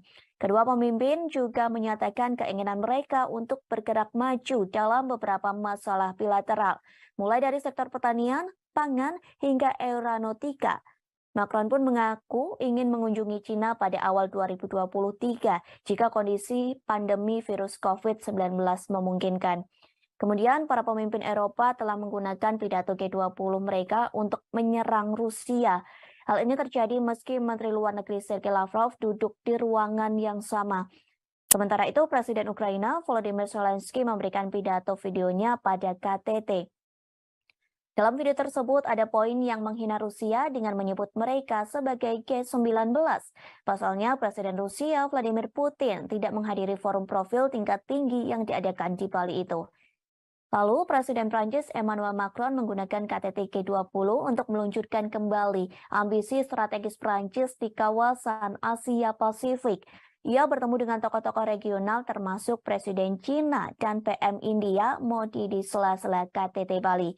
Namun di antara semua hal yang telah dibahas, fokus resmi KTT terkait stabilitas keuangan, kesehatan, energi berkelanjutan, dan transformasi digital. Diskusi yang dilakukan oleh pemimpin G20 dalam acara KTT di Bali disebut mengalami perdebatan yang alot, terutama saat para pemimpin negara membahas perang yang terjadi antara Rusia dan Ukraina. Bahkan pembahasan tersebut terkait berlangsung hingga tengah malam. Hal ini disampaikan oleh Presiden Jokowi di Media Center G20 Bali International Convention Center atau BICC Nusa Dua Bali pada Rabu 16 November 2022. Ia menerangkan hanya ada satu paragraf yang diperdebatkan. Perdebatan itu ialah penyikapan terhadap perang di Ukraina. Jokowi menerangkan konsensus untuk deklarasi Bali akhirnya tercapai saat tengah malam. Bahkan perdebatan ini melibatkan Menteri Luar Negeri Rusia Sergei Lavrov. Dalam konsensus tersebut, para pemimpin negara G20 sepakat perang berdampak negatif pada ekonomi global. Dampak negatif itu menimbulkan risiko terhadap krisis pangan, krisis energi, dan potensi krisis finansial. Padahal ekonomi global kini masih cenderung rapuh akibat pandemi COVID-19. Selain itu, perang Rusia-Ukraina menyebabkan penderitaan manusia yang luar biasa. Lantas perdamaian hanya terwujud bila dilakukan pemulihan ekonomi global. Kepala pemerintahan menegaskan sejak awal perang harus dihentikan, sehingga dalam deklarasi KTT G20 sebagian besar anggota mengecam keras perang yang masih berkecamuk di Ukraina. Dalam deklarasi itu dari 20 negara anggota hanya Rusia yang menolaknya, sementara China dan India memilih tidak memberikan suara dalam perdebatan soal perang Rusia-Ukraina. Di sisi lain, Jokowi mengakui G20 di Bali menghasilkan beberapa hasil yang konkret. Hasil itu diantaranya terbentuk Pandemic Fund yang sampai hari ini terkumpul 1,5 miliar dolar Amerika Serikat. Kemudian Indonesia memperoleh komitmen dari Just Energy Transition Program sebesar 20 miliar dolar Amerika Serikat. Di samping itu, dihasilkan juga komitmen bersama, yakni setidaknya 30% dari daratan dunia dan 30% lautan dunia dilindungi di tahun 2020. Maaf, maksud kami di tahun 2030. Kepemimpinan Indonesia telah berhasil menghasilkan deklarasi pemimpin G20, G20 Bali Leaders Declaration yang awalnya diragukan oleh banyak pihak. Deklarasi terdiri atas 52 paragraf dan paragraf yang sangat diperdebatkan adalah penyikapan terhadap perang di Ukraina. Diskusi mengenai hal ini berlangsung sangat-sangat alot sekali dan akhirnya para pemimpin G20 menyepakati isi deklarasi, yaitu condemnation perang di Ukraina karena telah melanggar batas wilayah, melanggar integritas wilayah. Perang ini telah mengakibatkan penderitaan masyarakat dan memperberat ekonomi global yang masih rapuh akibat pandemi, yang menimbulkan risiko terhadap krisis pangan, krisis energi, dan potensi krisis finansial. Oleh karena itu, G20 membahas dampak perang terhadap kondisi perekonomian global. Vatikan menawarkan diri menjadi juru damai dalam perang yang terjadi antara Rusia dan Ukraina. Hal tersebut disampaikan oleh Sekretaris Negara Vatikan Kardinal Pietro Parolin. Kesiapan jadi juru damai itu disampaikan dalam pertemuan antara Vatikan dengan Paguyuban Wartawan Katolik Indonesia atau PWKI. Diketahui PWKI baru saja melakukan kunjungan resmi ke Vatikan. Kunjungan tersebut diikuti sebanyak 18 orang delegasi PWKI. Kunjungan tersebut dipimpin oleh mantan anggota Komisi Penyiaran Indonesia Mayong Suryo Laksono, kemudian penasihat PWKI AM Putut Prabantoro turut mendampingi dalam kunjungan tersebut. PWKI mengatakan Vatikan akan terus memperjuangkan perdamaian antara Rusia dan Ukraina. Vatikan akan terus berjuang lantaran kedua negara ini terus berperang dalam kurun waktu hampir 1 tahun. Bahkan hingga kini perang tersebut belum ada tanda-tanda berhenti atau perdamaian. Parolin mengaku Vatikan turut prihatin lantaran perang tersebut sudah banyak memakan korban. Lebih jauh, Kardinal Parolin mengungkapkan jika melihat peta dunia, sebenarnya bukan hanya Ukraina saja yang dilanda perang. Namun di beberapa tempat di dunia juga mengalami kondisi dan situasi yang buruk. Karena itulah Paus Fransiskus bersama Sheikh Ahmad Al-Tayib, Imam Besar Al-Azhar, menerbitkan dokumen Abu Dhabi. Dokumen tersebut telah diterbitkan pada 4 Februari 2019 di Uni Emirat Arab. Dokumen Abu Dhabi berisi persaudaraan manusia untuk perdamaian. Terlebih Parolin menyadari dunia menjadi berbeda setelah pandemi COVID-19. Pada kesempatan yang sama, Parolin juga mengungkapkan rasa prihatinnya terhadap media yang membuat kekacauan dengan berita-berita negatif. Tak hanya itu, Parolin menyebut banyak media melaporkan berita hoax yang menjauhkan manusia dari perdamaian, sehingga Parolin berpesan kepada delegasi PWKI. Pesan tersebut terkait wartawan yang tidak membuat tembok penghalang atau pembatas. Diharapkan para wartawan bisa membangun jembatan persaudaraan. Satu caranya bekerja sama dengan pihak lain. Satu hal ini dilakukan, Parolin berharap negara-negara bisa mencapai titik perdamaian. Sebuah rudal yang menghantam Polandia diduga bukan serangan dari Rusia. Namun ledakan rudal tersebut diduga merupakan perbuatan pertahanan udara Ukraina. Hal tersebut disampaikan oleh Presiden Polandia, Andrzej Duda. Pihaknya menyebut Polandia tak memiliki bukti bahwa rudal tersebut diluncurkan oleh Ukraina. Duda mengatakan bahwa serangan tersebut merupakan kecelakaan yang tidak menguntungkan.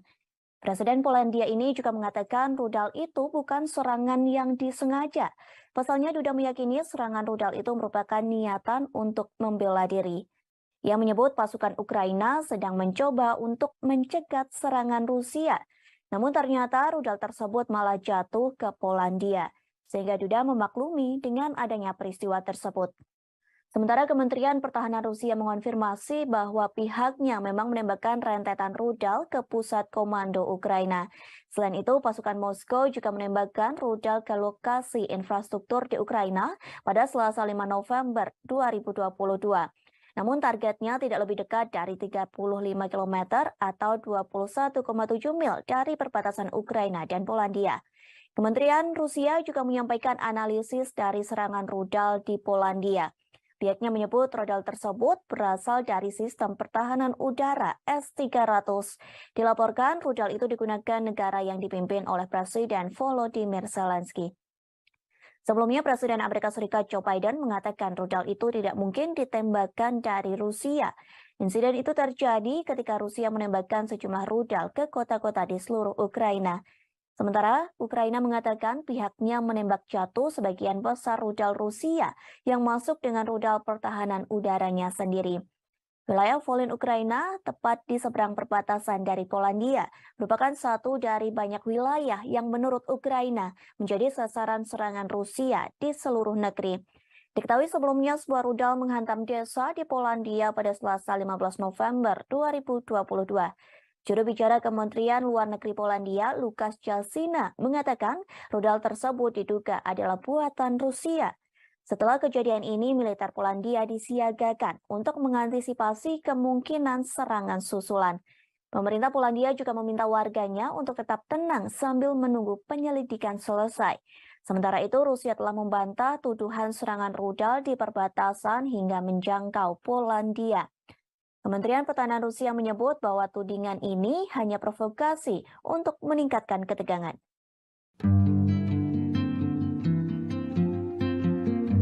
Konferensi tingkat 3 atau KTT G20 nyatanya meninggalkan cerita bagi setiap para pemimpin negara G20, termasuk Presiden Amerika Serikat Joe Biden saat jalan-jalan di hutan bakau Tahura, Bali pada Rabu 16 November.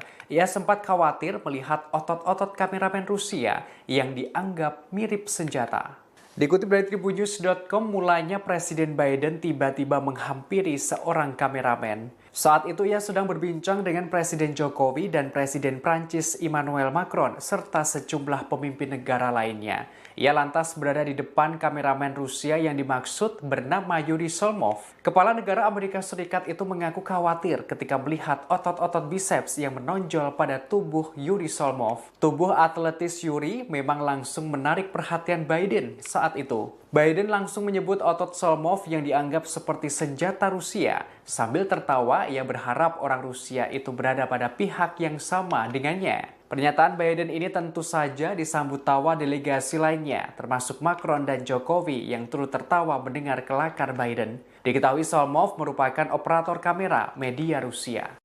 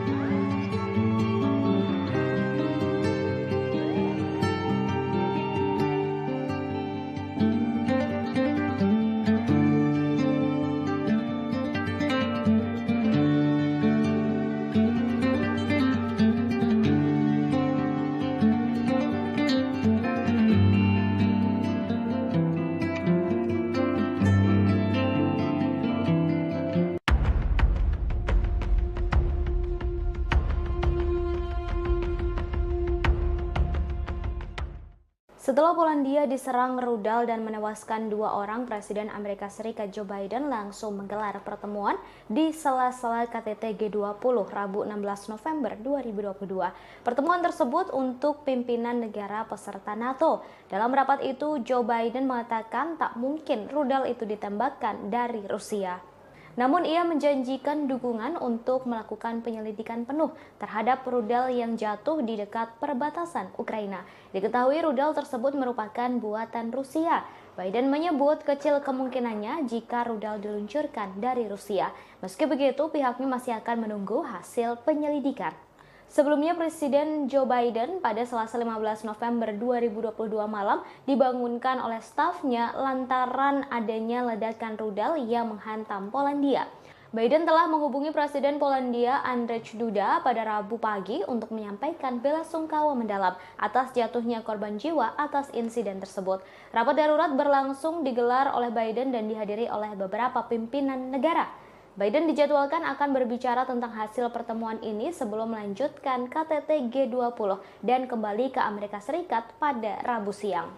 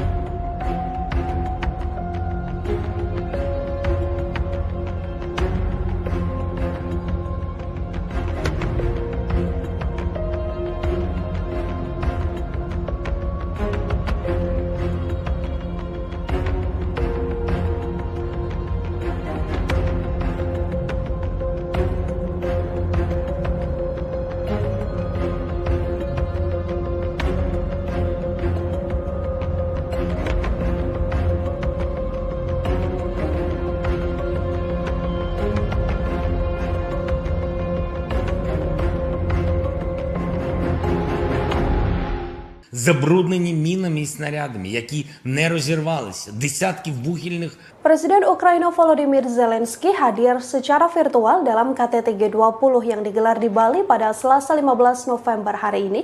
Zelensky cukup berapi-api kala menyampaikan pidatonya. Ia pun memberi peringatan keras pada Rusia di hadapan Menteri Luar Negeri Rusia Sergei Lavrov hingga Presiden Amerika Serikat Joe Biden. Di depan Menlu Rusia Sergei Lavrov, Zelensky telah bersumpah untuk tidak menyerahkan 1 inci pun wilayah pada Vladimir Putin dalam setiap pembicaraan damai. Tak hanya itu, Zelensky juga memberikan syarat ketat pada Rusia jika mereka ingin melakukan negosiasi dengan Ukraina. Dalam KTT G20, Presiden Ukraina tersebut mengatakan ia siap bernegosiasi apabila Rusia benar-benar tulus untuk berdamai. Sebelumnya, Rusia meminta beberapa wilayah Ukraina jika Zelensky mau duduk bersama dengan Vladimir Putin. Di hadapan sejumlah petinggi negara anggota KTT G20 seperti Presiden Amerika Serikat Joe Biden hingga Presiden China Xi Jinping, Zelensky pun memamerkan sederet kemenangan Ukraina. Dalam keterangannya, Zelensky bahkan menyebut forum G20 menjadi G19. Hal ini sebagai bentuk pengasingan dan kecaman atas invasi Rusia dalam pidatonya. Meski Ukraina bukan anggota G20, Zelensky diketahui diundang untuk berpartisipasi dalam KTT tersebut. Penyebutan G19 ini dilakukan Zelensky untuk mengasingkan Rusia yang dinilai tak pantas menjadi anggota G20 dari 20 negara ekonomi terbesar. Забруднені мінами і снарядами, які не розірвалися, десятки вугільних шахт затоплені, в тому числі і шахта, в якій в 1979 році був здійснений підземний ядерний вибух. Це шахта Юнком в Донецькій області. Вона на окупованій Росією території, затоплена вже кілька років, саме через окупантів. Лише деокупація нашої території може дати умови, щоб зняти цю загрозу. Неможливо точно порахувати обсяг такого забруднення атмосфери від спалених нафтобаз і пожеж. А ще підірвані споруди, спалені хімічні підприємства, безліч захоронень убитих тварин. Просто уявіть це. Внаслідок російської агресії загинуло 6 мільйонів свійських тварин. 6 мільйонів – це офіційні дані. Знищено щонайменше 50 тисяч дітей, які були силою депортовані в Росію. Їх Presiden Ukraina Volodymyr Zelensky memberikan pidato secara virtual dalam agenda KTT G20 yang digelar di Bali. Pada kesempatan itu Zelensky menguraikan serangkaian kondisi yang diperlukan untuk mengakhiri perang Ukraina. Ia lantas berterima kasih kepada negara anggota G20 terkecuali kepada Rusia. Zelensky mengatakan bahwa Rusia harus menegaskan kembali integritas teritorial Ukraina. Ia juga menegaskan agar Moskow menarik pasukannya dari wilayah Ukraina dan membayar kompensasi atas kerusakan yang ditimbulkan. Dalam kesempatan ini, Zelensky menyerukan konferensi internasional. Hal ini dilakukan untuk memperkuat elemen kunci dari arsitektur keamanan pasca perang dan mencegah terulangnya agresi Rusia. Sepanjang pidatonya, Zelensky dengan tegas berterima kasih kepada G19 mengecualikan Rusia. Diketahui Presiden Rusia Vladimir Putin juga diketahui tak hadir dalam pertemuan itu. Putin diwakilkan oleh Menteri Luar Negeri Sergei Lavrov. Para pemimpin Barat mencoba untuk menyudutkan dan mengisolasi Rusia pada KTT G20 yang digelar di Bali. Barat menyebut agresi militer yang dilakukan Rusia ke Ukraina lah yang menyebabkan krisis dunia dalam ketahanan pangan. Bahkan sejumlah negara sudah dilanda inflasi. Четвертий виклик – звільнення усіх полонених і депортованих. Тисячі наших людей, військових і цивільних, в російському полоні. Вони піддаються жорстоким тортурам. Це масове знущання. Окрім того, ми поіменно знаємо майже 11 тисяч дітей, які були силою депортовані в Росію. Їх розлучають з батьками, знаючи, що у них є родини. А окрім цих дітей, є десятки тисяч тих, хто був примусово вивезений і про яких ми знаємо лише опосередковано. Серед них є й діти, чиї батьки були убиті російськими ударами, а тепер їх утримують в державі вбивці. Додайте до цього ще сотні тисяч депортованих дорослих, і ви побачите, яку гуманітарну катастрофу спричинила російська війна. Додайте ще політв'язнів, українських громадян, які утримуються в Росії та на тимчасово окупованій території, зокрема в Криму. Ми маємо звільнити усіх цих людей. Я хочу зазначити, що ми не знайшли підтримки у Міжнародному комітеті Червоного Хреста. Ми не бачимо, що вони повною мірою борються за доступ до таборів, де утримують українських полонених і політв'язнів, або що вони допомагають шукати депортованих українців. І таке самоусунення – це Momen unik terjadi pada KTT G20 di Bali. Satu di antaranya sikap Presiden Amerika Serikat Joe Biden. Pasalnya perhatian Biden tertuju kepada jurnalis Rusia yakni Yuri Solmov. Diketahui Yuri Solmov merupakan kameramen dari Channel One Rusia. Biden disebut takjub melihat badan Solmov begitu kekar dan berotot. Ia pun mengaku khawatir dengan otot lengan pria tersebut. Pernyataan itu disambut tawa oleh Presiden Indonesia Joko Widodo. Bahkan para delegasi KTT G20 yang lain juga ikut tertawa. Kemudian terdengar seseorang mengatakan kepada Biden bahwa Solmov merupakan orang Rusia. Mendengar hal tersebut, Biden mengaku tidak peduli dengan orang itu. Bahkan Biden sempat bergurau dengan Yuri Solmov. Biden mengatakan ia berharap tidak bermusuhan dengan jurnalis asal Rusia bertubuh kekar itu. Di sisi lain, Biden sendiri mengaku betah tinggal di Indonesia dan sebenarnya tak ingin pulang ke negara asalnya. Curhatan ini disampaikan oleh Biden saat ia diantar oleh Sandiaga Uno setelah selesainya acara KTT G20 di Bali. Melalui Instagramnya, Sandi menceritakan bagaimana ia mendampingi Biden hingga Presiden Amerika Serikat itu naik ke pesawat.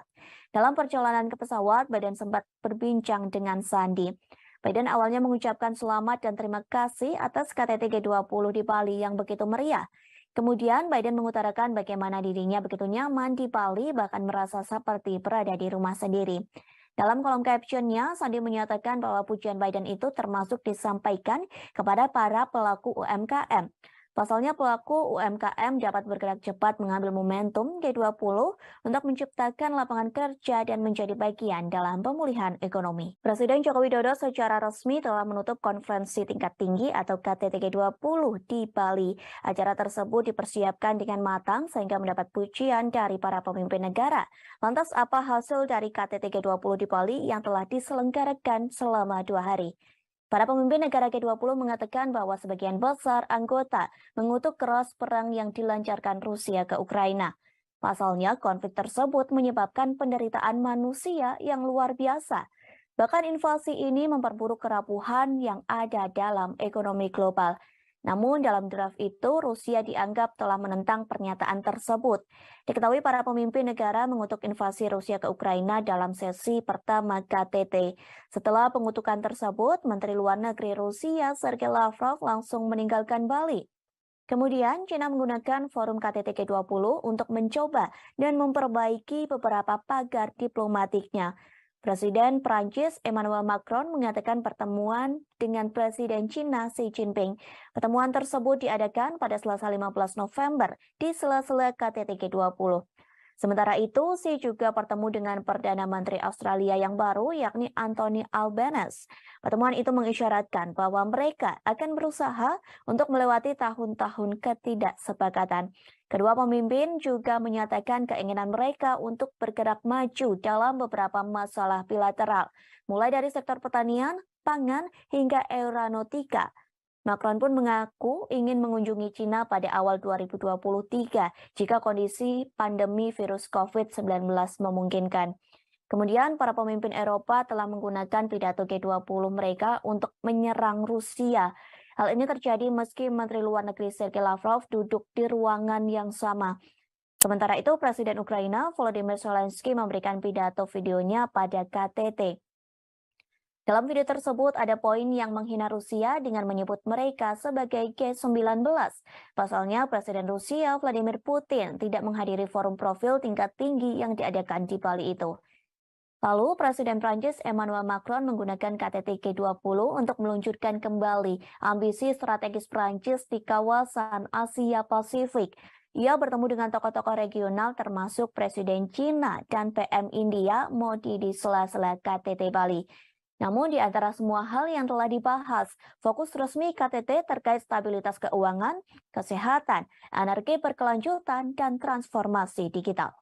Diskusi yang dilakukan oleh pemimpin G20 dalam acara KTT di Bali disebut mengalami perdebatan yang alot, terutama saat para pemimpin negara membahas perang yang terjadi antara Rusia dan Ukraina.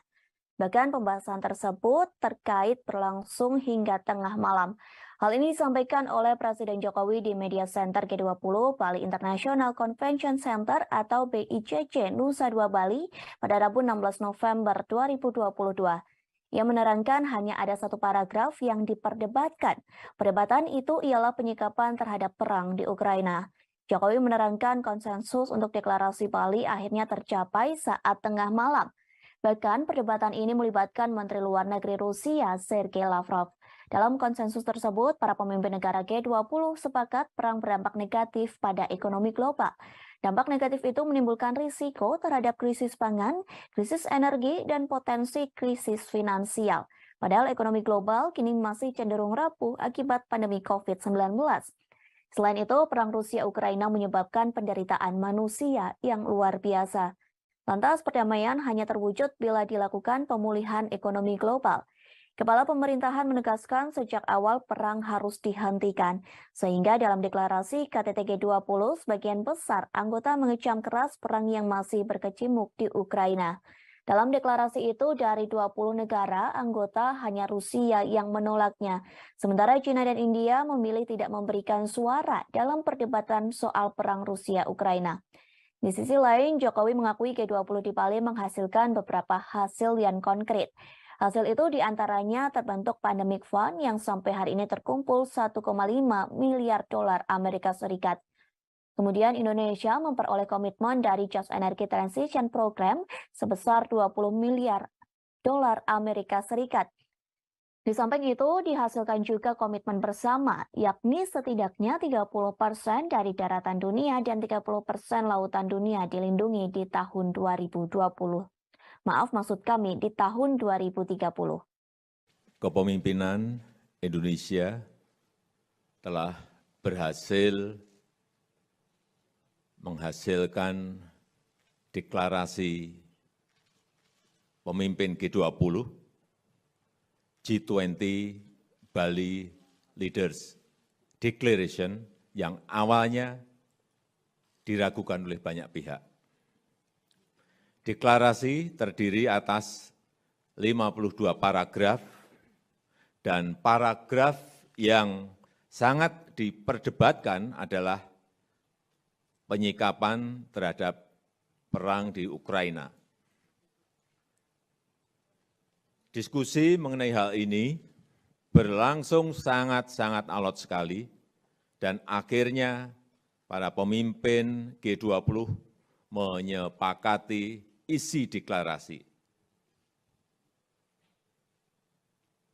yaitu condemnation perang di Ukraina karena telah melanggar batas wilayah, melanggar integritas wilayah. Perang ini telah mengakibatkan penderitaan masyarakat dan memperberat ekonomi global yang masih rapuh akibat pandemi, yang menimbulkan risiko terhadap krisis pangan, krisis energi, dan potensi krisis finansial. Oleh karena itu, G20 membahas dampak perang terhadap kondisi perekonomian global. Vatikan menawarkan diri menjadi juru damai dalam perang yang terjadi antara Rusia dan Ukraina. Hal tersebut disampaikan oleh Sekretaris Negara Vatikan Kardinal Pietro Parolin. Kesiapan jadi juru damai itu disampaikan dalam pertemuan antara Vatikan dengan Paguyuban Wartawan Katolik Indonesia atau PWKI. Diketahui PWKI baru saja melakukan kunjungan resmi ke Vatikan. Kunjungan tersebut diikuti sebanyak 18 orang delegasi PWKI.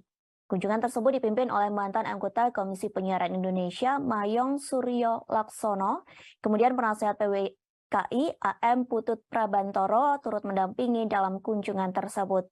PWKI mengatakan Vatikan akan terus memperjuangkan perdamaian antara Rusia dan Ukraina. Vatikan akan terus berjuang lantaran kedua negara ini terus berperang dalam kurun waktu hampir 1 tahun. Bahkan hingga kini perang tersebut belum ada tanda-tanda berhenti atau perdamaian. Parolin mengaku Vatikan turut prihatin lantaran perang tersebut sudah banyak memakan korban. Lebih jauh, Kardinal Parolin mengungkapkan jika melihat peta dunia, sebenarnya bukan hanya Ukraina saja yang dilanda perang. Namun di beberapa tempat di dunia juga mengalami kondisi dan situasi yang buruk. Karena itulah Paus Fransiskus bersama Sheikh Ahmad Al-Tayib, Imam Besar Al-Azhar, menerbitkan dokumen Abu Dhabi. Dokumen tersebut telah diterbitkan pada 4 Februari 2019 di Uni Emirat Arab. Dokumen Abu Dhabi berisi persaudaraan manusia untuk perdamaian. Terlebih Parolin menyadari dunia menjadi berbeda setelah pandemi COVID-19. Pada kesempatan yang sama, Parolin juga mengungkapkan rasa prihatinnya terhadap media yang membuat kekacauan dengan berita-berita negatif. Tak hanya itu, Parolin menyebut banyak media melaporkan berita hoax yang menjauhkan manusia dari perdamaian, sehingga Parolin berpesan kepada delegasi PWKI. Pesan tersebut terkait wartawan yang tidak membuat tembok penghalang atau pembatas. Diharapkan para wartawan bisa membangun jembatan persaudaraan. Satu caranya bekerja sama dengan pihak lain. Satu hal ini dilakukan, Parolin berharap negara-negara bisa mencapai titik perdamaian.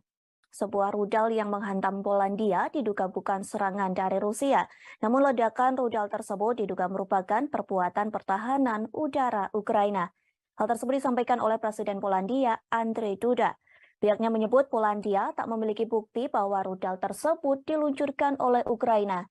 Duda mengatakan bahwa serangan tersebut merupakan kecelakaan yang tidak menguntungkan. Presiden Polandia ini juga mengatakan rudal itu bukan serangan yang disengaja. Pasalnya Duda meyakini serangan rudal itu merupakan niatan untuk membela diri.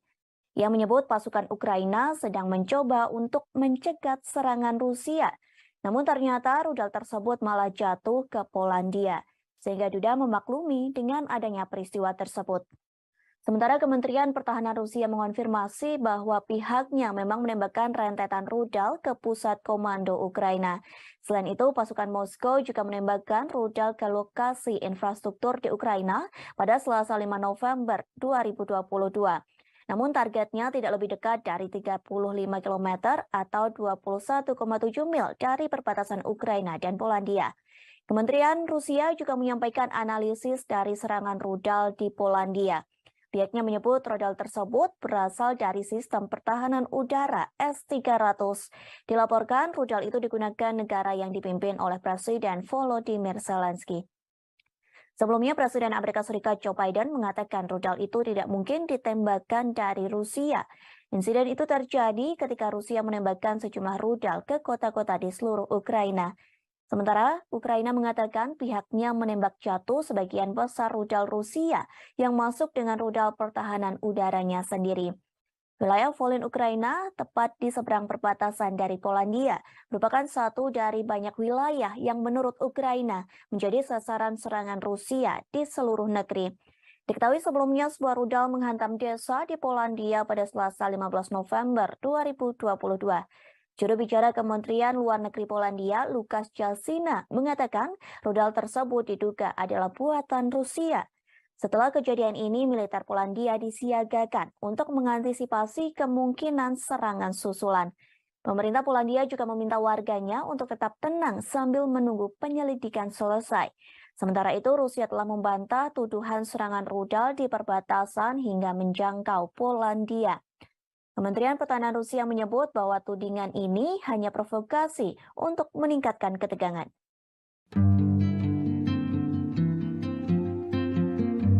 Konferensi tingkat 3 atau KTT G20 nyatanya meninggalkan cerita bagi setiap para pemimpin negara G20, termasuk Presiden Amerika Serikat Joe Biden saat jalan-jalan di hutan bakau Tahura, Bali pada Rabu 16 November.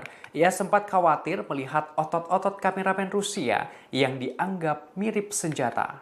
Dikutip dari tribunnews.com, mulanya Presiden Biden tiba-tiba menghampiri seorang kameramen. Saat itu ia sedang berbincang dengan Presiden Jokowi dan Presiden Prancis Emmanuel Macron serta sejumlah pemimpin negara lainnya.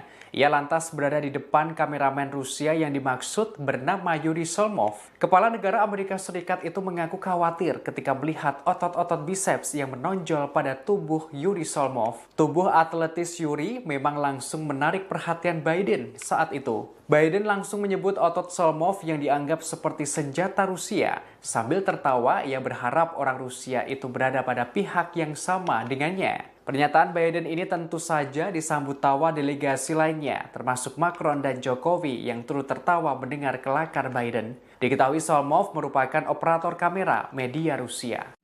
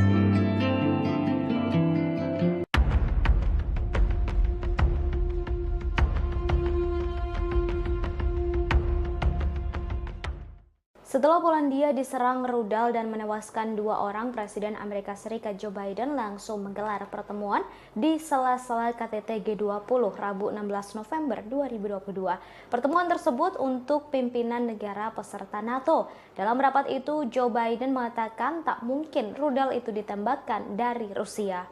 Namun ia menjanjikan dukungan untuk melakukan penyelidikan penuh terhadap rudal yang jatuh di dekat perbatasan Ukraina. Diketahui rudal tersebut merupakan buatan Rusia. Biden menyebut kecil kemungkinannya jika rudal diluncurkan dari Rusia. Meski begitu, pihaknya masih akan menunggu hasil penyelidikan. Sebelumnya, Presiden Joe Biden pada Selasa 15 November 2022 malam dibangunkan oleh stafnya lantaran adanya ledakan rudal yang menghantam Polandia. Biden telah menghubungi Presiden Polandia Andrzej Duda pada Rabu pagi untuk menyampaikan belasungkawa mendalam atas jatuhnya korban jiwa atas insiden tersebut.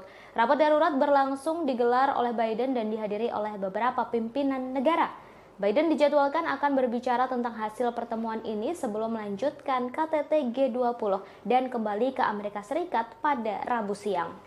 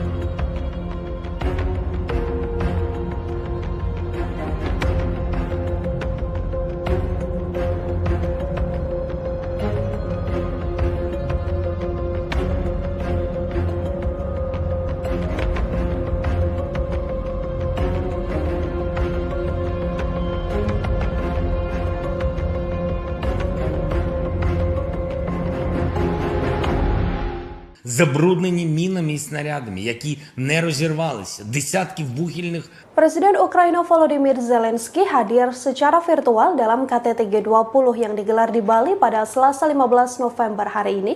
Zelensky cukup berapi-api kala menyampaikan pidatonya. Ia pun memberi peringatan keras pada Rusia di hadapan Menteri Luar Negeri Rusia Sergei Lavrov hingga Presiden Amerika Serikat Joe Biden. Di depan Menlu Rusia Sergei Lavrov, Zelensky telah bersumpah untuk tidak menyerahkan 1 inci pun wilayah pada Vladimir Putin dalam setiap pembicaraan damai.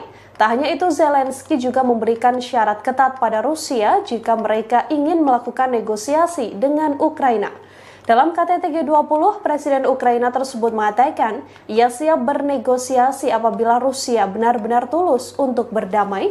Sebelumnya, Rusia meminta beberapa wilayah Ukraina jika Zelensky mau duduk bersama dengan Vladimir Putin. Di hadapan sejumlah petinggi negara anggota KTT G20 seperti Presiden Amerika Serikat Joe Biden hingga Presiden China Xi Jinping, Zelensky pun memamerkan sederet kemenangan Ukraina. Dalam keterangannya, Zelensky bahkan menyebut forum G20 menjadi G19. Hal ini sebagai bentuk pengasingan dan kecaman atas invasi Rusia dalam pidatonya. Meski Ukraina bukan anggota G20, Zelensky diketahui diundang untuk berpartisipasi dalam KTT tersebut.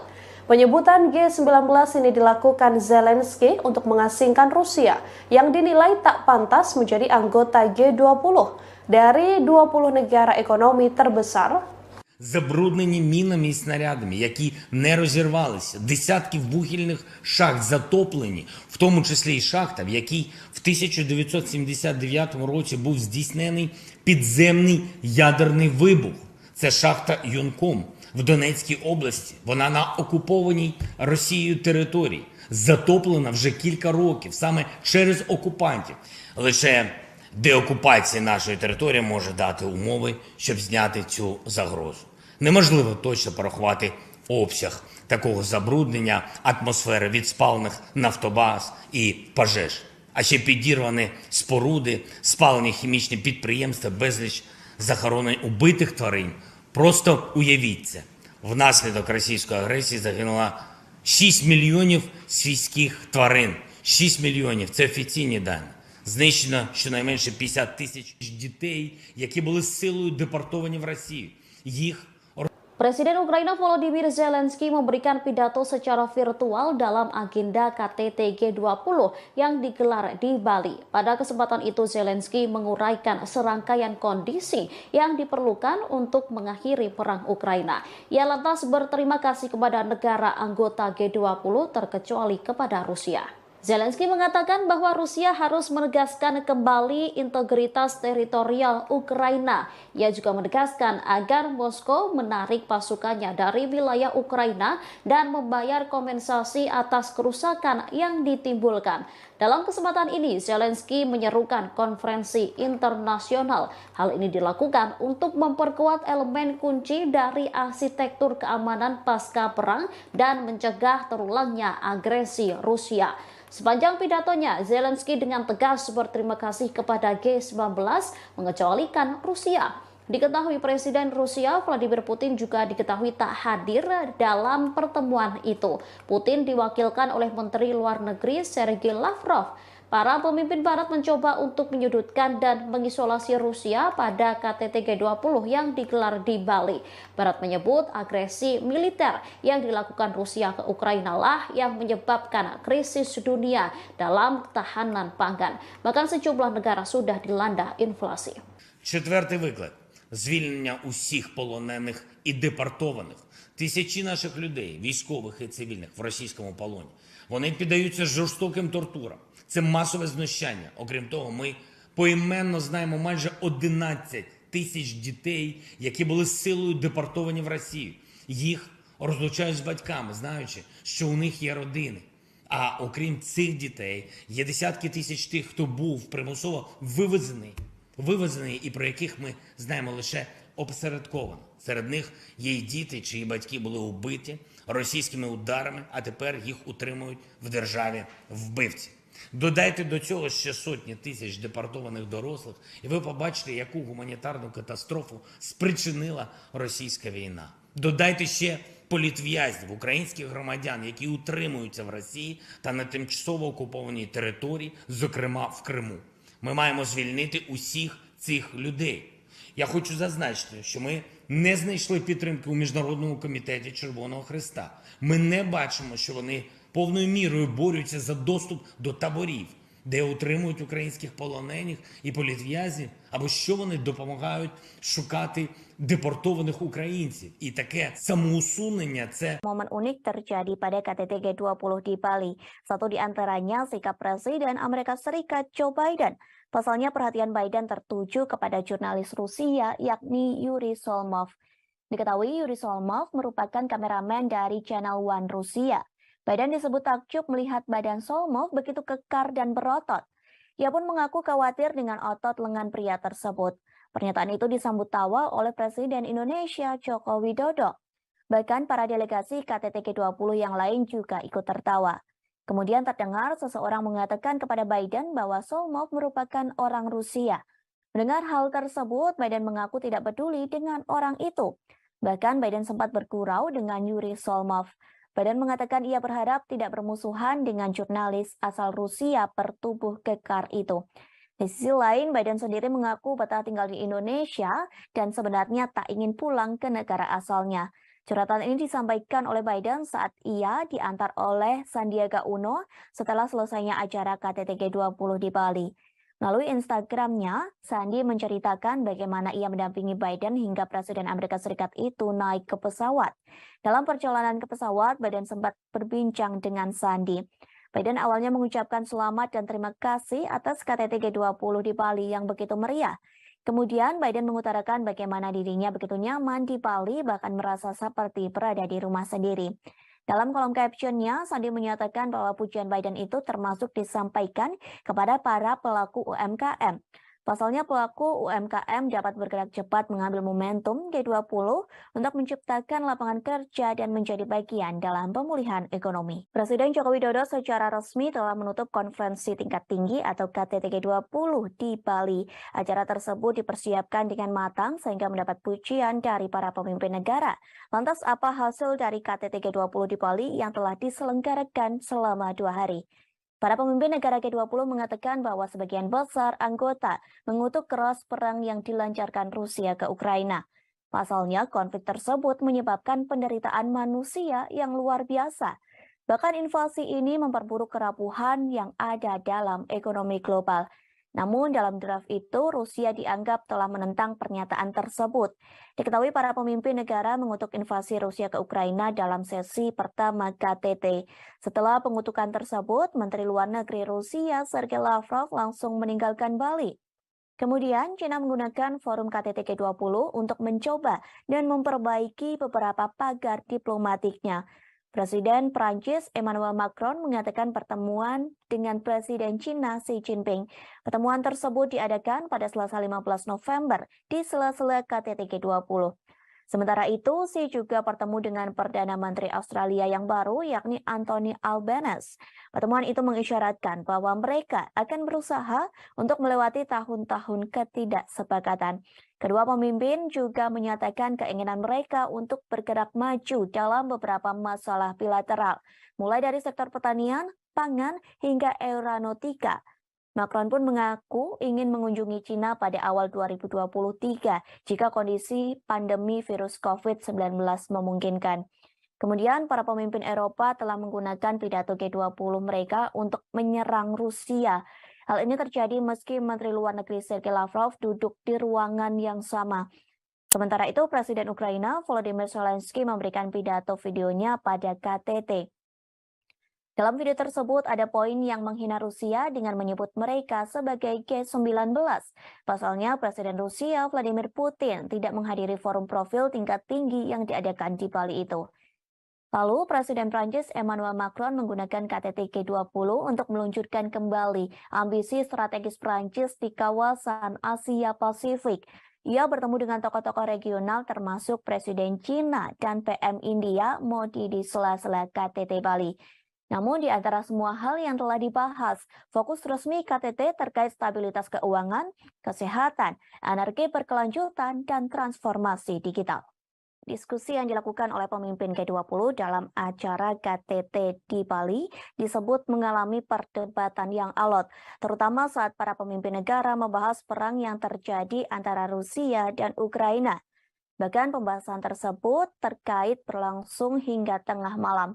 Hal ini disampaikan oleh Presiden Jokowi di Media Center G20 Bali International Convention Center atau BICC Nusa Dua Bali pada Rabu 16 November 2022. Ia menerangkan hanya ada satu paragraf yang diperdebatkan.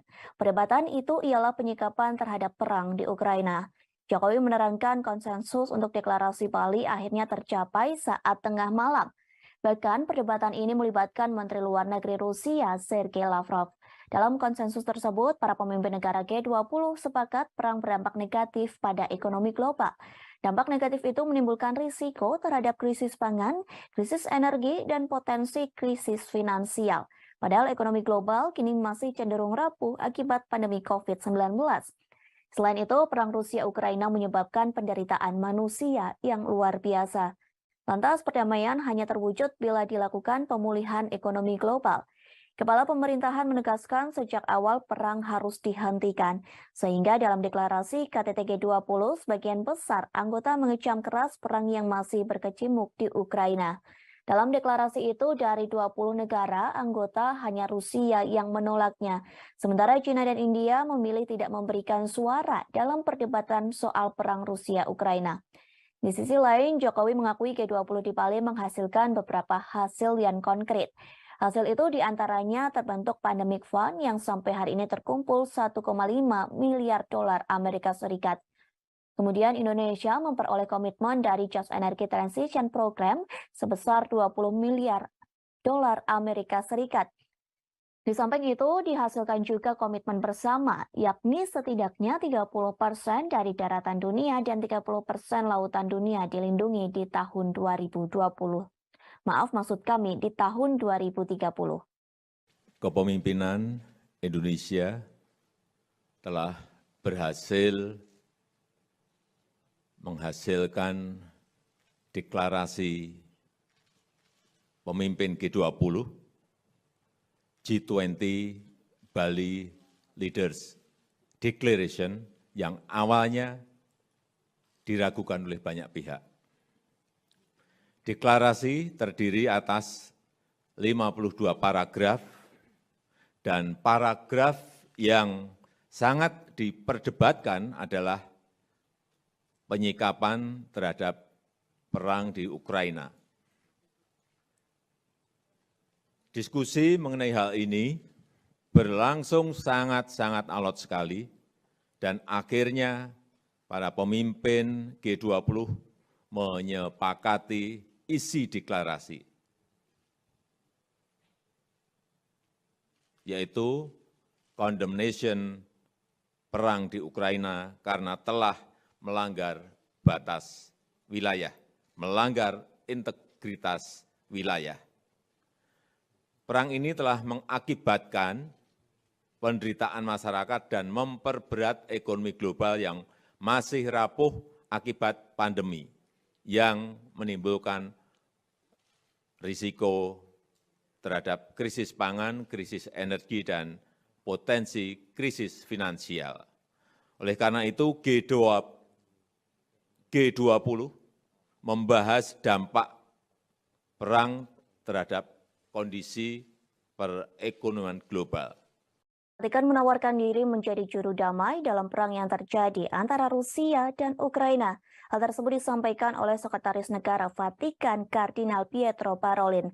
Kesiapan jadi juru damai itu disampaikan dalam pertemuan antara Vatikan dengan Paguyuban Wartawan Katolik Indonesia atau PWKI. Diketahui PWKI baru saja melakukan kunjungan resmi ke Vatikan.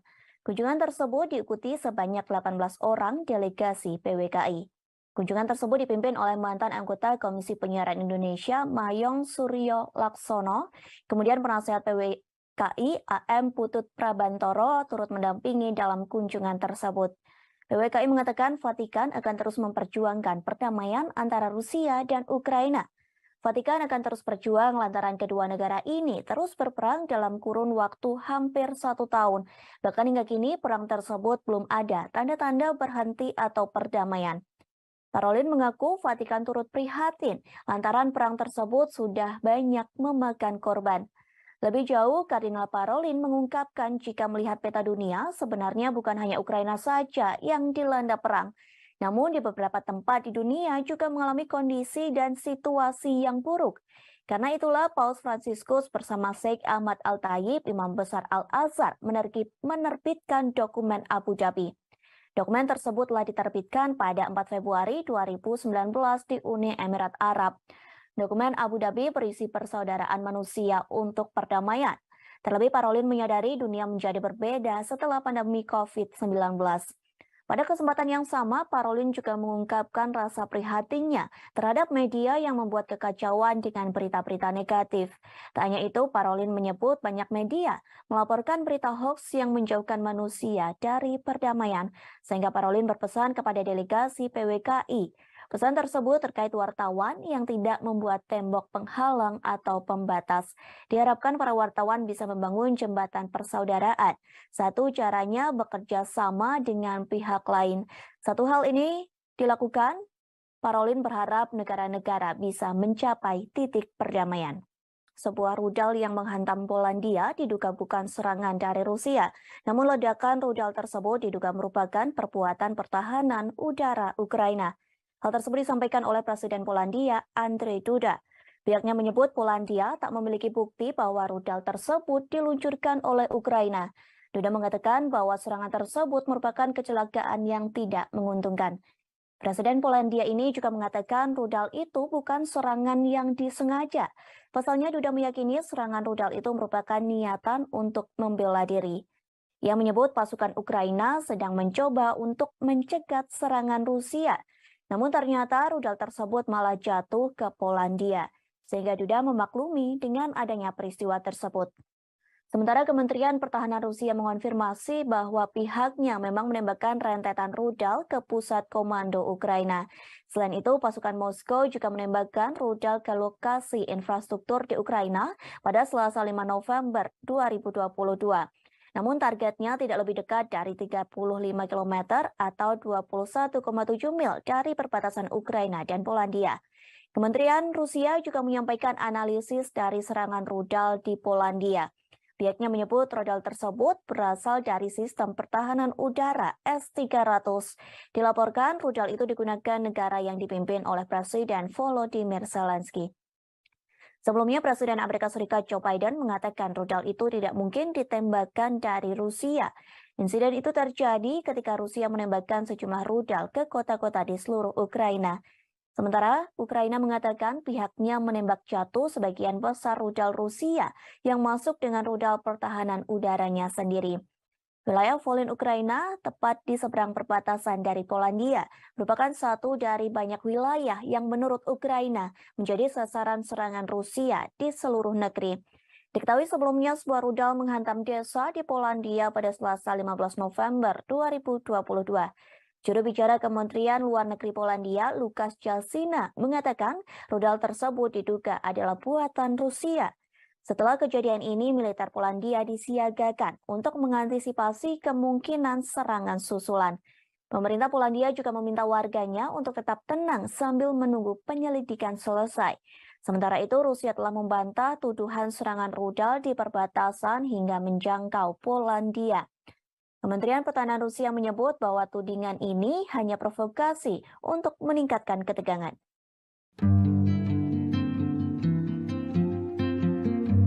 Konferensi tingkat 3 atau KTT G20 nyatanya meninggalkan cerita bagi setiap para pemimpin negara G20, termasuk Presiden Amerika Serikat Joe Biden saat jalan-jalan di hutan bakau Tahura, Bali pada Rabu 16 November. Ia sempat khawatir melihat otot-otot kameramen Rusia yang dianggap mirip senjata. Dikutip dari tribunnews.com, mulanya Presiden Biden tiba-tiba menghampiri seorang kameramen. Saat itu ia sedang berbincang dengan Presiden Jokowi dan Presiden Prancis Emmanuel Macron serta sejumlah pemimpin negara lainnya. Ia lantas berada di depan kameramen Rusia yang dimaksud bernama Yuri Solmov. Kepala negara Amerika Serikat itu mengaku khawatir ketika melihat otot-otot biceps yang menonjol pada tubuh Yuri Solmov. Tubuh atletis Yuri memang langsung menarik perhatian Biden saat itu. Biden langsung menyebut otot Solmov yang dianggap seperti senjata Rusia. Sambil tertawa, ia berharap orang Rusia itu berada pada pihak yang sama dengannya. Pernyataan Biden ini tentu saja disambut tawa delegasi lainnya, termasuk Macron dan Jokowi yang turut tertawa mendengar kelakar Biden. Diketahui Solmov merupakan operator kamera media Rusia.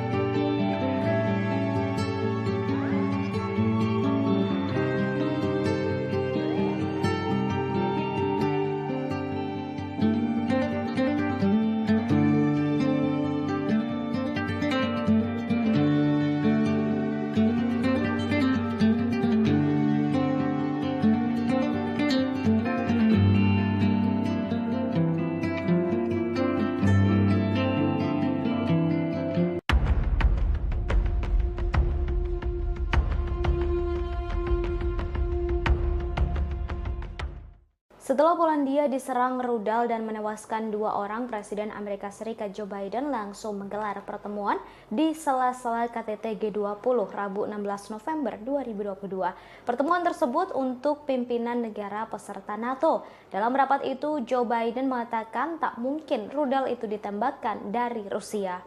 Namun ia menjanjikan dukungan untuk melakukan penyelidikan penuh terhadap rudal yang jatuh di dekat perbatasan Ukraina. Diketahui rudal tersebut merupakan buatan Rusia.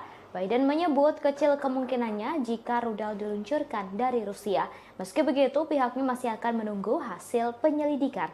Sebelumnya, Presiden Joe Biden pada Selasa 15 November 2022 malam dibangunkan oleh stafnya lantaran adanya ledakan rudal yang menghantam Polandia. Biden telah menghubungi Presiden Polandia Andrzej Duda pada Rabu pagi untuk menyampaikan belasungkawa mendalam atas jatuhnya korban jiwa atas insiden tersebut. Rapat darurat berlangsung digelar oleh Biden dan dihadiri oleh beberapa pimpinan negara. Biden dijadwalkan akan berbicara tentang hasil pertemuan ini sebelum melanjutkan KTT G20 dan kembali ke Amerika Serikat pada Rabu siang.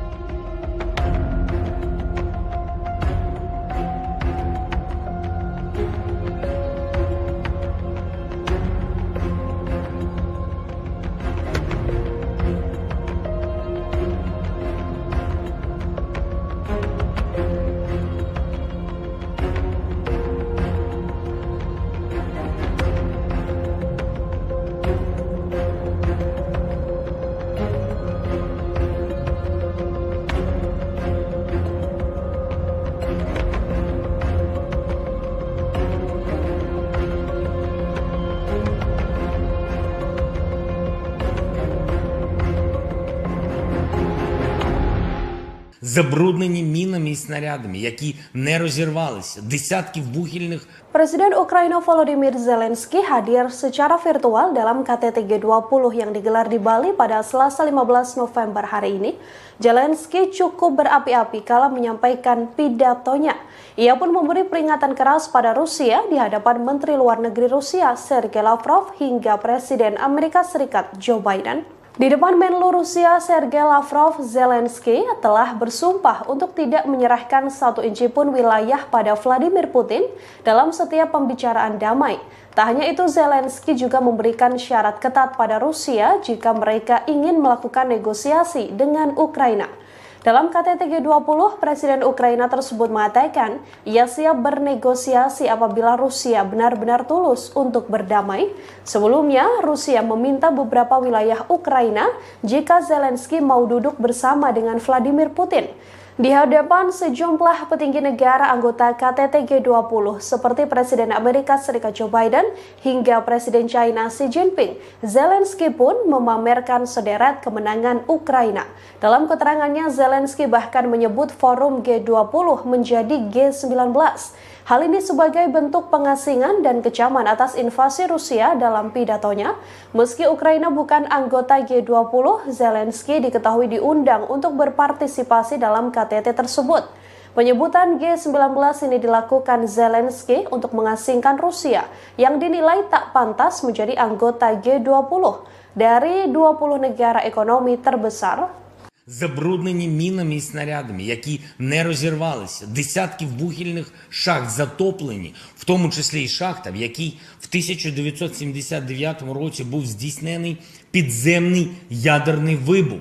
Це шахта Юнком в Донецькій області. Вона на окупованій Росією території, затоплена вже кілька років, саме через окупантів. Лише деокупація нашої території може дати умови, щоб зняти цю загрозу. Неможливо точно порахувати обсяг такого забруднення атмосфери від спалених нафтобаз і пожеж. А ще підірвані споруди, спалені хімічні підприємства, безліч захоронень убитих тварин. Просто уявіть це. Внаслідок російської агресії загинуло 6 мільйонів свійських тварин. 6 мільйонів – це офіційні дані.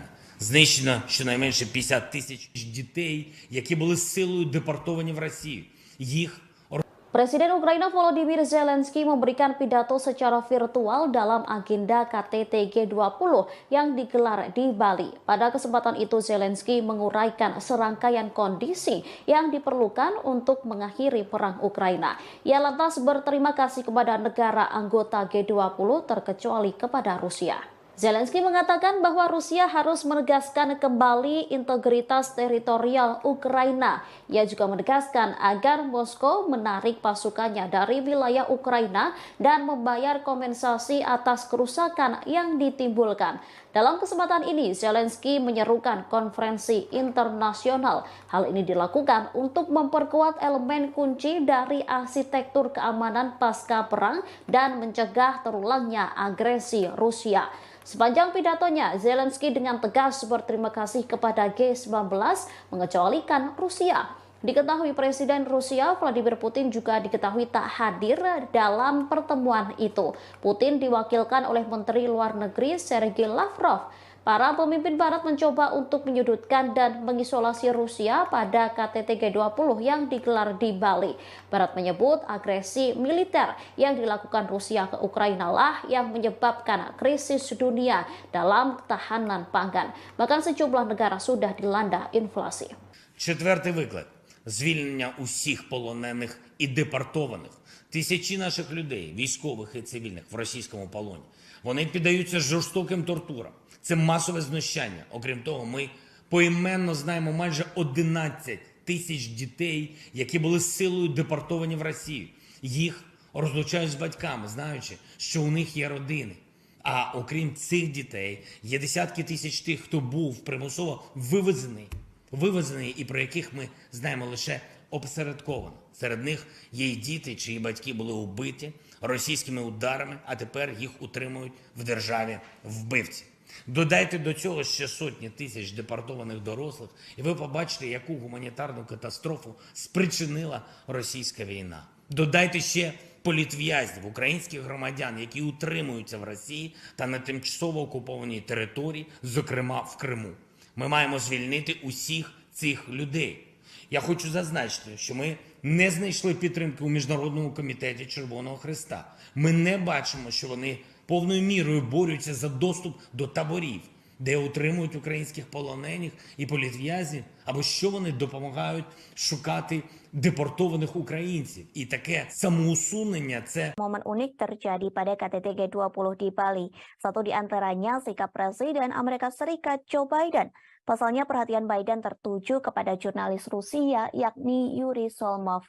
Diketahui Yuri Solmov merupakan kameramen dari Channel One Rusia. Biden disebut takjub melihat badan Solmov begitu kekar dan berotot.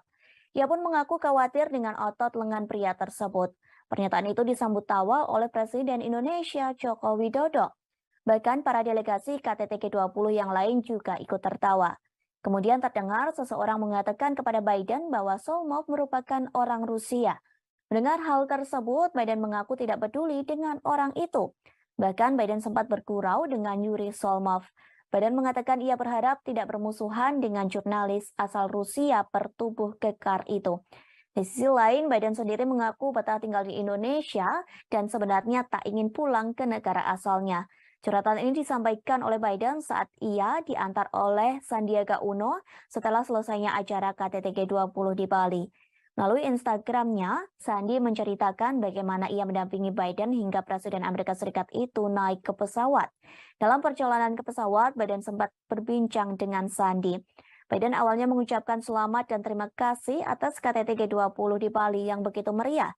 Kemudian Biden mengutarakan bagaimana dirinya begitu nyaman di Bali, bahkan merasa seperti berada di rumah sendiri. Dalam kolom captionnya, Sandi menyatakan bahwa pujian Biden itu termasuk disampaikan kepada para pelaku UMKM.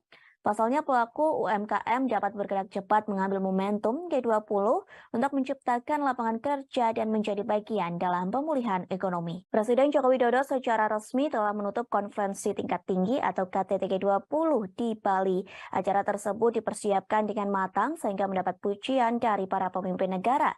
Lantas apa hasil dari KTT G20 di Bali yang telah diselenggarakan selama 2 hari? Para pemimpin negara G20 mengatakan bahwa sebagian besar anggota mengutuk keras perang yang dilancarkan Rusia ke Ukraina. Pasalnya, konflik tersebut menyebabkan penderitaan manusia yang luar biasa. Bahkan invasi ini memperburuk kerapuhan yang ada dalam ekonomi global. Namun dalam draft itu, Rusia dianggap telah menentang pernyataan tersebut. Diketahui para pemimpin negara mengutuk invasi Rusia ke Ukraina dalam sesi pertama KTT. Setelah pengutukan tersebut, Menteri Luar Negeri Rusia Sergei Lavrov langsung meninggalkan Bali. Kemudian, China menggunakan forum KTT G20 untuk mencoba dan memperbaiki beberapa pagar diplomatiknya. Presiden Prancis Emmanuel Macron mengatakan pertemuan dengan Presiden China Xi Jinping. Pertemuan tersebut diadakan pada Selasa 15 November di sela-sela KTT G20. Sementara itu, Xi juga bertemu dengan Perdana Menteri Australia yang baru, yakni Anthony Albanese. Pertemuan itu mengisyaratkan bahwa mereka akan berusaha untuk melewati tahun-tahun ketidaksepakatan. Kedua pemimpin juga menyatakan keinginan mereka untuk bergerak maju dalam beberapa masalah bilateral, mulai dari sektor pertanian, pangan, hingga aeronautika. Macron pun mengaku ingin mengunjungi China pada awal 2023 jika kondisi pandemi virus COVID-19 memungkinkan. Kemudian para pemimpin Eropa telah menggunakan pidato G20 mereka untuk menyerang Rusia. Hal ini terjadi meski Menteri Luar Negeri Sergei Lavrov duduk di ruangan yang sama. Sementara itu, Presiden Ukraina Volodymyr Zelensky memberikan pidato videonya pada KTT. Dalam video tersebut ada poin yang menghina Rusia dengan menyebut mereka sebagai G19. Pasalnya Presiden Rusia Vladimir Putin tidak menghadiri forum profil tingkat tinggi yang diadakan di Bali itu. Lalu Presiden Prancis Emmanuel Macron menggunakan KTT G20 untuk meluncurkan kembali ambisi strategis Prancis di kawasan Asia Pasifik. Ia bertemu dengan tokoh-tokoh regional termasuk Presiden China dan PM India Modi di sela-sela KTT Bali. Namun di antara semua hal yang telah dibahas, fokus resmi KTT terkait stabilitas keuangan, kesehatan, energi berkelanjutan, dan transformasi digital. Diskusi yang dilakukan oleh pemimpin G20 dalam acara KTT di Bali disebut mengalami perdebatan yang alot, terutama saat para pemimpin negara membahas perang yang terjadi antara Rusia dan Ukraina. Bahkan pembahasan tersebut terkait berlangsung hingga tengah malam. Hal ini disampaikan oleh Presiden Jokowi di Media Center G20 Bali International Convention Center atau BICC Nusa Dua Bali pada Rabu 16 November 2022. Ia menerangkan hanya ada satu paragraf yang diperdebatkan. Perdebatan itu ialah penyikapan terhadap perang di Ukraina. Jokowi menerangkan konsensus untuk deklarasi Bali akhirnya tercapai saat tengah malam. Bahkan perdebatan ini melibatkan Menteri Luar Negeri Rusia Sergei Lavrov. Dalam konsensus tersebut, para pemimpin negara G20 sepakat perang berdampak negatif pada ekonomi global. Dampak negatif itu menimbulkan risiko terhadap krisis pangan, krisis energi, dan potensi krisis finansial. Padahal ekonomi global kini masih cenderung rapuh akibat pandemi COVID-19. Selain itu, perang Rusia-Ukraina menyebabkan penderitaan manusia yang luar biasa. Lantas perdamaian hanya terwujud bila dilakukan pemulihan ekonomi global. Kepala pemerintahan menegaskan sejak awal perang harus dihentikan, sehingga dalam deklarasi KTT G20 sebagian besar anggota mengecam keras perang yang masih berkecimpung di Ukraina. Dalam deklarasi itu dari 20 negara anggota hanya Rusia yang menolaknya, sementara China dan India memilih tidak memberikan suara dalam perdebatan soal perang Rusia-Ukraina. Di sisi lain, Jokowi mengakui G20 di Bali menghasilkan beberapa hasil yang konkret. Hasil itu diantaranya terbentuk Pandemic Fund yang sampai hari ini terkumpul 1,5 miliar dolar Amerika Serikat. Kemudian Indonesia memperoleh komitmen dari Just Energy Transition Program sebesar 20 miliar dolar Amerika Serikat. Di samping itu, dihasilkan juga komitmen bersama, yakni setidaknya 30% dari daratan dunia dan 30% lautan dunia dilindungi di tahun 2020. Maaf, maksud kami di tahun 2030.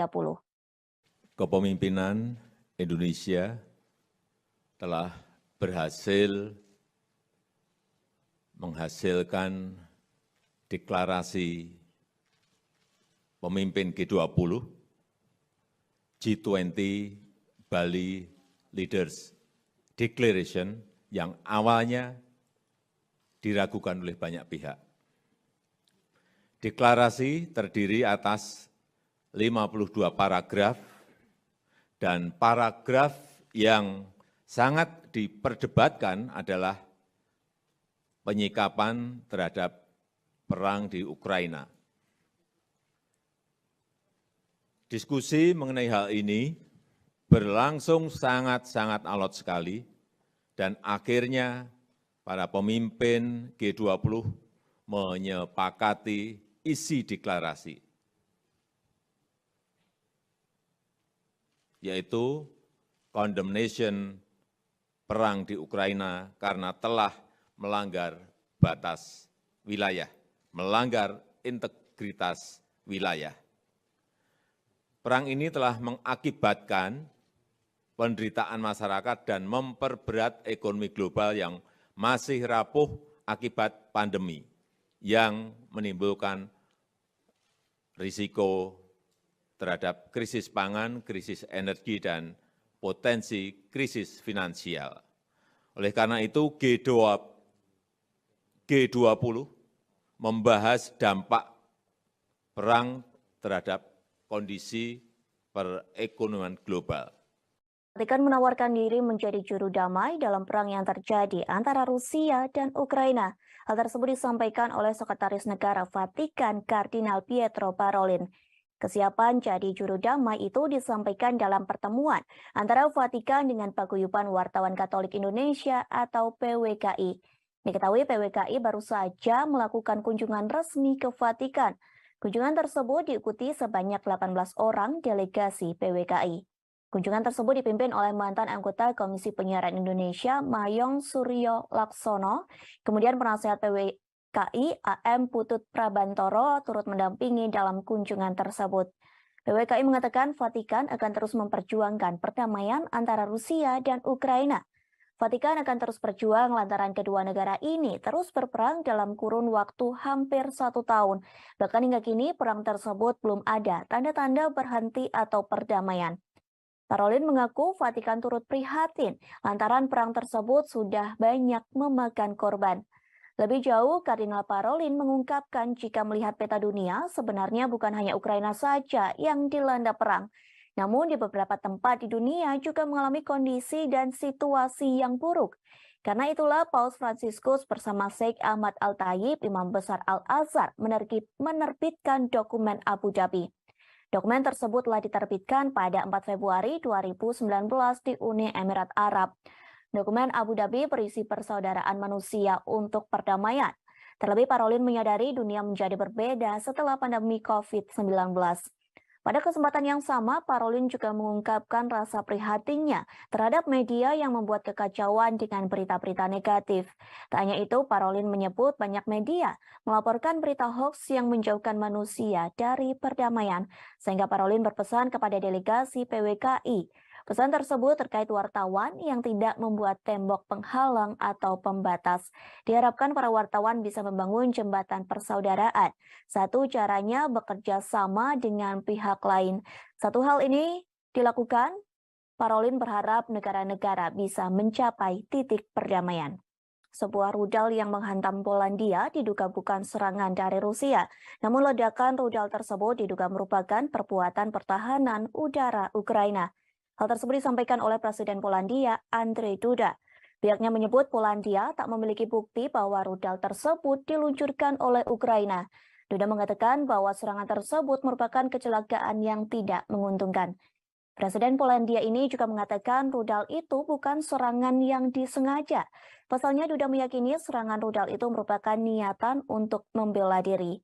Ia menyebut pasukan Ukraina sedang mencoba untuk mencegat serangan Rusia. Namun ternyata rudal tersebut malah jatuh ke Polandia, sehingga Duda memaklumi dengan adanya peristiwa tersebut. Sementara Kementerian Pertahanan Rusia mengonfirmasi bahwa pihaknya memang menembakkan rentetan rudal ke pusat komando Ukraina. Selain itu, pasukan Moskow juga menembakkan rudal ke lokasi infrastruktur di Ukraina pada Selasa 5 November 2022. Namun targetnya tidak lebih dekat dari 35 km atau 21,7 mil dari perbatasan Ukraina dan Polandia. Kementerian Rusia juga menyampaikan analisis dari serangan rudal di Polandia. Pihaknya menyebut rudal tersebut berasal dari sistem pertahanan udara S-300. Dilaporkan rudal itu digunakan negara yang dipimpin oleh Presiden Volodymyr Zelensky. Sebelumnya, Presiden Amerika Serikat Joe Biden mengatakan rudal itu tidak mungkin ditembakkan dari Rusia. Insiden itu terjadi ketika Rusia menembakkan sejumlah rudal ke kota-kota di seluruh Ukraina. Sementara Ukraina mengatakan pihaknya menembak jatuh sebagian besar rudal Rusia yang masuk dengan rudal pertahanan udaranya sendiri. Wilayah Volyn Ukraina, tepat di seberang perbatasan dari Polandia, merupakan satu dari banyak wilayah yang menurut Ukraina menjadi sasaran serangan Rusia di seluruh negeri. Diketahui sebelumnya sebuah rudal menghantam desa di Polandia pada Selasa 15 November 2022. Juru bicara Kementerian Luar Negeri Polandia, Lukasz Jasina, mengatakan rudal tersebut diduga adalah buatan Rusia. Setelah kejadian ini, militer Polandia disiagakan untuk mengantisipasi kemungkinan serangan susulan. Pemerintah Polandia juga meminta warganya untuk tetap tenang sambil menunggu penyelidikan selesai. Sementara itu, Rusia telah membantah tuduhan serangan rudal di perbatasan hingga menjangkau Polandia. Kementerian Pertahanan Rusia menyebut bahwa tudingan ini hanya provokasi untuk meningkatkan ketegangan.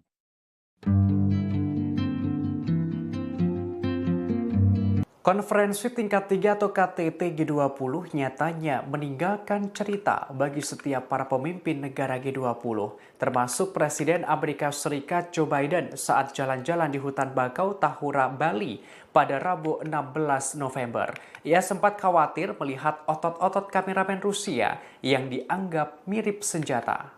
Dikutip dari tribunnews.com, mulanya Presiden Biden tiba-tiba menghampiri seorang kameramen. Saat itu ia sedang berbincang dengan Presiden Jokowi dan Presiden Prancis Emmanuel Macron serta sejumlah pemimpin negara lainnya. Ia lantas berada di depan kameramen Rusia yang dimaksud bernama Yuri Solmov. Kepala negara Amerika Serikat itu mengaku khawatir ketika melihat otot-otot biceps yang menonjol pada tubuh Yuri Solmov. Tubuh atletis Yuri memang langsung menarik perhatian Biden saat itu. Biden langsung menyebut otot Solmov yang dianggap seperti senjata Rusia. Sambil tertawa, ia berharap orang Rusia itu berada pada pihak yang sama dengannya. Pernyataan Biden ini tentu saja disambut tawa delegasi lainnya, termasuk Macron dan Jokowi yang turut tertawa mendengar kelakar Biden. Diketahui Solmov merupakan operator kamera media Rusia.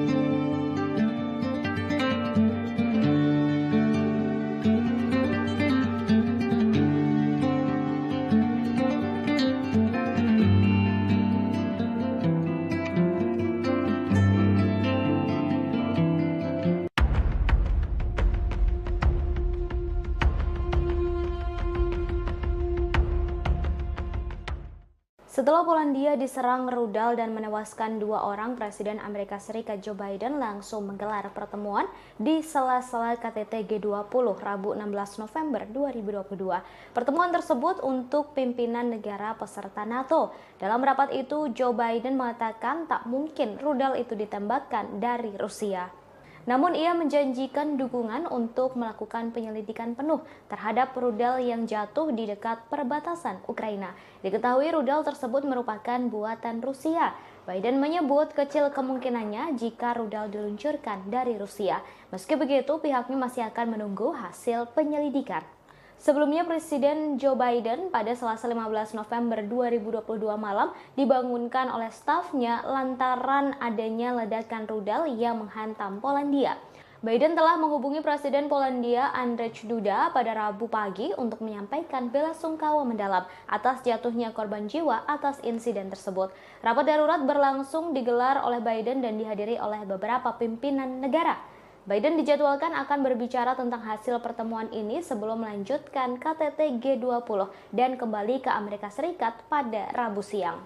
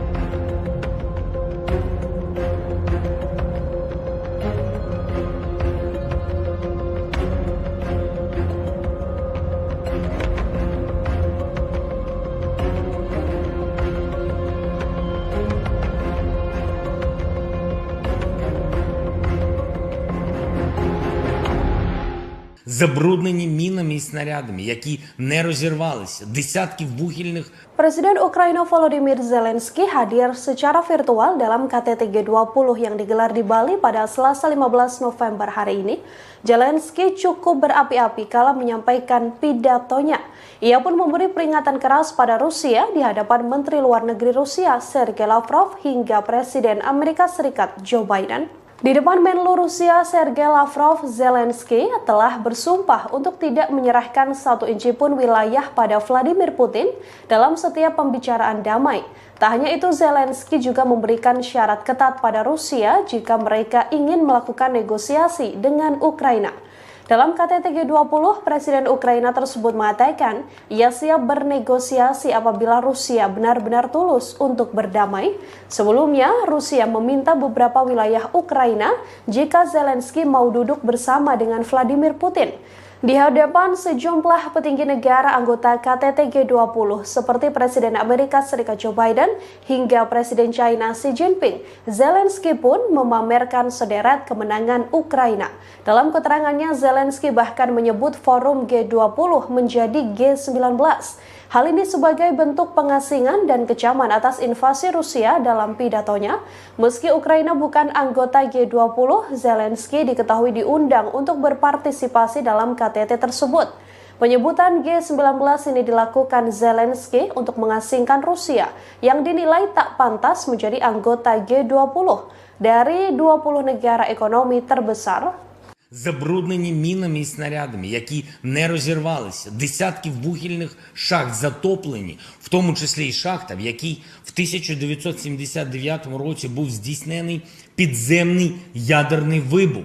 Це шахта Юнком в Донецькій області. Вона на окупованій Росією території. Затоплена вже кілька років, саме через окупантів.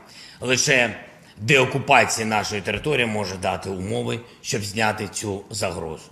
Неможливо точно порахувати обсяг такого забруднення атмосфери від спалених нафтобаз і пожеж. А ще підірвані споруди, спалені хімічні підприємства, безліч захоронень убитих тварин. Просто уявіть це. Внаслідок російської агресії загинуло 6 мільйонів свійських тварин. 6 мільйонів – це офіційні дані. Знищено щонайменше 50 тисяч дітей, які були силою депортовані в Росію. Їх Presiden Ukraina Volodymyr Zelensky memberikan pidato secara virtual dalam agenda KTT G20 yang digelar di Bali. Pada kesempatan itu Zelensky menguraikan serangkaian kondisi yang diperlukan untuk mengakhiri perang Ukraina. Ia lantas berterima kasih kepada negara anggota G20 terkecuali kepada Rusia. Zelensky mengatakan bahwa Rusia harus menegaskan kembali integritas teritorial Ukraina. Ia juga menegaskan agar Moskow menarik pasukannya dari wilayah Ukraina dan membayar kompensasi atas kerusakan yang ditimbulkan. Dalam kesempatan ini, Zelensky menyerukan konferensi internasional. Hal ini dilakukan untuk memperkuat elemen kunci dari arsitektur keamanan pasca perang dan mencegah terulangnya agresi Rusia. Sepanjang pidatonya, Zelensky dengan tegas berterima kasih kepada G19 mengecualikan Rusia. Diketahui Presiden Rusia Vladimir Putin juga diketahui tak hadir dalam pertemuan itu. Putin diwakilkan oleh Menteri Luar Negeri Sergei Lavrov. Para pemimpin Barat mencoba untuk menyudutkan dan mengisolasi Rusia pada KTT G20 yang digelar di Bali.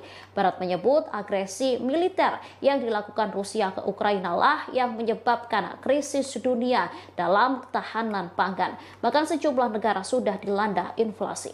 Четвертий виклик – звільнення усіх полонених і депортованих. Тисячі наших людей, військових і цивільних, в російському полоні. Вони піддаються жорстоким тортурам. Це масове знущання. Окрім того, ми поіменно знаємо майже 11 тисяч дітей, які були силою депортовані в Росію. Їх розлучають з батьками, знаючи, що у них є родини. А окрім цих дітей, є десятки тисяч тих, хто був примусово вивезений і про яких ми знаємо лише опосередковано. Серед них є й діти, чиї батьки були убиті російськими ударами, а тепер їх утримують в державі вбивці.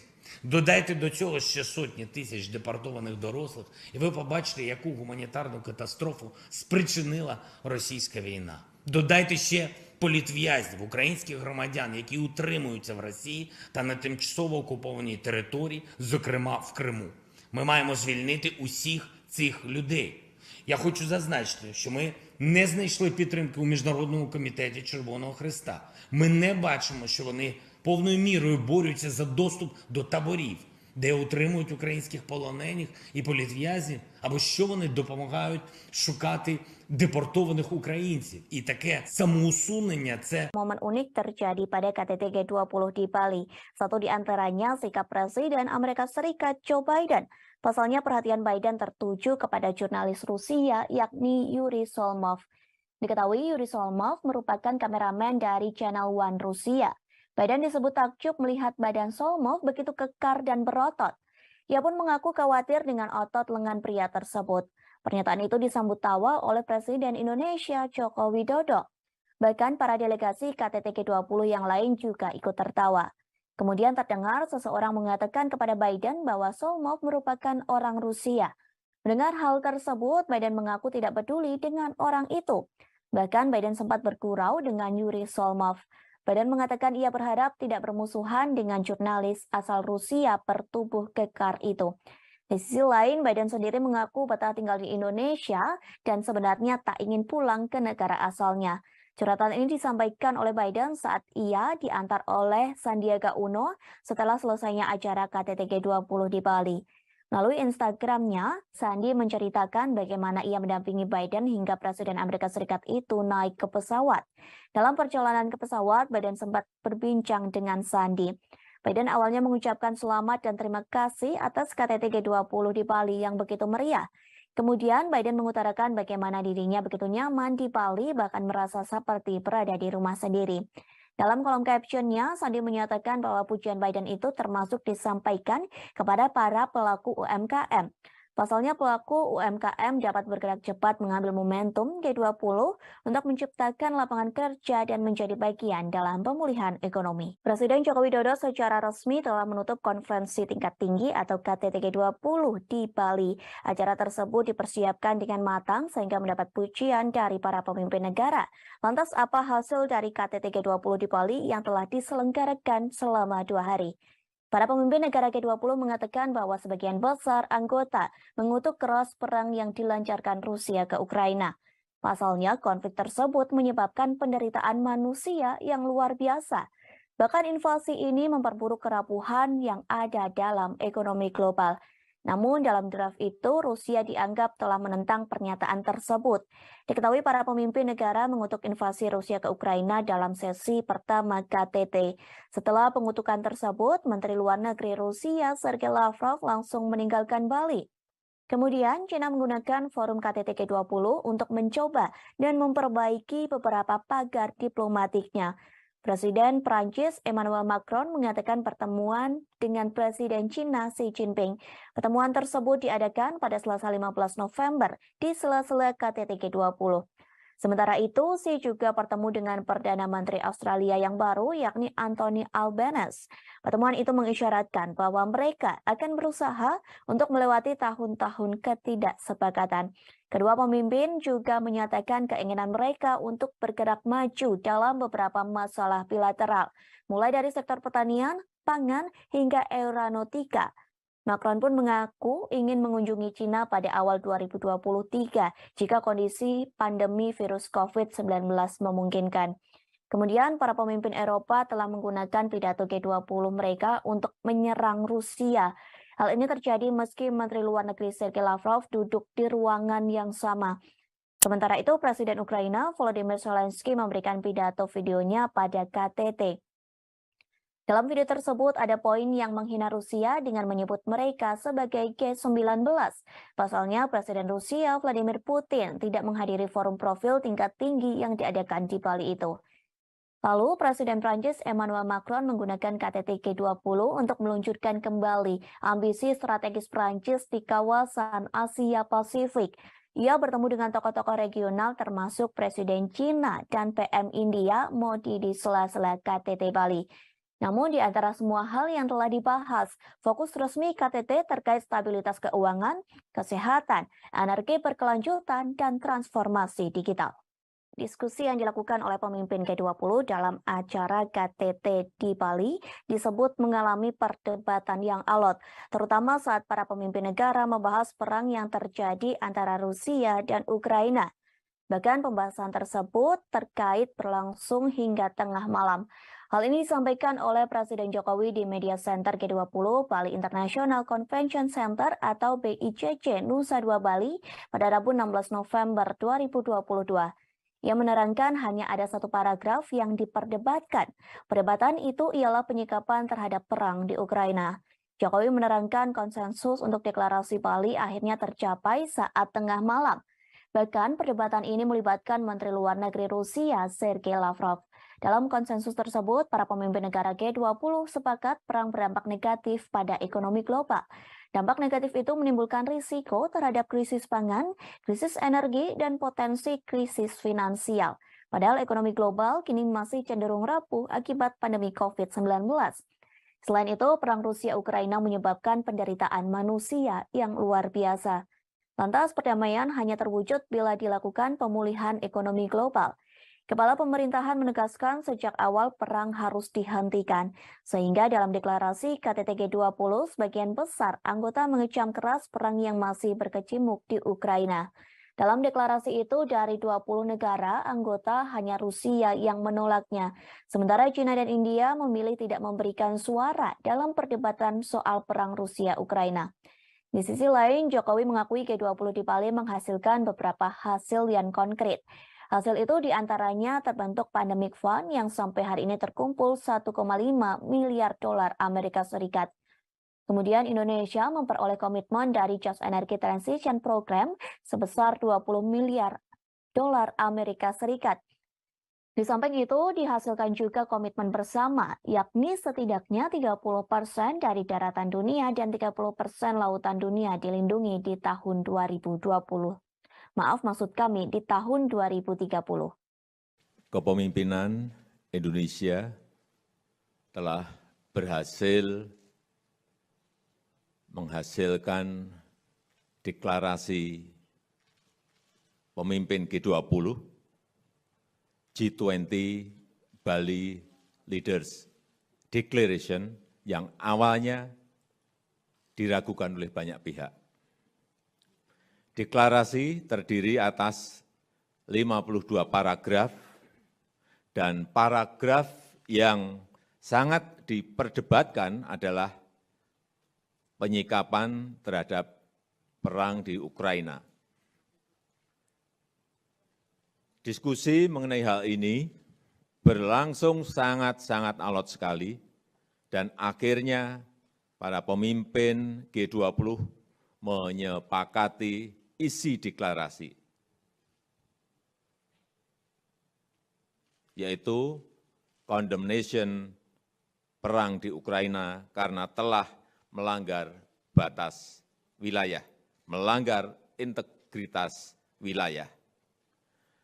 Perang ini telah mengakibatkan penderitaan masyarakat dan memperberat ekonomi global yang masih rapuh akibat pandemi, yang menimbulkan risiko terhadap krisis pangan, krisis energi, dan potensi krisis finansial. Oleh karena itu, G20 membahas dampak perang terhadap kondisi perekonomian global. Vatikan menawarkan diri menjadi juru damai dalam perang yang terjadi antara Rusia dan Ukraina. Hal tersebut disampaikan oleh Sekretaris Negara Vatikan Kardinal Pietro Parolin. Kesiapan jadi juru damai itu disampaikan dalam pertemuan antara Vatikan dengan Paguyuban Wartawan Katolik Indonesia atau PWKI. Diketahui PWKI baru saja melakukan kunjungan resmi ke Vatikan. Kunjungan tersebut diikuti sebanyak 18 orang delegasi PWKI. Kunjungan tersebut dipimpin oleh mantan anggota Komisi Penyiaran Indonesia, Mayong Suryo Laksono. Kemudian penasehat PWKI, AM Putut Prabantoro, turut mendampingi dalam kunjungan tersebut. PWKI mengatakan Vatikan akan terus memperjuangkan perdamaian antara Rusia dan Ukraina. Vatikan akan terus berjuang lantaran kedua negara ini terus berperang dalam kurun waktu hampir 1 tahun. Bahkan hingga kini perang tersebut belum ada tanda-tanda berhenti atau perdamaian. Parolin mengaku Vatikan turut prihatin lantaran perang tersebut sudah banyak memakan korban. Lebih jauh, Kardinal Parolin mengungkapkan jika melihat peta dunia, sebenarnya bukan hanya Ukraina saja yang dilanda perang. Namun di beberapa tempat di dunia juga mengalami kondisi dan situasi yang buruk. Karena itulah Paus Fransiskus bersama Sheikh Ahmad Al-Tayib, Imam Besar Al-Azhar, menerbitkan dokumen Abu Dhabi.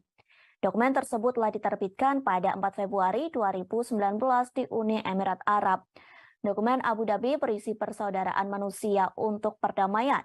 Terlebih Parolin menyadari dunia menjadi berbeda setelah pandemi COVID-19. Pada kesempatan yang sama, Parolin juga mengungkapkan rasa prihatinnya terhadap media yang membuat kekacauan dengan berita-berita negatif. Tak hanya itu, Parolin menyebut banyak media melaporkan berita hoax yang menjauhkan manusia dari perdamaian, sehingga Parolin berpesan kepada delegasi PWKI. Pesan tersebut terkait wartawan yang tidak membuat tembok penghalang atau pembatas. Diharapkan para wartawan bisa membangun jembatan persaudaraan. Satu caranya bekerja sama dengan pihak lain. Satu hal ini dilakukan, Parolin berharap negara-negara bisa mencapai titik perdamaian. Sebuah rudal yang menghantam Polandia diduga bukan serangan dari Rusia. Namun ledakan rudal tersebut diduga merupakan perbuatan pertahanan udara Ukraina. Hal tersebut disampaikan oleh Presiden Polandia, Andrzej Duda. Pihaknya menyebut Polandia tak memiliki bukti bahwa rudal tersebut diluncurkan oleh Ukraina. Duda mengatakan bahwa serangan tersebut merupakan kecelakaan yang tidak menguntungkan. Presiden Polandia ini juga mengatakan rudal itu bukan serangan yang disengaja. Pasalnya Duda meyakini serangan rudal itu merupakan niatan untuk membela diri. Ia menyebut pasukan Ukraina sedang mencoba untuk mencegat serangan Rusia. Namun ternyata rudal tersebut malah jatuh ke Polandia, sehingga Duda memaklumi dengan adanya peristiwa tersebut. Sementara Kementerian Pertahanan Rusia mengonfirmasi bahwa pihaknya memang menembakkan rentetan rudal ke pusat komando Ukraina. Selain itu, pasukan Moskow juga menembakkan rudal ke lokasi infrastruktur di Ukraina pada Selasa 5 November 2022. Namun targetnya tidak lebih dekat dari 35 km atau 21,7 mil dari perbatasan Ukraina dan Polandia. Kementerian Rusia juga menyampaikan analisis dari serangan rudal di Polandia. Pihaknya menyebut rudal tersebut berasal dari sistem pertahanan udara S-300. Dilaporkan rudal itu digunakan negara yang dipimpin oleh Presiden Volodymyr Zelensky. Sebelumnya, Presiden Amerika Serikat Joe Biden mengatakan rudal itu tidak mungkin ditembakkan dari Rusia. Insiden itu terjadi ketika Rusia menembakkan sejumlah rudal ke kota-kota di seluruh Ukraina. Sementara Ukraina mengatakan pihaknya menembak jatuh sebagian besar rudal Rusia yang masuk dengan rudal pertahanan udaranya sendiri. Wilayah Volyn Ukraina, tepat di seberang perbatasan dari Polandia, merupakan satu dari banyak wilayah yang menurut Ukraina menjadi sasaran serangan Rusia di seluruh negeri. Diketahui sebelumnya sebuah rudal menghantam desa di Polandia pada Selasa 15 November 2022. Juru bicara Kementerian Luar Negeri Polandia, Lukasz Jasina, mengatakan rudal tersebut diduga adalah buatan Rusia. Setelah kejadian ini, militer Polandia disiagakan untuk mengantisipasi kemungkinan serangan susulan. Pemerintah Polandia juga meminta warganya untuk tetap tenang sambil menunggu penyelidikan selesai. Sementara itu, Rusia telah membantah tuduhan serangan rudal di perbatasan hingga menjangkau Polandia. Kementerian Pertahanan Rusia menyebut bahwa tudingan ini hanya provokasi untuk meningkatkan ketegangan.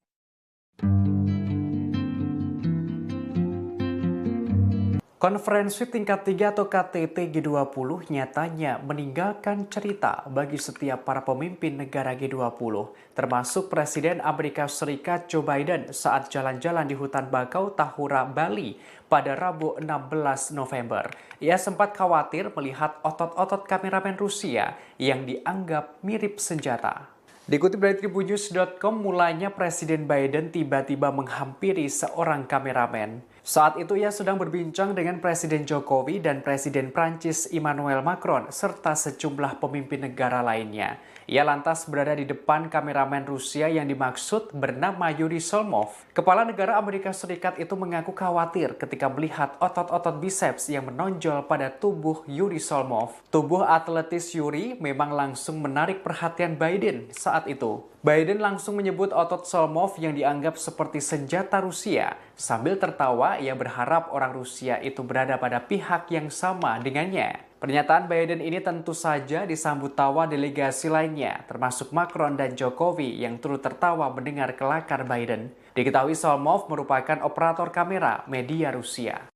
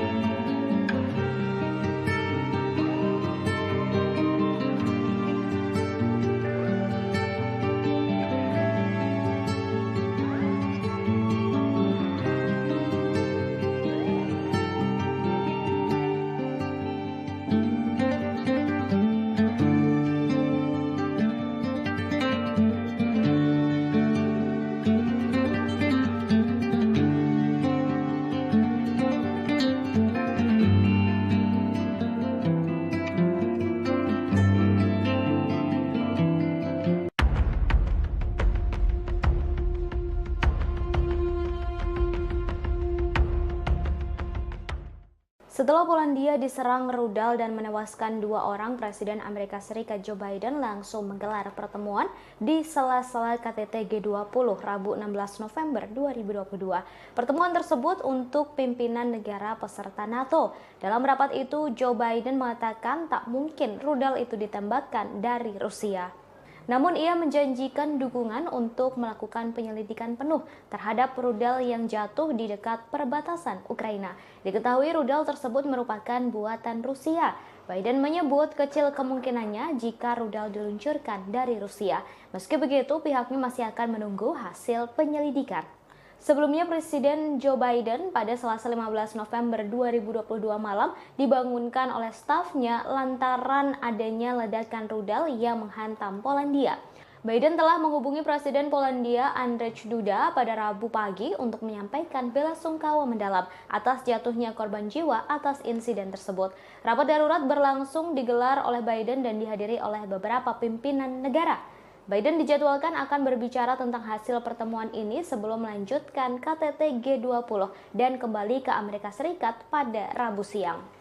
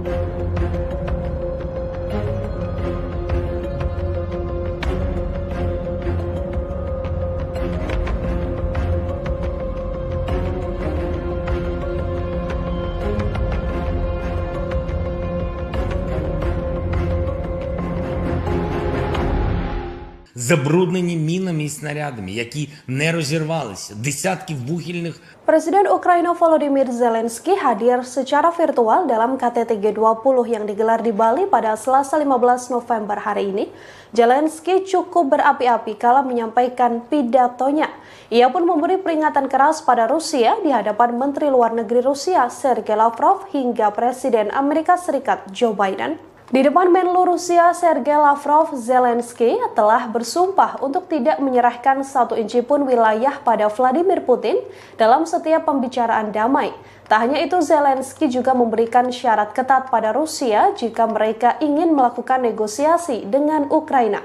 Dalam KTT G20, Presiden Ukraina tersebut mengatakan ia siap bernegosiasi apabila Rusia benar-benar tulus untuk berdamai. Sebelumnya, Rusia meminta beberapa wilayah Ukraina jika Zelensky mau duduk bersama dengan Vladimir Putin. Di hadapan sejumlah petinggi negara anggota KTT G20 seperti Presiden Amerika Serikat Joe Biden hingga Presiden China Xi Jinping, Zelensky pun memamerkan sederet kemenangan Ukraina. Dalam keterangannya, Zelensky bahkan menyebut forum G20 menjadi G19. Hal ini sebagai bentuk pengasingan dan kecaman atas invasi Rusia dalam pidatonya. Meski Ukraina bukan anggota G20, Zelensky diketahui diundang untuk berpartisipasi dalam KTT tersebut. Penyebutan G19 ini dilakukan Zelensky untuk mengasingkan Rusia yang dinilai tak pantas menjadi anggota G20 dari 20 negara ekonomi terbesar. Забруднені мінами і снарядами, які не розірвалися, десятки вугільних шахт затоплені, в тому числі і шахта, в якій в 1979 році був здійснений підземний ядерний вибух. Це шахта Юнком в Донецькій області. Вона на окупованій Росією території. Затоплена вже кілька років, саме через окупантів. Лише деокупація нашої території може дати умови, щоб зняти цю загрозу. Неможливо точно порахувати обсяг такого забруднення атмосфери від спалених нафтобаз і пожеж. А ще підірвані споруди, спалені хімічні підприємства, безліч захоронень убитих тварин. Просто уявіть це. Внаслідок російської агресії загинуло 6 мільйонів свійських тварин. 6 мільйонів – це офіційні дані. Знищено щонайменше 50 тисяч дітей, які були силою депортовані в Росію. Їх Presiden Ukraina Volodymyr Zelensky memberikan pidato secara virtual dalam agenda KTT G20 yang digelar di Bali. Pada kesempatan itu Zelensky menguraikan serangkaian kondisi yang diperlukan untuk mengakhiri perang Ukraina. Ia lantas berterima kasih kepada negara anggota G20 terkecuali kepada Rusia. Zelensky mengatakan bahwa Rusia harus menegaskan kembali integritas teritorial Ukraina. Ia juga menegaskan agar Moskow menarik pasukannya dari wilayah Ukraina dan membayar kompensasi atas kerusakan yang ditimbulkan. Dalam kesempatan ini, Zelensky menyerukan konferensi internasional. Hal ini dilakukan untuk memperkuat elemen kunci dari arsitektur keamanan pasca perang dan mencegah terulangnya agresi Rusia. Sepanjang pidatonya, Zelensky dengan tegas berterima kasih kepada G19 mengecualikan Rusia. Diketahui Presiden Rusia Vladimir Putin juga diketahui tak hadir dalam pertemuan itu. Putin diwakilkan oleh Menteri Luar Negeri Sergei Lavrov. Para pemimpin Barat mencoba untuk menyudutkan dan mengisolasi Rusia pada KTT G20 yang digelar di Bali. Barat menyebut agresi militer yang dilakukan Rusia ke Ukraina lah yang menyebabkan krisis dunia dalam ketahanan pangan. Bahkan sejumlah negara sudah dilanda inflasi. Четвертий виклик – звільнення усіх полонених і депортованих. Тисячі наших людей, військових і цивільних, в російському полоні. Вони піддаються жорстоким тортурам. Це масове знущання. Окрім того, ми поіменно знаємо майже 11 тисяч дітей, які були силою депортовані в Росію. Їх розлучають з батьками, знаючи, що у них є родини. А окрім цих дітей, є десятки тисяч тих, хто був примусово вивезений і про яких ми знаємо лише опосередковано. Серед них є й діти, чиї батьки були убиті російськими ударами, а тепер їх утримують в державі вбивці. Додайте до цього ще сотні тисяч депортованих дорослих, і ви побачите, яку гуманітарну катастрофу спричинила російська війна. Додайте ще політв'язнів, українських громадян, які утримуються в Росії та на тимчасово окупованій території, зокрема в Криму. Ми маємо звільнити усіх цих людей. Я хочу зазначити, що ми не знайшли підтримки у Міжнародному комітеті Червоного Хреста. Ми не бачимо, що вони повною мірою борються за доступ до таборів, де утримують українських полонених і політв'язнів, або що вони допомагають шукати депортованих українців. І таке самоусунення – це Momen unik terjadi pada KTT G20 di Bali. Satu di antaranya sikap Presiden Amerika Serikat Joe Biden. Pasalnya perhatian Biden tertuju kepada jurnalis Rusia yakni Yuri Solmov. Diketahui Yuri Solmov merupakan kameramen dari Channel One Rusia. Biden disebut takjub melihat badan Solmov begitu kekar dan berotot. Ia pun mengaku khawatir dengan otot lengan pria tersebut. Pernyataan itu disambut tawa oleh Presiden Indonesia Joko Widodo. Bahkan para delegasi KTT G20 yang lain juga ikut tertawa. Kemudian terdengar seseorang mengatakan kepada Biden bahwa Solmov merupakan orang Rusia. Mendengar hal tersebut, Biden mengaku tidak peduli dengan orang itu. Bahkan Biden sempat bergurau dengan Yuri Solmov. Biden mengatakan ia berharap tidak bermusuhan dengan jurnalis asal Rusia bertubuh kekar itu. Di sisi lain, Biden sendiri mengaku betah tinggal di Indonesia dan sebenarnya tak ingin pulang ke negara asalnya. Curhatan ini disampaikan oleh Biden saat ia diantar oleh Sandiaga Uno setelah selesainya acara KTT G20 di Bali. Melalui Instagramnya, Sandi menceritakan bagaimana ia mendampingi Biden hingga Presiden Amerika Serikat itu naik ke pesawat. Dalam perjalanan ke pesawat, Biden sempat berbincang dengan Sandi.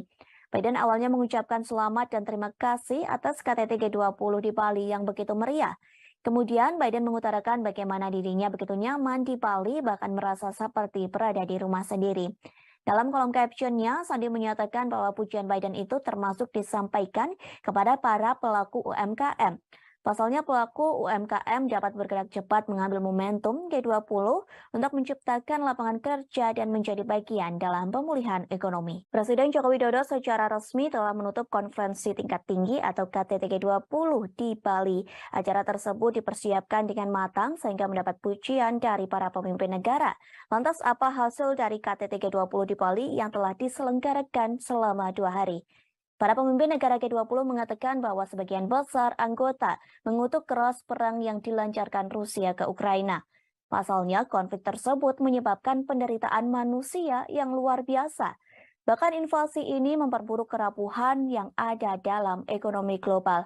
Namun dalam draft itu, Rusia dianggap telah menentang pernyataan tersebut.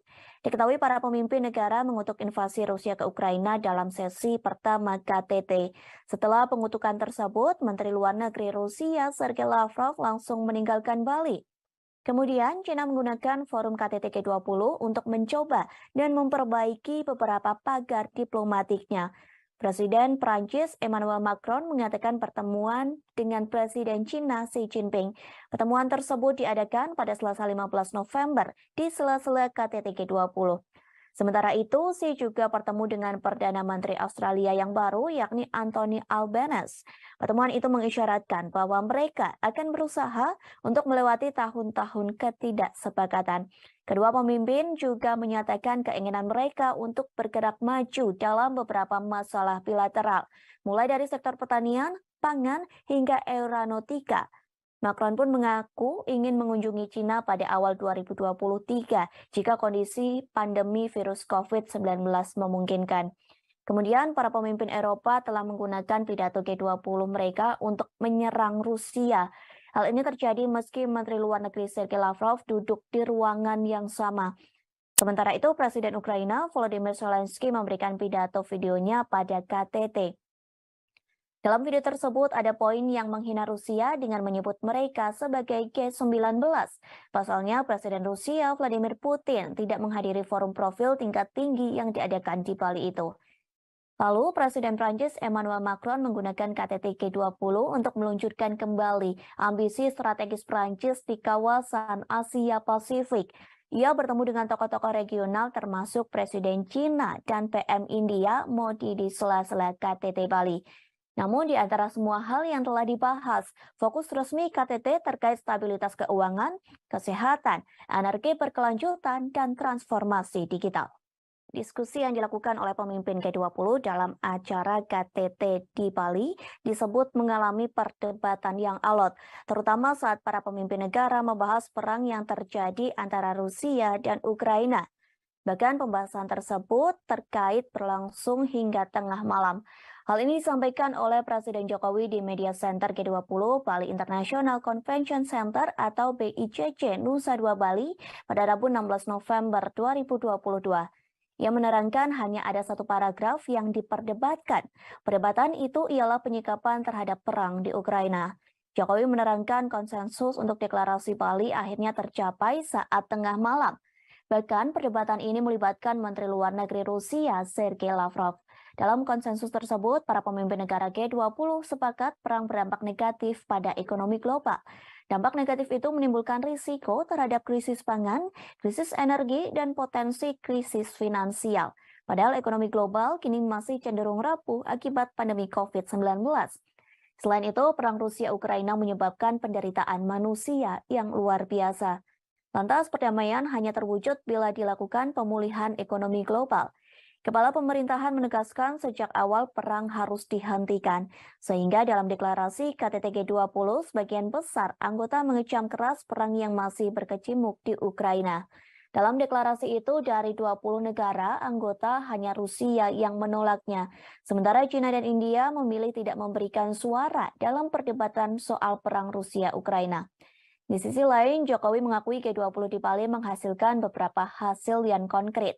Hasil itu diantaranya terbentuk Pandemic Fund yang sampai hari ini terkumpul 1,5 miliar dolar Amerika Serikat. Kemudian Indonesia memperoleh komitmen dari Just Energy Transition Program sebesar 20 miliar dolar Amerika Serikat. Di samping itu, dihasilkan juga komitmen bersama, yakni setidaknya 30% dari daratan dunia dan 30% lautan dunia dilindungi di tahun 2020. Maaf, maksud kami di tahun 2030. Kepemimpinan Indonesia telah berhasil menghasilkan deklarasi pemimpin G20, G20 Bali Leaders Declaration yang awalnya diragukan oleh banyak pihak. Deklarasi terdiri atas 52 paragraf dan paragraf yang sangat diperdebatkan adalah penyikapan terhadap perang di Ukraina. Diskusi mengenai hal ini berlangsung sangat-sangat alot sekali dan akhirnya para pemimpin G20 menyepakati isi deklarasi, yaitu condemnation perang di Ukraina karena telah melanggar batas wilayah, melanggar integritas wilayah. Perang ini telah mengakibatkan penderitaan masyarakat dan memperberat ekonomi global yang masih rapuh akibat pandemi, yang menimbulkan risiko terhadap krisis pangan, krisis energi, dan potensi krisis finansial. Oleh karena itu, G20 membahas dampak perang terhadap kondisi perekonomian global. Vatikan menawarkan diri menjadi juru damai dalam perang yang terjadi antara Rusia dan Ukraina. Hal tersebut disampaikan oleh Sekretaris Negara Vatikan Kardinal Pietro Parolin. Kesiapan jadi juru damai itu disampaikan dalam pertemuan antara Vatikan dengan Paguyuban Wartawan Katolik Indonesia atau PWKI. Diketahui PWKI baru saja melakukan kunjungan resmi ke Vatikan. Kunjungan tersebut diikuti sebanyak 18 orang delegasi PWKI. Kunjungan tersebut dipimpin oleh mantan anggota Komisi Penyiaran Indonesia Mayong Suryo Laksono, kemudian penasihat PWKI AM Putut Prabantoro turut mendampingi dalam kunjungan tersebut. PWKI mengatakan Vatikan akan terus memperjuangkan perdamaian antara Rusia dan Ukraina. Vatikan akan terus berjuang lantaran kedua negara ini terus berperang dalam kurun waktu hampir 1 tahun. Bahkan hingga kini perang tersebut belum ada tanda-tanda berhenti atau perdamaian. Parolin mengaku Vatikan turut prihatin lantaran perang tersebut sudah banyak memakan korban. Lebih jauh, Kardinal Parolin mengungkapkan jika melihat peta dunia, sebenarnya bukan hanya Ukraina saja yang dilanda perang. Namun di beberapa tempat di dunia juga mengalami kondisi dan situasi yang buruk. Karena itulah Paus Fransiskus bersama Sheikh Ahmad Al-Tayib, Imam Besar Al-Azhar, menerbitkan dokumen Abu Dhabi. Dokumen tersebut telah diterbitkan pada 4 Februari 2019 di Uni Emirat Arab. Dokumen Abu Dhabi berisi persaudaraan manusia untuk perdamaian. Terlebih Parolin menyadari dunia menjadi berbeda setelah pandemi COVID-19. Pada kesempatan yang sama, Parolin juga mengungkapkan rasa prihatinnya terhadap media yang membuat kekacauan dengan berita-berita negatif. Tak hanya itu, Parolin menyebut banyak media melaporkan berita hoax yang menjauhkan manusia dari perdamaian, sehingga Parolin berpesan kepada delegasi PWKI. Pesan tersebut terkait wartawan yang tidak membuat tembok penghalang atau pembatas. Diharapkan para wartawan bisa membangun jembatan persaudaraan.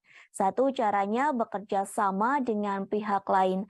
Satu hal ini dilakukan, Parolin berharap negara-negara bisa mencapai titik perdamaian. Sebuah rudal yang menghantam Polandia diduga bukan serangan dari Rusia. Namun ledakan rudal tersebut diduga merupakan perbuatan pertahanan udara Ukraina. Hal tersebut disampaikan oleh Presiden Polandia, Andrzej Duda. Pihaknya menyebut Polandia tak memiliki bukti bahwa rudal tersebut diluncurkan oleh Ukraina. Duda mengatakan bahwa serangan tersebut merupakan kecelakaan yang tidak menguntungkan. Presiden Polandia ini juga mengatakan rudal itu bukan serangan yang disengaja. Pasalnya Duda meyakini serangan rudal itu merupakan niatan untuk membela diri. Ia menyebut pasukan Ukraina sedang mencoba untuk mencegat serangan Rusia. Namun ternyata rudal tersebut malah jatuh ke Polandia, sehingga Duda memaklumi dengan adanya peristiwa tersebut.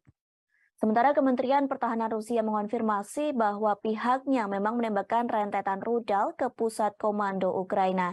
Selain itu, pasukan Moskow juga menembakkan rudal ke lokasi infrastruktur di Ukraina pada Selasa 5 November 2022. Namun targetnya tidak lebih dekat dari 35 km atau 21,7 mil dari perbatasan Ukraina dan Polandia. Kementerian Rusia juga menyampaikan analisis dari serangan rudal di Polandia. Pihaknya menyebut rudal tersebut berasal dari sistem pertahanan udara S-300. Dilaporkan rudal itu digunakan negara yang dipimpin oleh Presiden Volodymyr Zelensky. Sebelumnya, Presiden Amerika Serikat Joe Biden mengatakan rudal itu tidak mungkin ditembakkan dari Rusia. Insiden itu terjadi ketika Rusia menembakkan sejumlah rudal ke kota-kota di seluruh Ukraina. Sementara Ukraina mengatakan pihaknya menembak jatuh sebagian besar rudal Rusia yang masuk dengan rudal pertahanan udaranya sendiri. Wilayah Volyn Ukraina, tepat di seberang perbatasan dari Polandia, merupakan satu dari banyak wilayah yang menurut Ukraina menjadi sasaran serangan Rusia di seluruh negeri. Diketahui sebelumnya sebuah rudal menghantam desa di Polandia pada Selasa 15 November 2022. Juru bicara Kementerian Luar Negeri Polandia, Lukasz Jalsina, mengatakan rudal tersebut diduga adalah buatan Rusia. Setelah kejadian ini, militer Polandia disiagakan untuk mengantisipasi kemungkinan serangan susulan.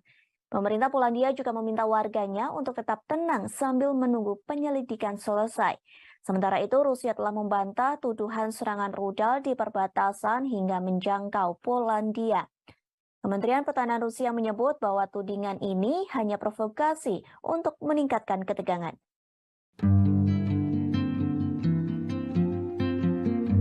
Konferensi tingkat 3 atau KTT G20 nyatanya meninggalkan cerita bagi setiap para pemimpin negara G20, termasuk Presiden Amerika Serikat Joe Biden saat jalan-jalan di hutan bakau Tahura, Bali pada Rabu 16 November. Ia sempat khawatir melihat otot-otot kameramen Rusia yang dianggap mirip senjata.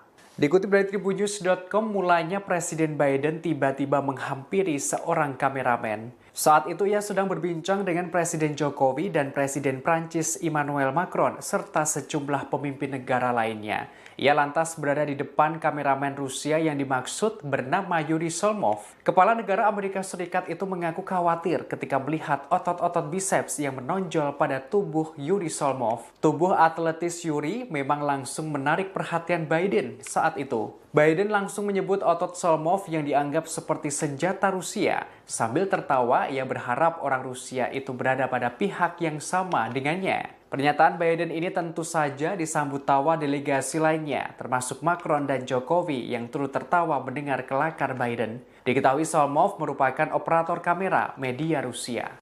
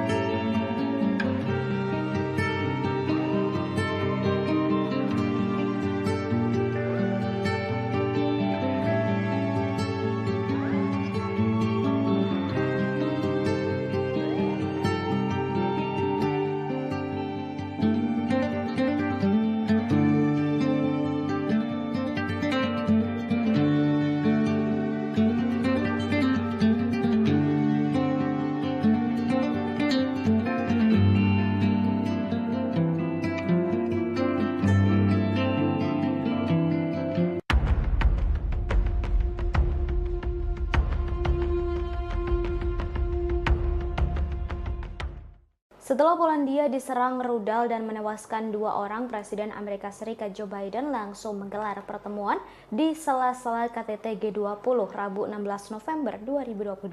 Pertemuan tersebut untuk pimpinan negara peserta NATO. Dalam rapat itu, Joe Biden mengatakan tak mungkin rudal itu ditembakkan dari Rusia. Namun ia menjanjikan dukungan untuk melakukan penyelidikan penuh terhadap rudal yang jatuh di dekat perbatasan Ukraina. Diketahui rudal tersebut merupakan buatan Rusia. Biden menyebut kecil kemungkinannya jika rudal diluncurkan dari Rusia. Meski begitu, pihaknya masih akan menunggu hasil penyelidikan. Sebelumnya, Presiden Joe Biden pada Selasa 15 November 2022 malam dibangunkan oleh stafnya lantaran adanya ledakan rudal yang menghantam Polandia.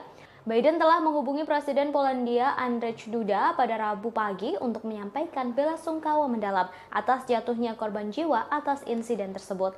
Rapat darurat berlangsung digelar oleh Biden dan dihadiri oleh beberapa pimpinan negara. Biden dijadwalkan akan berbicara tentang hasil pertemuan ini sebelum melanjutkan KTT G20 dan kembali ke Amerika Serikat pada Rabu siang.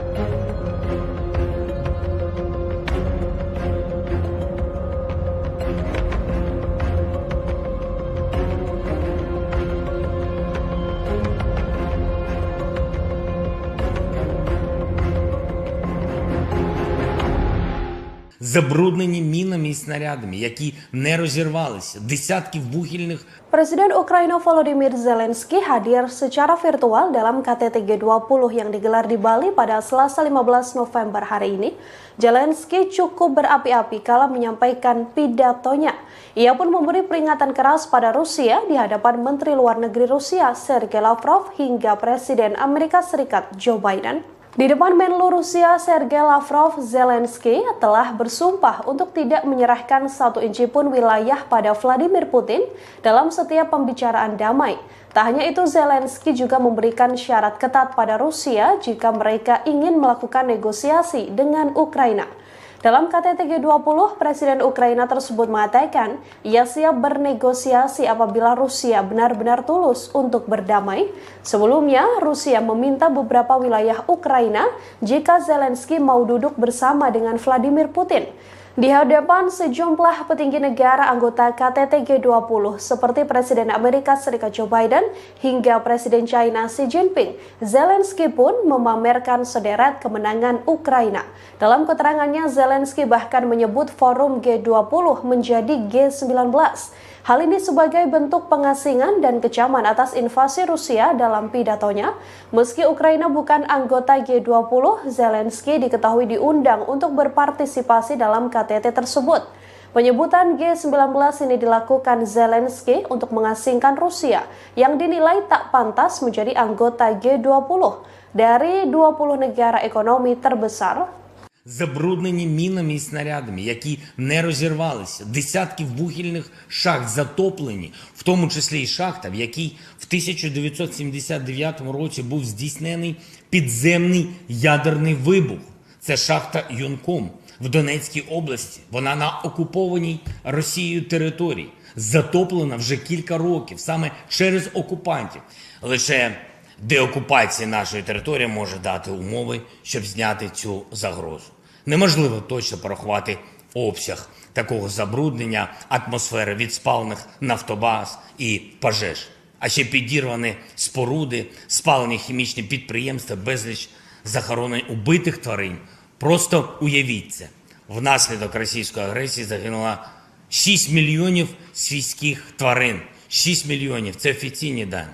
Знищено щонайменше 50 тисяч дітей, які були силою депортовані в Росію. Їх Presiden Ukraina Volodymyr Zelensky memberikan pidato secara virtual dalam agenda KTT G20 yang digelar di Bali. Pada kesempatan itu Zelensky menguraikan serangkaian kondisi yang diperlukan untuk mengakhiri perang Ukraina. Ia lantas berterima kasih kepada negara anggota G20 terkecuali kepada Rusia. Zelensky mengatakan bahwa Rusia harus menegaskan kembali integritas teritorial Ukraina. Ia juga menegaskan agar Moskow menarik pasukannya dari wilayah Ukraina dan membayar kompensasi atas kerusakan yang ditimbulkan.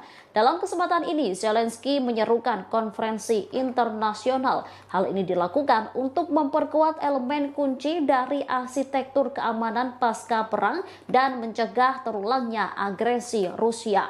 Sepanjang pidatonya, Zelensky dengan tegas berterima kasih kepada G19 mengecualikan Rusia.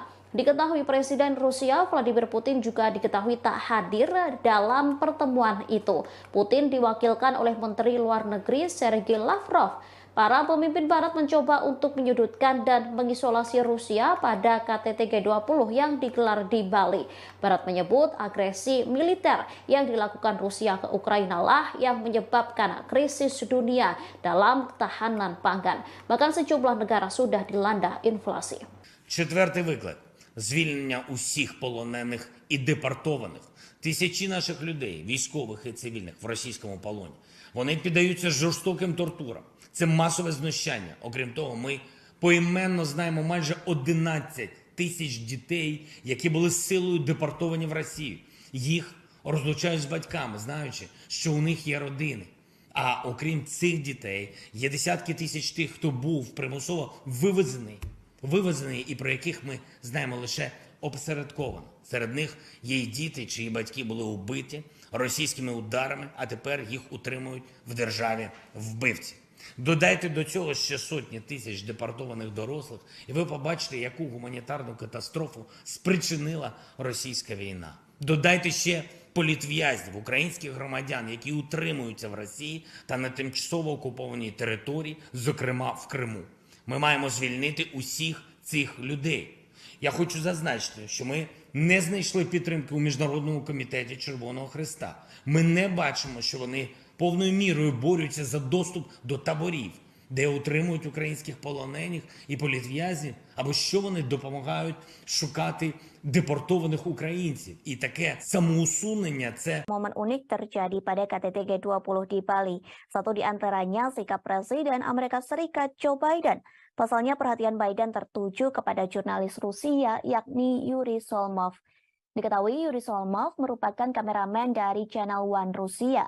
Biden disebut takjub melihat badan Solmov begitu kekar dan berotot. Ia pun mengaku khawatir dengan otot lengan pria tersebut. Pernyataan itu disambut tawa oleh Presiden Indonesia Joko Widodo. Bahkan para delegasi KTT G20 yang lain juga ikut tertawa. Kemudian terdengar seseorang mengatakan kepada Biden bahwa Solmov merupakan orang Rusia. Mendengar hal tersebut, Biden mengaku tidak peduli dengan orang itu. Bahkan Biden sempat bergurau dengan Yuri Solmov. Biden mengatakan ia berharap tidak bermusuhan dengan jurnalis asal Rusia bertubuh kekar itu.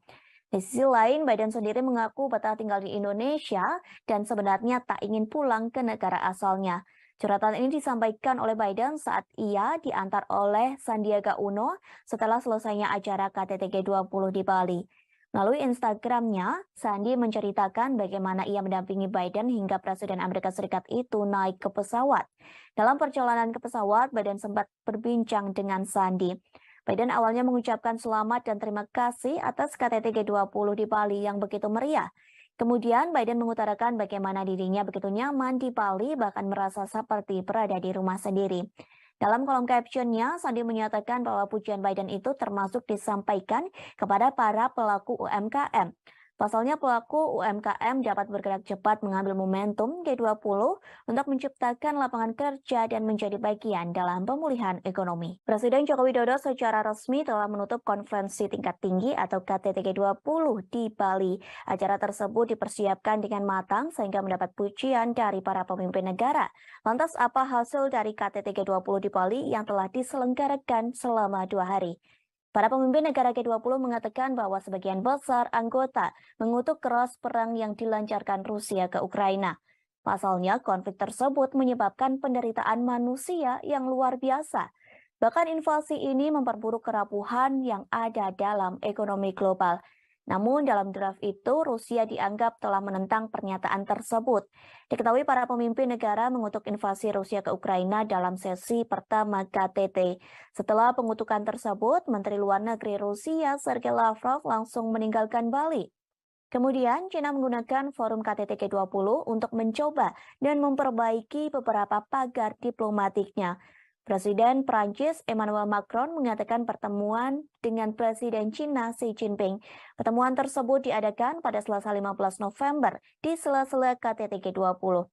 Sementara itu, Xi juga bertemu dengan Perdana Menteri Australia yang baru, yakni Anthony Albanese.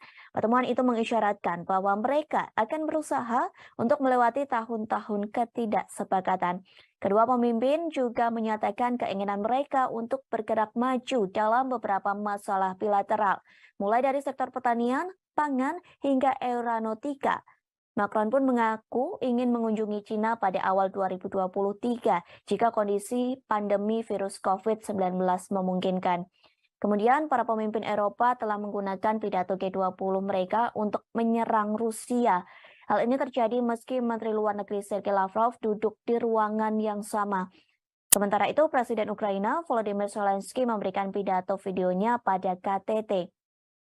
Dalam video tersebut ada poin yang menghina Rusia dengan menyebut mereka sebagai G19. Pasalnya Presiden Rusia Vladimir Putin tidak menghadiri forum profil tingkat tinggi yang diadakan di Bali itu. Lalu Presiden Prancis Emmanuel Macron menggunakan KTT G20 untuk meluncurkan kembali ambisi strategis Prancis di kawasan Asia Pasifik. Ia bertemu dengan tokoh-tokoh regional termasuk Presiden China dan PM India Modi di sela-sela KTT Bali. Namun di antara semua hal yang telah dibahas, fokus resmi KTT terkait stabilitas keuangan, kesehatan, energi berkelanjutan, dan transformasi digital. Diskusi yang dilakukan oleh pemimpin G20 dalam acara KTT di Bali disebut mengalami perdebatan yang alot, terutama saat para pemimpin negara membahas perang yang terjadi antara Rusia dan Ukraina. Bahkan pembahasan tersebut terkait berlangsung hingga tengah malam. Hal ini disampaikan oleh Presiden Jokowi di Media Center G20 Bali International Convention Center atau BICC Nusa Dua Bali pada Rabu 16 November 2022. Ia menerangkan hanya ada satu paragraf yang diperdebatkan. Perdebatan itu ialah penyikapan terhadap perang di Ukraina. Jokowi menerangkan konsensus untuk deklarasi Bali akhirnya tercapai saat tengah malam. Bahkan perdebatan ini melibatkan Menteri Luar Negeri Rusia Sergei Lavrov. Dalam konsensus tersebut, para pemimpin negara G20 sepakat perang berdampak negatif pada ekonomi global. Dampak negatif itu menimbulkan risiko terhadap krisis pangan, krisis energi, dan potensi krisis finansial. Padahal ekonomi global kini masih cenderung rapuh akibat pandemi COVID-19. Selain itu, perang Rusia-Ukraina menyebabkan penderitaan manusia yang luar biasa. Lantas perdamaian hanya terwujud bila dilakukan pemulihan ekonomi global. Kepala pemerintahan menegaskan sejak awal perang harus dihentikan, sehingga dalam deklarasi KTT G20 sebagian besar anggota mengecam keras perang yang masih berkecamuk di Ukraina. Dalam deklarasi itu dari 20 negara anggota hanya Rusia yang menolaknya, sementara China dan India memilih tidak memberikan suara dalam perdebatan soal perang Rusia-Ukraina. Di sisi lain, Jokowi mengakui G20 di Bali menghasilkan beberapa hasil yang konkret. Hasil itu diantaranya terbentuk Pandemic Fund yang sampai hari ini terkumpul 1,5 miliar dolar Amerika Serikat. Kemudian Indonesia memperoleh komitmen dari Just Energy Transition Program sebesar 20 miliar dolar Amerika Serikat. Di samping itu, dihasilkan juga komitmen bersama, yakni setidaknya 30% dari daratan dunia dan 30% lautan dunia dilindungi di tahun 2020. Maaf, maksud kami di tahun 2030. Kepemimpinan Indonesia telah berhasil menghasilkan deklarasi pemimpin G20, G20 Bali Leaders Declaration yang awalnya diragukan oleh banyak pihak. Deklarasi terdiri atas 52 paragraf dan paragraf yang sangat diperdebatkan adalah penyikapan terhadap perang di Ukraina. Diskusi mengenai hal ini berlangsung sangat-sangat alot sekali dan akhirnya para pemimpin G20 menyepakati isi deklarasi, yaitu condemnation perang di Ukraina karena telah melanggar batas wilayah, melanggar integritas wilayah. Perang ini telah mengakibatkan penderitaan masyarakat dan memperberat ekonomi global yang masih rapuh akibat pandemi, yang menimbulkan risiko terhadap krisis pangan, krisis energi, dan potensi krisis finansial. Oleh karena itu, G20 membahas dampak perang terhadap kondisi perekonomian global. Vatikan menawarkan diri menjadi juru damai dalam perang yang terjadi antara Rusia dan Ukraina. Hal tersebut disampaikan oleh Sekretaris Negara Vatikan Kardinal Pietro Parolin. Kesiapan jadi juru damai itu disampaikan dalam pertemuan antara Vatikan dengan Paguyuban Wartawan Katolik Indonesia atau PWKI. Diketahui PWKI baru saja melakukan kunjungan resmi ke Vatikan. Kunjungan tersebut diikuti sebanyak 18 orang delegasi PWKI. Kunjungan tersebut dipimpin oleh mantan anggota Komisi Penyiaran Indonesia, Mayong Suryo Laksono, kemudian penasehat PWKI AM Putut Prabantoro turut mendampingi dalam kunjungan tersebut. PWKI mengatakan Vatikan akan terus memperjuangkan perdamaian antara Rusia dan Ukraina. Vatikan akan terus berjuang lantaran kedua negara ini terus berperang dalam kurun waktu hampir 1 tahun. Bahkan hingga kini perang tersebut belum ada tanda-tanda berhenti atau perdamaian. Parolin mengaku Vatikan turut prihatin lantaran perang tersebut sudah banyak memakan korban. Lebih jauh, Kardinal Parolin mengungkapkan jika melihat peta dunia, sebenarnya bukan hanya Ukraina saja yang dilanda perang. Namun di beberapa tempat di dunia juga mengalami kondisi dan situasi yang buruk. Karena itulah Paus Fransiskus bersama Sheikh Ahmad Al-Tayib, Imam Besar Al-Azhar, menerbitkan dokumen Abu Dhabi. Dokumen tersebut telah diterbitkan pada 4 Februari 2019 di Uni Emirat Arab. Dokumen Abu Dhabi berisi persaudaraan manusia untuk perdamaian. Terlebih Parolin menyadari dunia menjadi berbeda setelah pandemi COVID-19. Pada kesempatan yang sama, Parolin juga mengungkapkan rasa prihatinnya terhadap media yang membuat kekacauan dengan berita-berita negatif. Tak hanya itu, Parolin menyebut banyak media melaporkan berita hoaks yang menjauhkan manusia dari perdamaian, sehingga Parolin berpesan kepada delegasi PWKI. Pesan tersebut terkait wartawan yang tidak membuat tembok penghalang atau pembatas. Diharapkan para wartawan bisa membangun jembatan persaudaraan. Satu caranya bekerja sama dengan pihak lain. Satu hal ini dilakukan, Parolin berharap negara-negara bisa mencapai titik perdamaian. Sebuah rudal yang menghantam Polandia diduga bukan serangan dari Rusia. Namun ledakan rudal tersebut diduga merupakan perbuatan pertahanan udara Ukraina. Hal tersebut disampaikan oleh Presiden Polandia, Andrzej Duda. Pihaknya menyebut Polandia tak memiliki bukti bahwa rudal tersebut diluncurkan oleh Ukraina. Duda mengatakan bahwa serangan tersebut merupakan kecelakaan yang tidak menguntungkan. Presiden Polandia ini juga mengatakan rudal itu bukan serangan yang disengaja. Pasalnya Duda meyakini serangan rudal itu merupakan niatan untuk membela diri. Ia menyebut pasukan Ukraina sedang mencoba untuk mencegat serangan Rusia. Namun ternyata rudal tersebut malah jatuh ke Polandia, sehingga Duda memaklumi dengan adanya peristiwa tersebut. Sementara Kementerian Pertahanan Rusia mengonfirmasi bahwa pihaknya memang menembakkan rentetan rudal ke pusat komando Ukraina. Selain itu, pasukan Moskow juga menembakkan rudal ke lokasi infrastruktur di Ukraina pada Selasa 5 November 2022. Namun targetnya tidak lebih dekat dari 35 km atau 21,7 mil dari perbatasan Ukraina dan Polandia. Kementerian Rusia juga menyampaikan analisis dari serangan rudal di Polandia. Pihaknya menyebut rudal tersebut berasal dari sistem pertahanan udara S-300. Dilaporkan rudal itu digunakan negara yang dipimpin oleh Presiden Volodymyr Zelensky. Sebelumnya, Presiden Amerika Serikat Joe Biden mengatakan rudal itu tidak mungkin ditembakkan dari Rusia.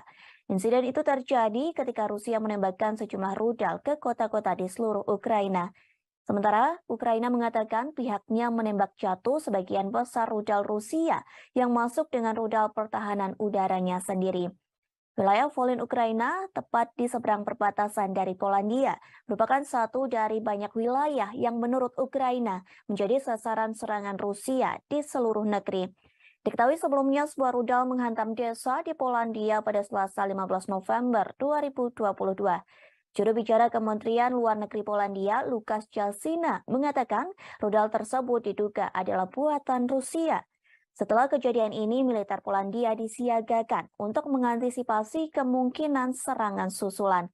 Pemerintah Polandia juga meminta warganya untuk tetap tenang sambil menunggu penyelidikan selesai. Sementara itu, Rusia telah membantah tuduhan serangan rudal di perbatasan hingga menjangkau Polandia. Kementerian Pertahanan Rusia menyebut bahwa tudingan ini hanya provokasi untuk meningkatkan ketegangan.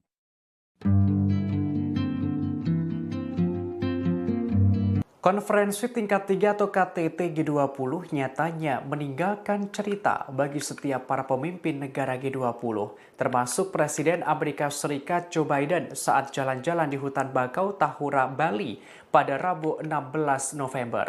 Ia sempat khawatir melihat otot-otot kameramen Rusia yang dianggap mirip senjata.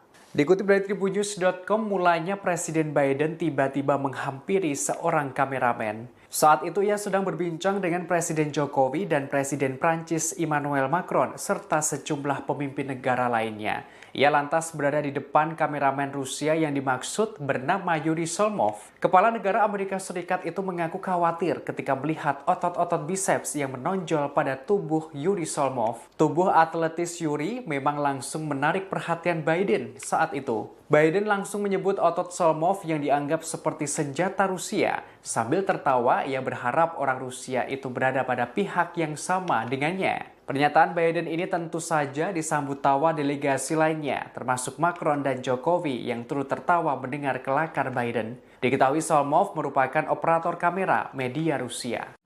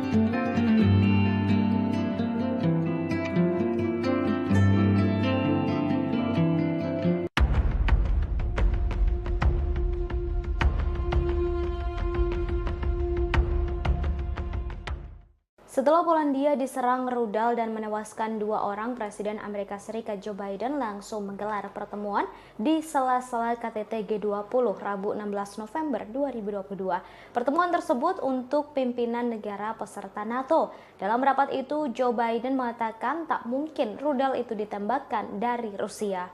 Namun ia menjanjikan dukungan untuk melakukan penyelidikan penuh terhadap rudal yang jatuh di dekat perbatasan Ukraina. Diketahui rudal tersebut merupakan buatan Rusia.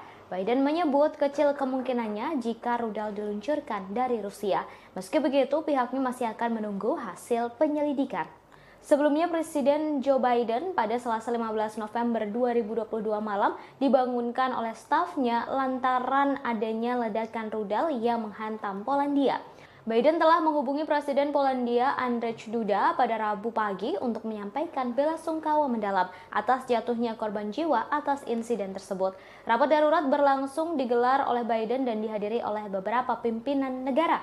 Biden dijadwalkan akan berbicara tentang hasil pertemuan ini sebelum melanjutkan KTT G20 dan kembali ke Amerika Serikat pada Rabu siang.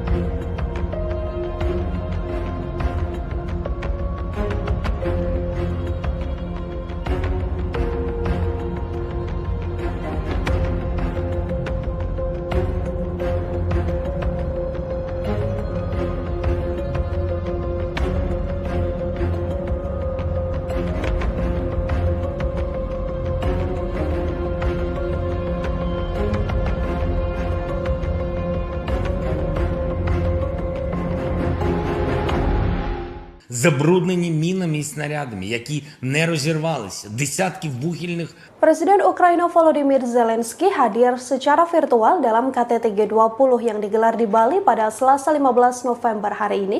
Zelensky cukup berapi-api kala menyampaikan pidatonya. Ia pun memberi peringatan keras pada Rusia di hadapan Menteri Luar Negeri Rusia Sergei Lavrov hingga Presiden Amerika Serikat Joe Biden. Di depan Menlu Rusia Sergei Lavrov, Zelensky telah bersumpah untuk tidak menyerahkan satu inci pun wilayah pada Vladimir Putin dalam setiap pembicaraan damai. Tak hanya itu, Zelensky juga memberikan syarat ketat pada Rusia jika mereka ingin melakukan negosiasi dengan Ukraina. Dalam KTT G20, Presiden Ukraina tersebut mengatakan ia siap bernegosiasi apabila Rusia benar-benar tulus untuk berdamai. Sebelumnya, Rusia meminta beberapa wilayah Ukraina jika Zelensky mau duduk bersama dengan Vladimir Putin. Di hadapan sejumlah petinggi negara anggota KTT G20 seperti Presiden Amerika Serikat Joe Biden hingga Presiden China Xi Jinping, Zelensky pun memamerkan sederet kemenangan Ukraina. Dalam keterangannya, Zelensky bahkan menyebut forum G20 menjadi G19. Hal ini sebagai bentuk pengasingan dan kecaman atas invasi Rusia dalam pidatonya. Meski Ukraina bukan anggota G20, Zelensky diketahui diundang untuk berpartisipasi dalam KTT tersebut. Penyebutan G19 ini dilakukan Zelensky untuk mengasingkan Rusia yang dinilai tak pantas menjadi anggota G20 dari 20 negara ekonomi terbesar. Забруднені мінами і снарядами, які не розірвалися, десятки вугільних шахт затоплені, в тому числі і шахта, в якій в 1979 році був здійснений підземний ядерний вибух. Це шахта Юнком в Донецькій області. Вона на окупованій Росією території, затоплена вже кілька років, саме через окупантів. Лише деокупація нашої території може дати умови, щоб зняти цю загрозу. Неможливо точно порахувати обсяг такого забруднення атмосфери від спалених нафтобаз і пожеж. А ще підірвані споруди, спалені хімічні підприємства, безліч захоронень убитих тварин. Просто уявіть це. Внаслідок російської агресії загинуло 6 мільйонів свійських тварин. 6 мільйонів – це офіційні дані. Знищено щонайменше 50 тисяч дітей, які були силою депортовані в Росію. Їх Presiden Ukraina Volodymyr Zelensky memberikan pidato secara virtual dalam agenda KTT G20 yang digelar di Bali. Pada kesempatan itu Zelensky menguraikan serangkaian kondisi yang diperlukan untuk mengakhiri perang Ukraina. Ia lantas berterima kasih kepada negara anggota G20 terkecuali kepada Rusia. Zelensky mengatakan bahwa Rusia harus menegaskan kembali integritas teritorial Ukraina. Ia juga menegaskan agar Moskow menarik pasukannya dari wilayah Ukraina dan membayar kompensasi atas kerusakan yang ditimbulkan. Dalam kesempatan ini, Zelensky menyerukan konferensi internasional. Hal ini dilakukan untuk memperkuat elemen kunci dari arsitektur keamanan pasca perang dan mencegah terulangnya agresi Rusia. Sepanjang pidatonya, Zelensky dengan tegas berterima kasih kepada G19 mengecualikan Rusia. Diketahui Presiden Rusia Vladimir Putin juga diketahui tak hadir dalam pertemuan itu. Putin diwakilkan oleh Menteri Luar Negeri Sergei Lavrov. Para pemimpin Barat mencoba untuk menyudutkan dan mengisolasi Rusia pada KTT G20 yang digelar di Bali. Barat menyebut agresi militer yang dilakukan Rusia ke Ukraina lah yang menyebabkan krisis dunia dalam ketahanan pangan. Bahkan sejumlah negara sudah dilanda inflasi. Четвертий виклик – звільнення усіх полонених і депортованих. Тисячі наших людей, військових і цивільних, в російському полоні. Вони піддаються жорстоким тортурам. Це масове знущання. Окрім того, ми поіменно знаємо майже 11 тисяч дітей, які були силою депортовані в Росію. Їх розлучають з батьками, знаючи, що у них є родини. А окрім цих дітей, є десятки тисяч тих, хто був примусово вивезений і про яких ми знаємо лише опосередковано. Серед них є й діти, чиї батьки були убиті російськими ударами, а тепер їх утримують в державі вбивці. Додайте до цього ще сотні тисяч депортованих дорослих, і ви побачите, яку гуманітарну катастрофу спричинила російська війна. Додайте ще політв'язнів, українських громадян, які утримуються в Росії та на тимчасово окупованій території, зокрема в Криму. Ми маємо звільнити усіх цих людей. Я хочу зазначити, що ми не знайшли підтримки у Міжнародному комітеті Червоного Хреста. Ми не бачимо, що вони повною мірою борються за доступ до таборів, де утримують українських полонених і політв'язнів, або що вони допомагають шукати депортованих українців. І таке самоусунення – це Momen unik terjadi pada KTT G20 di Bali. Satu di antaranya sikap Presiden Amerika Serikat Joe Biden. Pasalnya perhatian Biden tertuju kepada jurnalis Rusia yakni Yuri Solmov. Diketahui Yuri Solmov merupakan kameramen dari Channel One Rusia. Biden disebut takjub melihat badan Solmov begitu kekar dan berotot. Ia pun mengaku khawatir dengan otot lengan pria tersebut. Pernyataan itu disambut tawa oleh Presiden Indonesia Joko Widodo. Bahkan para delegasi KTT G20 yang lain juga ikut tertawa. Kemudian terdengar seseorang mengatakan kepada Biden bahwa Solmov merupakan orang Rusia. Mendengar hal tersebut, Biden mengaku tidak peduli dengan orang itu. Bahkan Biden sempat bergurau dengan Yuri Solmov. Biden mengatakan ia berharap tidak bermusuhan dengan jurnalis asal Rusia bertubuh kekar itu. Di sisi lain, Biden sendiri mengaku betah tinggal di Indonesia dan sebenarnya tak ingin pulang ke negara asalnya. Curhatan ini disampaikan oleh Biden saat ia diantar oleh Sandiaga Uno setelah selesainya acara KTT G20 di Bali. Melalui Instagramnya, Sandi menceritakan bagaimana ia mendampingi Biden hingga Presiden Amerika Serikat itu naik ke pesawat.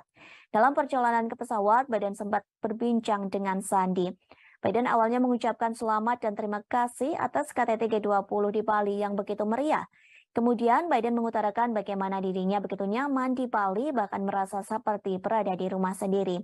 Dalam kolom captionnya, Sandi menyatakan bahwa pujian Biden itu termasuk disampaikan kepada para pelaku UMKM. Pasalnya pelaku UMKM dapat bergerak cepat mengambil momentum G20 untuk menciptakan lapangan kerja dan menjadi bagian dalam pemulihan ekonomi. Presiden Joko Widodo secara resmi telah menutup konferensi tingkat tinggi atau KTT G20 di Bali. Acara tersebut dipersiapkan dengan matang sehingga mendapat pujian dari para pemimpin negara. Lantas apa hasil dari KTT G20 di Bali yang telah diselenggarakan selama 2 hari? Para pemimpin negara G20 mengatakan bahwa sebagian besar anggota mengutuk keras perang yang dilancarkan Rusia ke Ukraina. Pasalnya, konflik tersebut menyebabkan penderitaan manusia yang luar biasa. Bahkan invasi ini memperburuk kerapuhan yang ada dalam ekonomi global. Namun dalam draft itu, Rusia dianggap telah menentang pernyataan tersebut. Diketahui para pemimpin negara mengutuk invasi Rusia ke Ukraina dalam sesi pertama KTT. Setelah pengutukan tersebut, Menteri Luar Negeri Rusia Sergei Lavrov langsung meninggalkan Bali. Kemudian, China menggunakan forum KTT G20 untuk mencoba dan memperbaiki beberapa pagar diplomatiknya. Presiden Prancis Emmanuel Macron mengatakan pertemuan dengan Presiden China Xi Jinping. Pertemuan tersebut diadakan pada Selasa 15 November di sela-sela KTT G20. Sementara itu, Xi juga bertemu dengan Perdana Menteri Australia yang baru, yakni Anthony Albanese. Pertemuan itu mengisyaratkan bahwa mereka akan berusaha untuk melewati tahun-tahun ketidaksepakatan. Kedua pemimpin juga menyatakan keinginan mereka untuk bergerak maju dalam beberapa masalah bilateral, mulai dari sektor pertanian, pangan, hingga aeronautika. Macron pun mengaku ingin mengunjungi China pada awal 2023 jika kondisi pandemi virus COVID-19 memungkinkan. Kemudian para pemimpin Eropa telah menggunakan pidato G20 mereka untuk menyerang Rusia. Hal ini terjadi meski Menteri Luar Negeri Sergei Lavrov duduk di ruangan yang sama. Sementara itu, Presiden Ukraina Volodymyr Zelensky memberikan pidato videonya pada KTT. Dalam video tersebut ada poin yang menghina Rusia dengan menyebut mereka sebagai G19. Pasalnya Presiden Rusia Vladimir Putin tidak menghadiri forum profil tingkat tinggi yang diadakan di Bali itu.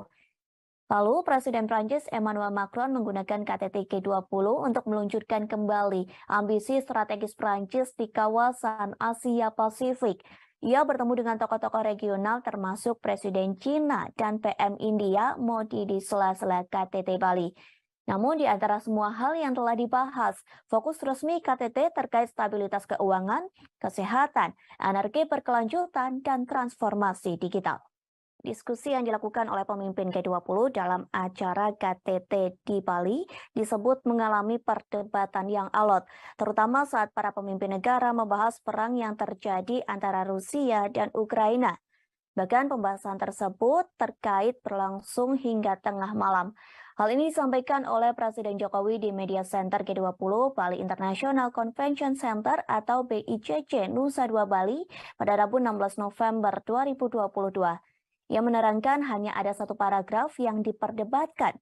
Perdebatan itu ialah penyikapan terhadap perang di Ukraina. Jokowi menerangkan konsensus untuk deklarasi Bali akhirnya tercapai saat tengah malam.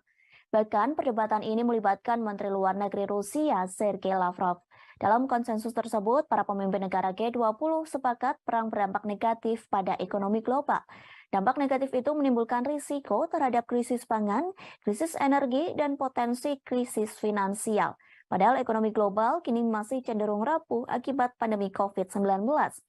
Selain itu, perang Rusia-Ukraina menyebabkan penderitaan manusia yang luar biasa. Lantas perdamaian hanya terwujud bila dilakukan pemulihan ekonomi global.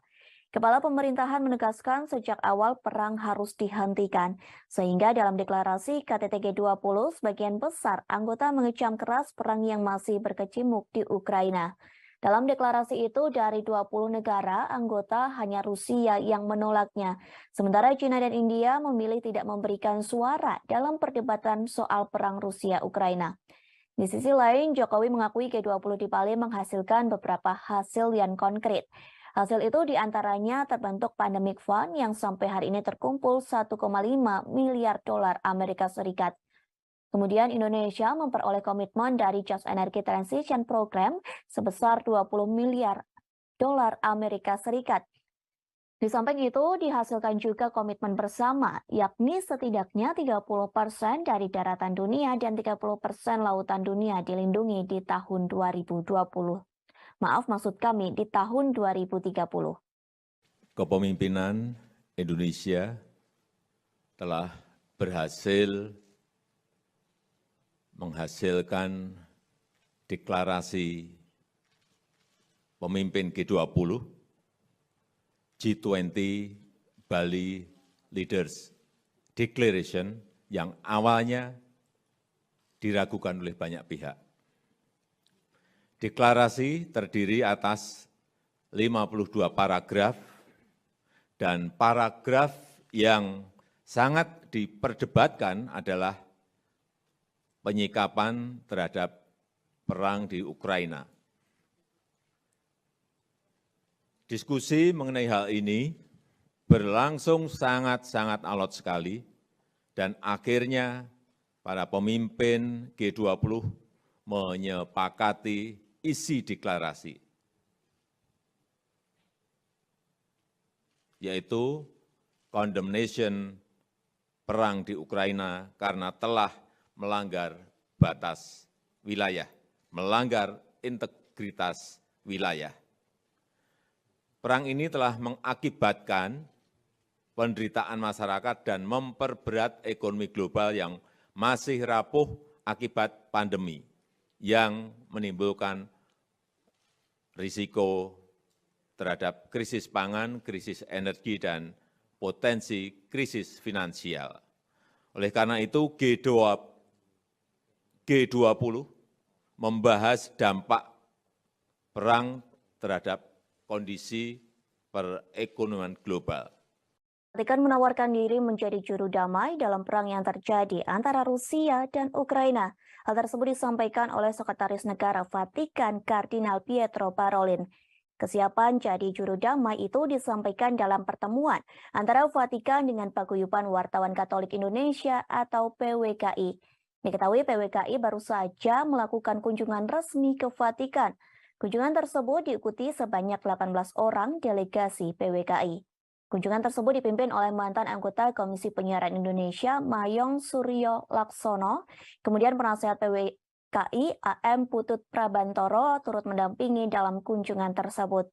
PWKI mengatakan Vatikan akan terus memperjuangkan perdamaian antara Rusia dan Ukraina. Vatikan akan terus berjuang lantaran kedua negara ini terus berperang dalam kurun waktu hampir 1 tahun. Bahkan hingga kini perang tersebut belum ada tanda-tanda berhenti atau perdamaian. Parolin mengaku Vatikan turut prihatin lantaran perang tersebut sudah banyak memakan korban. Lebih jauh, Kardinal Parolin mengungkapkan jika melihat peta dunia, sebenarnya bukan hanya Ukraina saja yang dilanda perang. Namun di beberapa tempat di dunia juga mengalami kondisi dan situasi yang buruk. Karena itulah Paus Fransiskus bersama Sheikh Ahmad Al-Tayib, Imam Besar Al-Azhar, menerbitkan dokumen Abu Dhabi. Dokumen tersebut telah diterbitkan pada 4 Februari 2019 di Uni Emirat Arab. Dokumen Abu Dhabi berisi persaudaraan manusia untuk perdamaian. Terlebih Parolin menyadari dunia menjadi berbeda setelah pandemi COVID-19. Pada kesempatan yang sama, Parolin juga mengungkapkan rasa prihatinnya terhadap media yang membuat kekacauan dengan berita-berita negatif. Tak hanya itu, Parolin menyebut banyak media melaporkan berita hoaks yang menjauhkan manusia dari perdamaian, sehingga Parolin berpesan kepada delegasi PWKI. Pesan tersebut terkait wartawan yang tidak membuat tembok penghalang atau pembatas. Diharapkan para wartawan bisa membangun jembatan persaudaraan. Satu caranya bekerja sama dengan pihak lain. Satu hal ini dilakukan, Parolin berharap negara-negara bisa mencapai titik perdamaian. Sebuah rudal yang menghantam Polandia diduga bukan serangan dari Rusia. Namun ledakan rudal tersebut diduga merupakan perbuatan pertahanan udara Ukraina. Hal tersebut disampaikan oleh Presiden Polandia, Andrzej Duda. Pihaknya menyebut Polandia tak memiliki bukti bahwa rudal tersebut diluncurkan oleh Ukraina. Duda mengatakan bahwa serangan tersebut merupakan kecelakaan yang tidak menguntungkan. Presiden Polandia ini juga mengatakan rudal itu bukan serangan yang disengaja. Pasalnya Duda meyakini serangan rudal itu merupakan niatan untuk membela diri. Ia menyebut pasukan Ukraina sedang mencoba untuk mencegat serangan Rusia. Namun ternyata rudal tersebut malah jatuh ke Polandia, sehingga Duda memaklumi dengan adanya peristiwa tersebut. Sementara Kementerian Pertahanan Rusia mengonfirmasi bahwa pihaknya memang menembakkan rentetan rudal ke pusat komando Ukraina. Selain itu, pasukan Moskow juga menembakkan rudal ke lokasi infrastruktur di Ukraina pada Selasa 5 November 2022. Namun targetnya tidak lebih dekat dari 35 km atau 21,7 mil dari perbatasan Ukraina dan Polandia. Kementerian Rusia juga menyampaikan analisis dari serangan rudal di Polandia. Pihaknya menyebut rudal tersebut berasal dari sistem pertahanan udara S-300. Dilaporkan rudal itu digunakan negara yang dipimpin oleh Presiden Volodymyr Zelensky. Sebelumnya, Presiden Amerika Serikat Joe Biden mengatakan rudal itu tidak mungkin ditembakkan dari Rusia. Insiden itu terjadi ketika Rusia menembakkan sejumlah rudal ke kota-kota di seluruh Ukraina. Sementara, Ukraina mengatakan pihaknya menembak jatuh sebagian besar rudal Rusia yang masuk dengan rudal pertahanan udaranya sendiri. Wilayah Volyn Ukraina, tepat di seberang perbatasan dari Polandia, merupakan satu dari banyak wilayah yang menurut Ukraina menjadi sasaran serangan Rusia di seluruh negeri. Diketahui sebelumnya sebuah rudal menghantam desa di Polandia pada Selasa 15 November 2022. Juru bicara Kementerian Luar Negeri Polandia, Lukasz Jasina, mengatakan rudal tersebut diduga adalah buatan Rusia. Setelah kejadian ini, militer Polandia disiagakan untuk mengantisipasi kemungkinan serangan susulan. Pemerintah Polandia juga meminta warganya untuk tetap tenang sambil menunggu penyelidikan selesai. Sementara itu, Rusia telah membantah tuduhan serangan rudal di perbatasan hingga menjangkau Polandia. Kementerian Pertahanan Rusia menyebut bahwa tudingan ini hanya provokasi untuk meningkatkan ketegangan.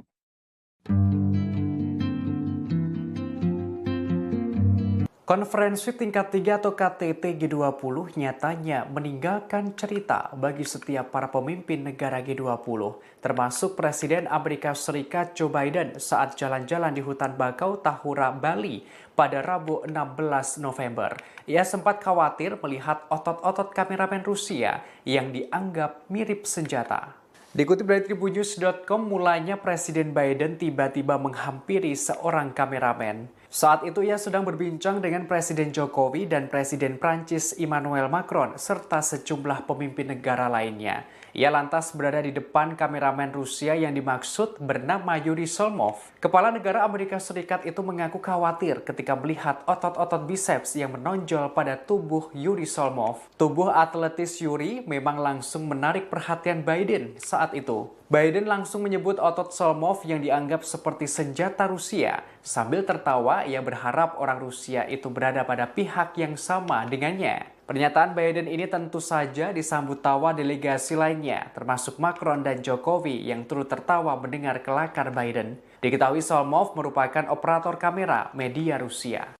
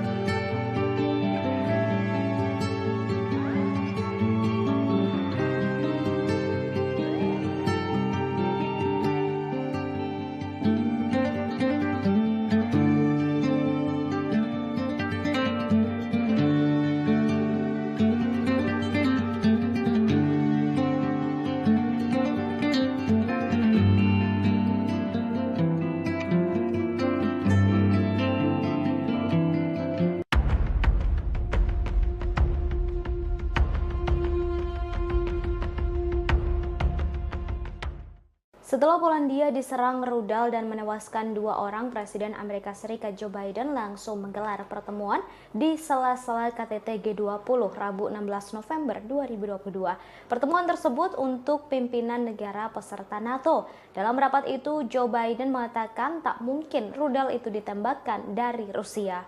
Namun ia menjanjikan dukungan untuk melakukan penyelidikan penuh terhadap rudal yang jatuh di dekat perbatasan Ukraina. Diketahui rudal tersebut merupakan buatan Rusia. Biden menyebut kecil kemungkinannya jika rudal diluncurkan dari Rusia. Meski begitu, pihaknya masih akan menunggu hasil penyelidikan. Sebelumnya, Presiden Joe Biden pada Selasa 15 November 2022 malam dibangunkan oleh stafnya lantaran adanya ledakan rudal yang menghantam Polandia. Biden telah menghubungi Presiden Polandia Andrzej Duda pada Rabu pagi untuk menyampaikan belasungkawa mendalam atas jatuhnya korban jiwa atas insiden tersebut. Rapat darurat berlangsung digelar oleh Biden dan dihadiri oleh beberapa pimpinan negara. Biden dijadwalkan akan berbicara tentang hasil pertemuan ini sebelum melanjutkan KTT G20 dan kembali ke Amerika Serikat pada Rabu siang.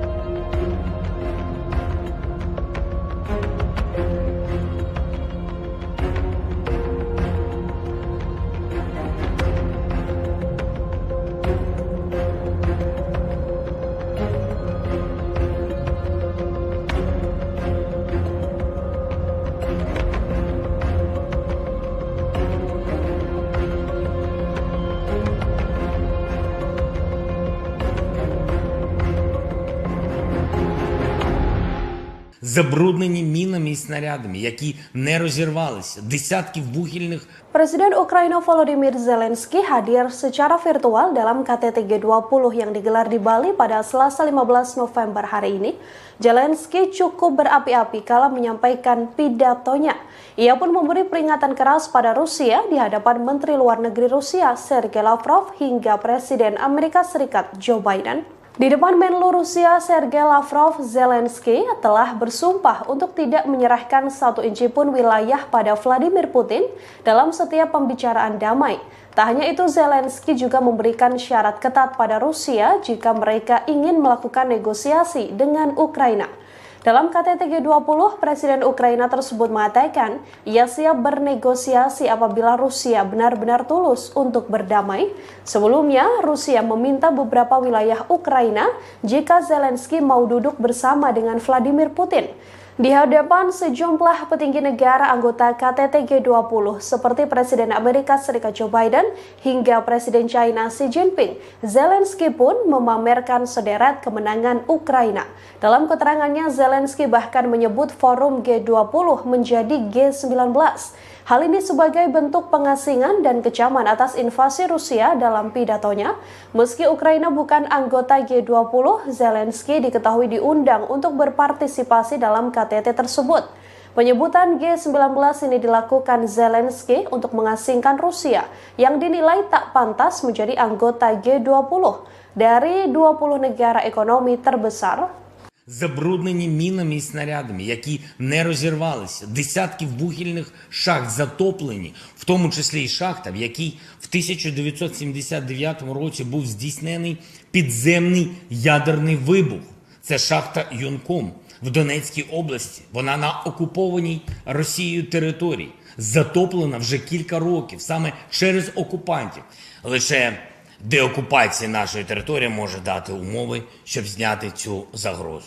Неможливо точно порахувати обсяг такого забруднення атмосфери від спалених нафтобаз і пожеж. А ще підірвані споруди, спалені хімічні підприємства, безліч захоронень убитих тварин. Просто уявіть це. Внаслідок російської агресії загинуло 6 мільйонів свійських тварин. 6 мільйонів – це офіційні дані. Знищено щонайменше 50 тисяч дітей, які були силою депортовані в Росію. Їх Presiden Ukraina Volodymyr Zelensky memberikan pidato secara virtual dalam agenda KTT G20 yang digelar di Bali. Pada kesempatan itu Zelensky menguraikan serangkaian kondisi yang diperlukan untuk mengakhiri perang Ukraina. Ia lantas berterima kasih kepada negara anggota G20 terkecuali kepada Rusia. Zelensky mengatakan bahwa Rusia harus menegaskan kembali integritas teritorial Ukraina. Ia juga menegaskan agar Moskow menarik pasukannya dari wilayah Ukraina dan membayar kompensasi atas kerusakan yang ditimbulkan.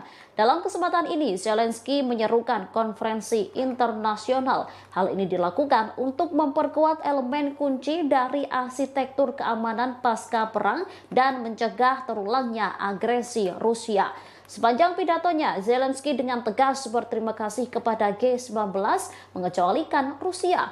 Diketahui Presiden Rusia Vladimir Putin juga diketahui tak hadir dalam pertemuan itu. Putin diwakilkan oleh Menteri Luar Negeri Sergei Lavrov. Para pemimpin Barat mencoba untuk menyudutkan dan mengisolasi Rusia pada KTT G20 yang digelar di Bali. Barat menyebut agresi militer yang dilakukan Rusia ke Ukraina lah yang menyebabkan krisis dunia dalam ketahanan pangan. Bahkan sejumlah negara sudah dilanda inflasi. Четвертий виклик – звільнення усіх полонених і депортованих. Тисячі наших людей, військових і цивільних, в російському полоні. Вони піддаються жорстоким тортурам. Це масове знущання. Окрім того, ми поіменно знаємо майже 11 тисяч дітей, які були силою депортовані в Росію. Їх розлучають з батьками, знаючи, що у них є родини. А окрім цих дітей, є десятки тисяч тих, хто був примусово вивезений і про яких ми знаємо лише опосередковано. Серед них є й діти, чиї батьки були убиті російськими ударами, а тепер їх утримують в державі вбивці. Додайте до цього ще сотні тисяч депортованих дорослих, і ви побачите, яку гуманітарну катастрофу спричинила російська війна. Додайте ще політв'язнів, українських громадян, які утримуються в Росії та на тимчасово окупованій території, зокрема в Криму. Ми маємо звільнити усіх цих людей. Я хочу зазначити, що ми не знайшли підтримки у Міжнародному комітеті Червоного Хреста. Ми не бачимо, що вони повною мірою борються за доступ до таборів, де утримують українських полонених і політв'язнів, або що вони допомагають шукати депортованих українців. І таке самоусунення – це Momen unik terjadi pada KTT G20 di Bali. Satu di antaranya sikap Presiden Amerika Serikat Joe Biden. Pasalnya perhatian Biden tertuju kepada jurnalis Rusia yakni Yuri Solmov. Diketahui Yuri Solmov merupakan kameramen dari Channel One Rusia. Biden disebut takjub melihat badan Solmov begitu kekar dan berotot. Ia pun mengaku khawatir dengan otot lengan pria tersebut. Pernyataan itu disambut tawa oleh Presiden Indonesia Joko Widodo. Bahkan para delegasi KTT G20 yang lain juga ikut tertawa. Kemudian terdengar seseorang mengatakan kepada Biden bahwa Solmov merupakan orang Rusia. Mendengar hal tersebut, Biden mengaku tidak peduli dengan orang itu. Bahkan Biden sempat bergurau dengan Yuri Solmov. Biden mengatakan ia berharap tidak bermusuhan dengan jurnalis asal Rusia bertubuh kekar itu. Di sisi lain, Biden sendiri mengaku betah tinggal di Indonesia dan sebenarnya tak ingin pulang ke negara asalnya. Curhatan ini disampaikan oleh Biden saat ia diantar oleh Sandiaga Uno setelah selesainya acara KTT G20 di Bali. Melalui Instagramnya, Sandi menceritakan bagaimana ia mendampingi Biden hingga Presiden Amerika Serikat itu naik ke pesawat.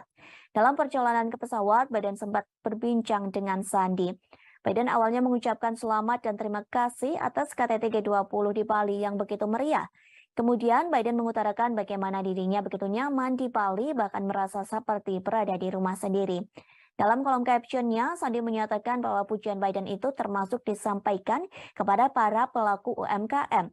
Pasalnya pelaku UMKM dapat bergerak cepat mengambil momentum G20 untuk menciptakan lapangan kerja dan menjadi bagian dalam pemulihan ekonomi. Presiden Joko Widodo secara resmi telah menutup konferensi tingkat tinggi atau KTT G20 di Bali. Acara tersebut dipersiapkan dengan matang sehingga mendapat pujian dari para pemimpin negara.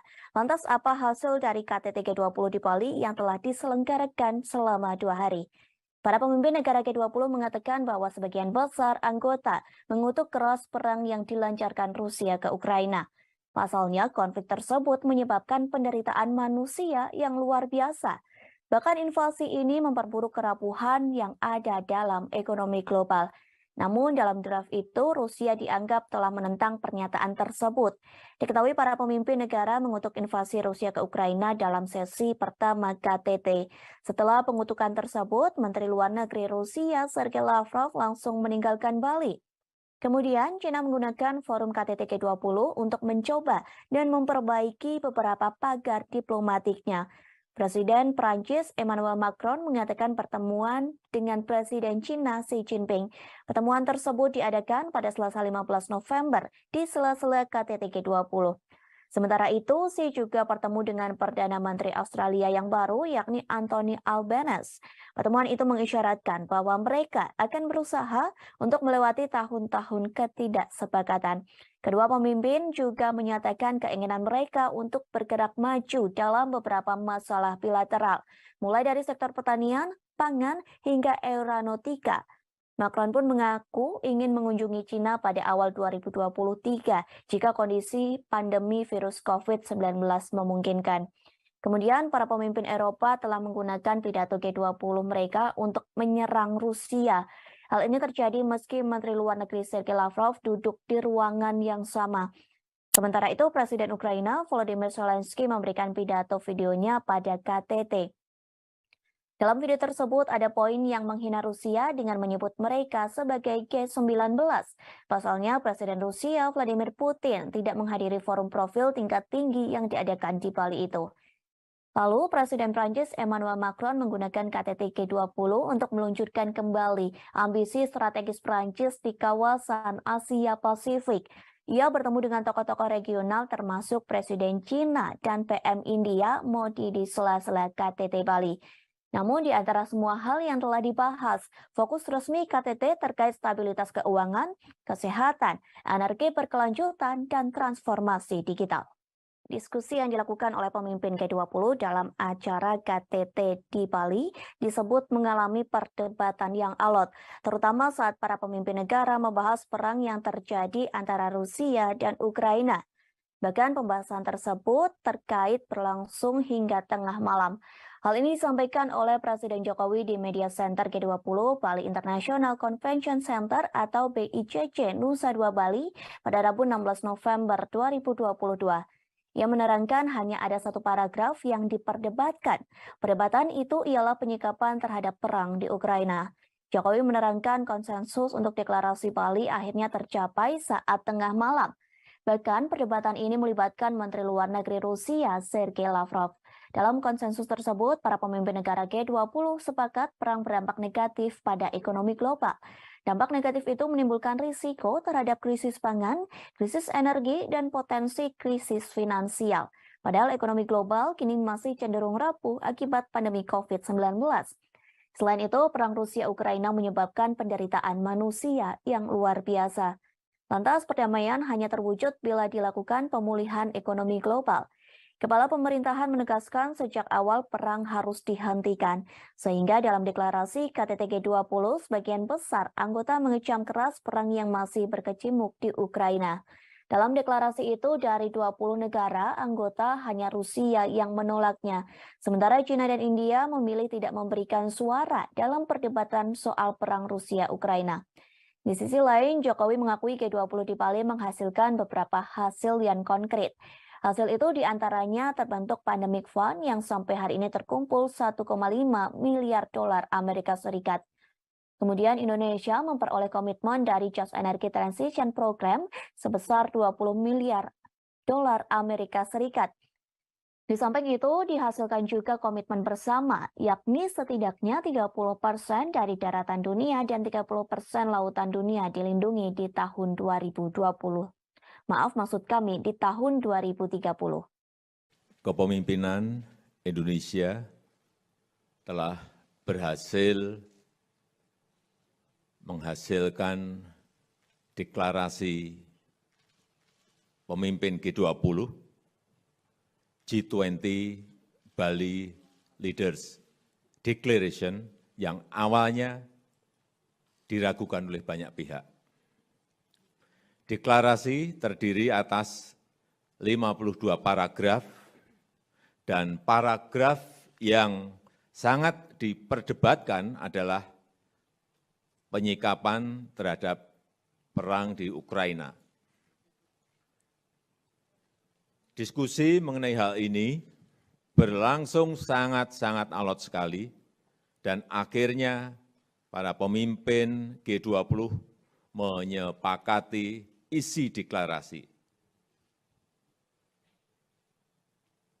yaitu condemnation perang di Ukraina karena telah melanggar batas wilayah, melanggar integritas wilayah. Perang ini telah mengakibatkan penderitaan masyarakat dan memperberat ekonomi global yang masih rapuh akibat pandemi, yang menimbulkan risiko terhadap krisis pangan, krisis energi, dan potensi krisis finansial. Oleh karena itu, G20 membahas dampak perang terhadap kondisi perekonomian global. Vatikan menawarkan diri menjadi juru damai dalam perang yang terjadi antara Rusia dan Ukraina. Hal tersebut disampaikan oleh Sekretaris Negara Vatikan Kardinal Pietro Parolin. Kesiapan jadi juru damai itu disampaikan dalam pertemuan antara Vatikan dengan Paguyuban Wartawan Katolik Indonesia atau PWKI. Diketahui PWKI baru saja melakukan kunjungan resmi ke Vatikan. Kunjungan tersebut diikuti sebanyak 18 orang delegasi PWKI. Kunjungan tersebut dipimpin oleh mantan anggota Komisi Penyiaran Indonesia, Mayong Suryo Laksono, kemudian penasehat PWKI AM Putut Prabantoro turut mendampingi dalam kunjungan tersebut. PWKI mengatakan Vatikan akan terus memperjuangkan perdamaian antara Rusia dan Ukraina. Vatikan akan terus berjuang lantaran kedua negara ini terus berperang dalam kurun waktu hampir 1 tahun. Bahkan hingga kini perang tersebut belum ada tanda-tanda berhenti atau perdamaian. Parolin mengaku Vatikan turut prihatin lantaran perang tersebut sudah banyak memakan korban. Lebih jauh, Kardinal Parolin mengungkapkan jika melihat peta dunia, sebenarnya bukan hanya Ukraina saja yang dilanda perang. Namun di beberapa tempat di dunia juga mengalami kondisi dan situasi yang buruk. Karena itulah Paus Fransiskus bersama Sheikh Ahmad Al-Tayib, Imam Besar Al-Azhar, menerbitkan dokumen Abu Dhabi. Dokumen tersebut telah diterbitkan pada 4 Februari 2019 di Uni Emirat Arab. Dokumen Abu Dhabi berisi persaudaraan manusia untuk perdamaian. Terlebih Parolin menyadari dunia menjadi berbeda setelah pandemi COVID-19. Pada kesempatan yang sama, Parolin juga mengungkapkan rasa prihatinnya terhadap media yang membuat kekacauan dengan berita-berita negatif. Tak hanya itu, Parolin menyebut banyak media melaporkan berita hoax yang menjauhkan manusia dari perdamaian, sehingga Parolin berpesan kepada delegasi PWKI. Pesan tersebut terkait wartawan yang tidak membuat tembok penghalang atau pembatas. Diharapkan para wartawan bisa membangun jembatan persaudaraan. Satu caranya bekerja sama dengan pihak lain. Satu hal ini dilakukan, Parolin berharap negara-negara bisa mencapai titik perdamaian. Sebuah rudal yang menghantam Polandia diduga bukan serangan dari Rusia. Namun ledakan rudal tersebut diduga merupakan perbuatan pertahanan udara Ukraina. Hal tersebut disampaikan oleh Presiden Polandia, Andrzej Duda. Pihaknya menyebut Polandia tak memiliki bukti bahwa rudal tersebut diluncurkan oleh Ukraina. Duda mengatakan bahwa serangan tersebut merupakan kecelakaan yang tidak menguntungkan. Presiden Polandia ini juga mengatakan rudal itu bukan serangan yang disengaja. Pasalnya Duda meyakini serangan rudal itu merupakan niatan untuk membela diri. Ia menyebut pasukan Ukraina sedang mencoba untuk mencegat serangan Rusia. Namun ternyata rudal tersebut malah jatuh ke Polandia, sehingga Duda memaklumi dengan adanya peristiwa tersebut. Sementara Kementerian Pertahanan Rusia mengonfirmasi bahwa pihaknya memang menembakkan rentetan rudal ke pusat komando Ukraina. Selain itu, pasukan Moskow juga menembakkan rudal ke lokasi infrastruktur di Ukraina pada Selasa 5 November 2022. Namun targetnya tidak lebih dekat dari 35 km atau 21,7 mil dari perbatasan Ukraina dan Polandia. Kementerian Rusia juga menyampaikan analisis dari serangan rudal di Polandia. Pihaknya menyebut rudal tersebut berasal dari sistem pertahanan udara S-300. Dilaporkan rudal itu digunakan negara yang dipimpin oleh Presiden Volodymyr Zelensky. Sebelumnya, Presiden Amerika Serikat Joe Biden mengatakan rudal itu tidak mungkin ditembakkan dari Rusia. Insiden itu terjadi ketika Rusia menembakkan sejumlah rudal ke kota-kota di seluruh Ukraina. Sementara Ukraina mengatakan pihaknya menembak jatuh sebagian besar rudal Rusia yang masuk dengan rudal pertahanan udaranya sendiri. Wilayah Volyn Ukraina, tepat di seberang perbatasan dari Polandia, merupakan satu dari banyak wilayah yang menurut Ukraina menjadi sasaran serangan Rusia di seluruh negeri. Diketahui sebelumnya sebuah rudal menghantam desa di Polandia pada Selasa 15 November 2022. Juru bicara Kementerian Luar Negeri Polandia, Lukasz Jasina, mengatakan rudal tersebut diduga adalah buatan Rusia. Setelah kejadian ini, militer Polandia disiagakan untuk mengantisipasi kemungkinan serangan susulan. Pemerintah Polandia juga meminta warganya untuk tetap tenang sambil menunggu penyelidikan selesai. Sementara itu, Rusia telah membantah tuduhan serangan rudal di perbatasan hingga menjangkau Polandia. Kementerian Pertahanan Rusia menyebut bahwa tudingan ini hanya provokasi untuk meningkatkan ketegangan.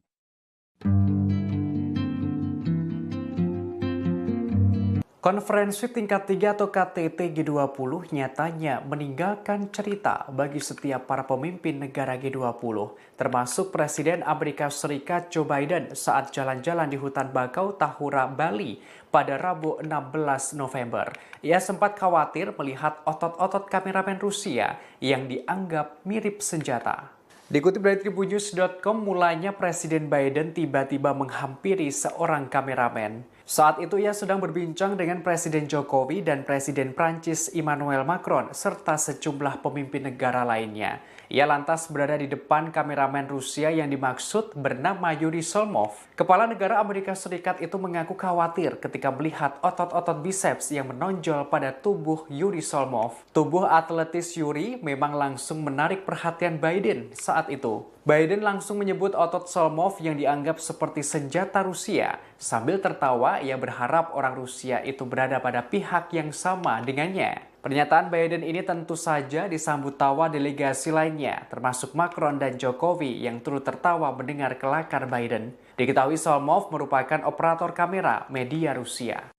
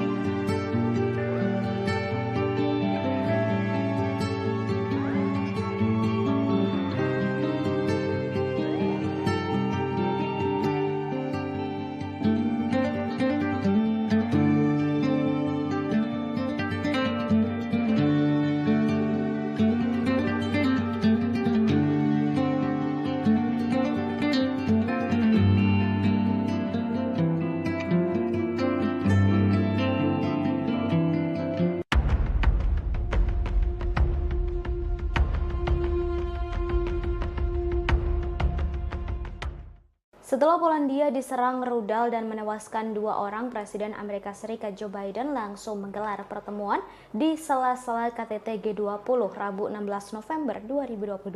Pertemuan tersebut untuk pimpinan negara peserta NATO. Dalam rapat itu, Joe Biden mengatakan tak mungkin rudal itu ditembakkan dari Rusia.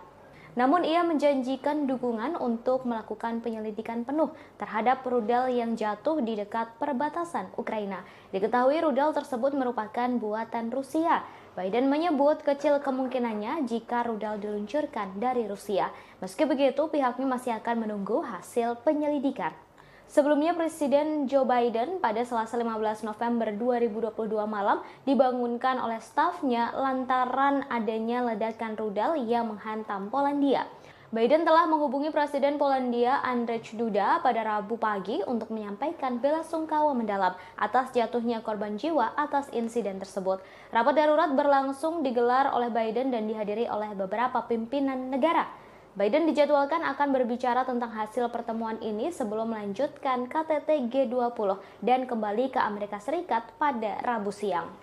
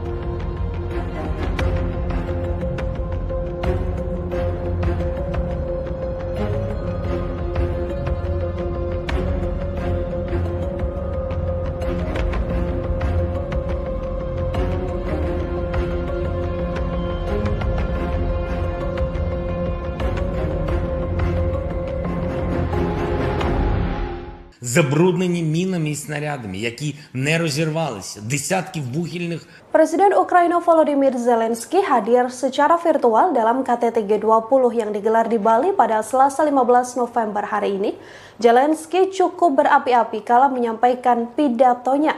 Ia pun memberi peringatan keras pada Rusia di hadapan Menteri Luar Negeri Rusia Sergei Lavrov hingga Presiden Amerika Serikat Joe Biden. Di depan Menlu Rusia Sergei Lavrov, Zelensky telah bersumpah untuk tidak menyerahkan satu inci pun wilayah pada Vladimir Putin dalam setiap pembicaraan damai. Tak hanya itu, Zelensky juga memberikan syarat ketat pada Rusia jika mereka ingin melakukan negosiasi dengan Ukraina. Dalam KTT G20, Presiden Ukraina tersebut mengatakan ia siap bernegosiasi apabila Rusia benar-benar tulus untuk berdamai. Sebelumnya, Rusia meminta beberapa wilayah Ukraina jika Zelensky mau duduk bersama dengan Vladimir Putin. Di hadapan sejumlah petinggi negara anggota KTT G20 seperti Presiden Amerika Serikat Joe Biden hingga Presiden China Xi Jinping, Zelensky pun memamerkan sederet kemenangan Ukraina. Dalam keterangannya, Zelensky bahkan menyebut forum G20 menjadi G19. Hal ini sebagai bentuk pengasingan dan kecaman atas invasi Rusia dalam pidatonya. Meski Ukraina bukan anggota G20, Zelensky diketahui diundang untuk berpartisipasi dalam KTT tersebut.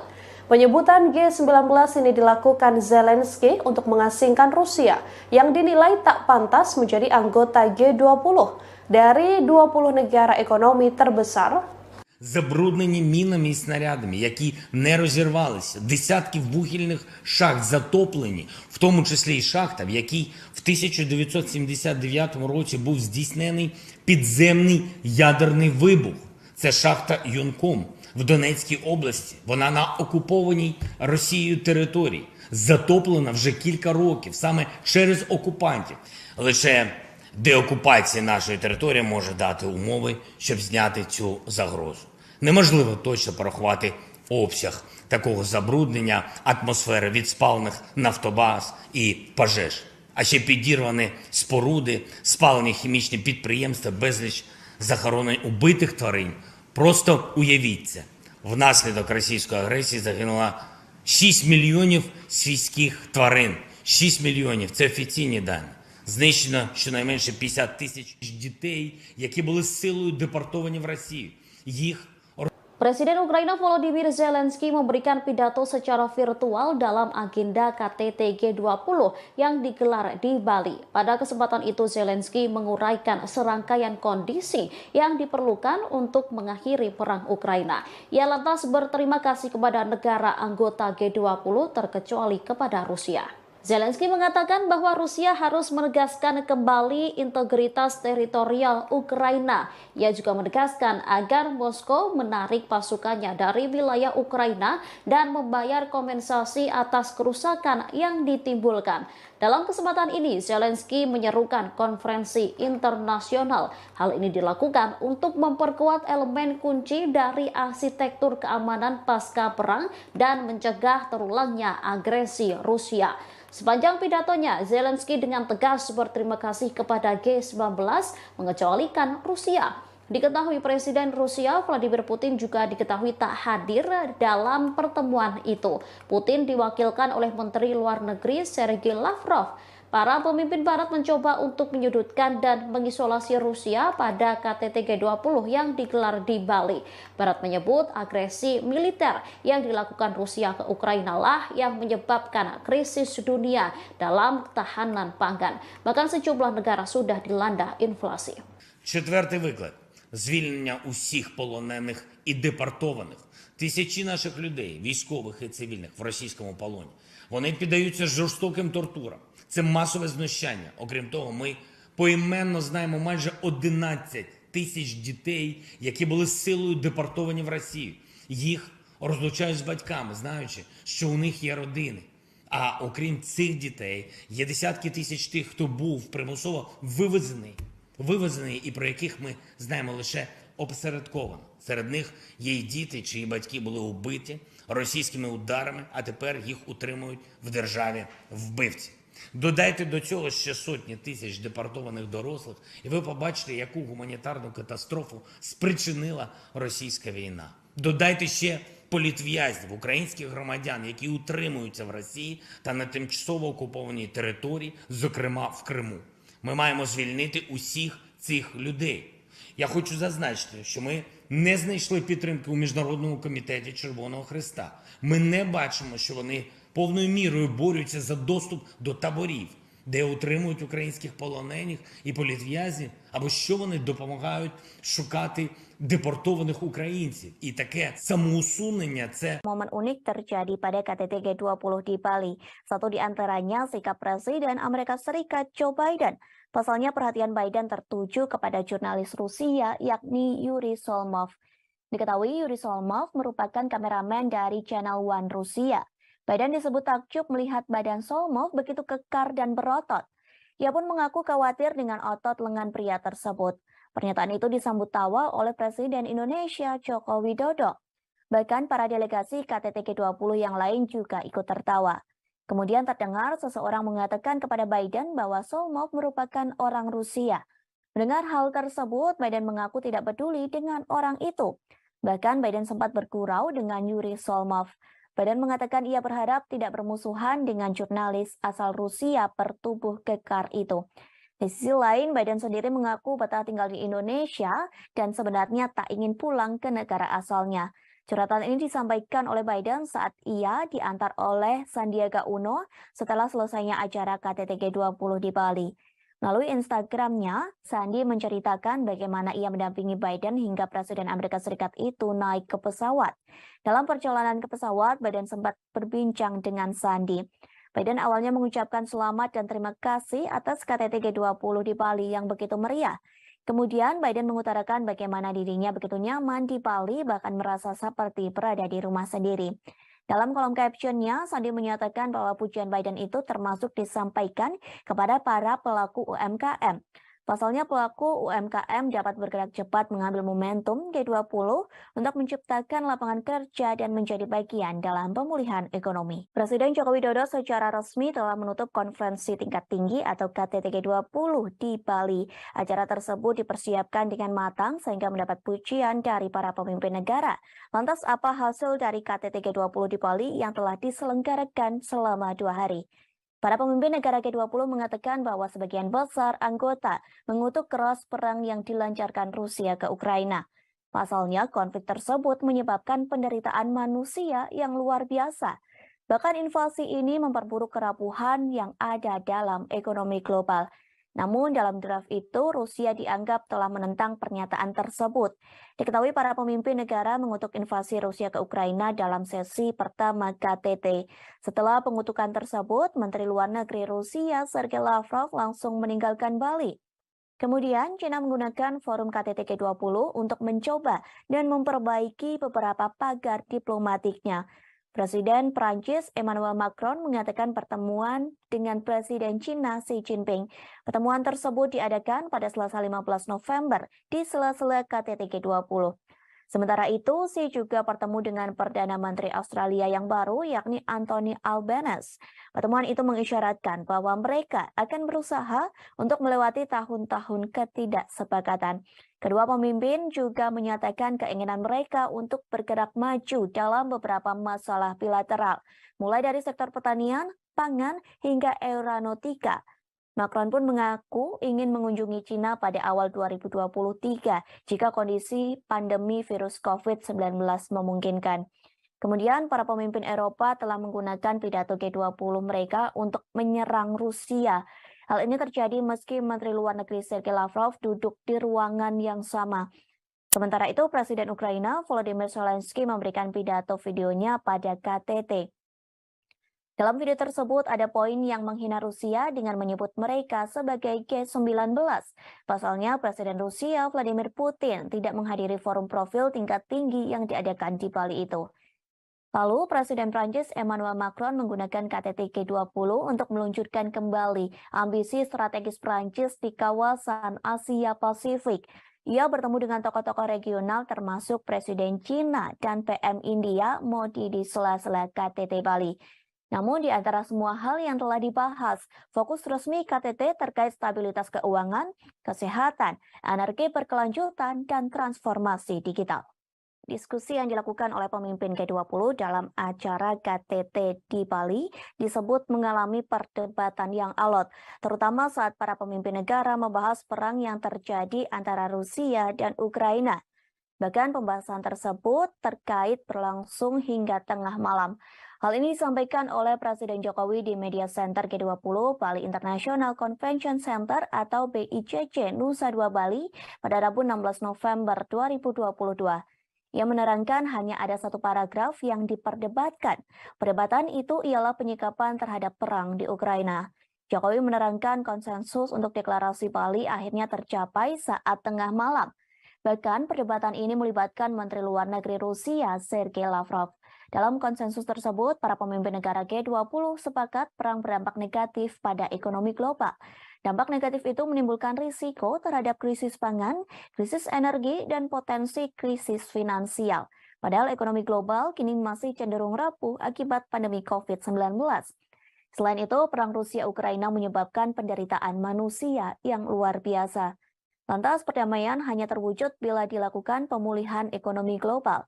Kepala pemerintahan menegaskan sejak awal perang harus dihentikan, sehingga dalam deklarasi KTT G20 sebagian besar anggota mengecam keras perang yang masih berkecamuk di Ukraina. Dalam deklarasi itu dari 20 negara anggota hanya Rusia yang menolaknya, sementara China dan India memilih tidak memberikan suara dalam perdebatan soal perang Rusia-Ukraina.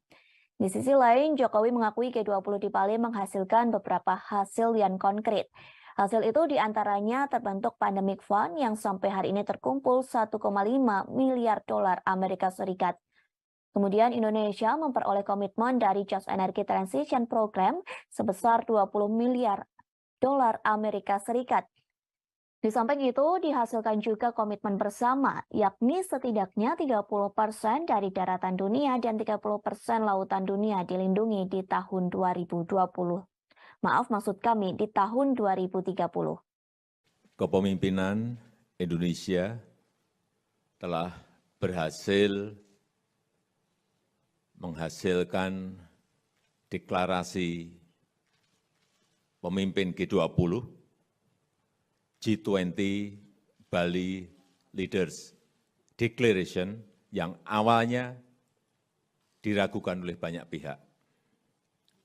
Deklarasi terdiri atas 52 paragraf dan paragraf yang sangat diperdebatkan adalah penyikapan terhadap perang di Ukraina. Diskusi mengenai hal ini berlangsung sangat-sangat alot sekali dan akhirnya para pemimpin G20 menyepakati isi deklarasi, yaitu condemnation perang di Ukraina karena telah melanggar batas wilayah, melanggar integritas wilayah. Perang ini telah mengakibatkan penderitaan masyarakat dan memperberat ekonomi global yang masih rapuh akibat pandemi yang menimbulkan risiko terhadap krisis pangan, krisis energi, dan potensi krisis finansial. Oleh karena itu, G20 membahas dampak perang terhadap kondisi perekonomian global. Vatikan menawarkan diri menjadi juru damai dalam perang yang terjadi antara Rusia dan Ukraina. Hal tersebut disampaikan oleh Sekretaris Negara Vatikan Kardinal Pietro Parolin. Kesiapan jadi juru damai itu disampaikan dalam pertemuan antara Vatikan dengan Paguyuban Wartawan Katolik Indonesia atau PWKI. Diketahui PWKI baru saja melakukan kunjungan resmi ke Vatikan. Kunjungan tersebut diikuti sebanyak 18 orang delegasi PWKI. Kunjungan tersebut dipimpin oleh mantan anggota Komisi Penyiaran Indonesia, Mayong Suryo Laksono. Kemudian penasihat PWKI, AM Putut Prabantoro, turut mendampingi dalam kunjungan tersebut. PWKI mengatakan Vatikan akan terus memperjuangkan perdamaian antara Rusia dan Ukraina. Vatikan akan terus berjuang lantaran kedua negara ini terus berperang dalam kurun waktu hampir 1 tahun. Bahkan hingga kini perang tersebut belum ada tanda-tanda berhenti atau perdamaian. Parolin mengaku Vatikan turut prihatin lantaran perang tersebut sudah banyak memakan korban. Lebih jauh, Kardinal Parolin mengungkapkan jika melihat peta dunia, sebenarnya bukan hanya Ukraina saja yang dilanda perang. Namun di beberapa tempat di dunia juga mengalami kondisi dan situasi yang buruk. Karena itulah Paus Fransiskus bersama Sheikh Ahmad Al-Tayib, Imam Besar Al-Azhar, menerbitkan dokumen Abu Dhabi. Dokumen tersebut telah diterbitkan pada 4 Februari 2019 di Uni Emirat Arab. Dokumen Abu Dhabi berisi persaudaraan manusia untuk perdamaian.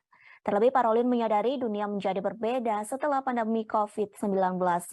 Pada kesempatan yang sama, Parolin juga mengungkapkan rasa prihatinnya terhadap media yang membuat kekacauan dengan berita-berita negatif.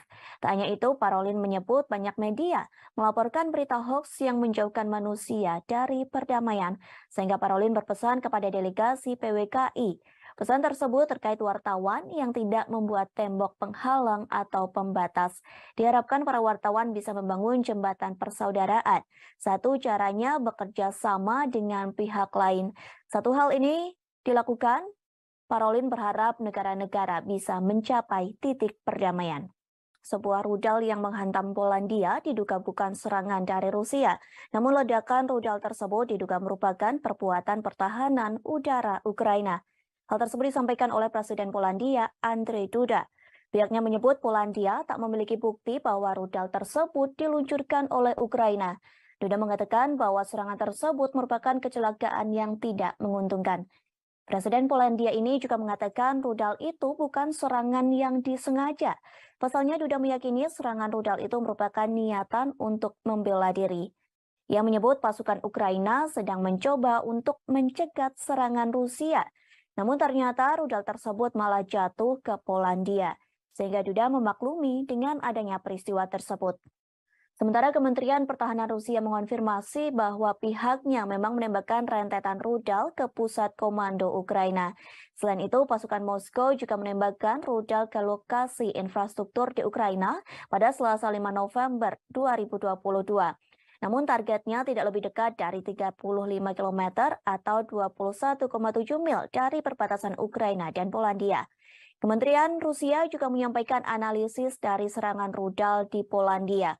Pihaknya menyebut rudal tersebut berasal dari sistem pertahanan udara S-300. Dilaporkan rudal itu digunakan negara yang dipimpin oleh Presiden Volodymyr Zelensky. Sebelumnya, Presiden Amerika Serikat Joe Biden mengatakan rudal itu tidak mungkin ditembakkan dari Rusia. Insiden itu terjadi ketika Rusia menembakkan sejumlah rudal ke kota-kota di seluruh Ukraina. Sementara Ukraina mengatakan pihaknya menembak jatuh sebagian besar rudal Rusia yang masuk dengan rudal pertahanan udaranya sendiri. Wilayah Volyn Ukraina, tepat di seberang perbatasan dari Polandia, merupakan satu dari banyak wilayah yang menurut Ukraina menjadi sasaran serangan Rusia di seluruh negeri. Diketahui sebelumnya sebuah rudal menghantam desa di Polandia pada Selasa 15 November 2022. Juru bicara Kementerian Luar Negeri Polandia, Lukasz Jasina, mengatakan rudal tersebut diduga adalah buatan Rusia. Setelah kejadian ini, militer Polandia disiagakan untuk mengantisipasi kemungkinan serangan susulan. Pemerintah Polandia juga meminta warganya untuk tetap tenang sambil menunggu penyelidikan selesai. Sementara itu, Rusia telah membantah tuduhan serangan rudal di perbatasan hingga menjangkau Polandia. Kementerian Pertahanan Rusia menyebut bahwa tudingan ini hanya provokasi untuk meningkatkan ketegangan.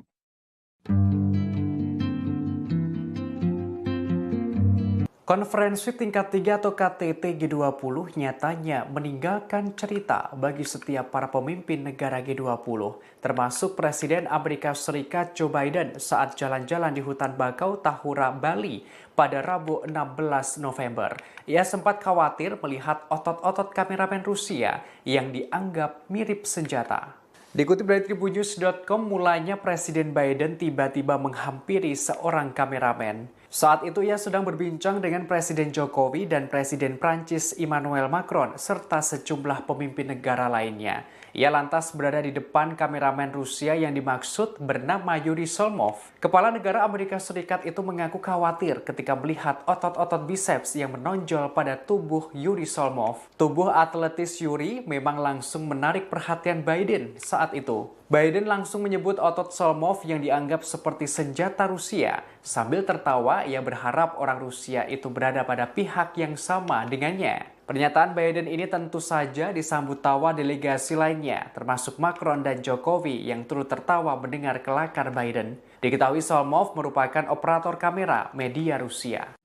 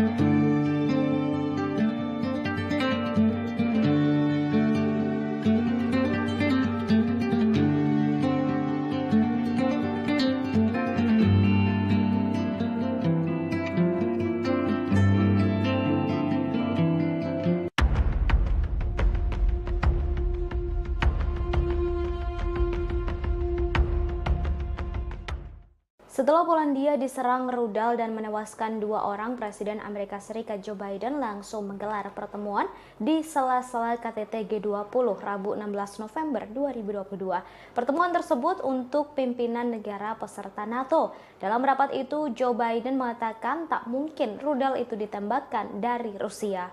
Namun ia menjanjikan dukungan untuk melakukan penyelidikan penuh terhadap rudal yang jatuh di dekat perbatasan Ukraina. Diketahui rudal tersebut merupakan buatan Rusia. Biden menyebut kecil kemungkinannya jika rudal diluncurkan dari Rusia. Meski begitu, pihaknya masih akan menunggu hasil penyelidikan. Sebelumnya, Presiden Joe Biden pada Selasa 15 November 2022 malam dibangunkan oleh stafnya lantaran adanya ledakan rudal yang menghantam Polandia. Biden telah menghubungi Presiden Polandia Andrzej Duda pada Rabu pagi untuk menyampaikan belasungkawa mendalam atas jatuhnya korban jiwa atas insiden tersebut. Rapat darurat berlangsung digelar oleh Biden dan dihadiri oleh beberapa pimpinan negara. Biden dijadwalkan akan berbicara tentang hasil pertemuan ini sebelum melanjutkan KTT G20 dan kembali ke Amerika Serikat pada Rabu siang.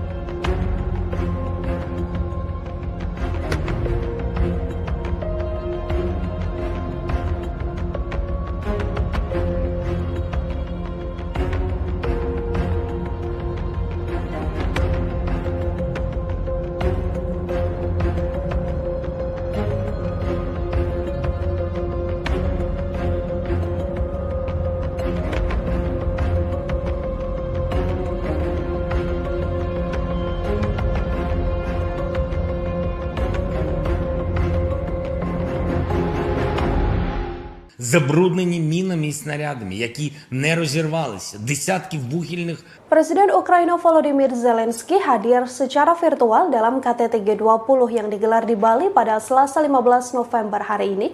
Zelensky cukup berapi-api kala menyampaikan pidatonya. Ia pun memberi peringatan keras pada Rusia di hadapan Menteri Luar Negeri Rusia Sergei Lavrov hingga Presiden Amerika Serikat Joe Biden. Di depan Menlu Rusia Sergei Lavrov, Zelensky telah bersumpah untuk tidak menyerahkan 1 inci pun wilayah pada Vladimir Putin dalam setiap pembicaraan damai. Tak hanya itu, Zelensky juga memberikan syarat ketat pada Rusia jika mereka ingin melakukan negosiasi dengan Ukraina. Dalam KTT G20, Presiden Ukraina tersebut mengatakan ia siap bernegosiasi apabila Rusia benar-benar tulus untuk berdamai. Sebelumnya, Rusia meminta beberapa wilayah Ukraina jika Zelensky mau duduk bersama dengan Vladimir Putin. Di hadapan sejumlah petinggi negara anggota KTT G20 seperti Presiden Amerika Serikat Joe Biden hingga Presiden China Xi Jinping, Zelensky pun memamerkan sederet kemenangan Ukraina. Dalam keterangannya, Zelensky bahkan menyebut forum G20 menjadi G19.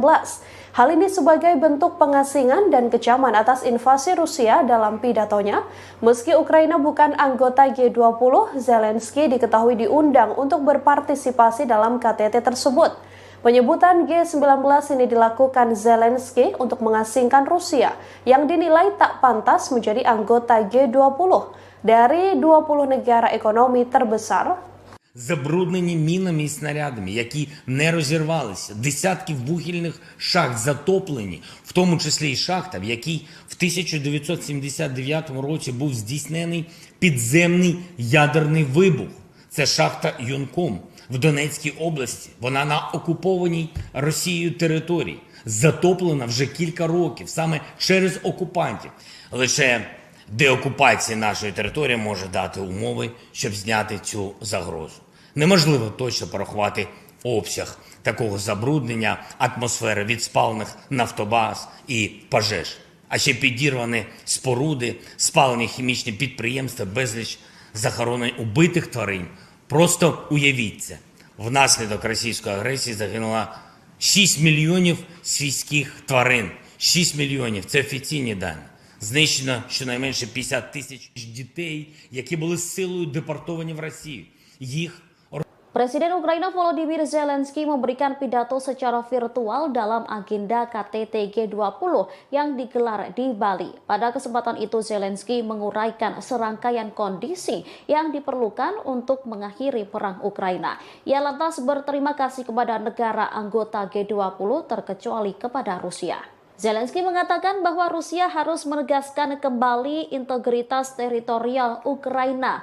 Ia juga menegaskan agar Moskow menarik pasukannya dari wilayah Ukraina dan membayar kompensasi atas kerusakan yang ditimbulkan. Dalam kesempatan ini, Zelensky menyerukan konferensi internasional. Hal ini dilakukan untuk memperkuat elemen kunci dari arsitektur keamanan pasca perang dan mencegah terulangnya agresi Rusia. Sepanjang pidatonya, Zelensky dengan tegas berterima kasih kepada G19 mengecualikan Rusia.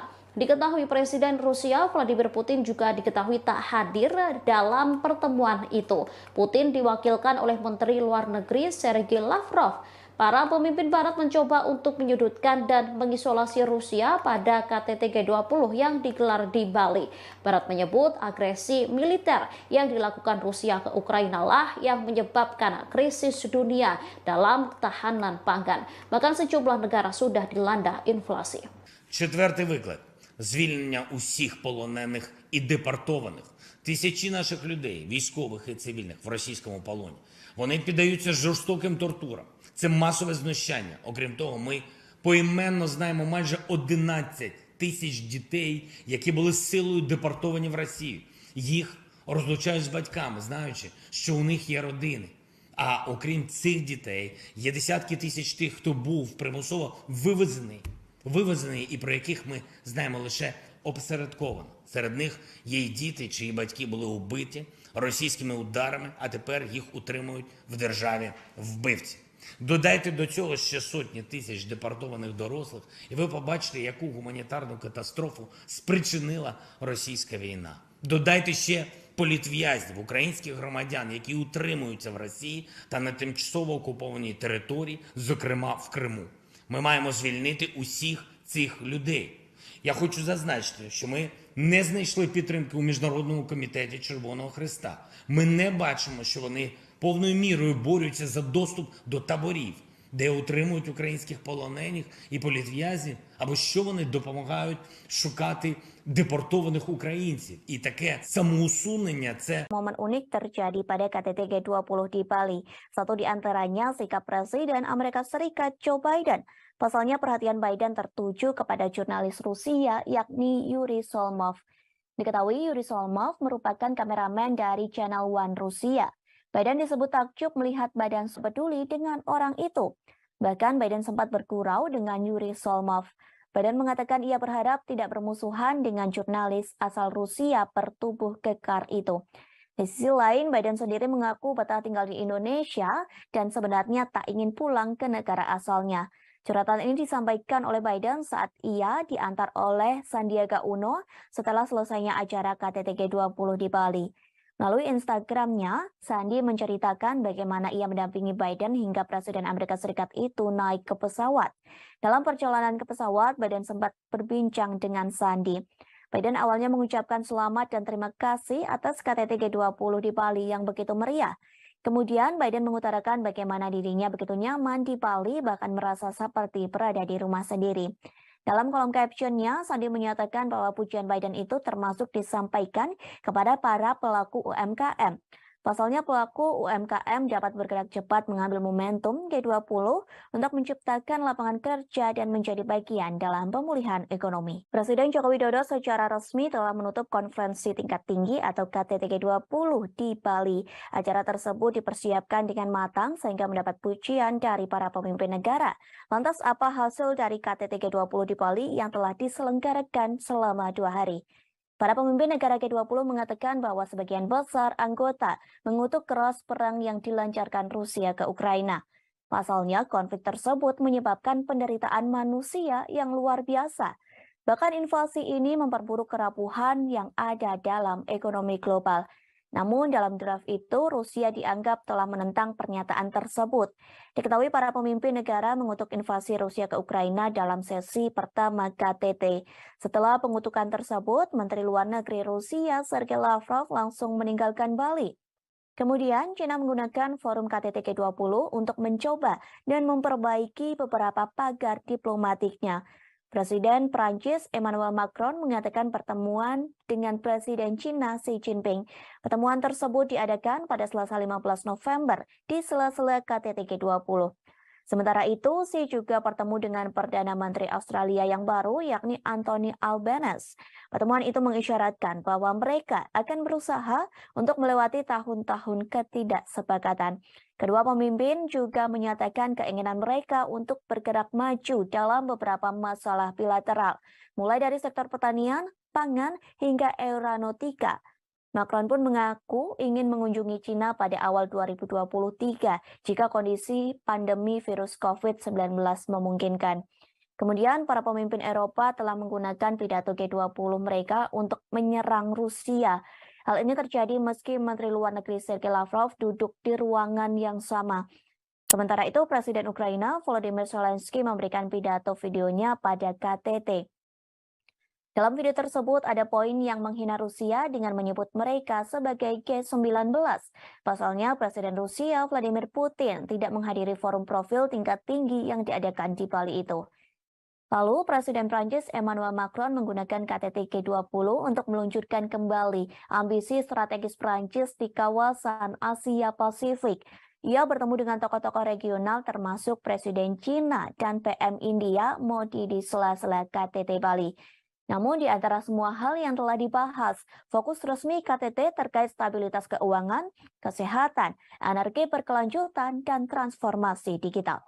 Diskusi yang dilakukan oleh pemimpin G20 dalam acara KTT di Bali disebut mengalami perdebatan yang alot, terutama saat para pemimpin negara membahas perang yang terjadi antara Rusia dan Ukraina. Bahkan pembahasan tersebut terkait berlangsung hingga tengah malam. Hal ini disampaikan oleh Presiden Jokowi di Media Center G20 Bali International Convention Center atau BICC Nusa Dua Bali pada Rabu 16 November 2022. Ia menerangkan hanya ada satu paragraf yang diperdebatkan. Perdebatan itu ialah penyikapan terhadap perang di Ukraina. Jokowi menerangkan konsensus untuk deklarasi Bali akhirnya tercapai saat tengah malam. Bahkan perdebatan ini melibatkan Menteri Luar Negeri Rusia Sergei Lavrov. Dalam konsensus tersebut, para pemimpin negara G20 sepakat perang berdampak negatif pada ekonomi global. Dampak negatif itu menimbulkan risiko terhadap krisis pangan, krisis energi, dan potensi krisis finansial. Padahal ekonomi global kini masih cenderung rapuh akibat pandemi COVID-19. Selain itu, perang Rusia-Ukraina menyebabkan penderitaan manusia yang luar biasa. Lantas perdamaian hanya terwujud bila dilakukan pemulihan ekonomi global. Kepala pemerintahan menegaskan sejak awal perang harus dihentikan, sehingga dalam deklarasi KTT G20 sebagian besar anggota mengecam keras perang yang masih berkecamuk di Ukraina. Dalam deklarasi itu dari 20 negara anggota hanya Rusia yang menolaknya, sementara China dan India memilih tidak memberikan suara dalam perdebatan soal perang Rusia-Ukraina. Di sisi lain, Jokowi mengakui G20 di Bali menghasilkan beberapa hasil yang konkret. Hasil itu diantaranya terbentuk Pandemic Fund yang sampai hari ini terkumpul 1,5 miliar dolar Amerika Serikat.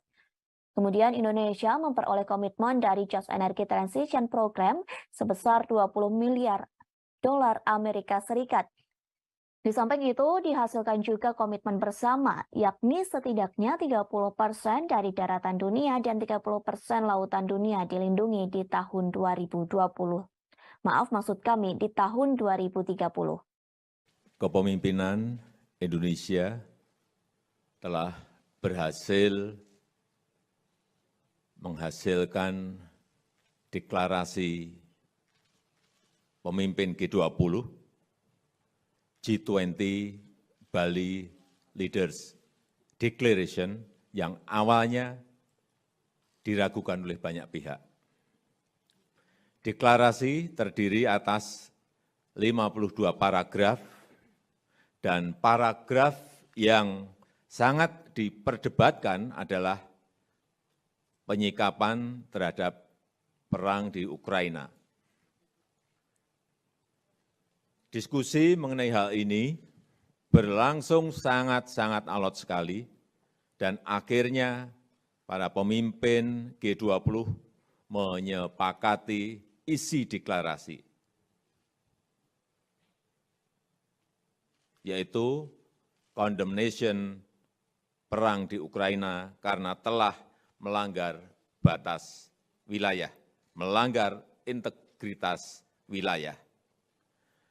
Perang ini telah mengakibatkan penderitaan masyarakat dan memperberat ekonomi global yang masih rapuh akibat pandemi yang menimbulkan risiko terhadap krisis pangan, krisis energi, dan potensi krisis finansial. Oleh karena itu, G20 membahas dampak perang terhadap kondisi perekonomian global.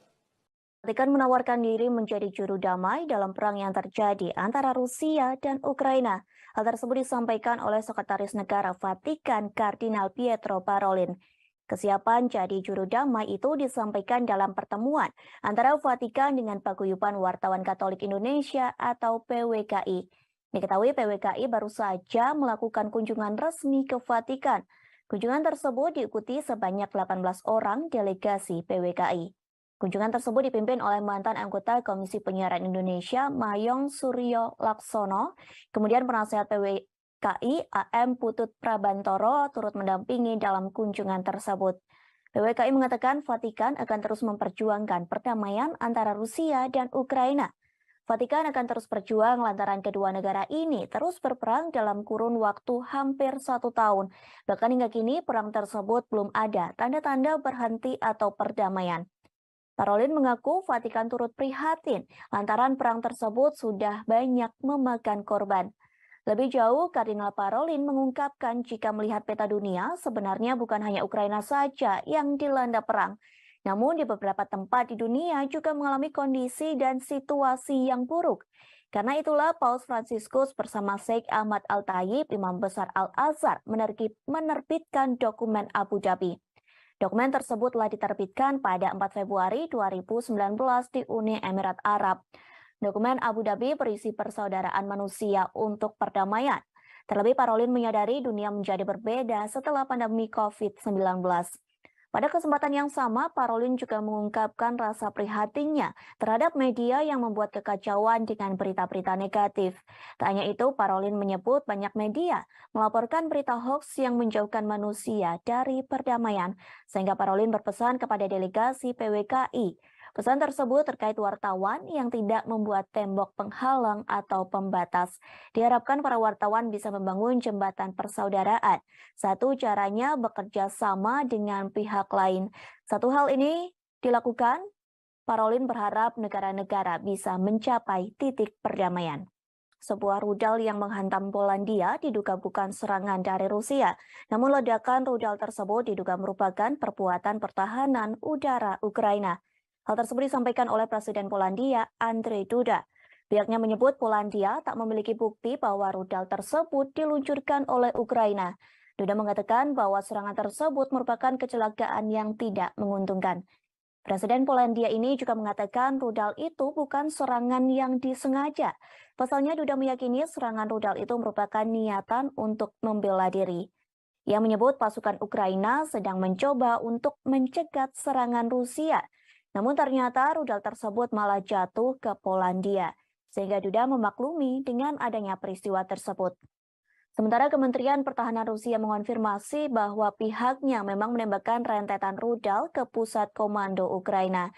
Selain itu, pasukan Moskow juga menembakkan rudal ke lokasi infrastruktur di Ukraina pada Selasa 5 November 2022. Namun targetnya tidak lebih dekat dari 35 km atau 21,7 mil dari perbatasan Ukraina dan Polandia. Kementerian Rusia juga menyampaikan analisis dari serangan rudal di Polandia. Pihaknya menyebut rudal tersebut berasal dari sistem pertahanan udara S-300. Dilaporkan rudal itu digunakan negara yang dipimpin oleh Presiden Volodymyr Zelensky. Sebelumnya, Presiden Amerika Serikat Joe Biden mengatakan rudal itu tidak mungkin ditembakkan dari Rusia. Insiden itu terjadi ketika Rusia menembakkan sejumlah rudal ke kota-kota di seluruh Ukraina.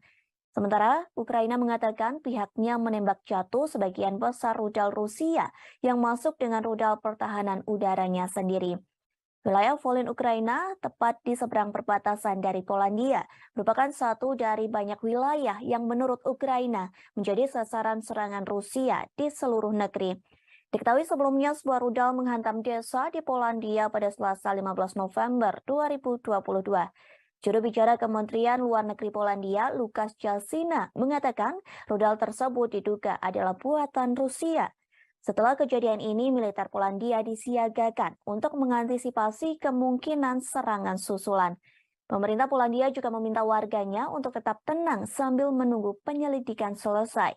Sementara itu, Rusia telah membantah tuduhan serangan rudal di perbatasan hingga menjangkau Polandia. Kementerian Pertahanan Rusia menyebut bahwa tudingan ini hanya provokasi untuk meningkatkan ketegangan.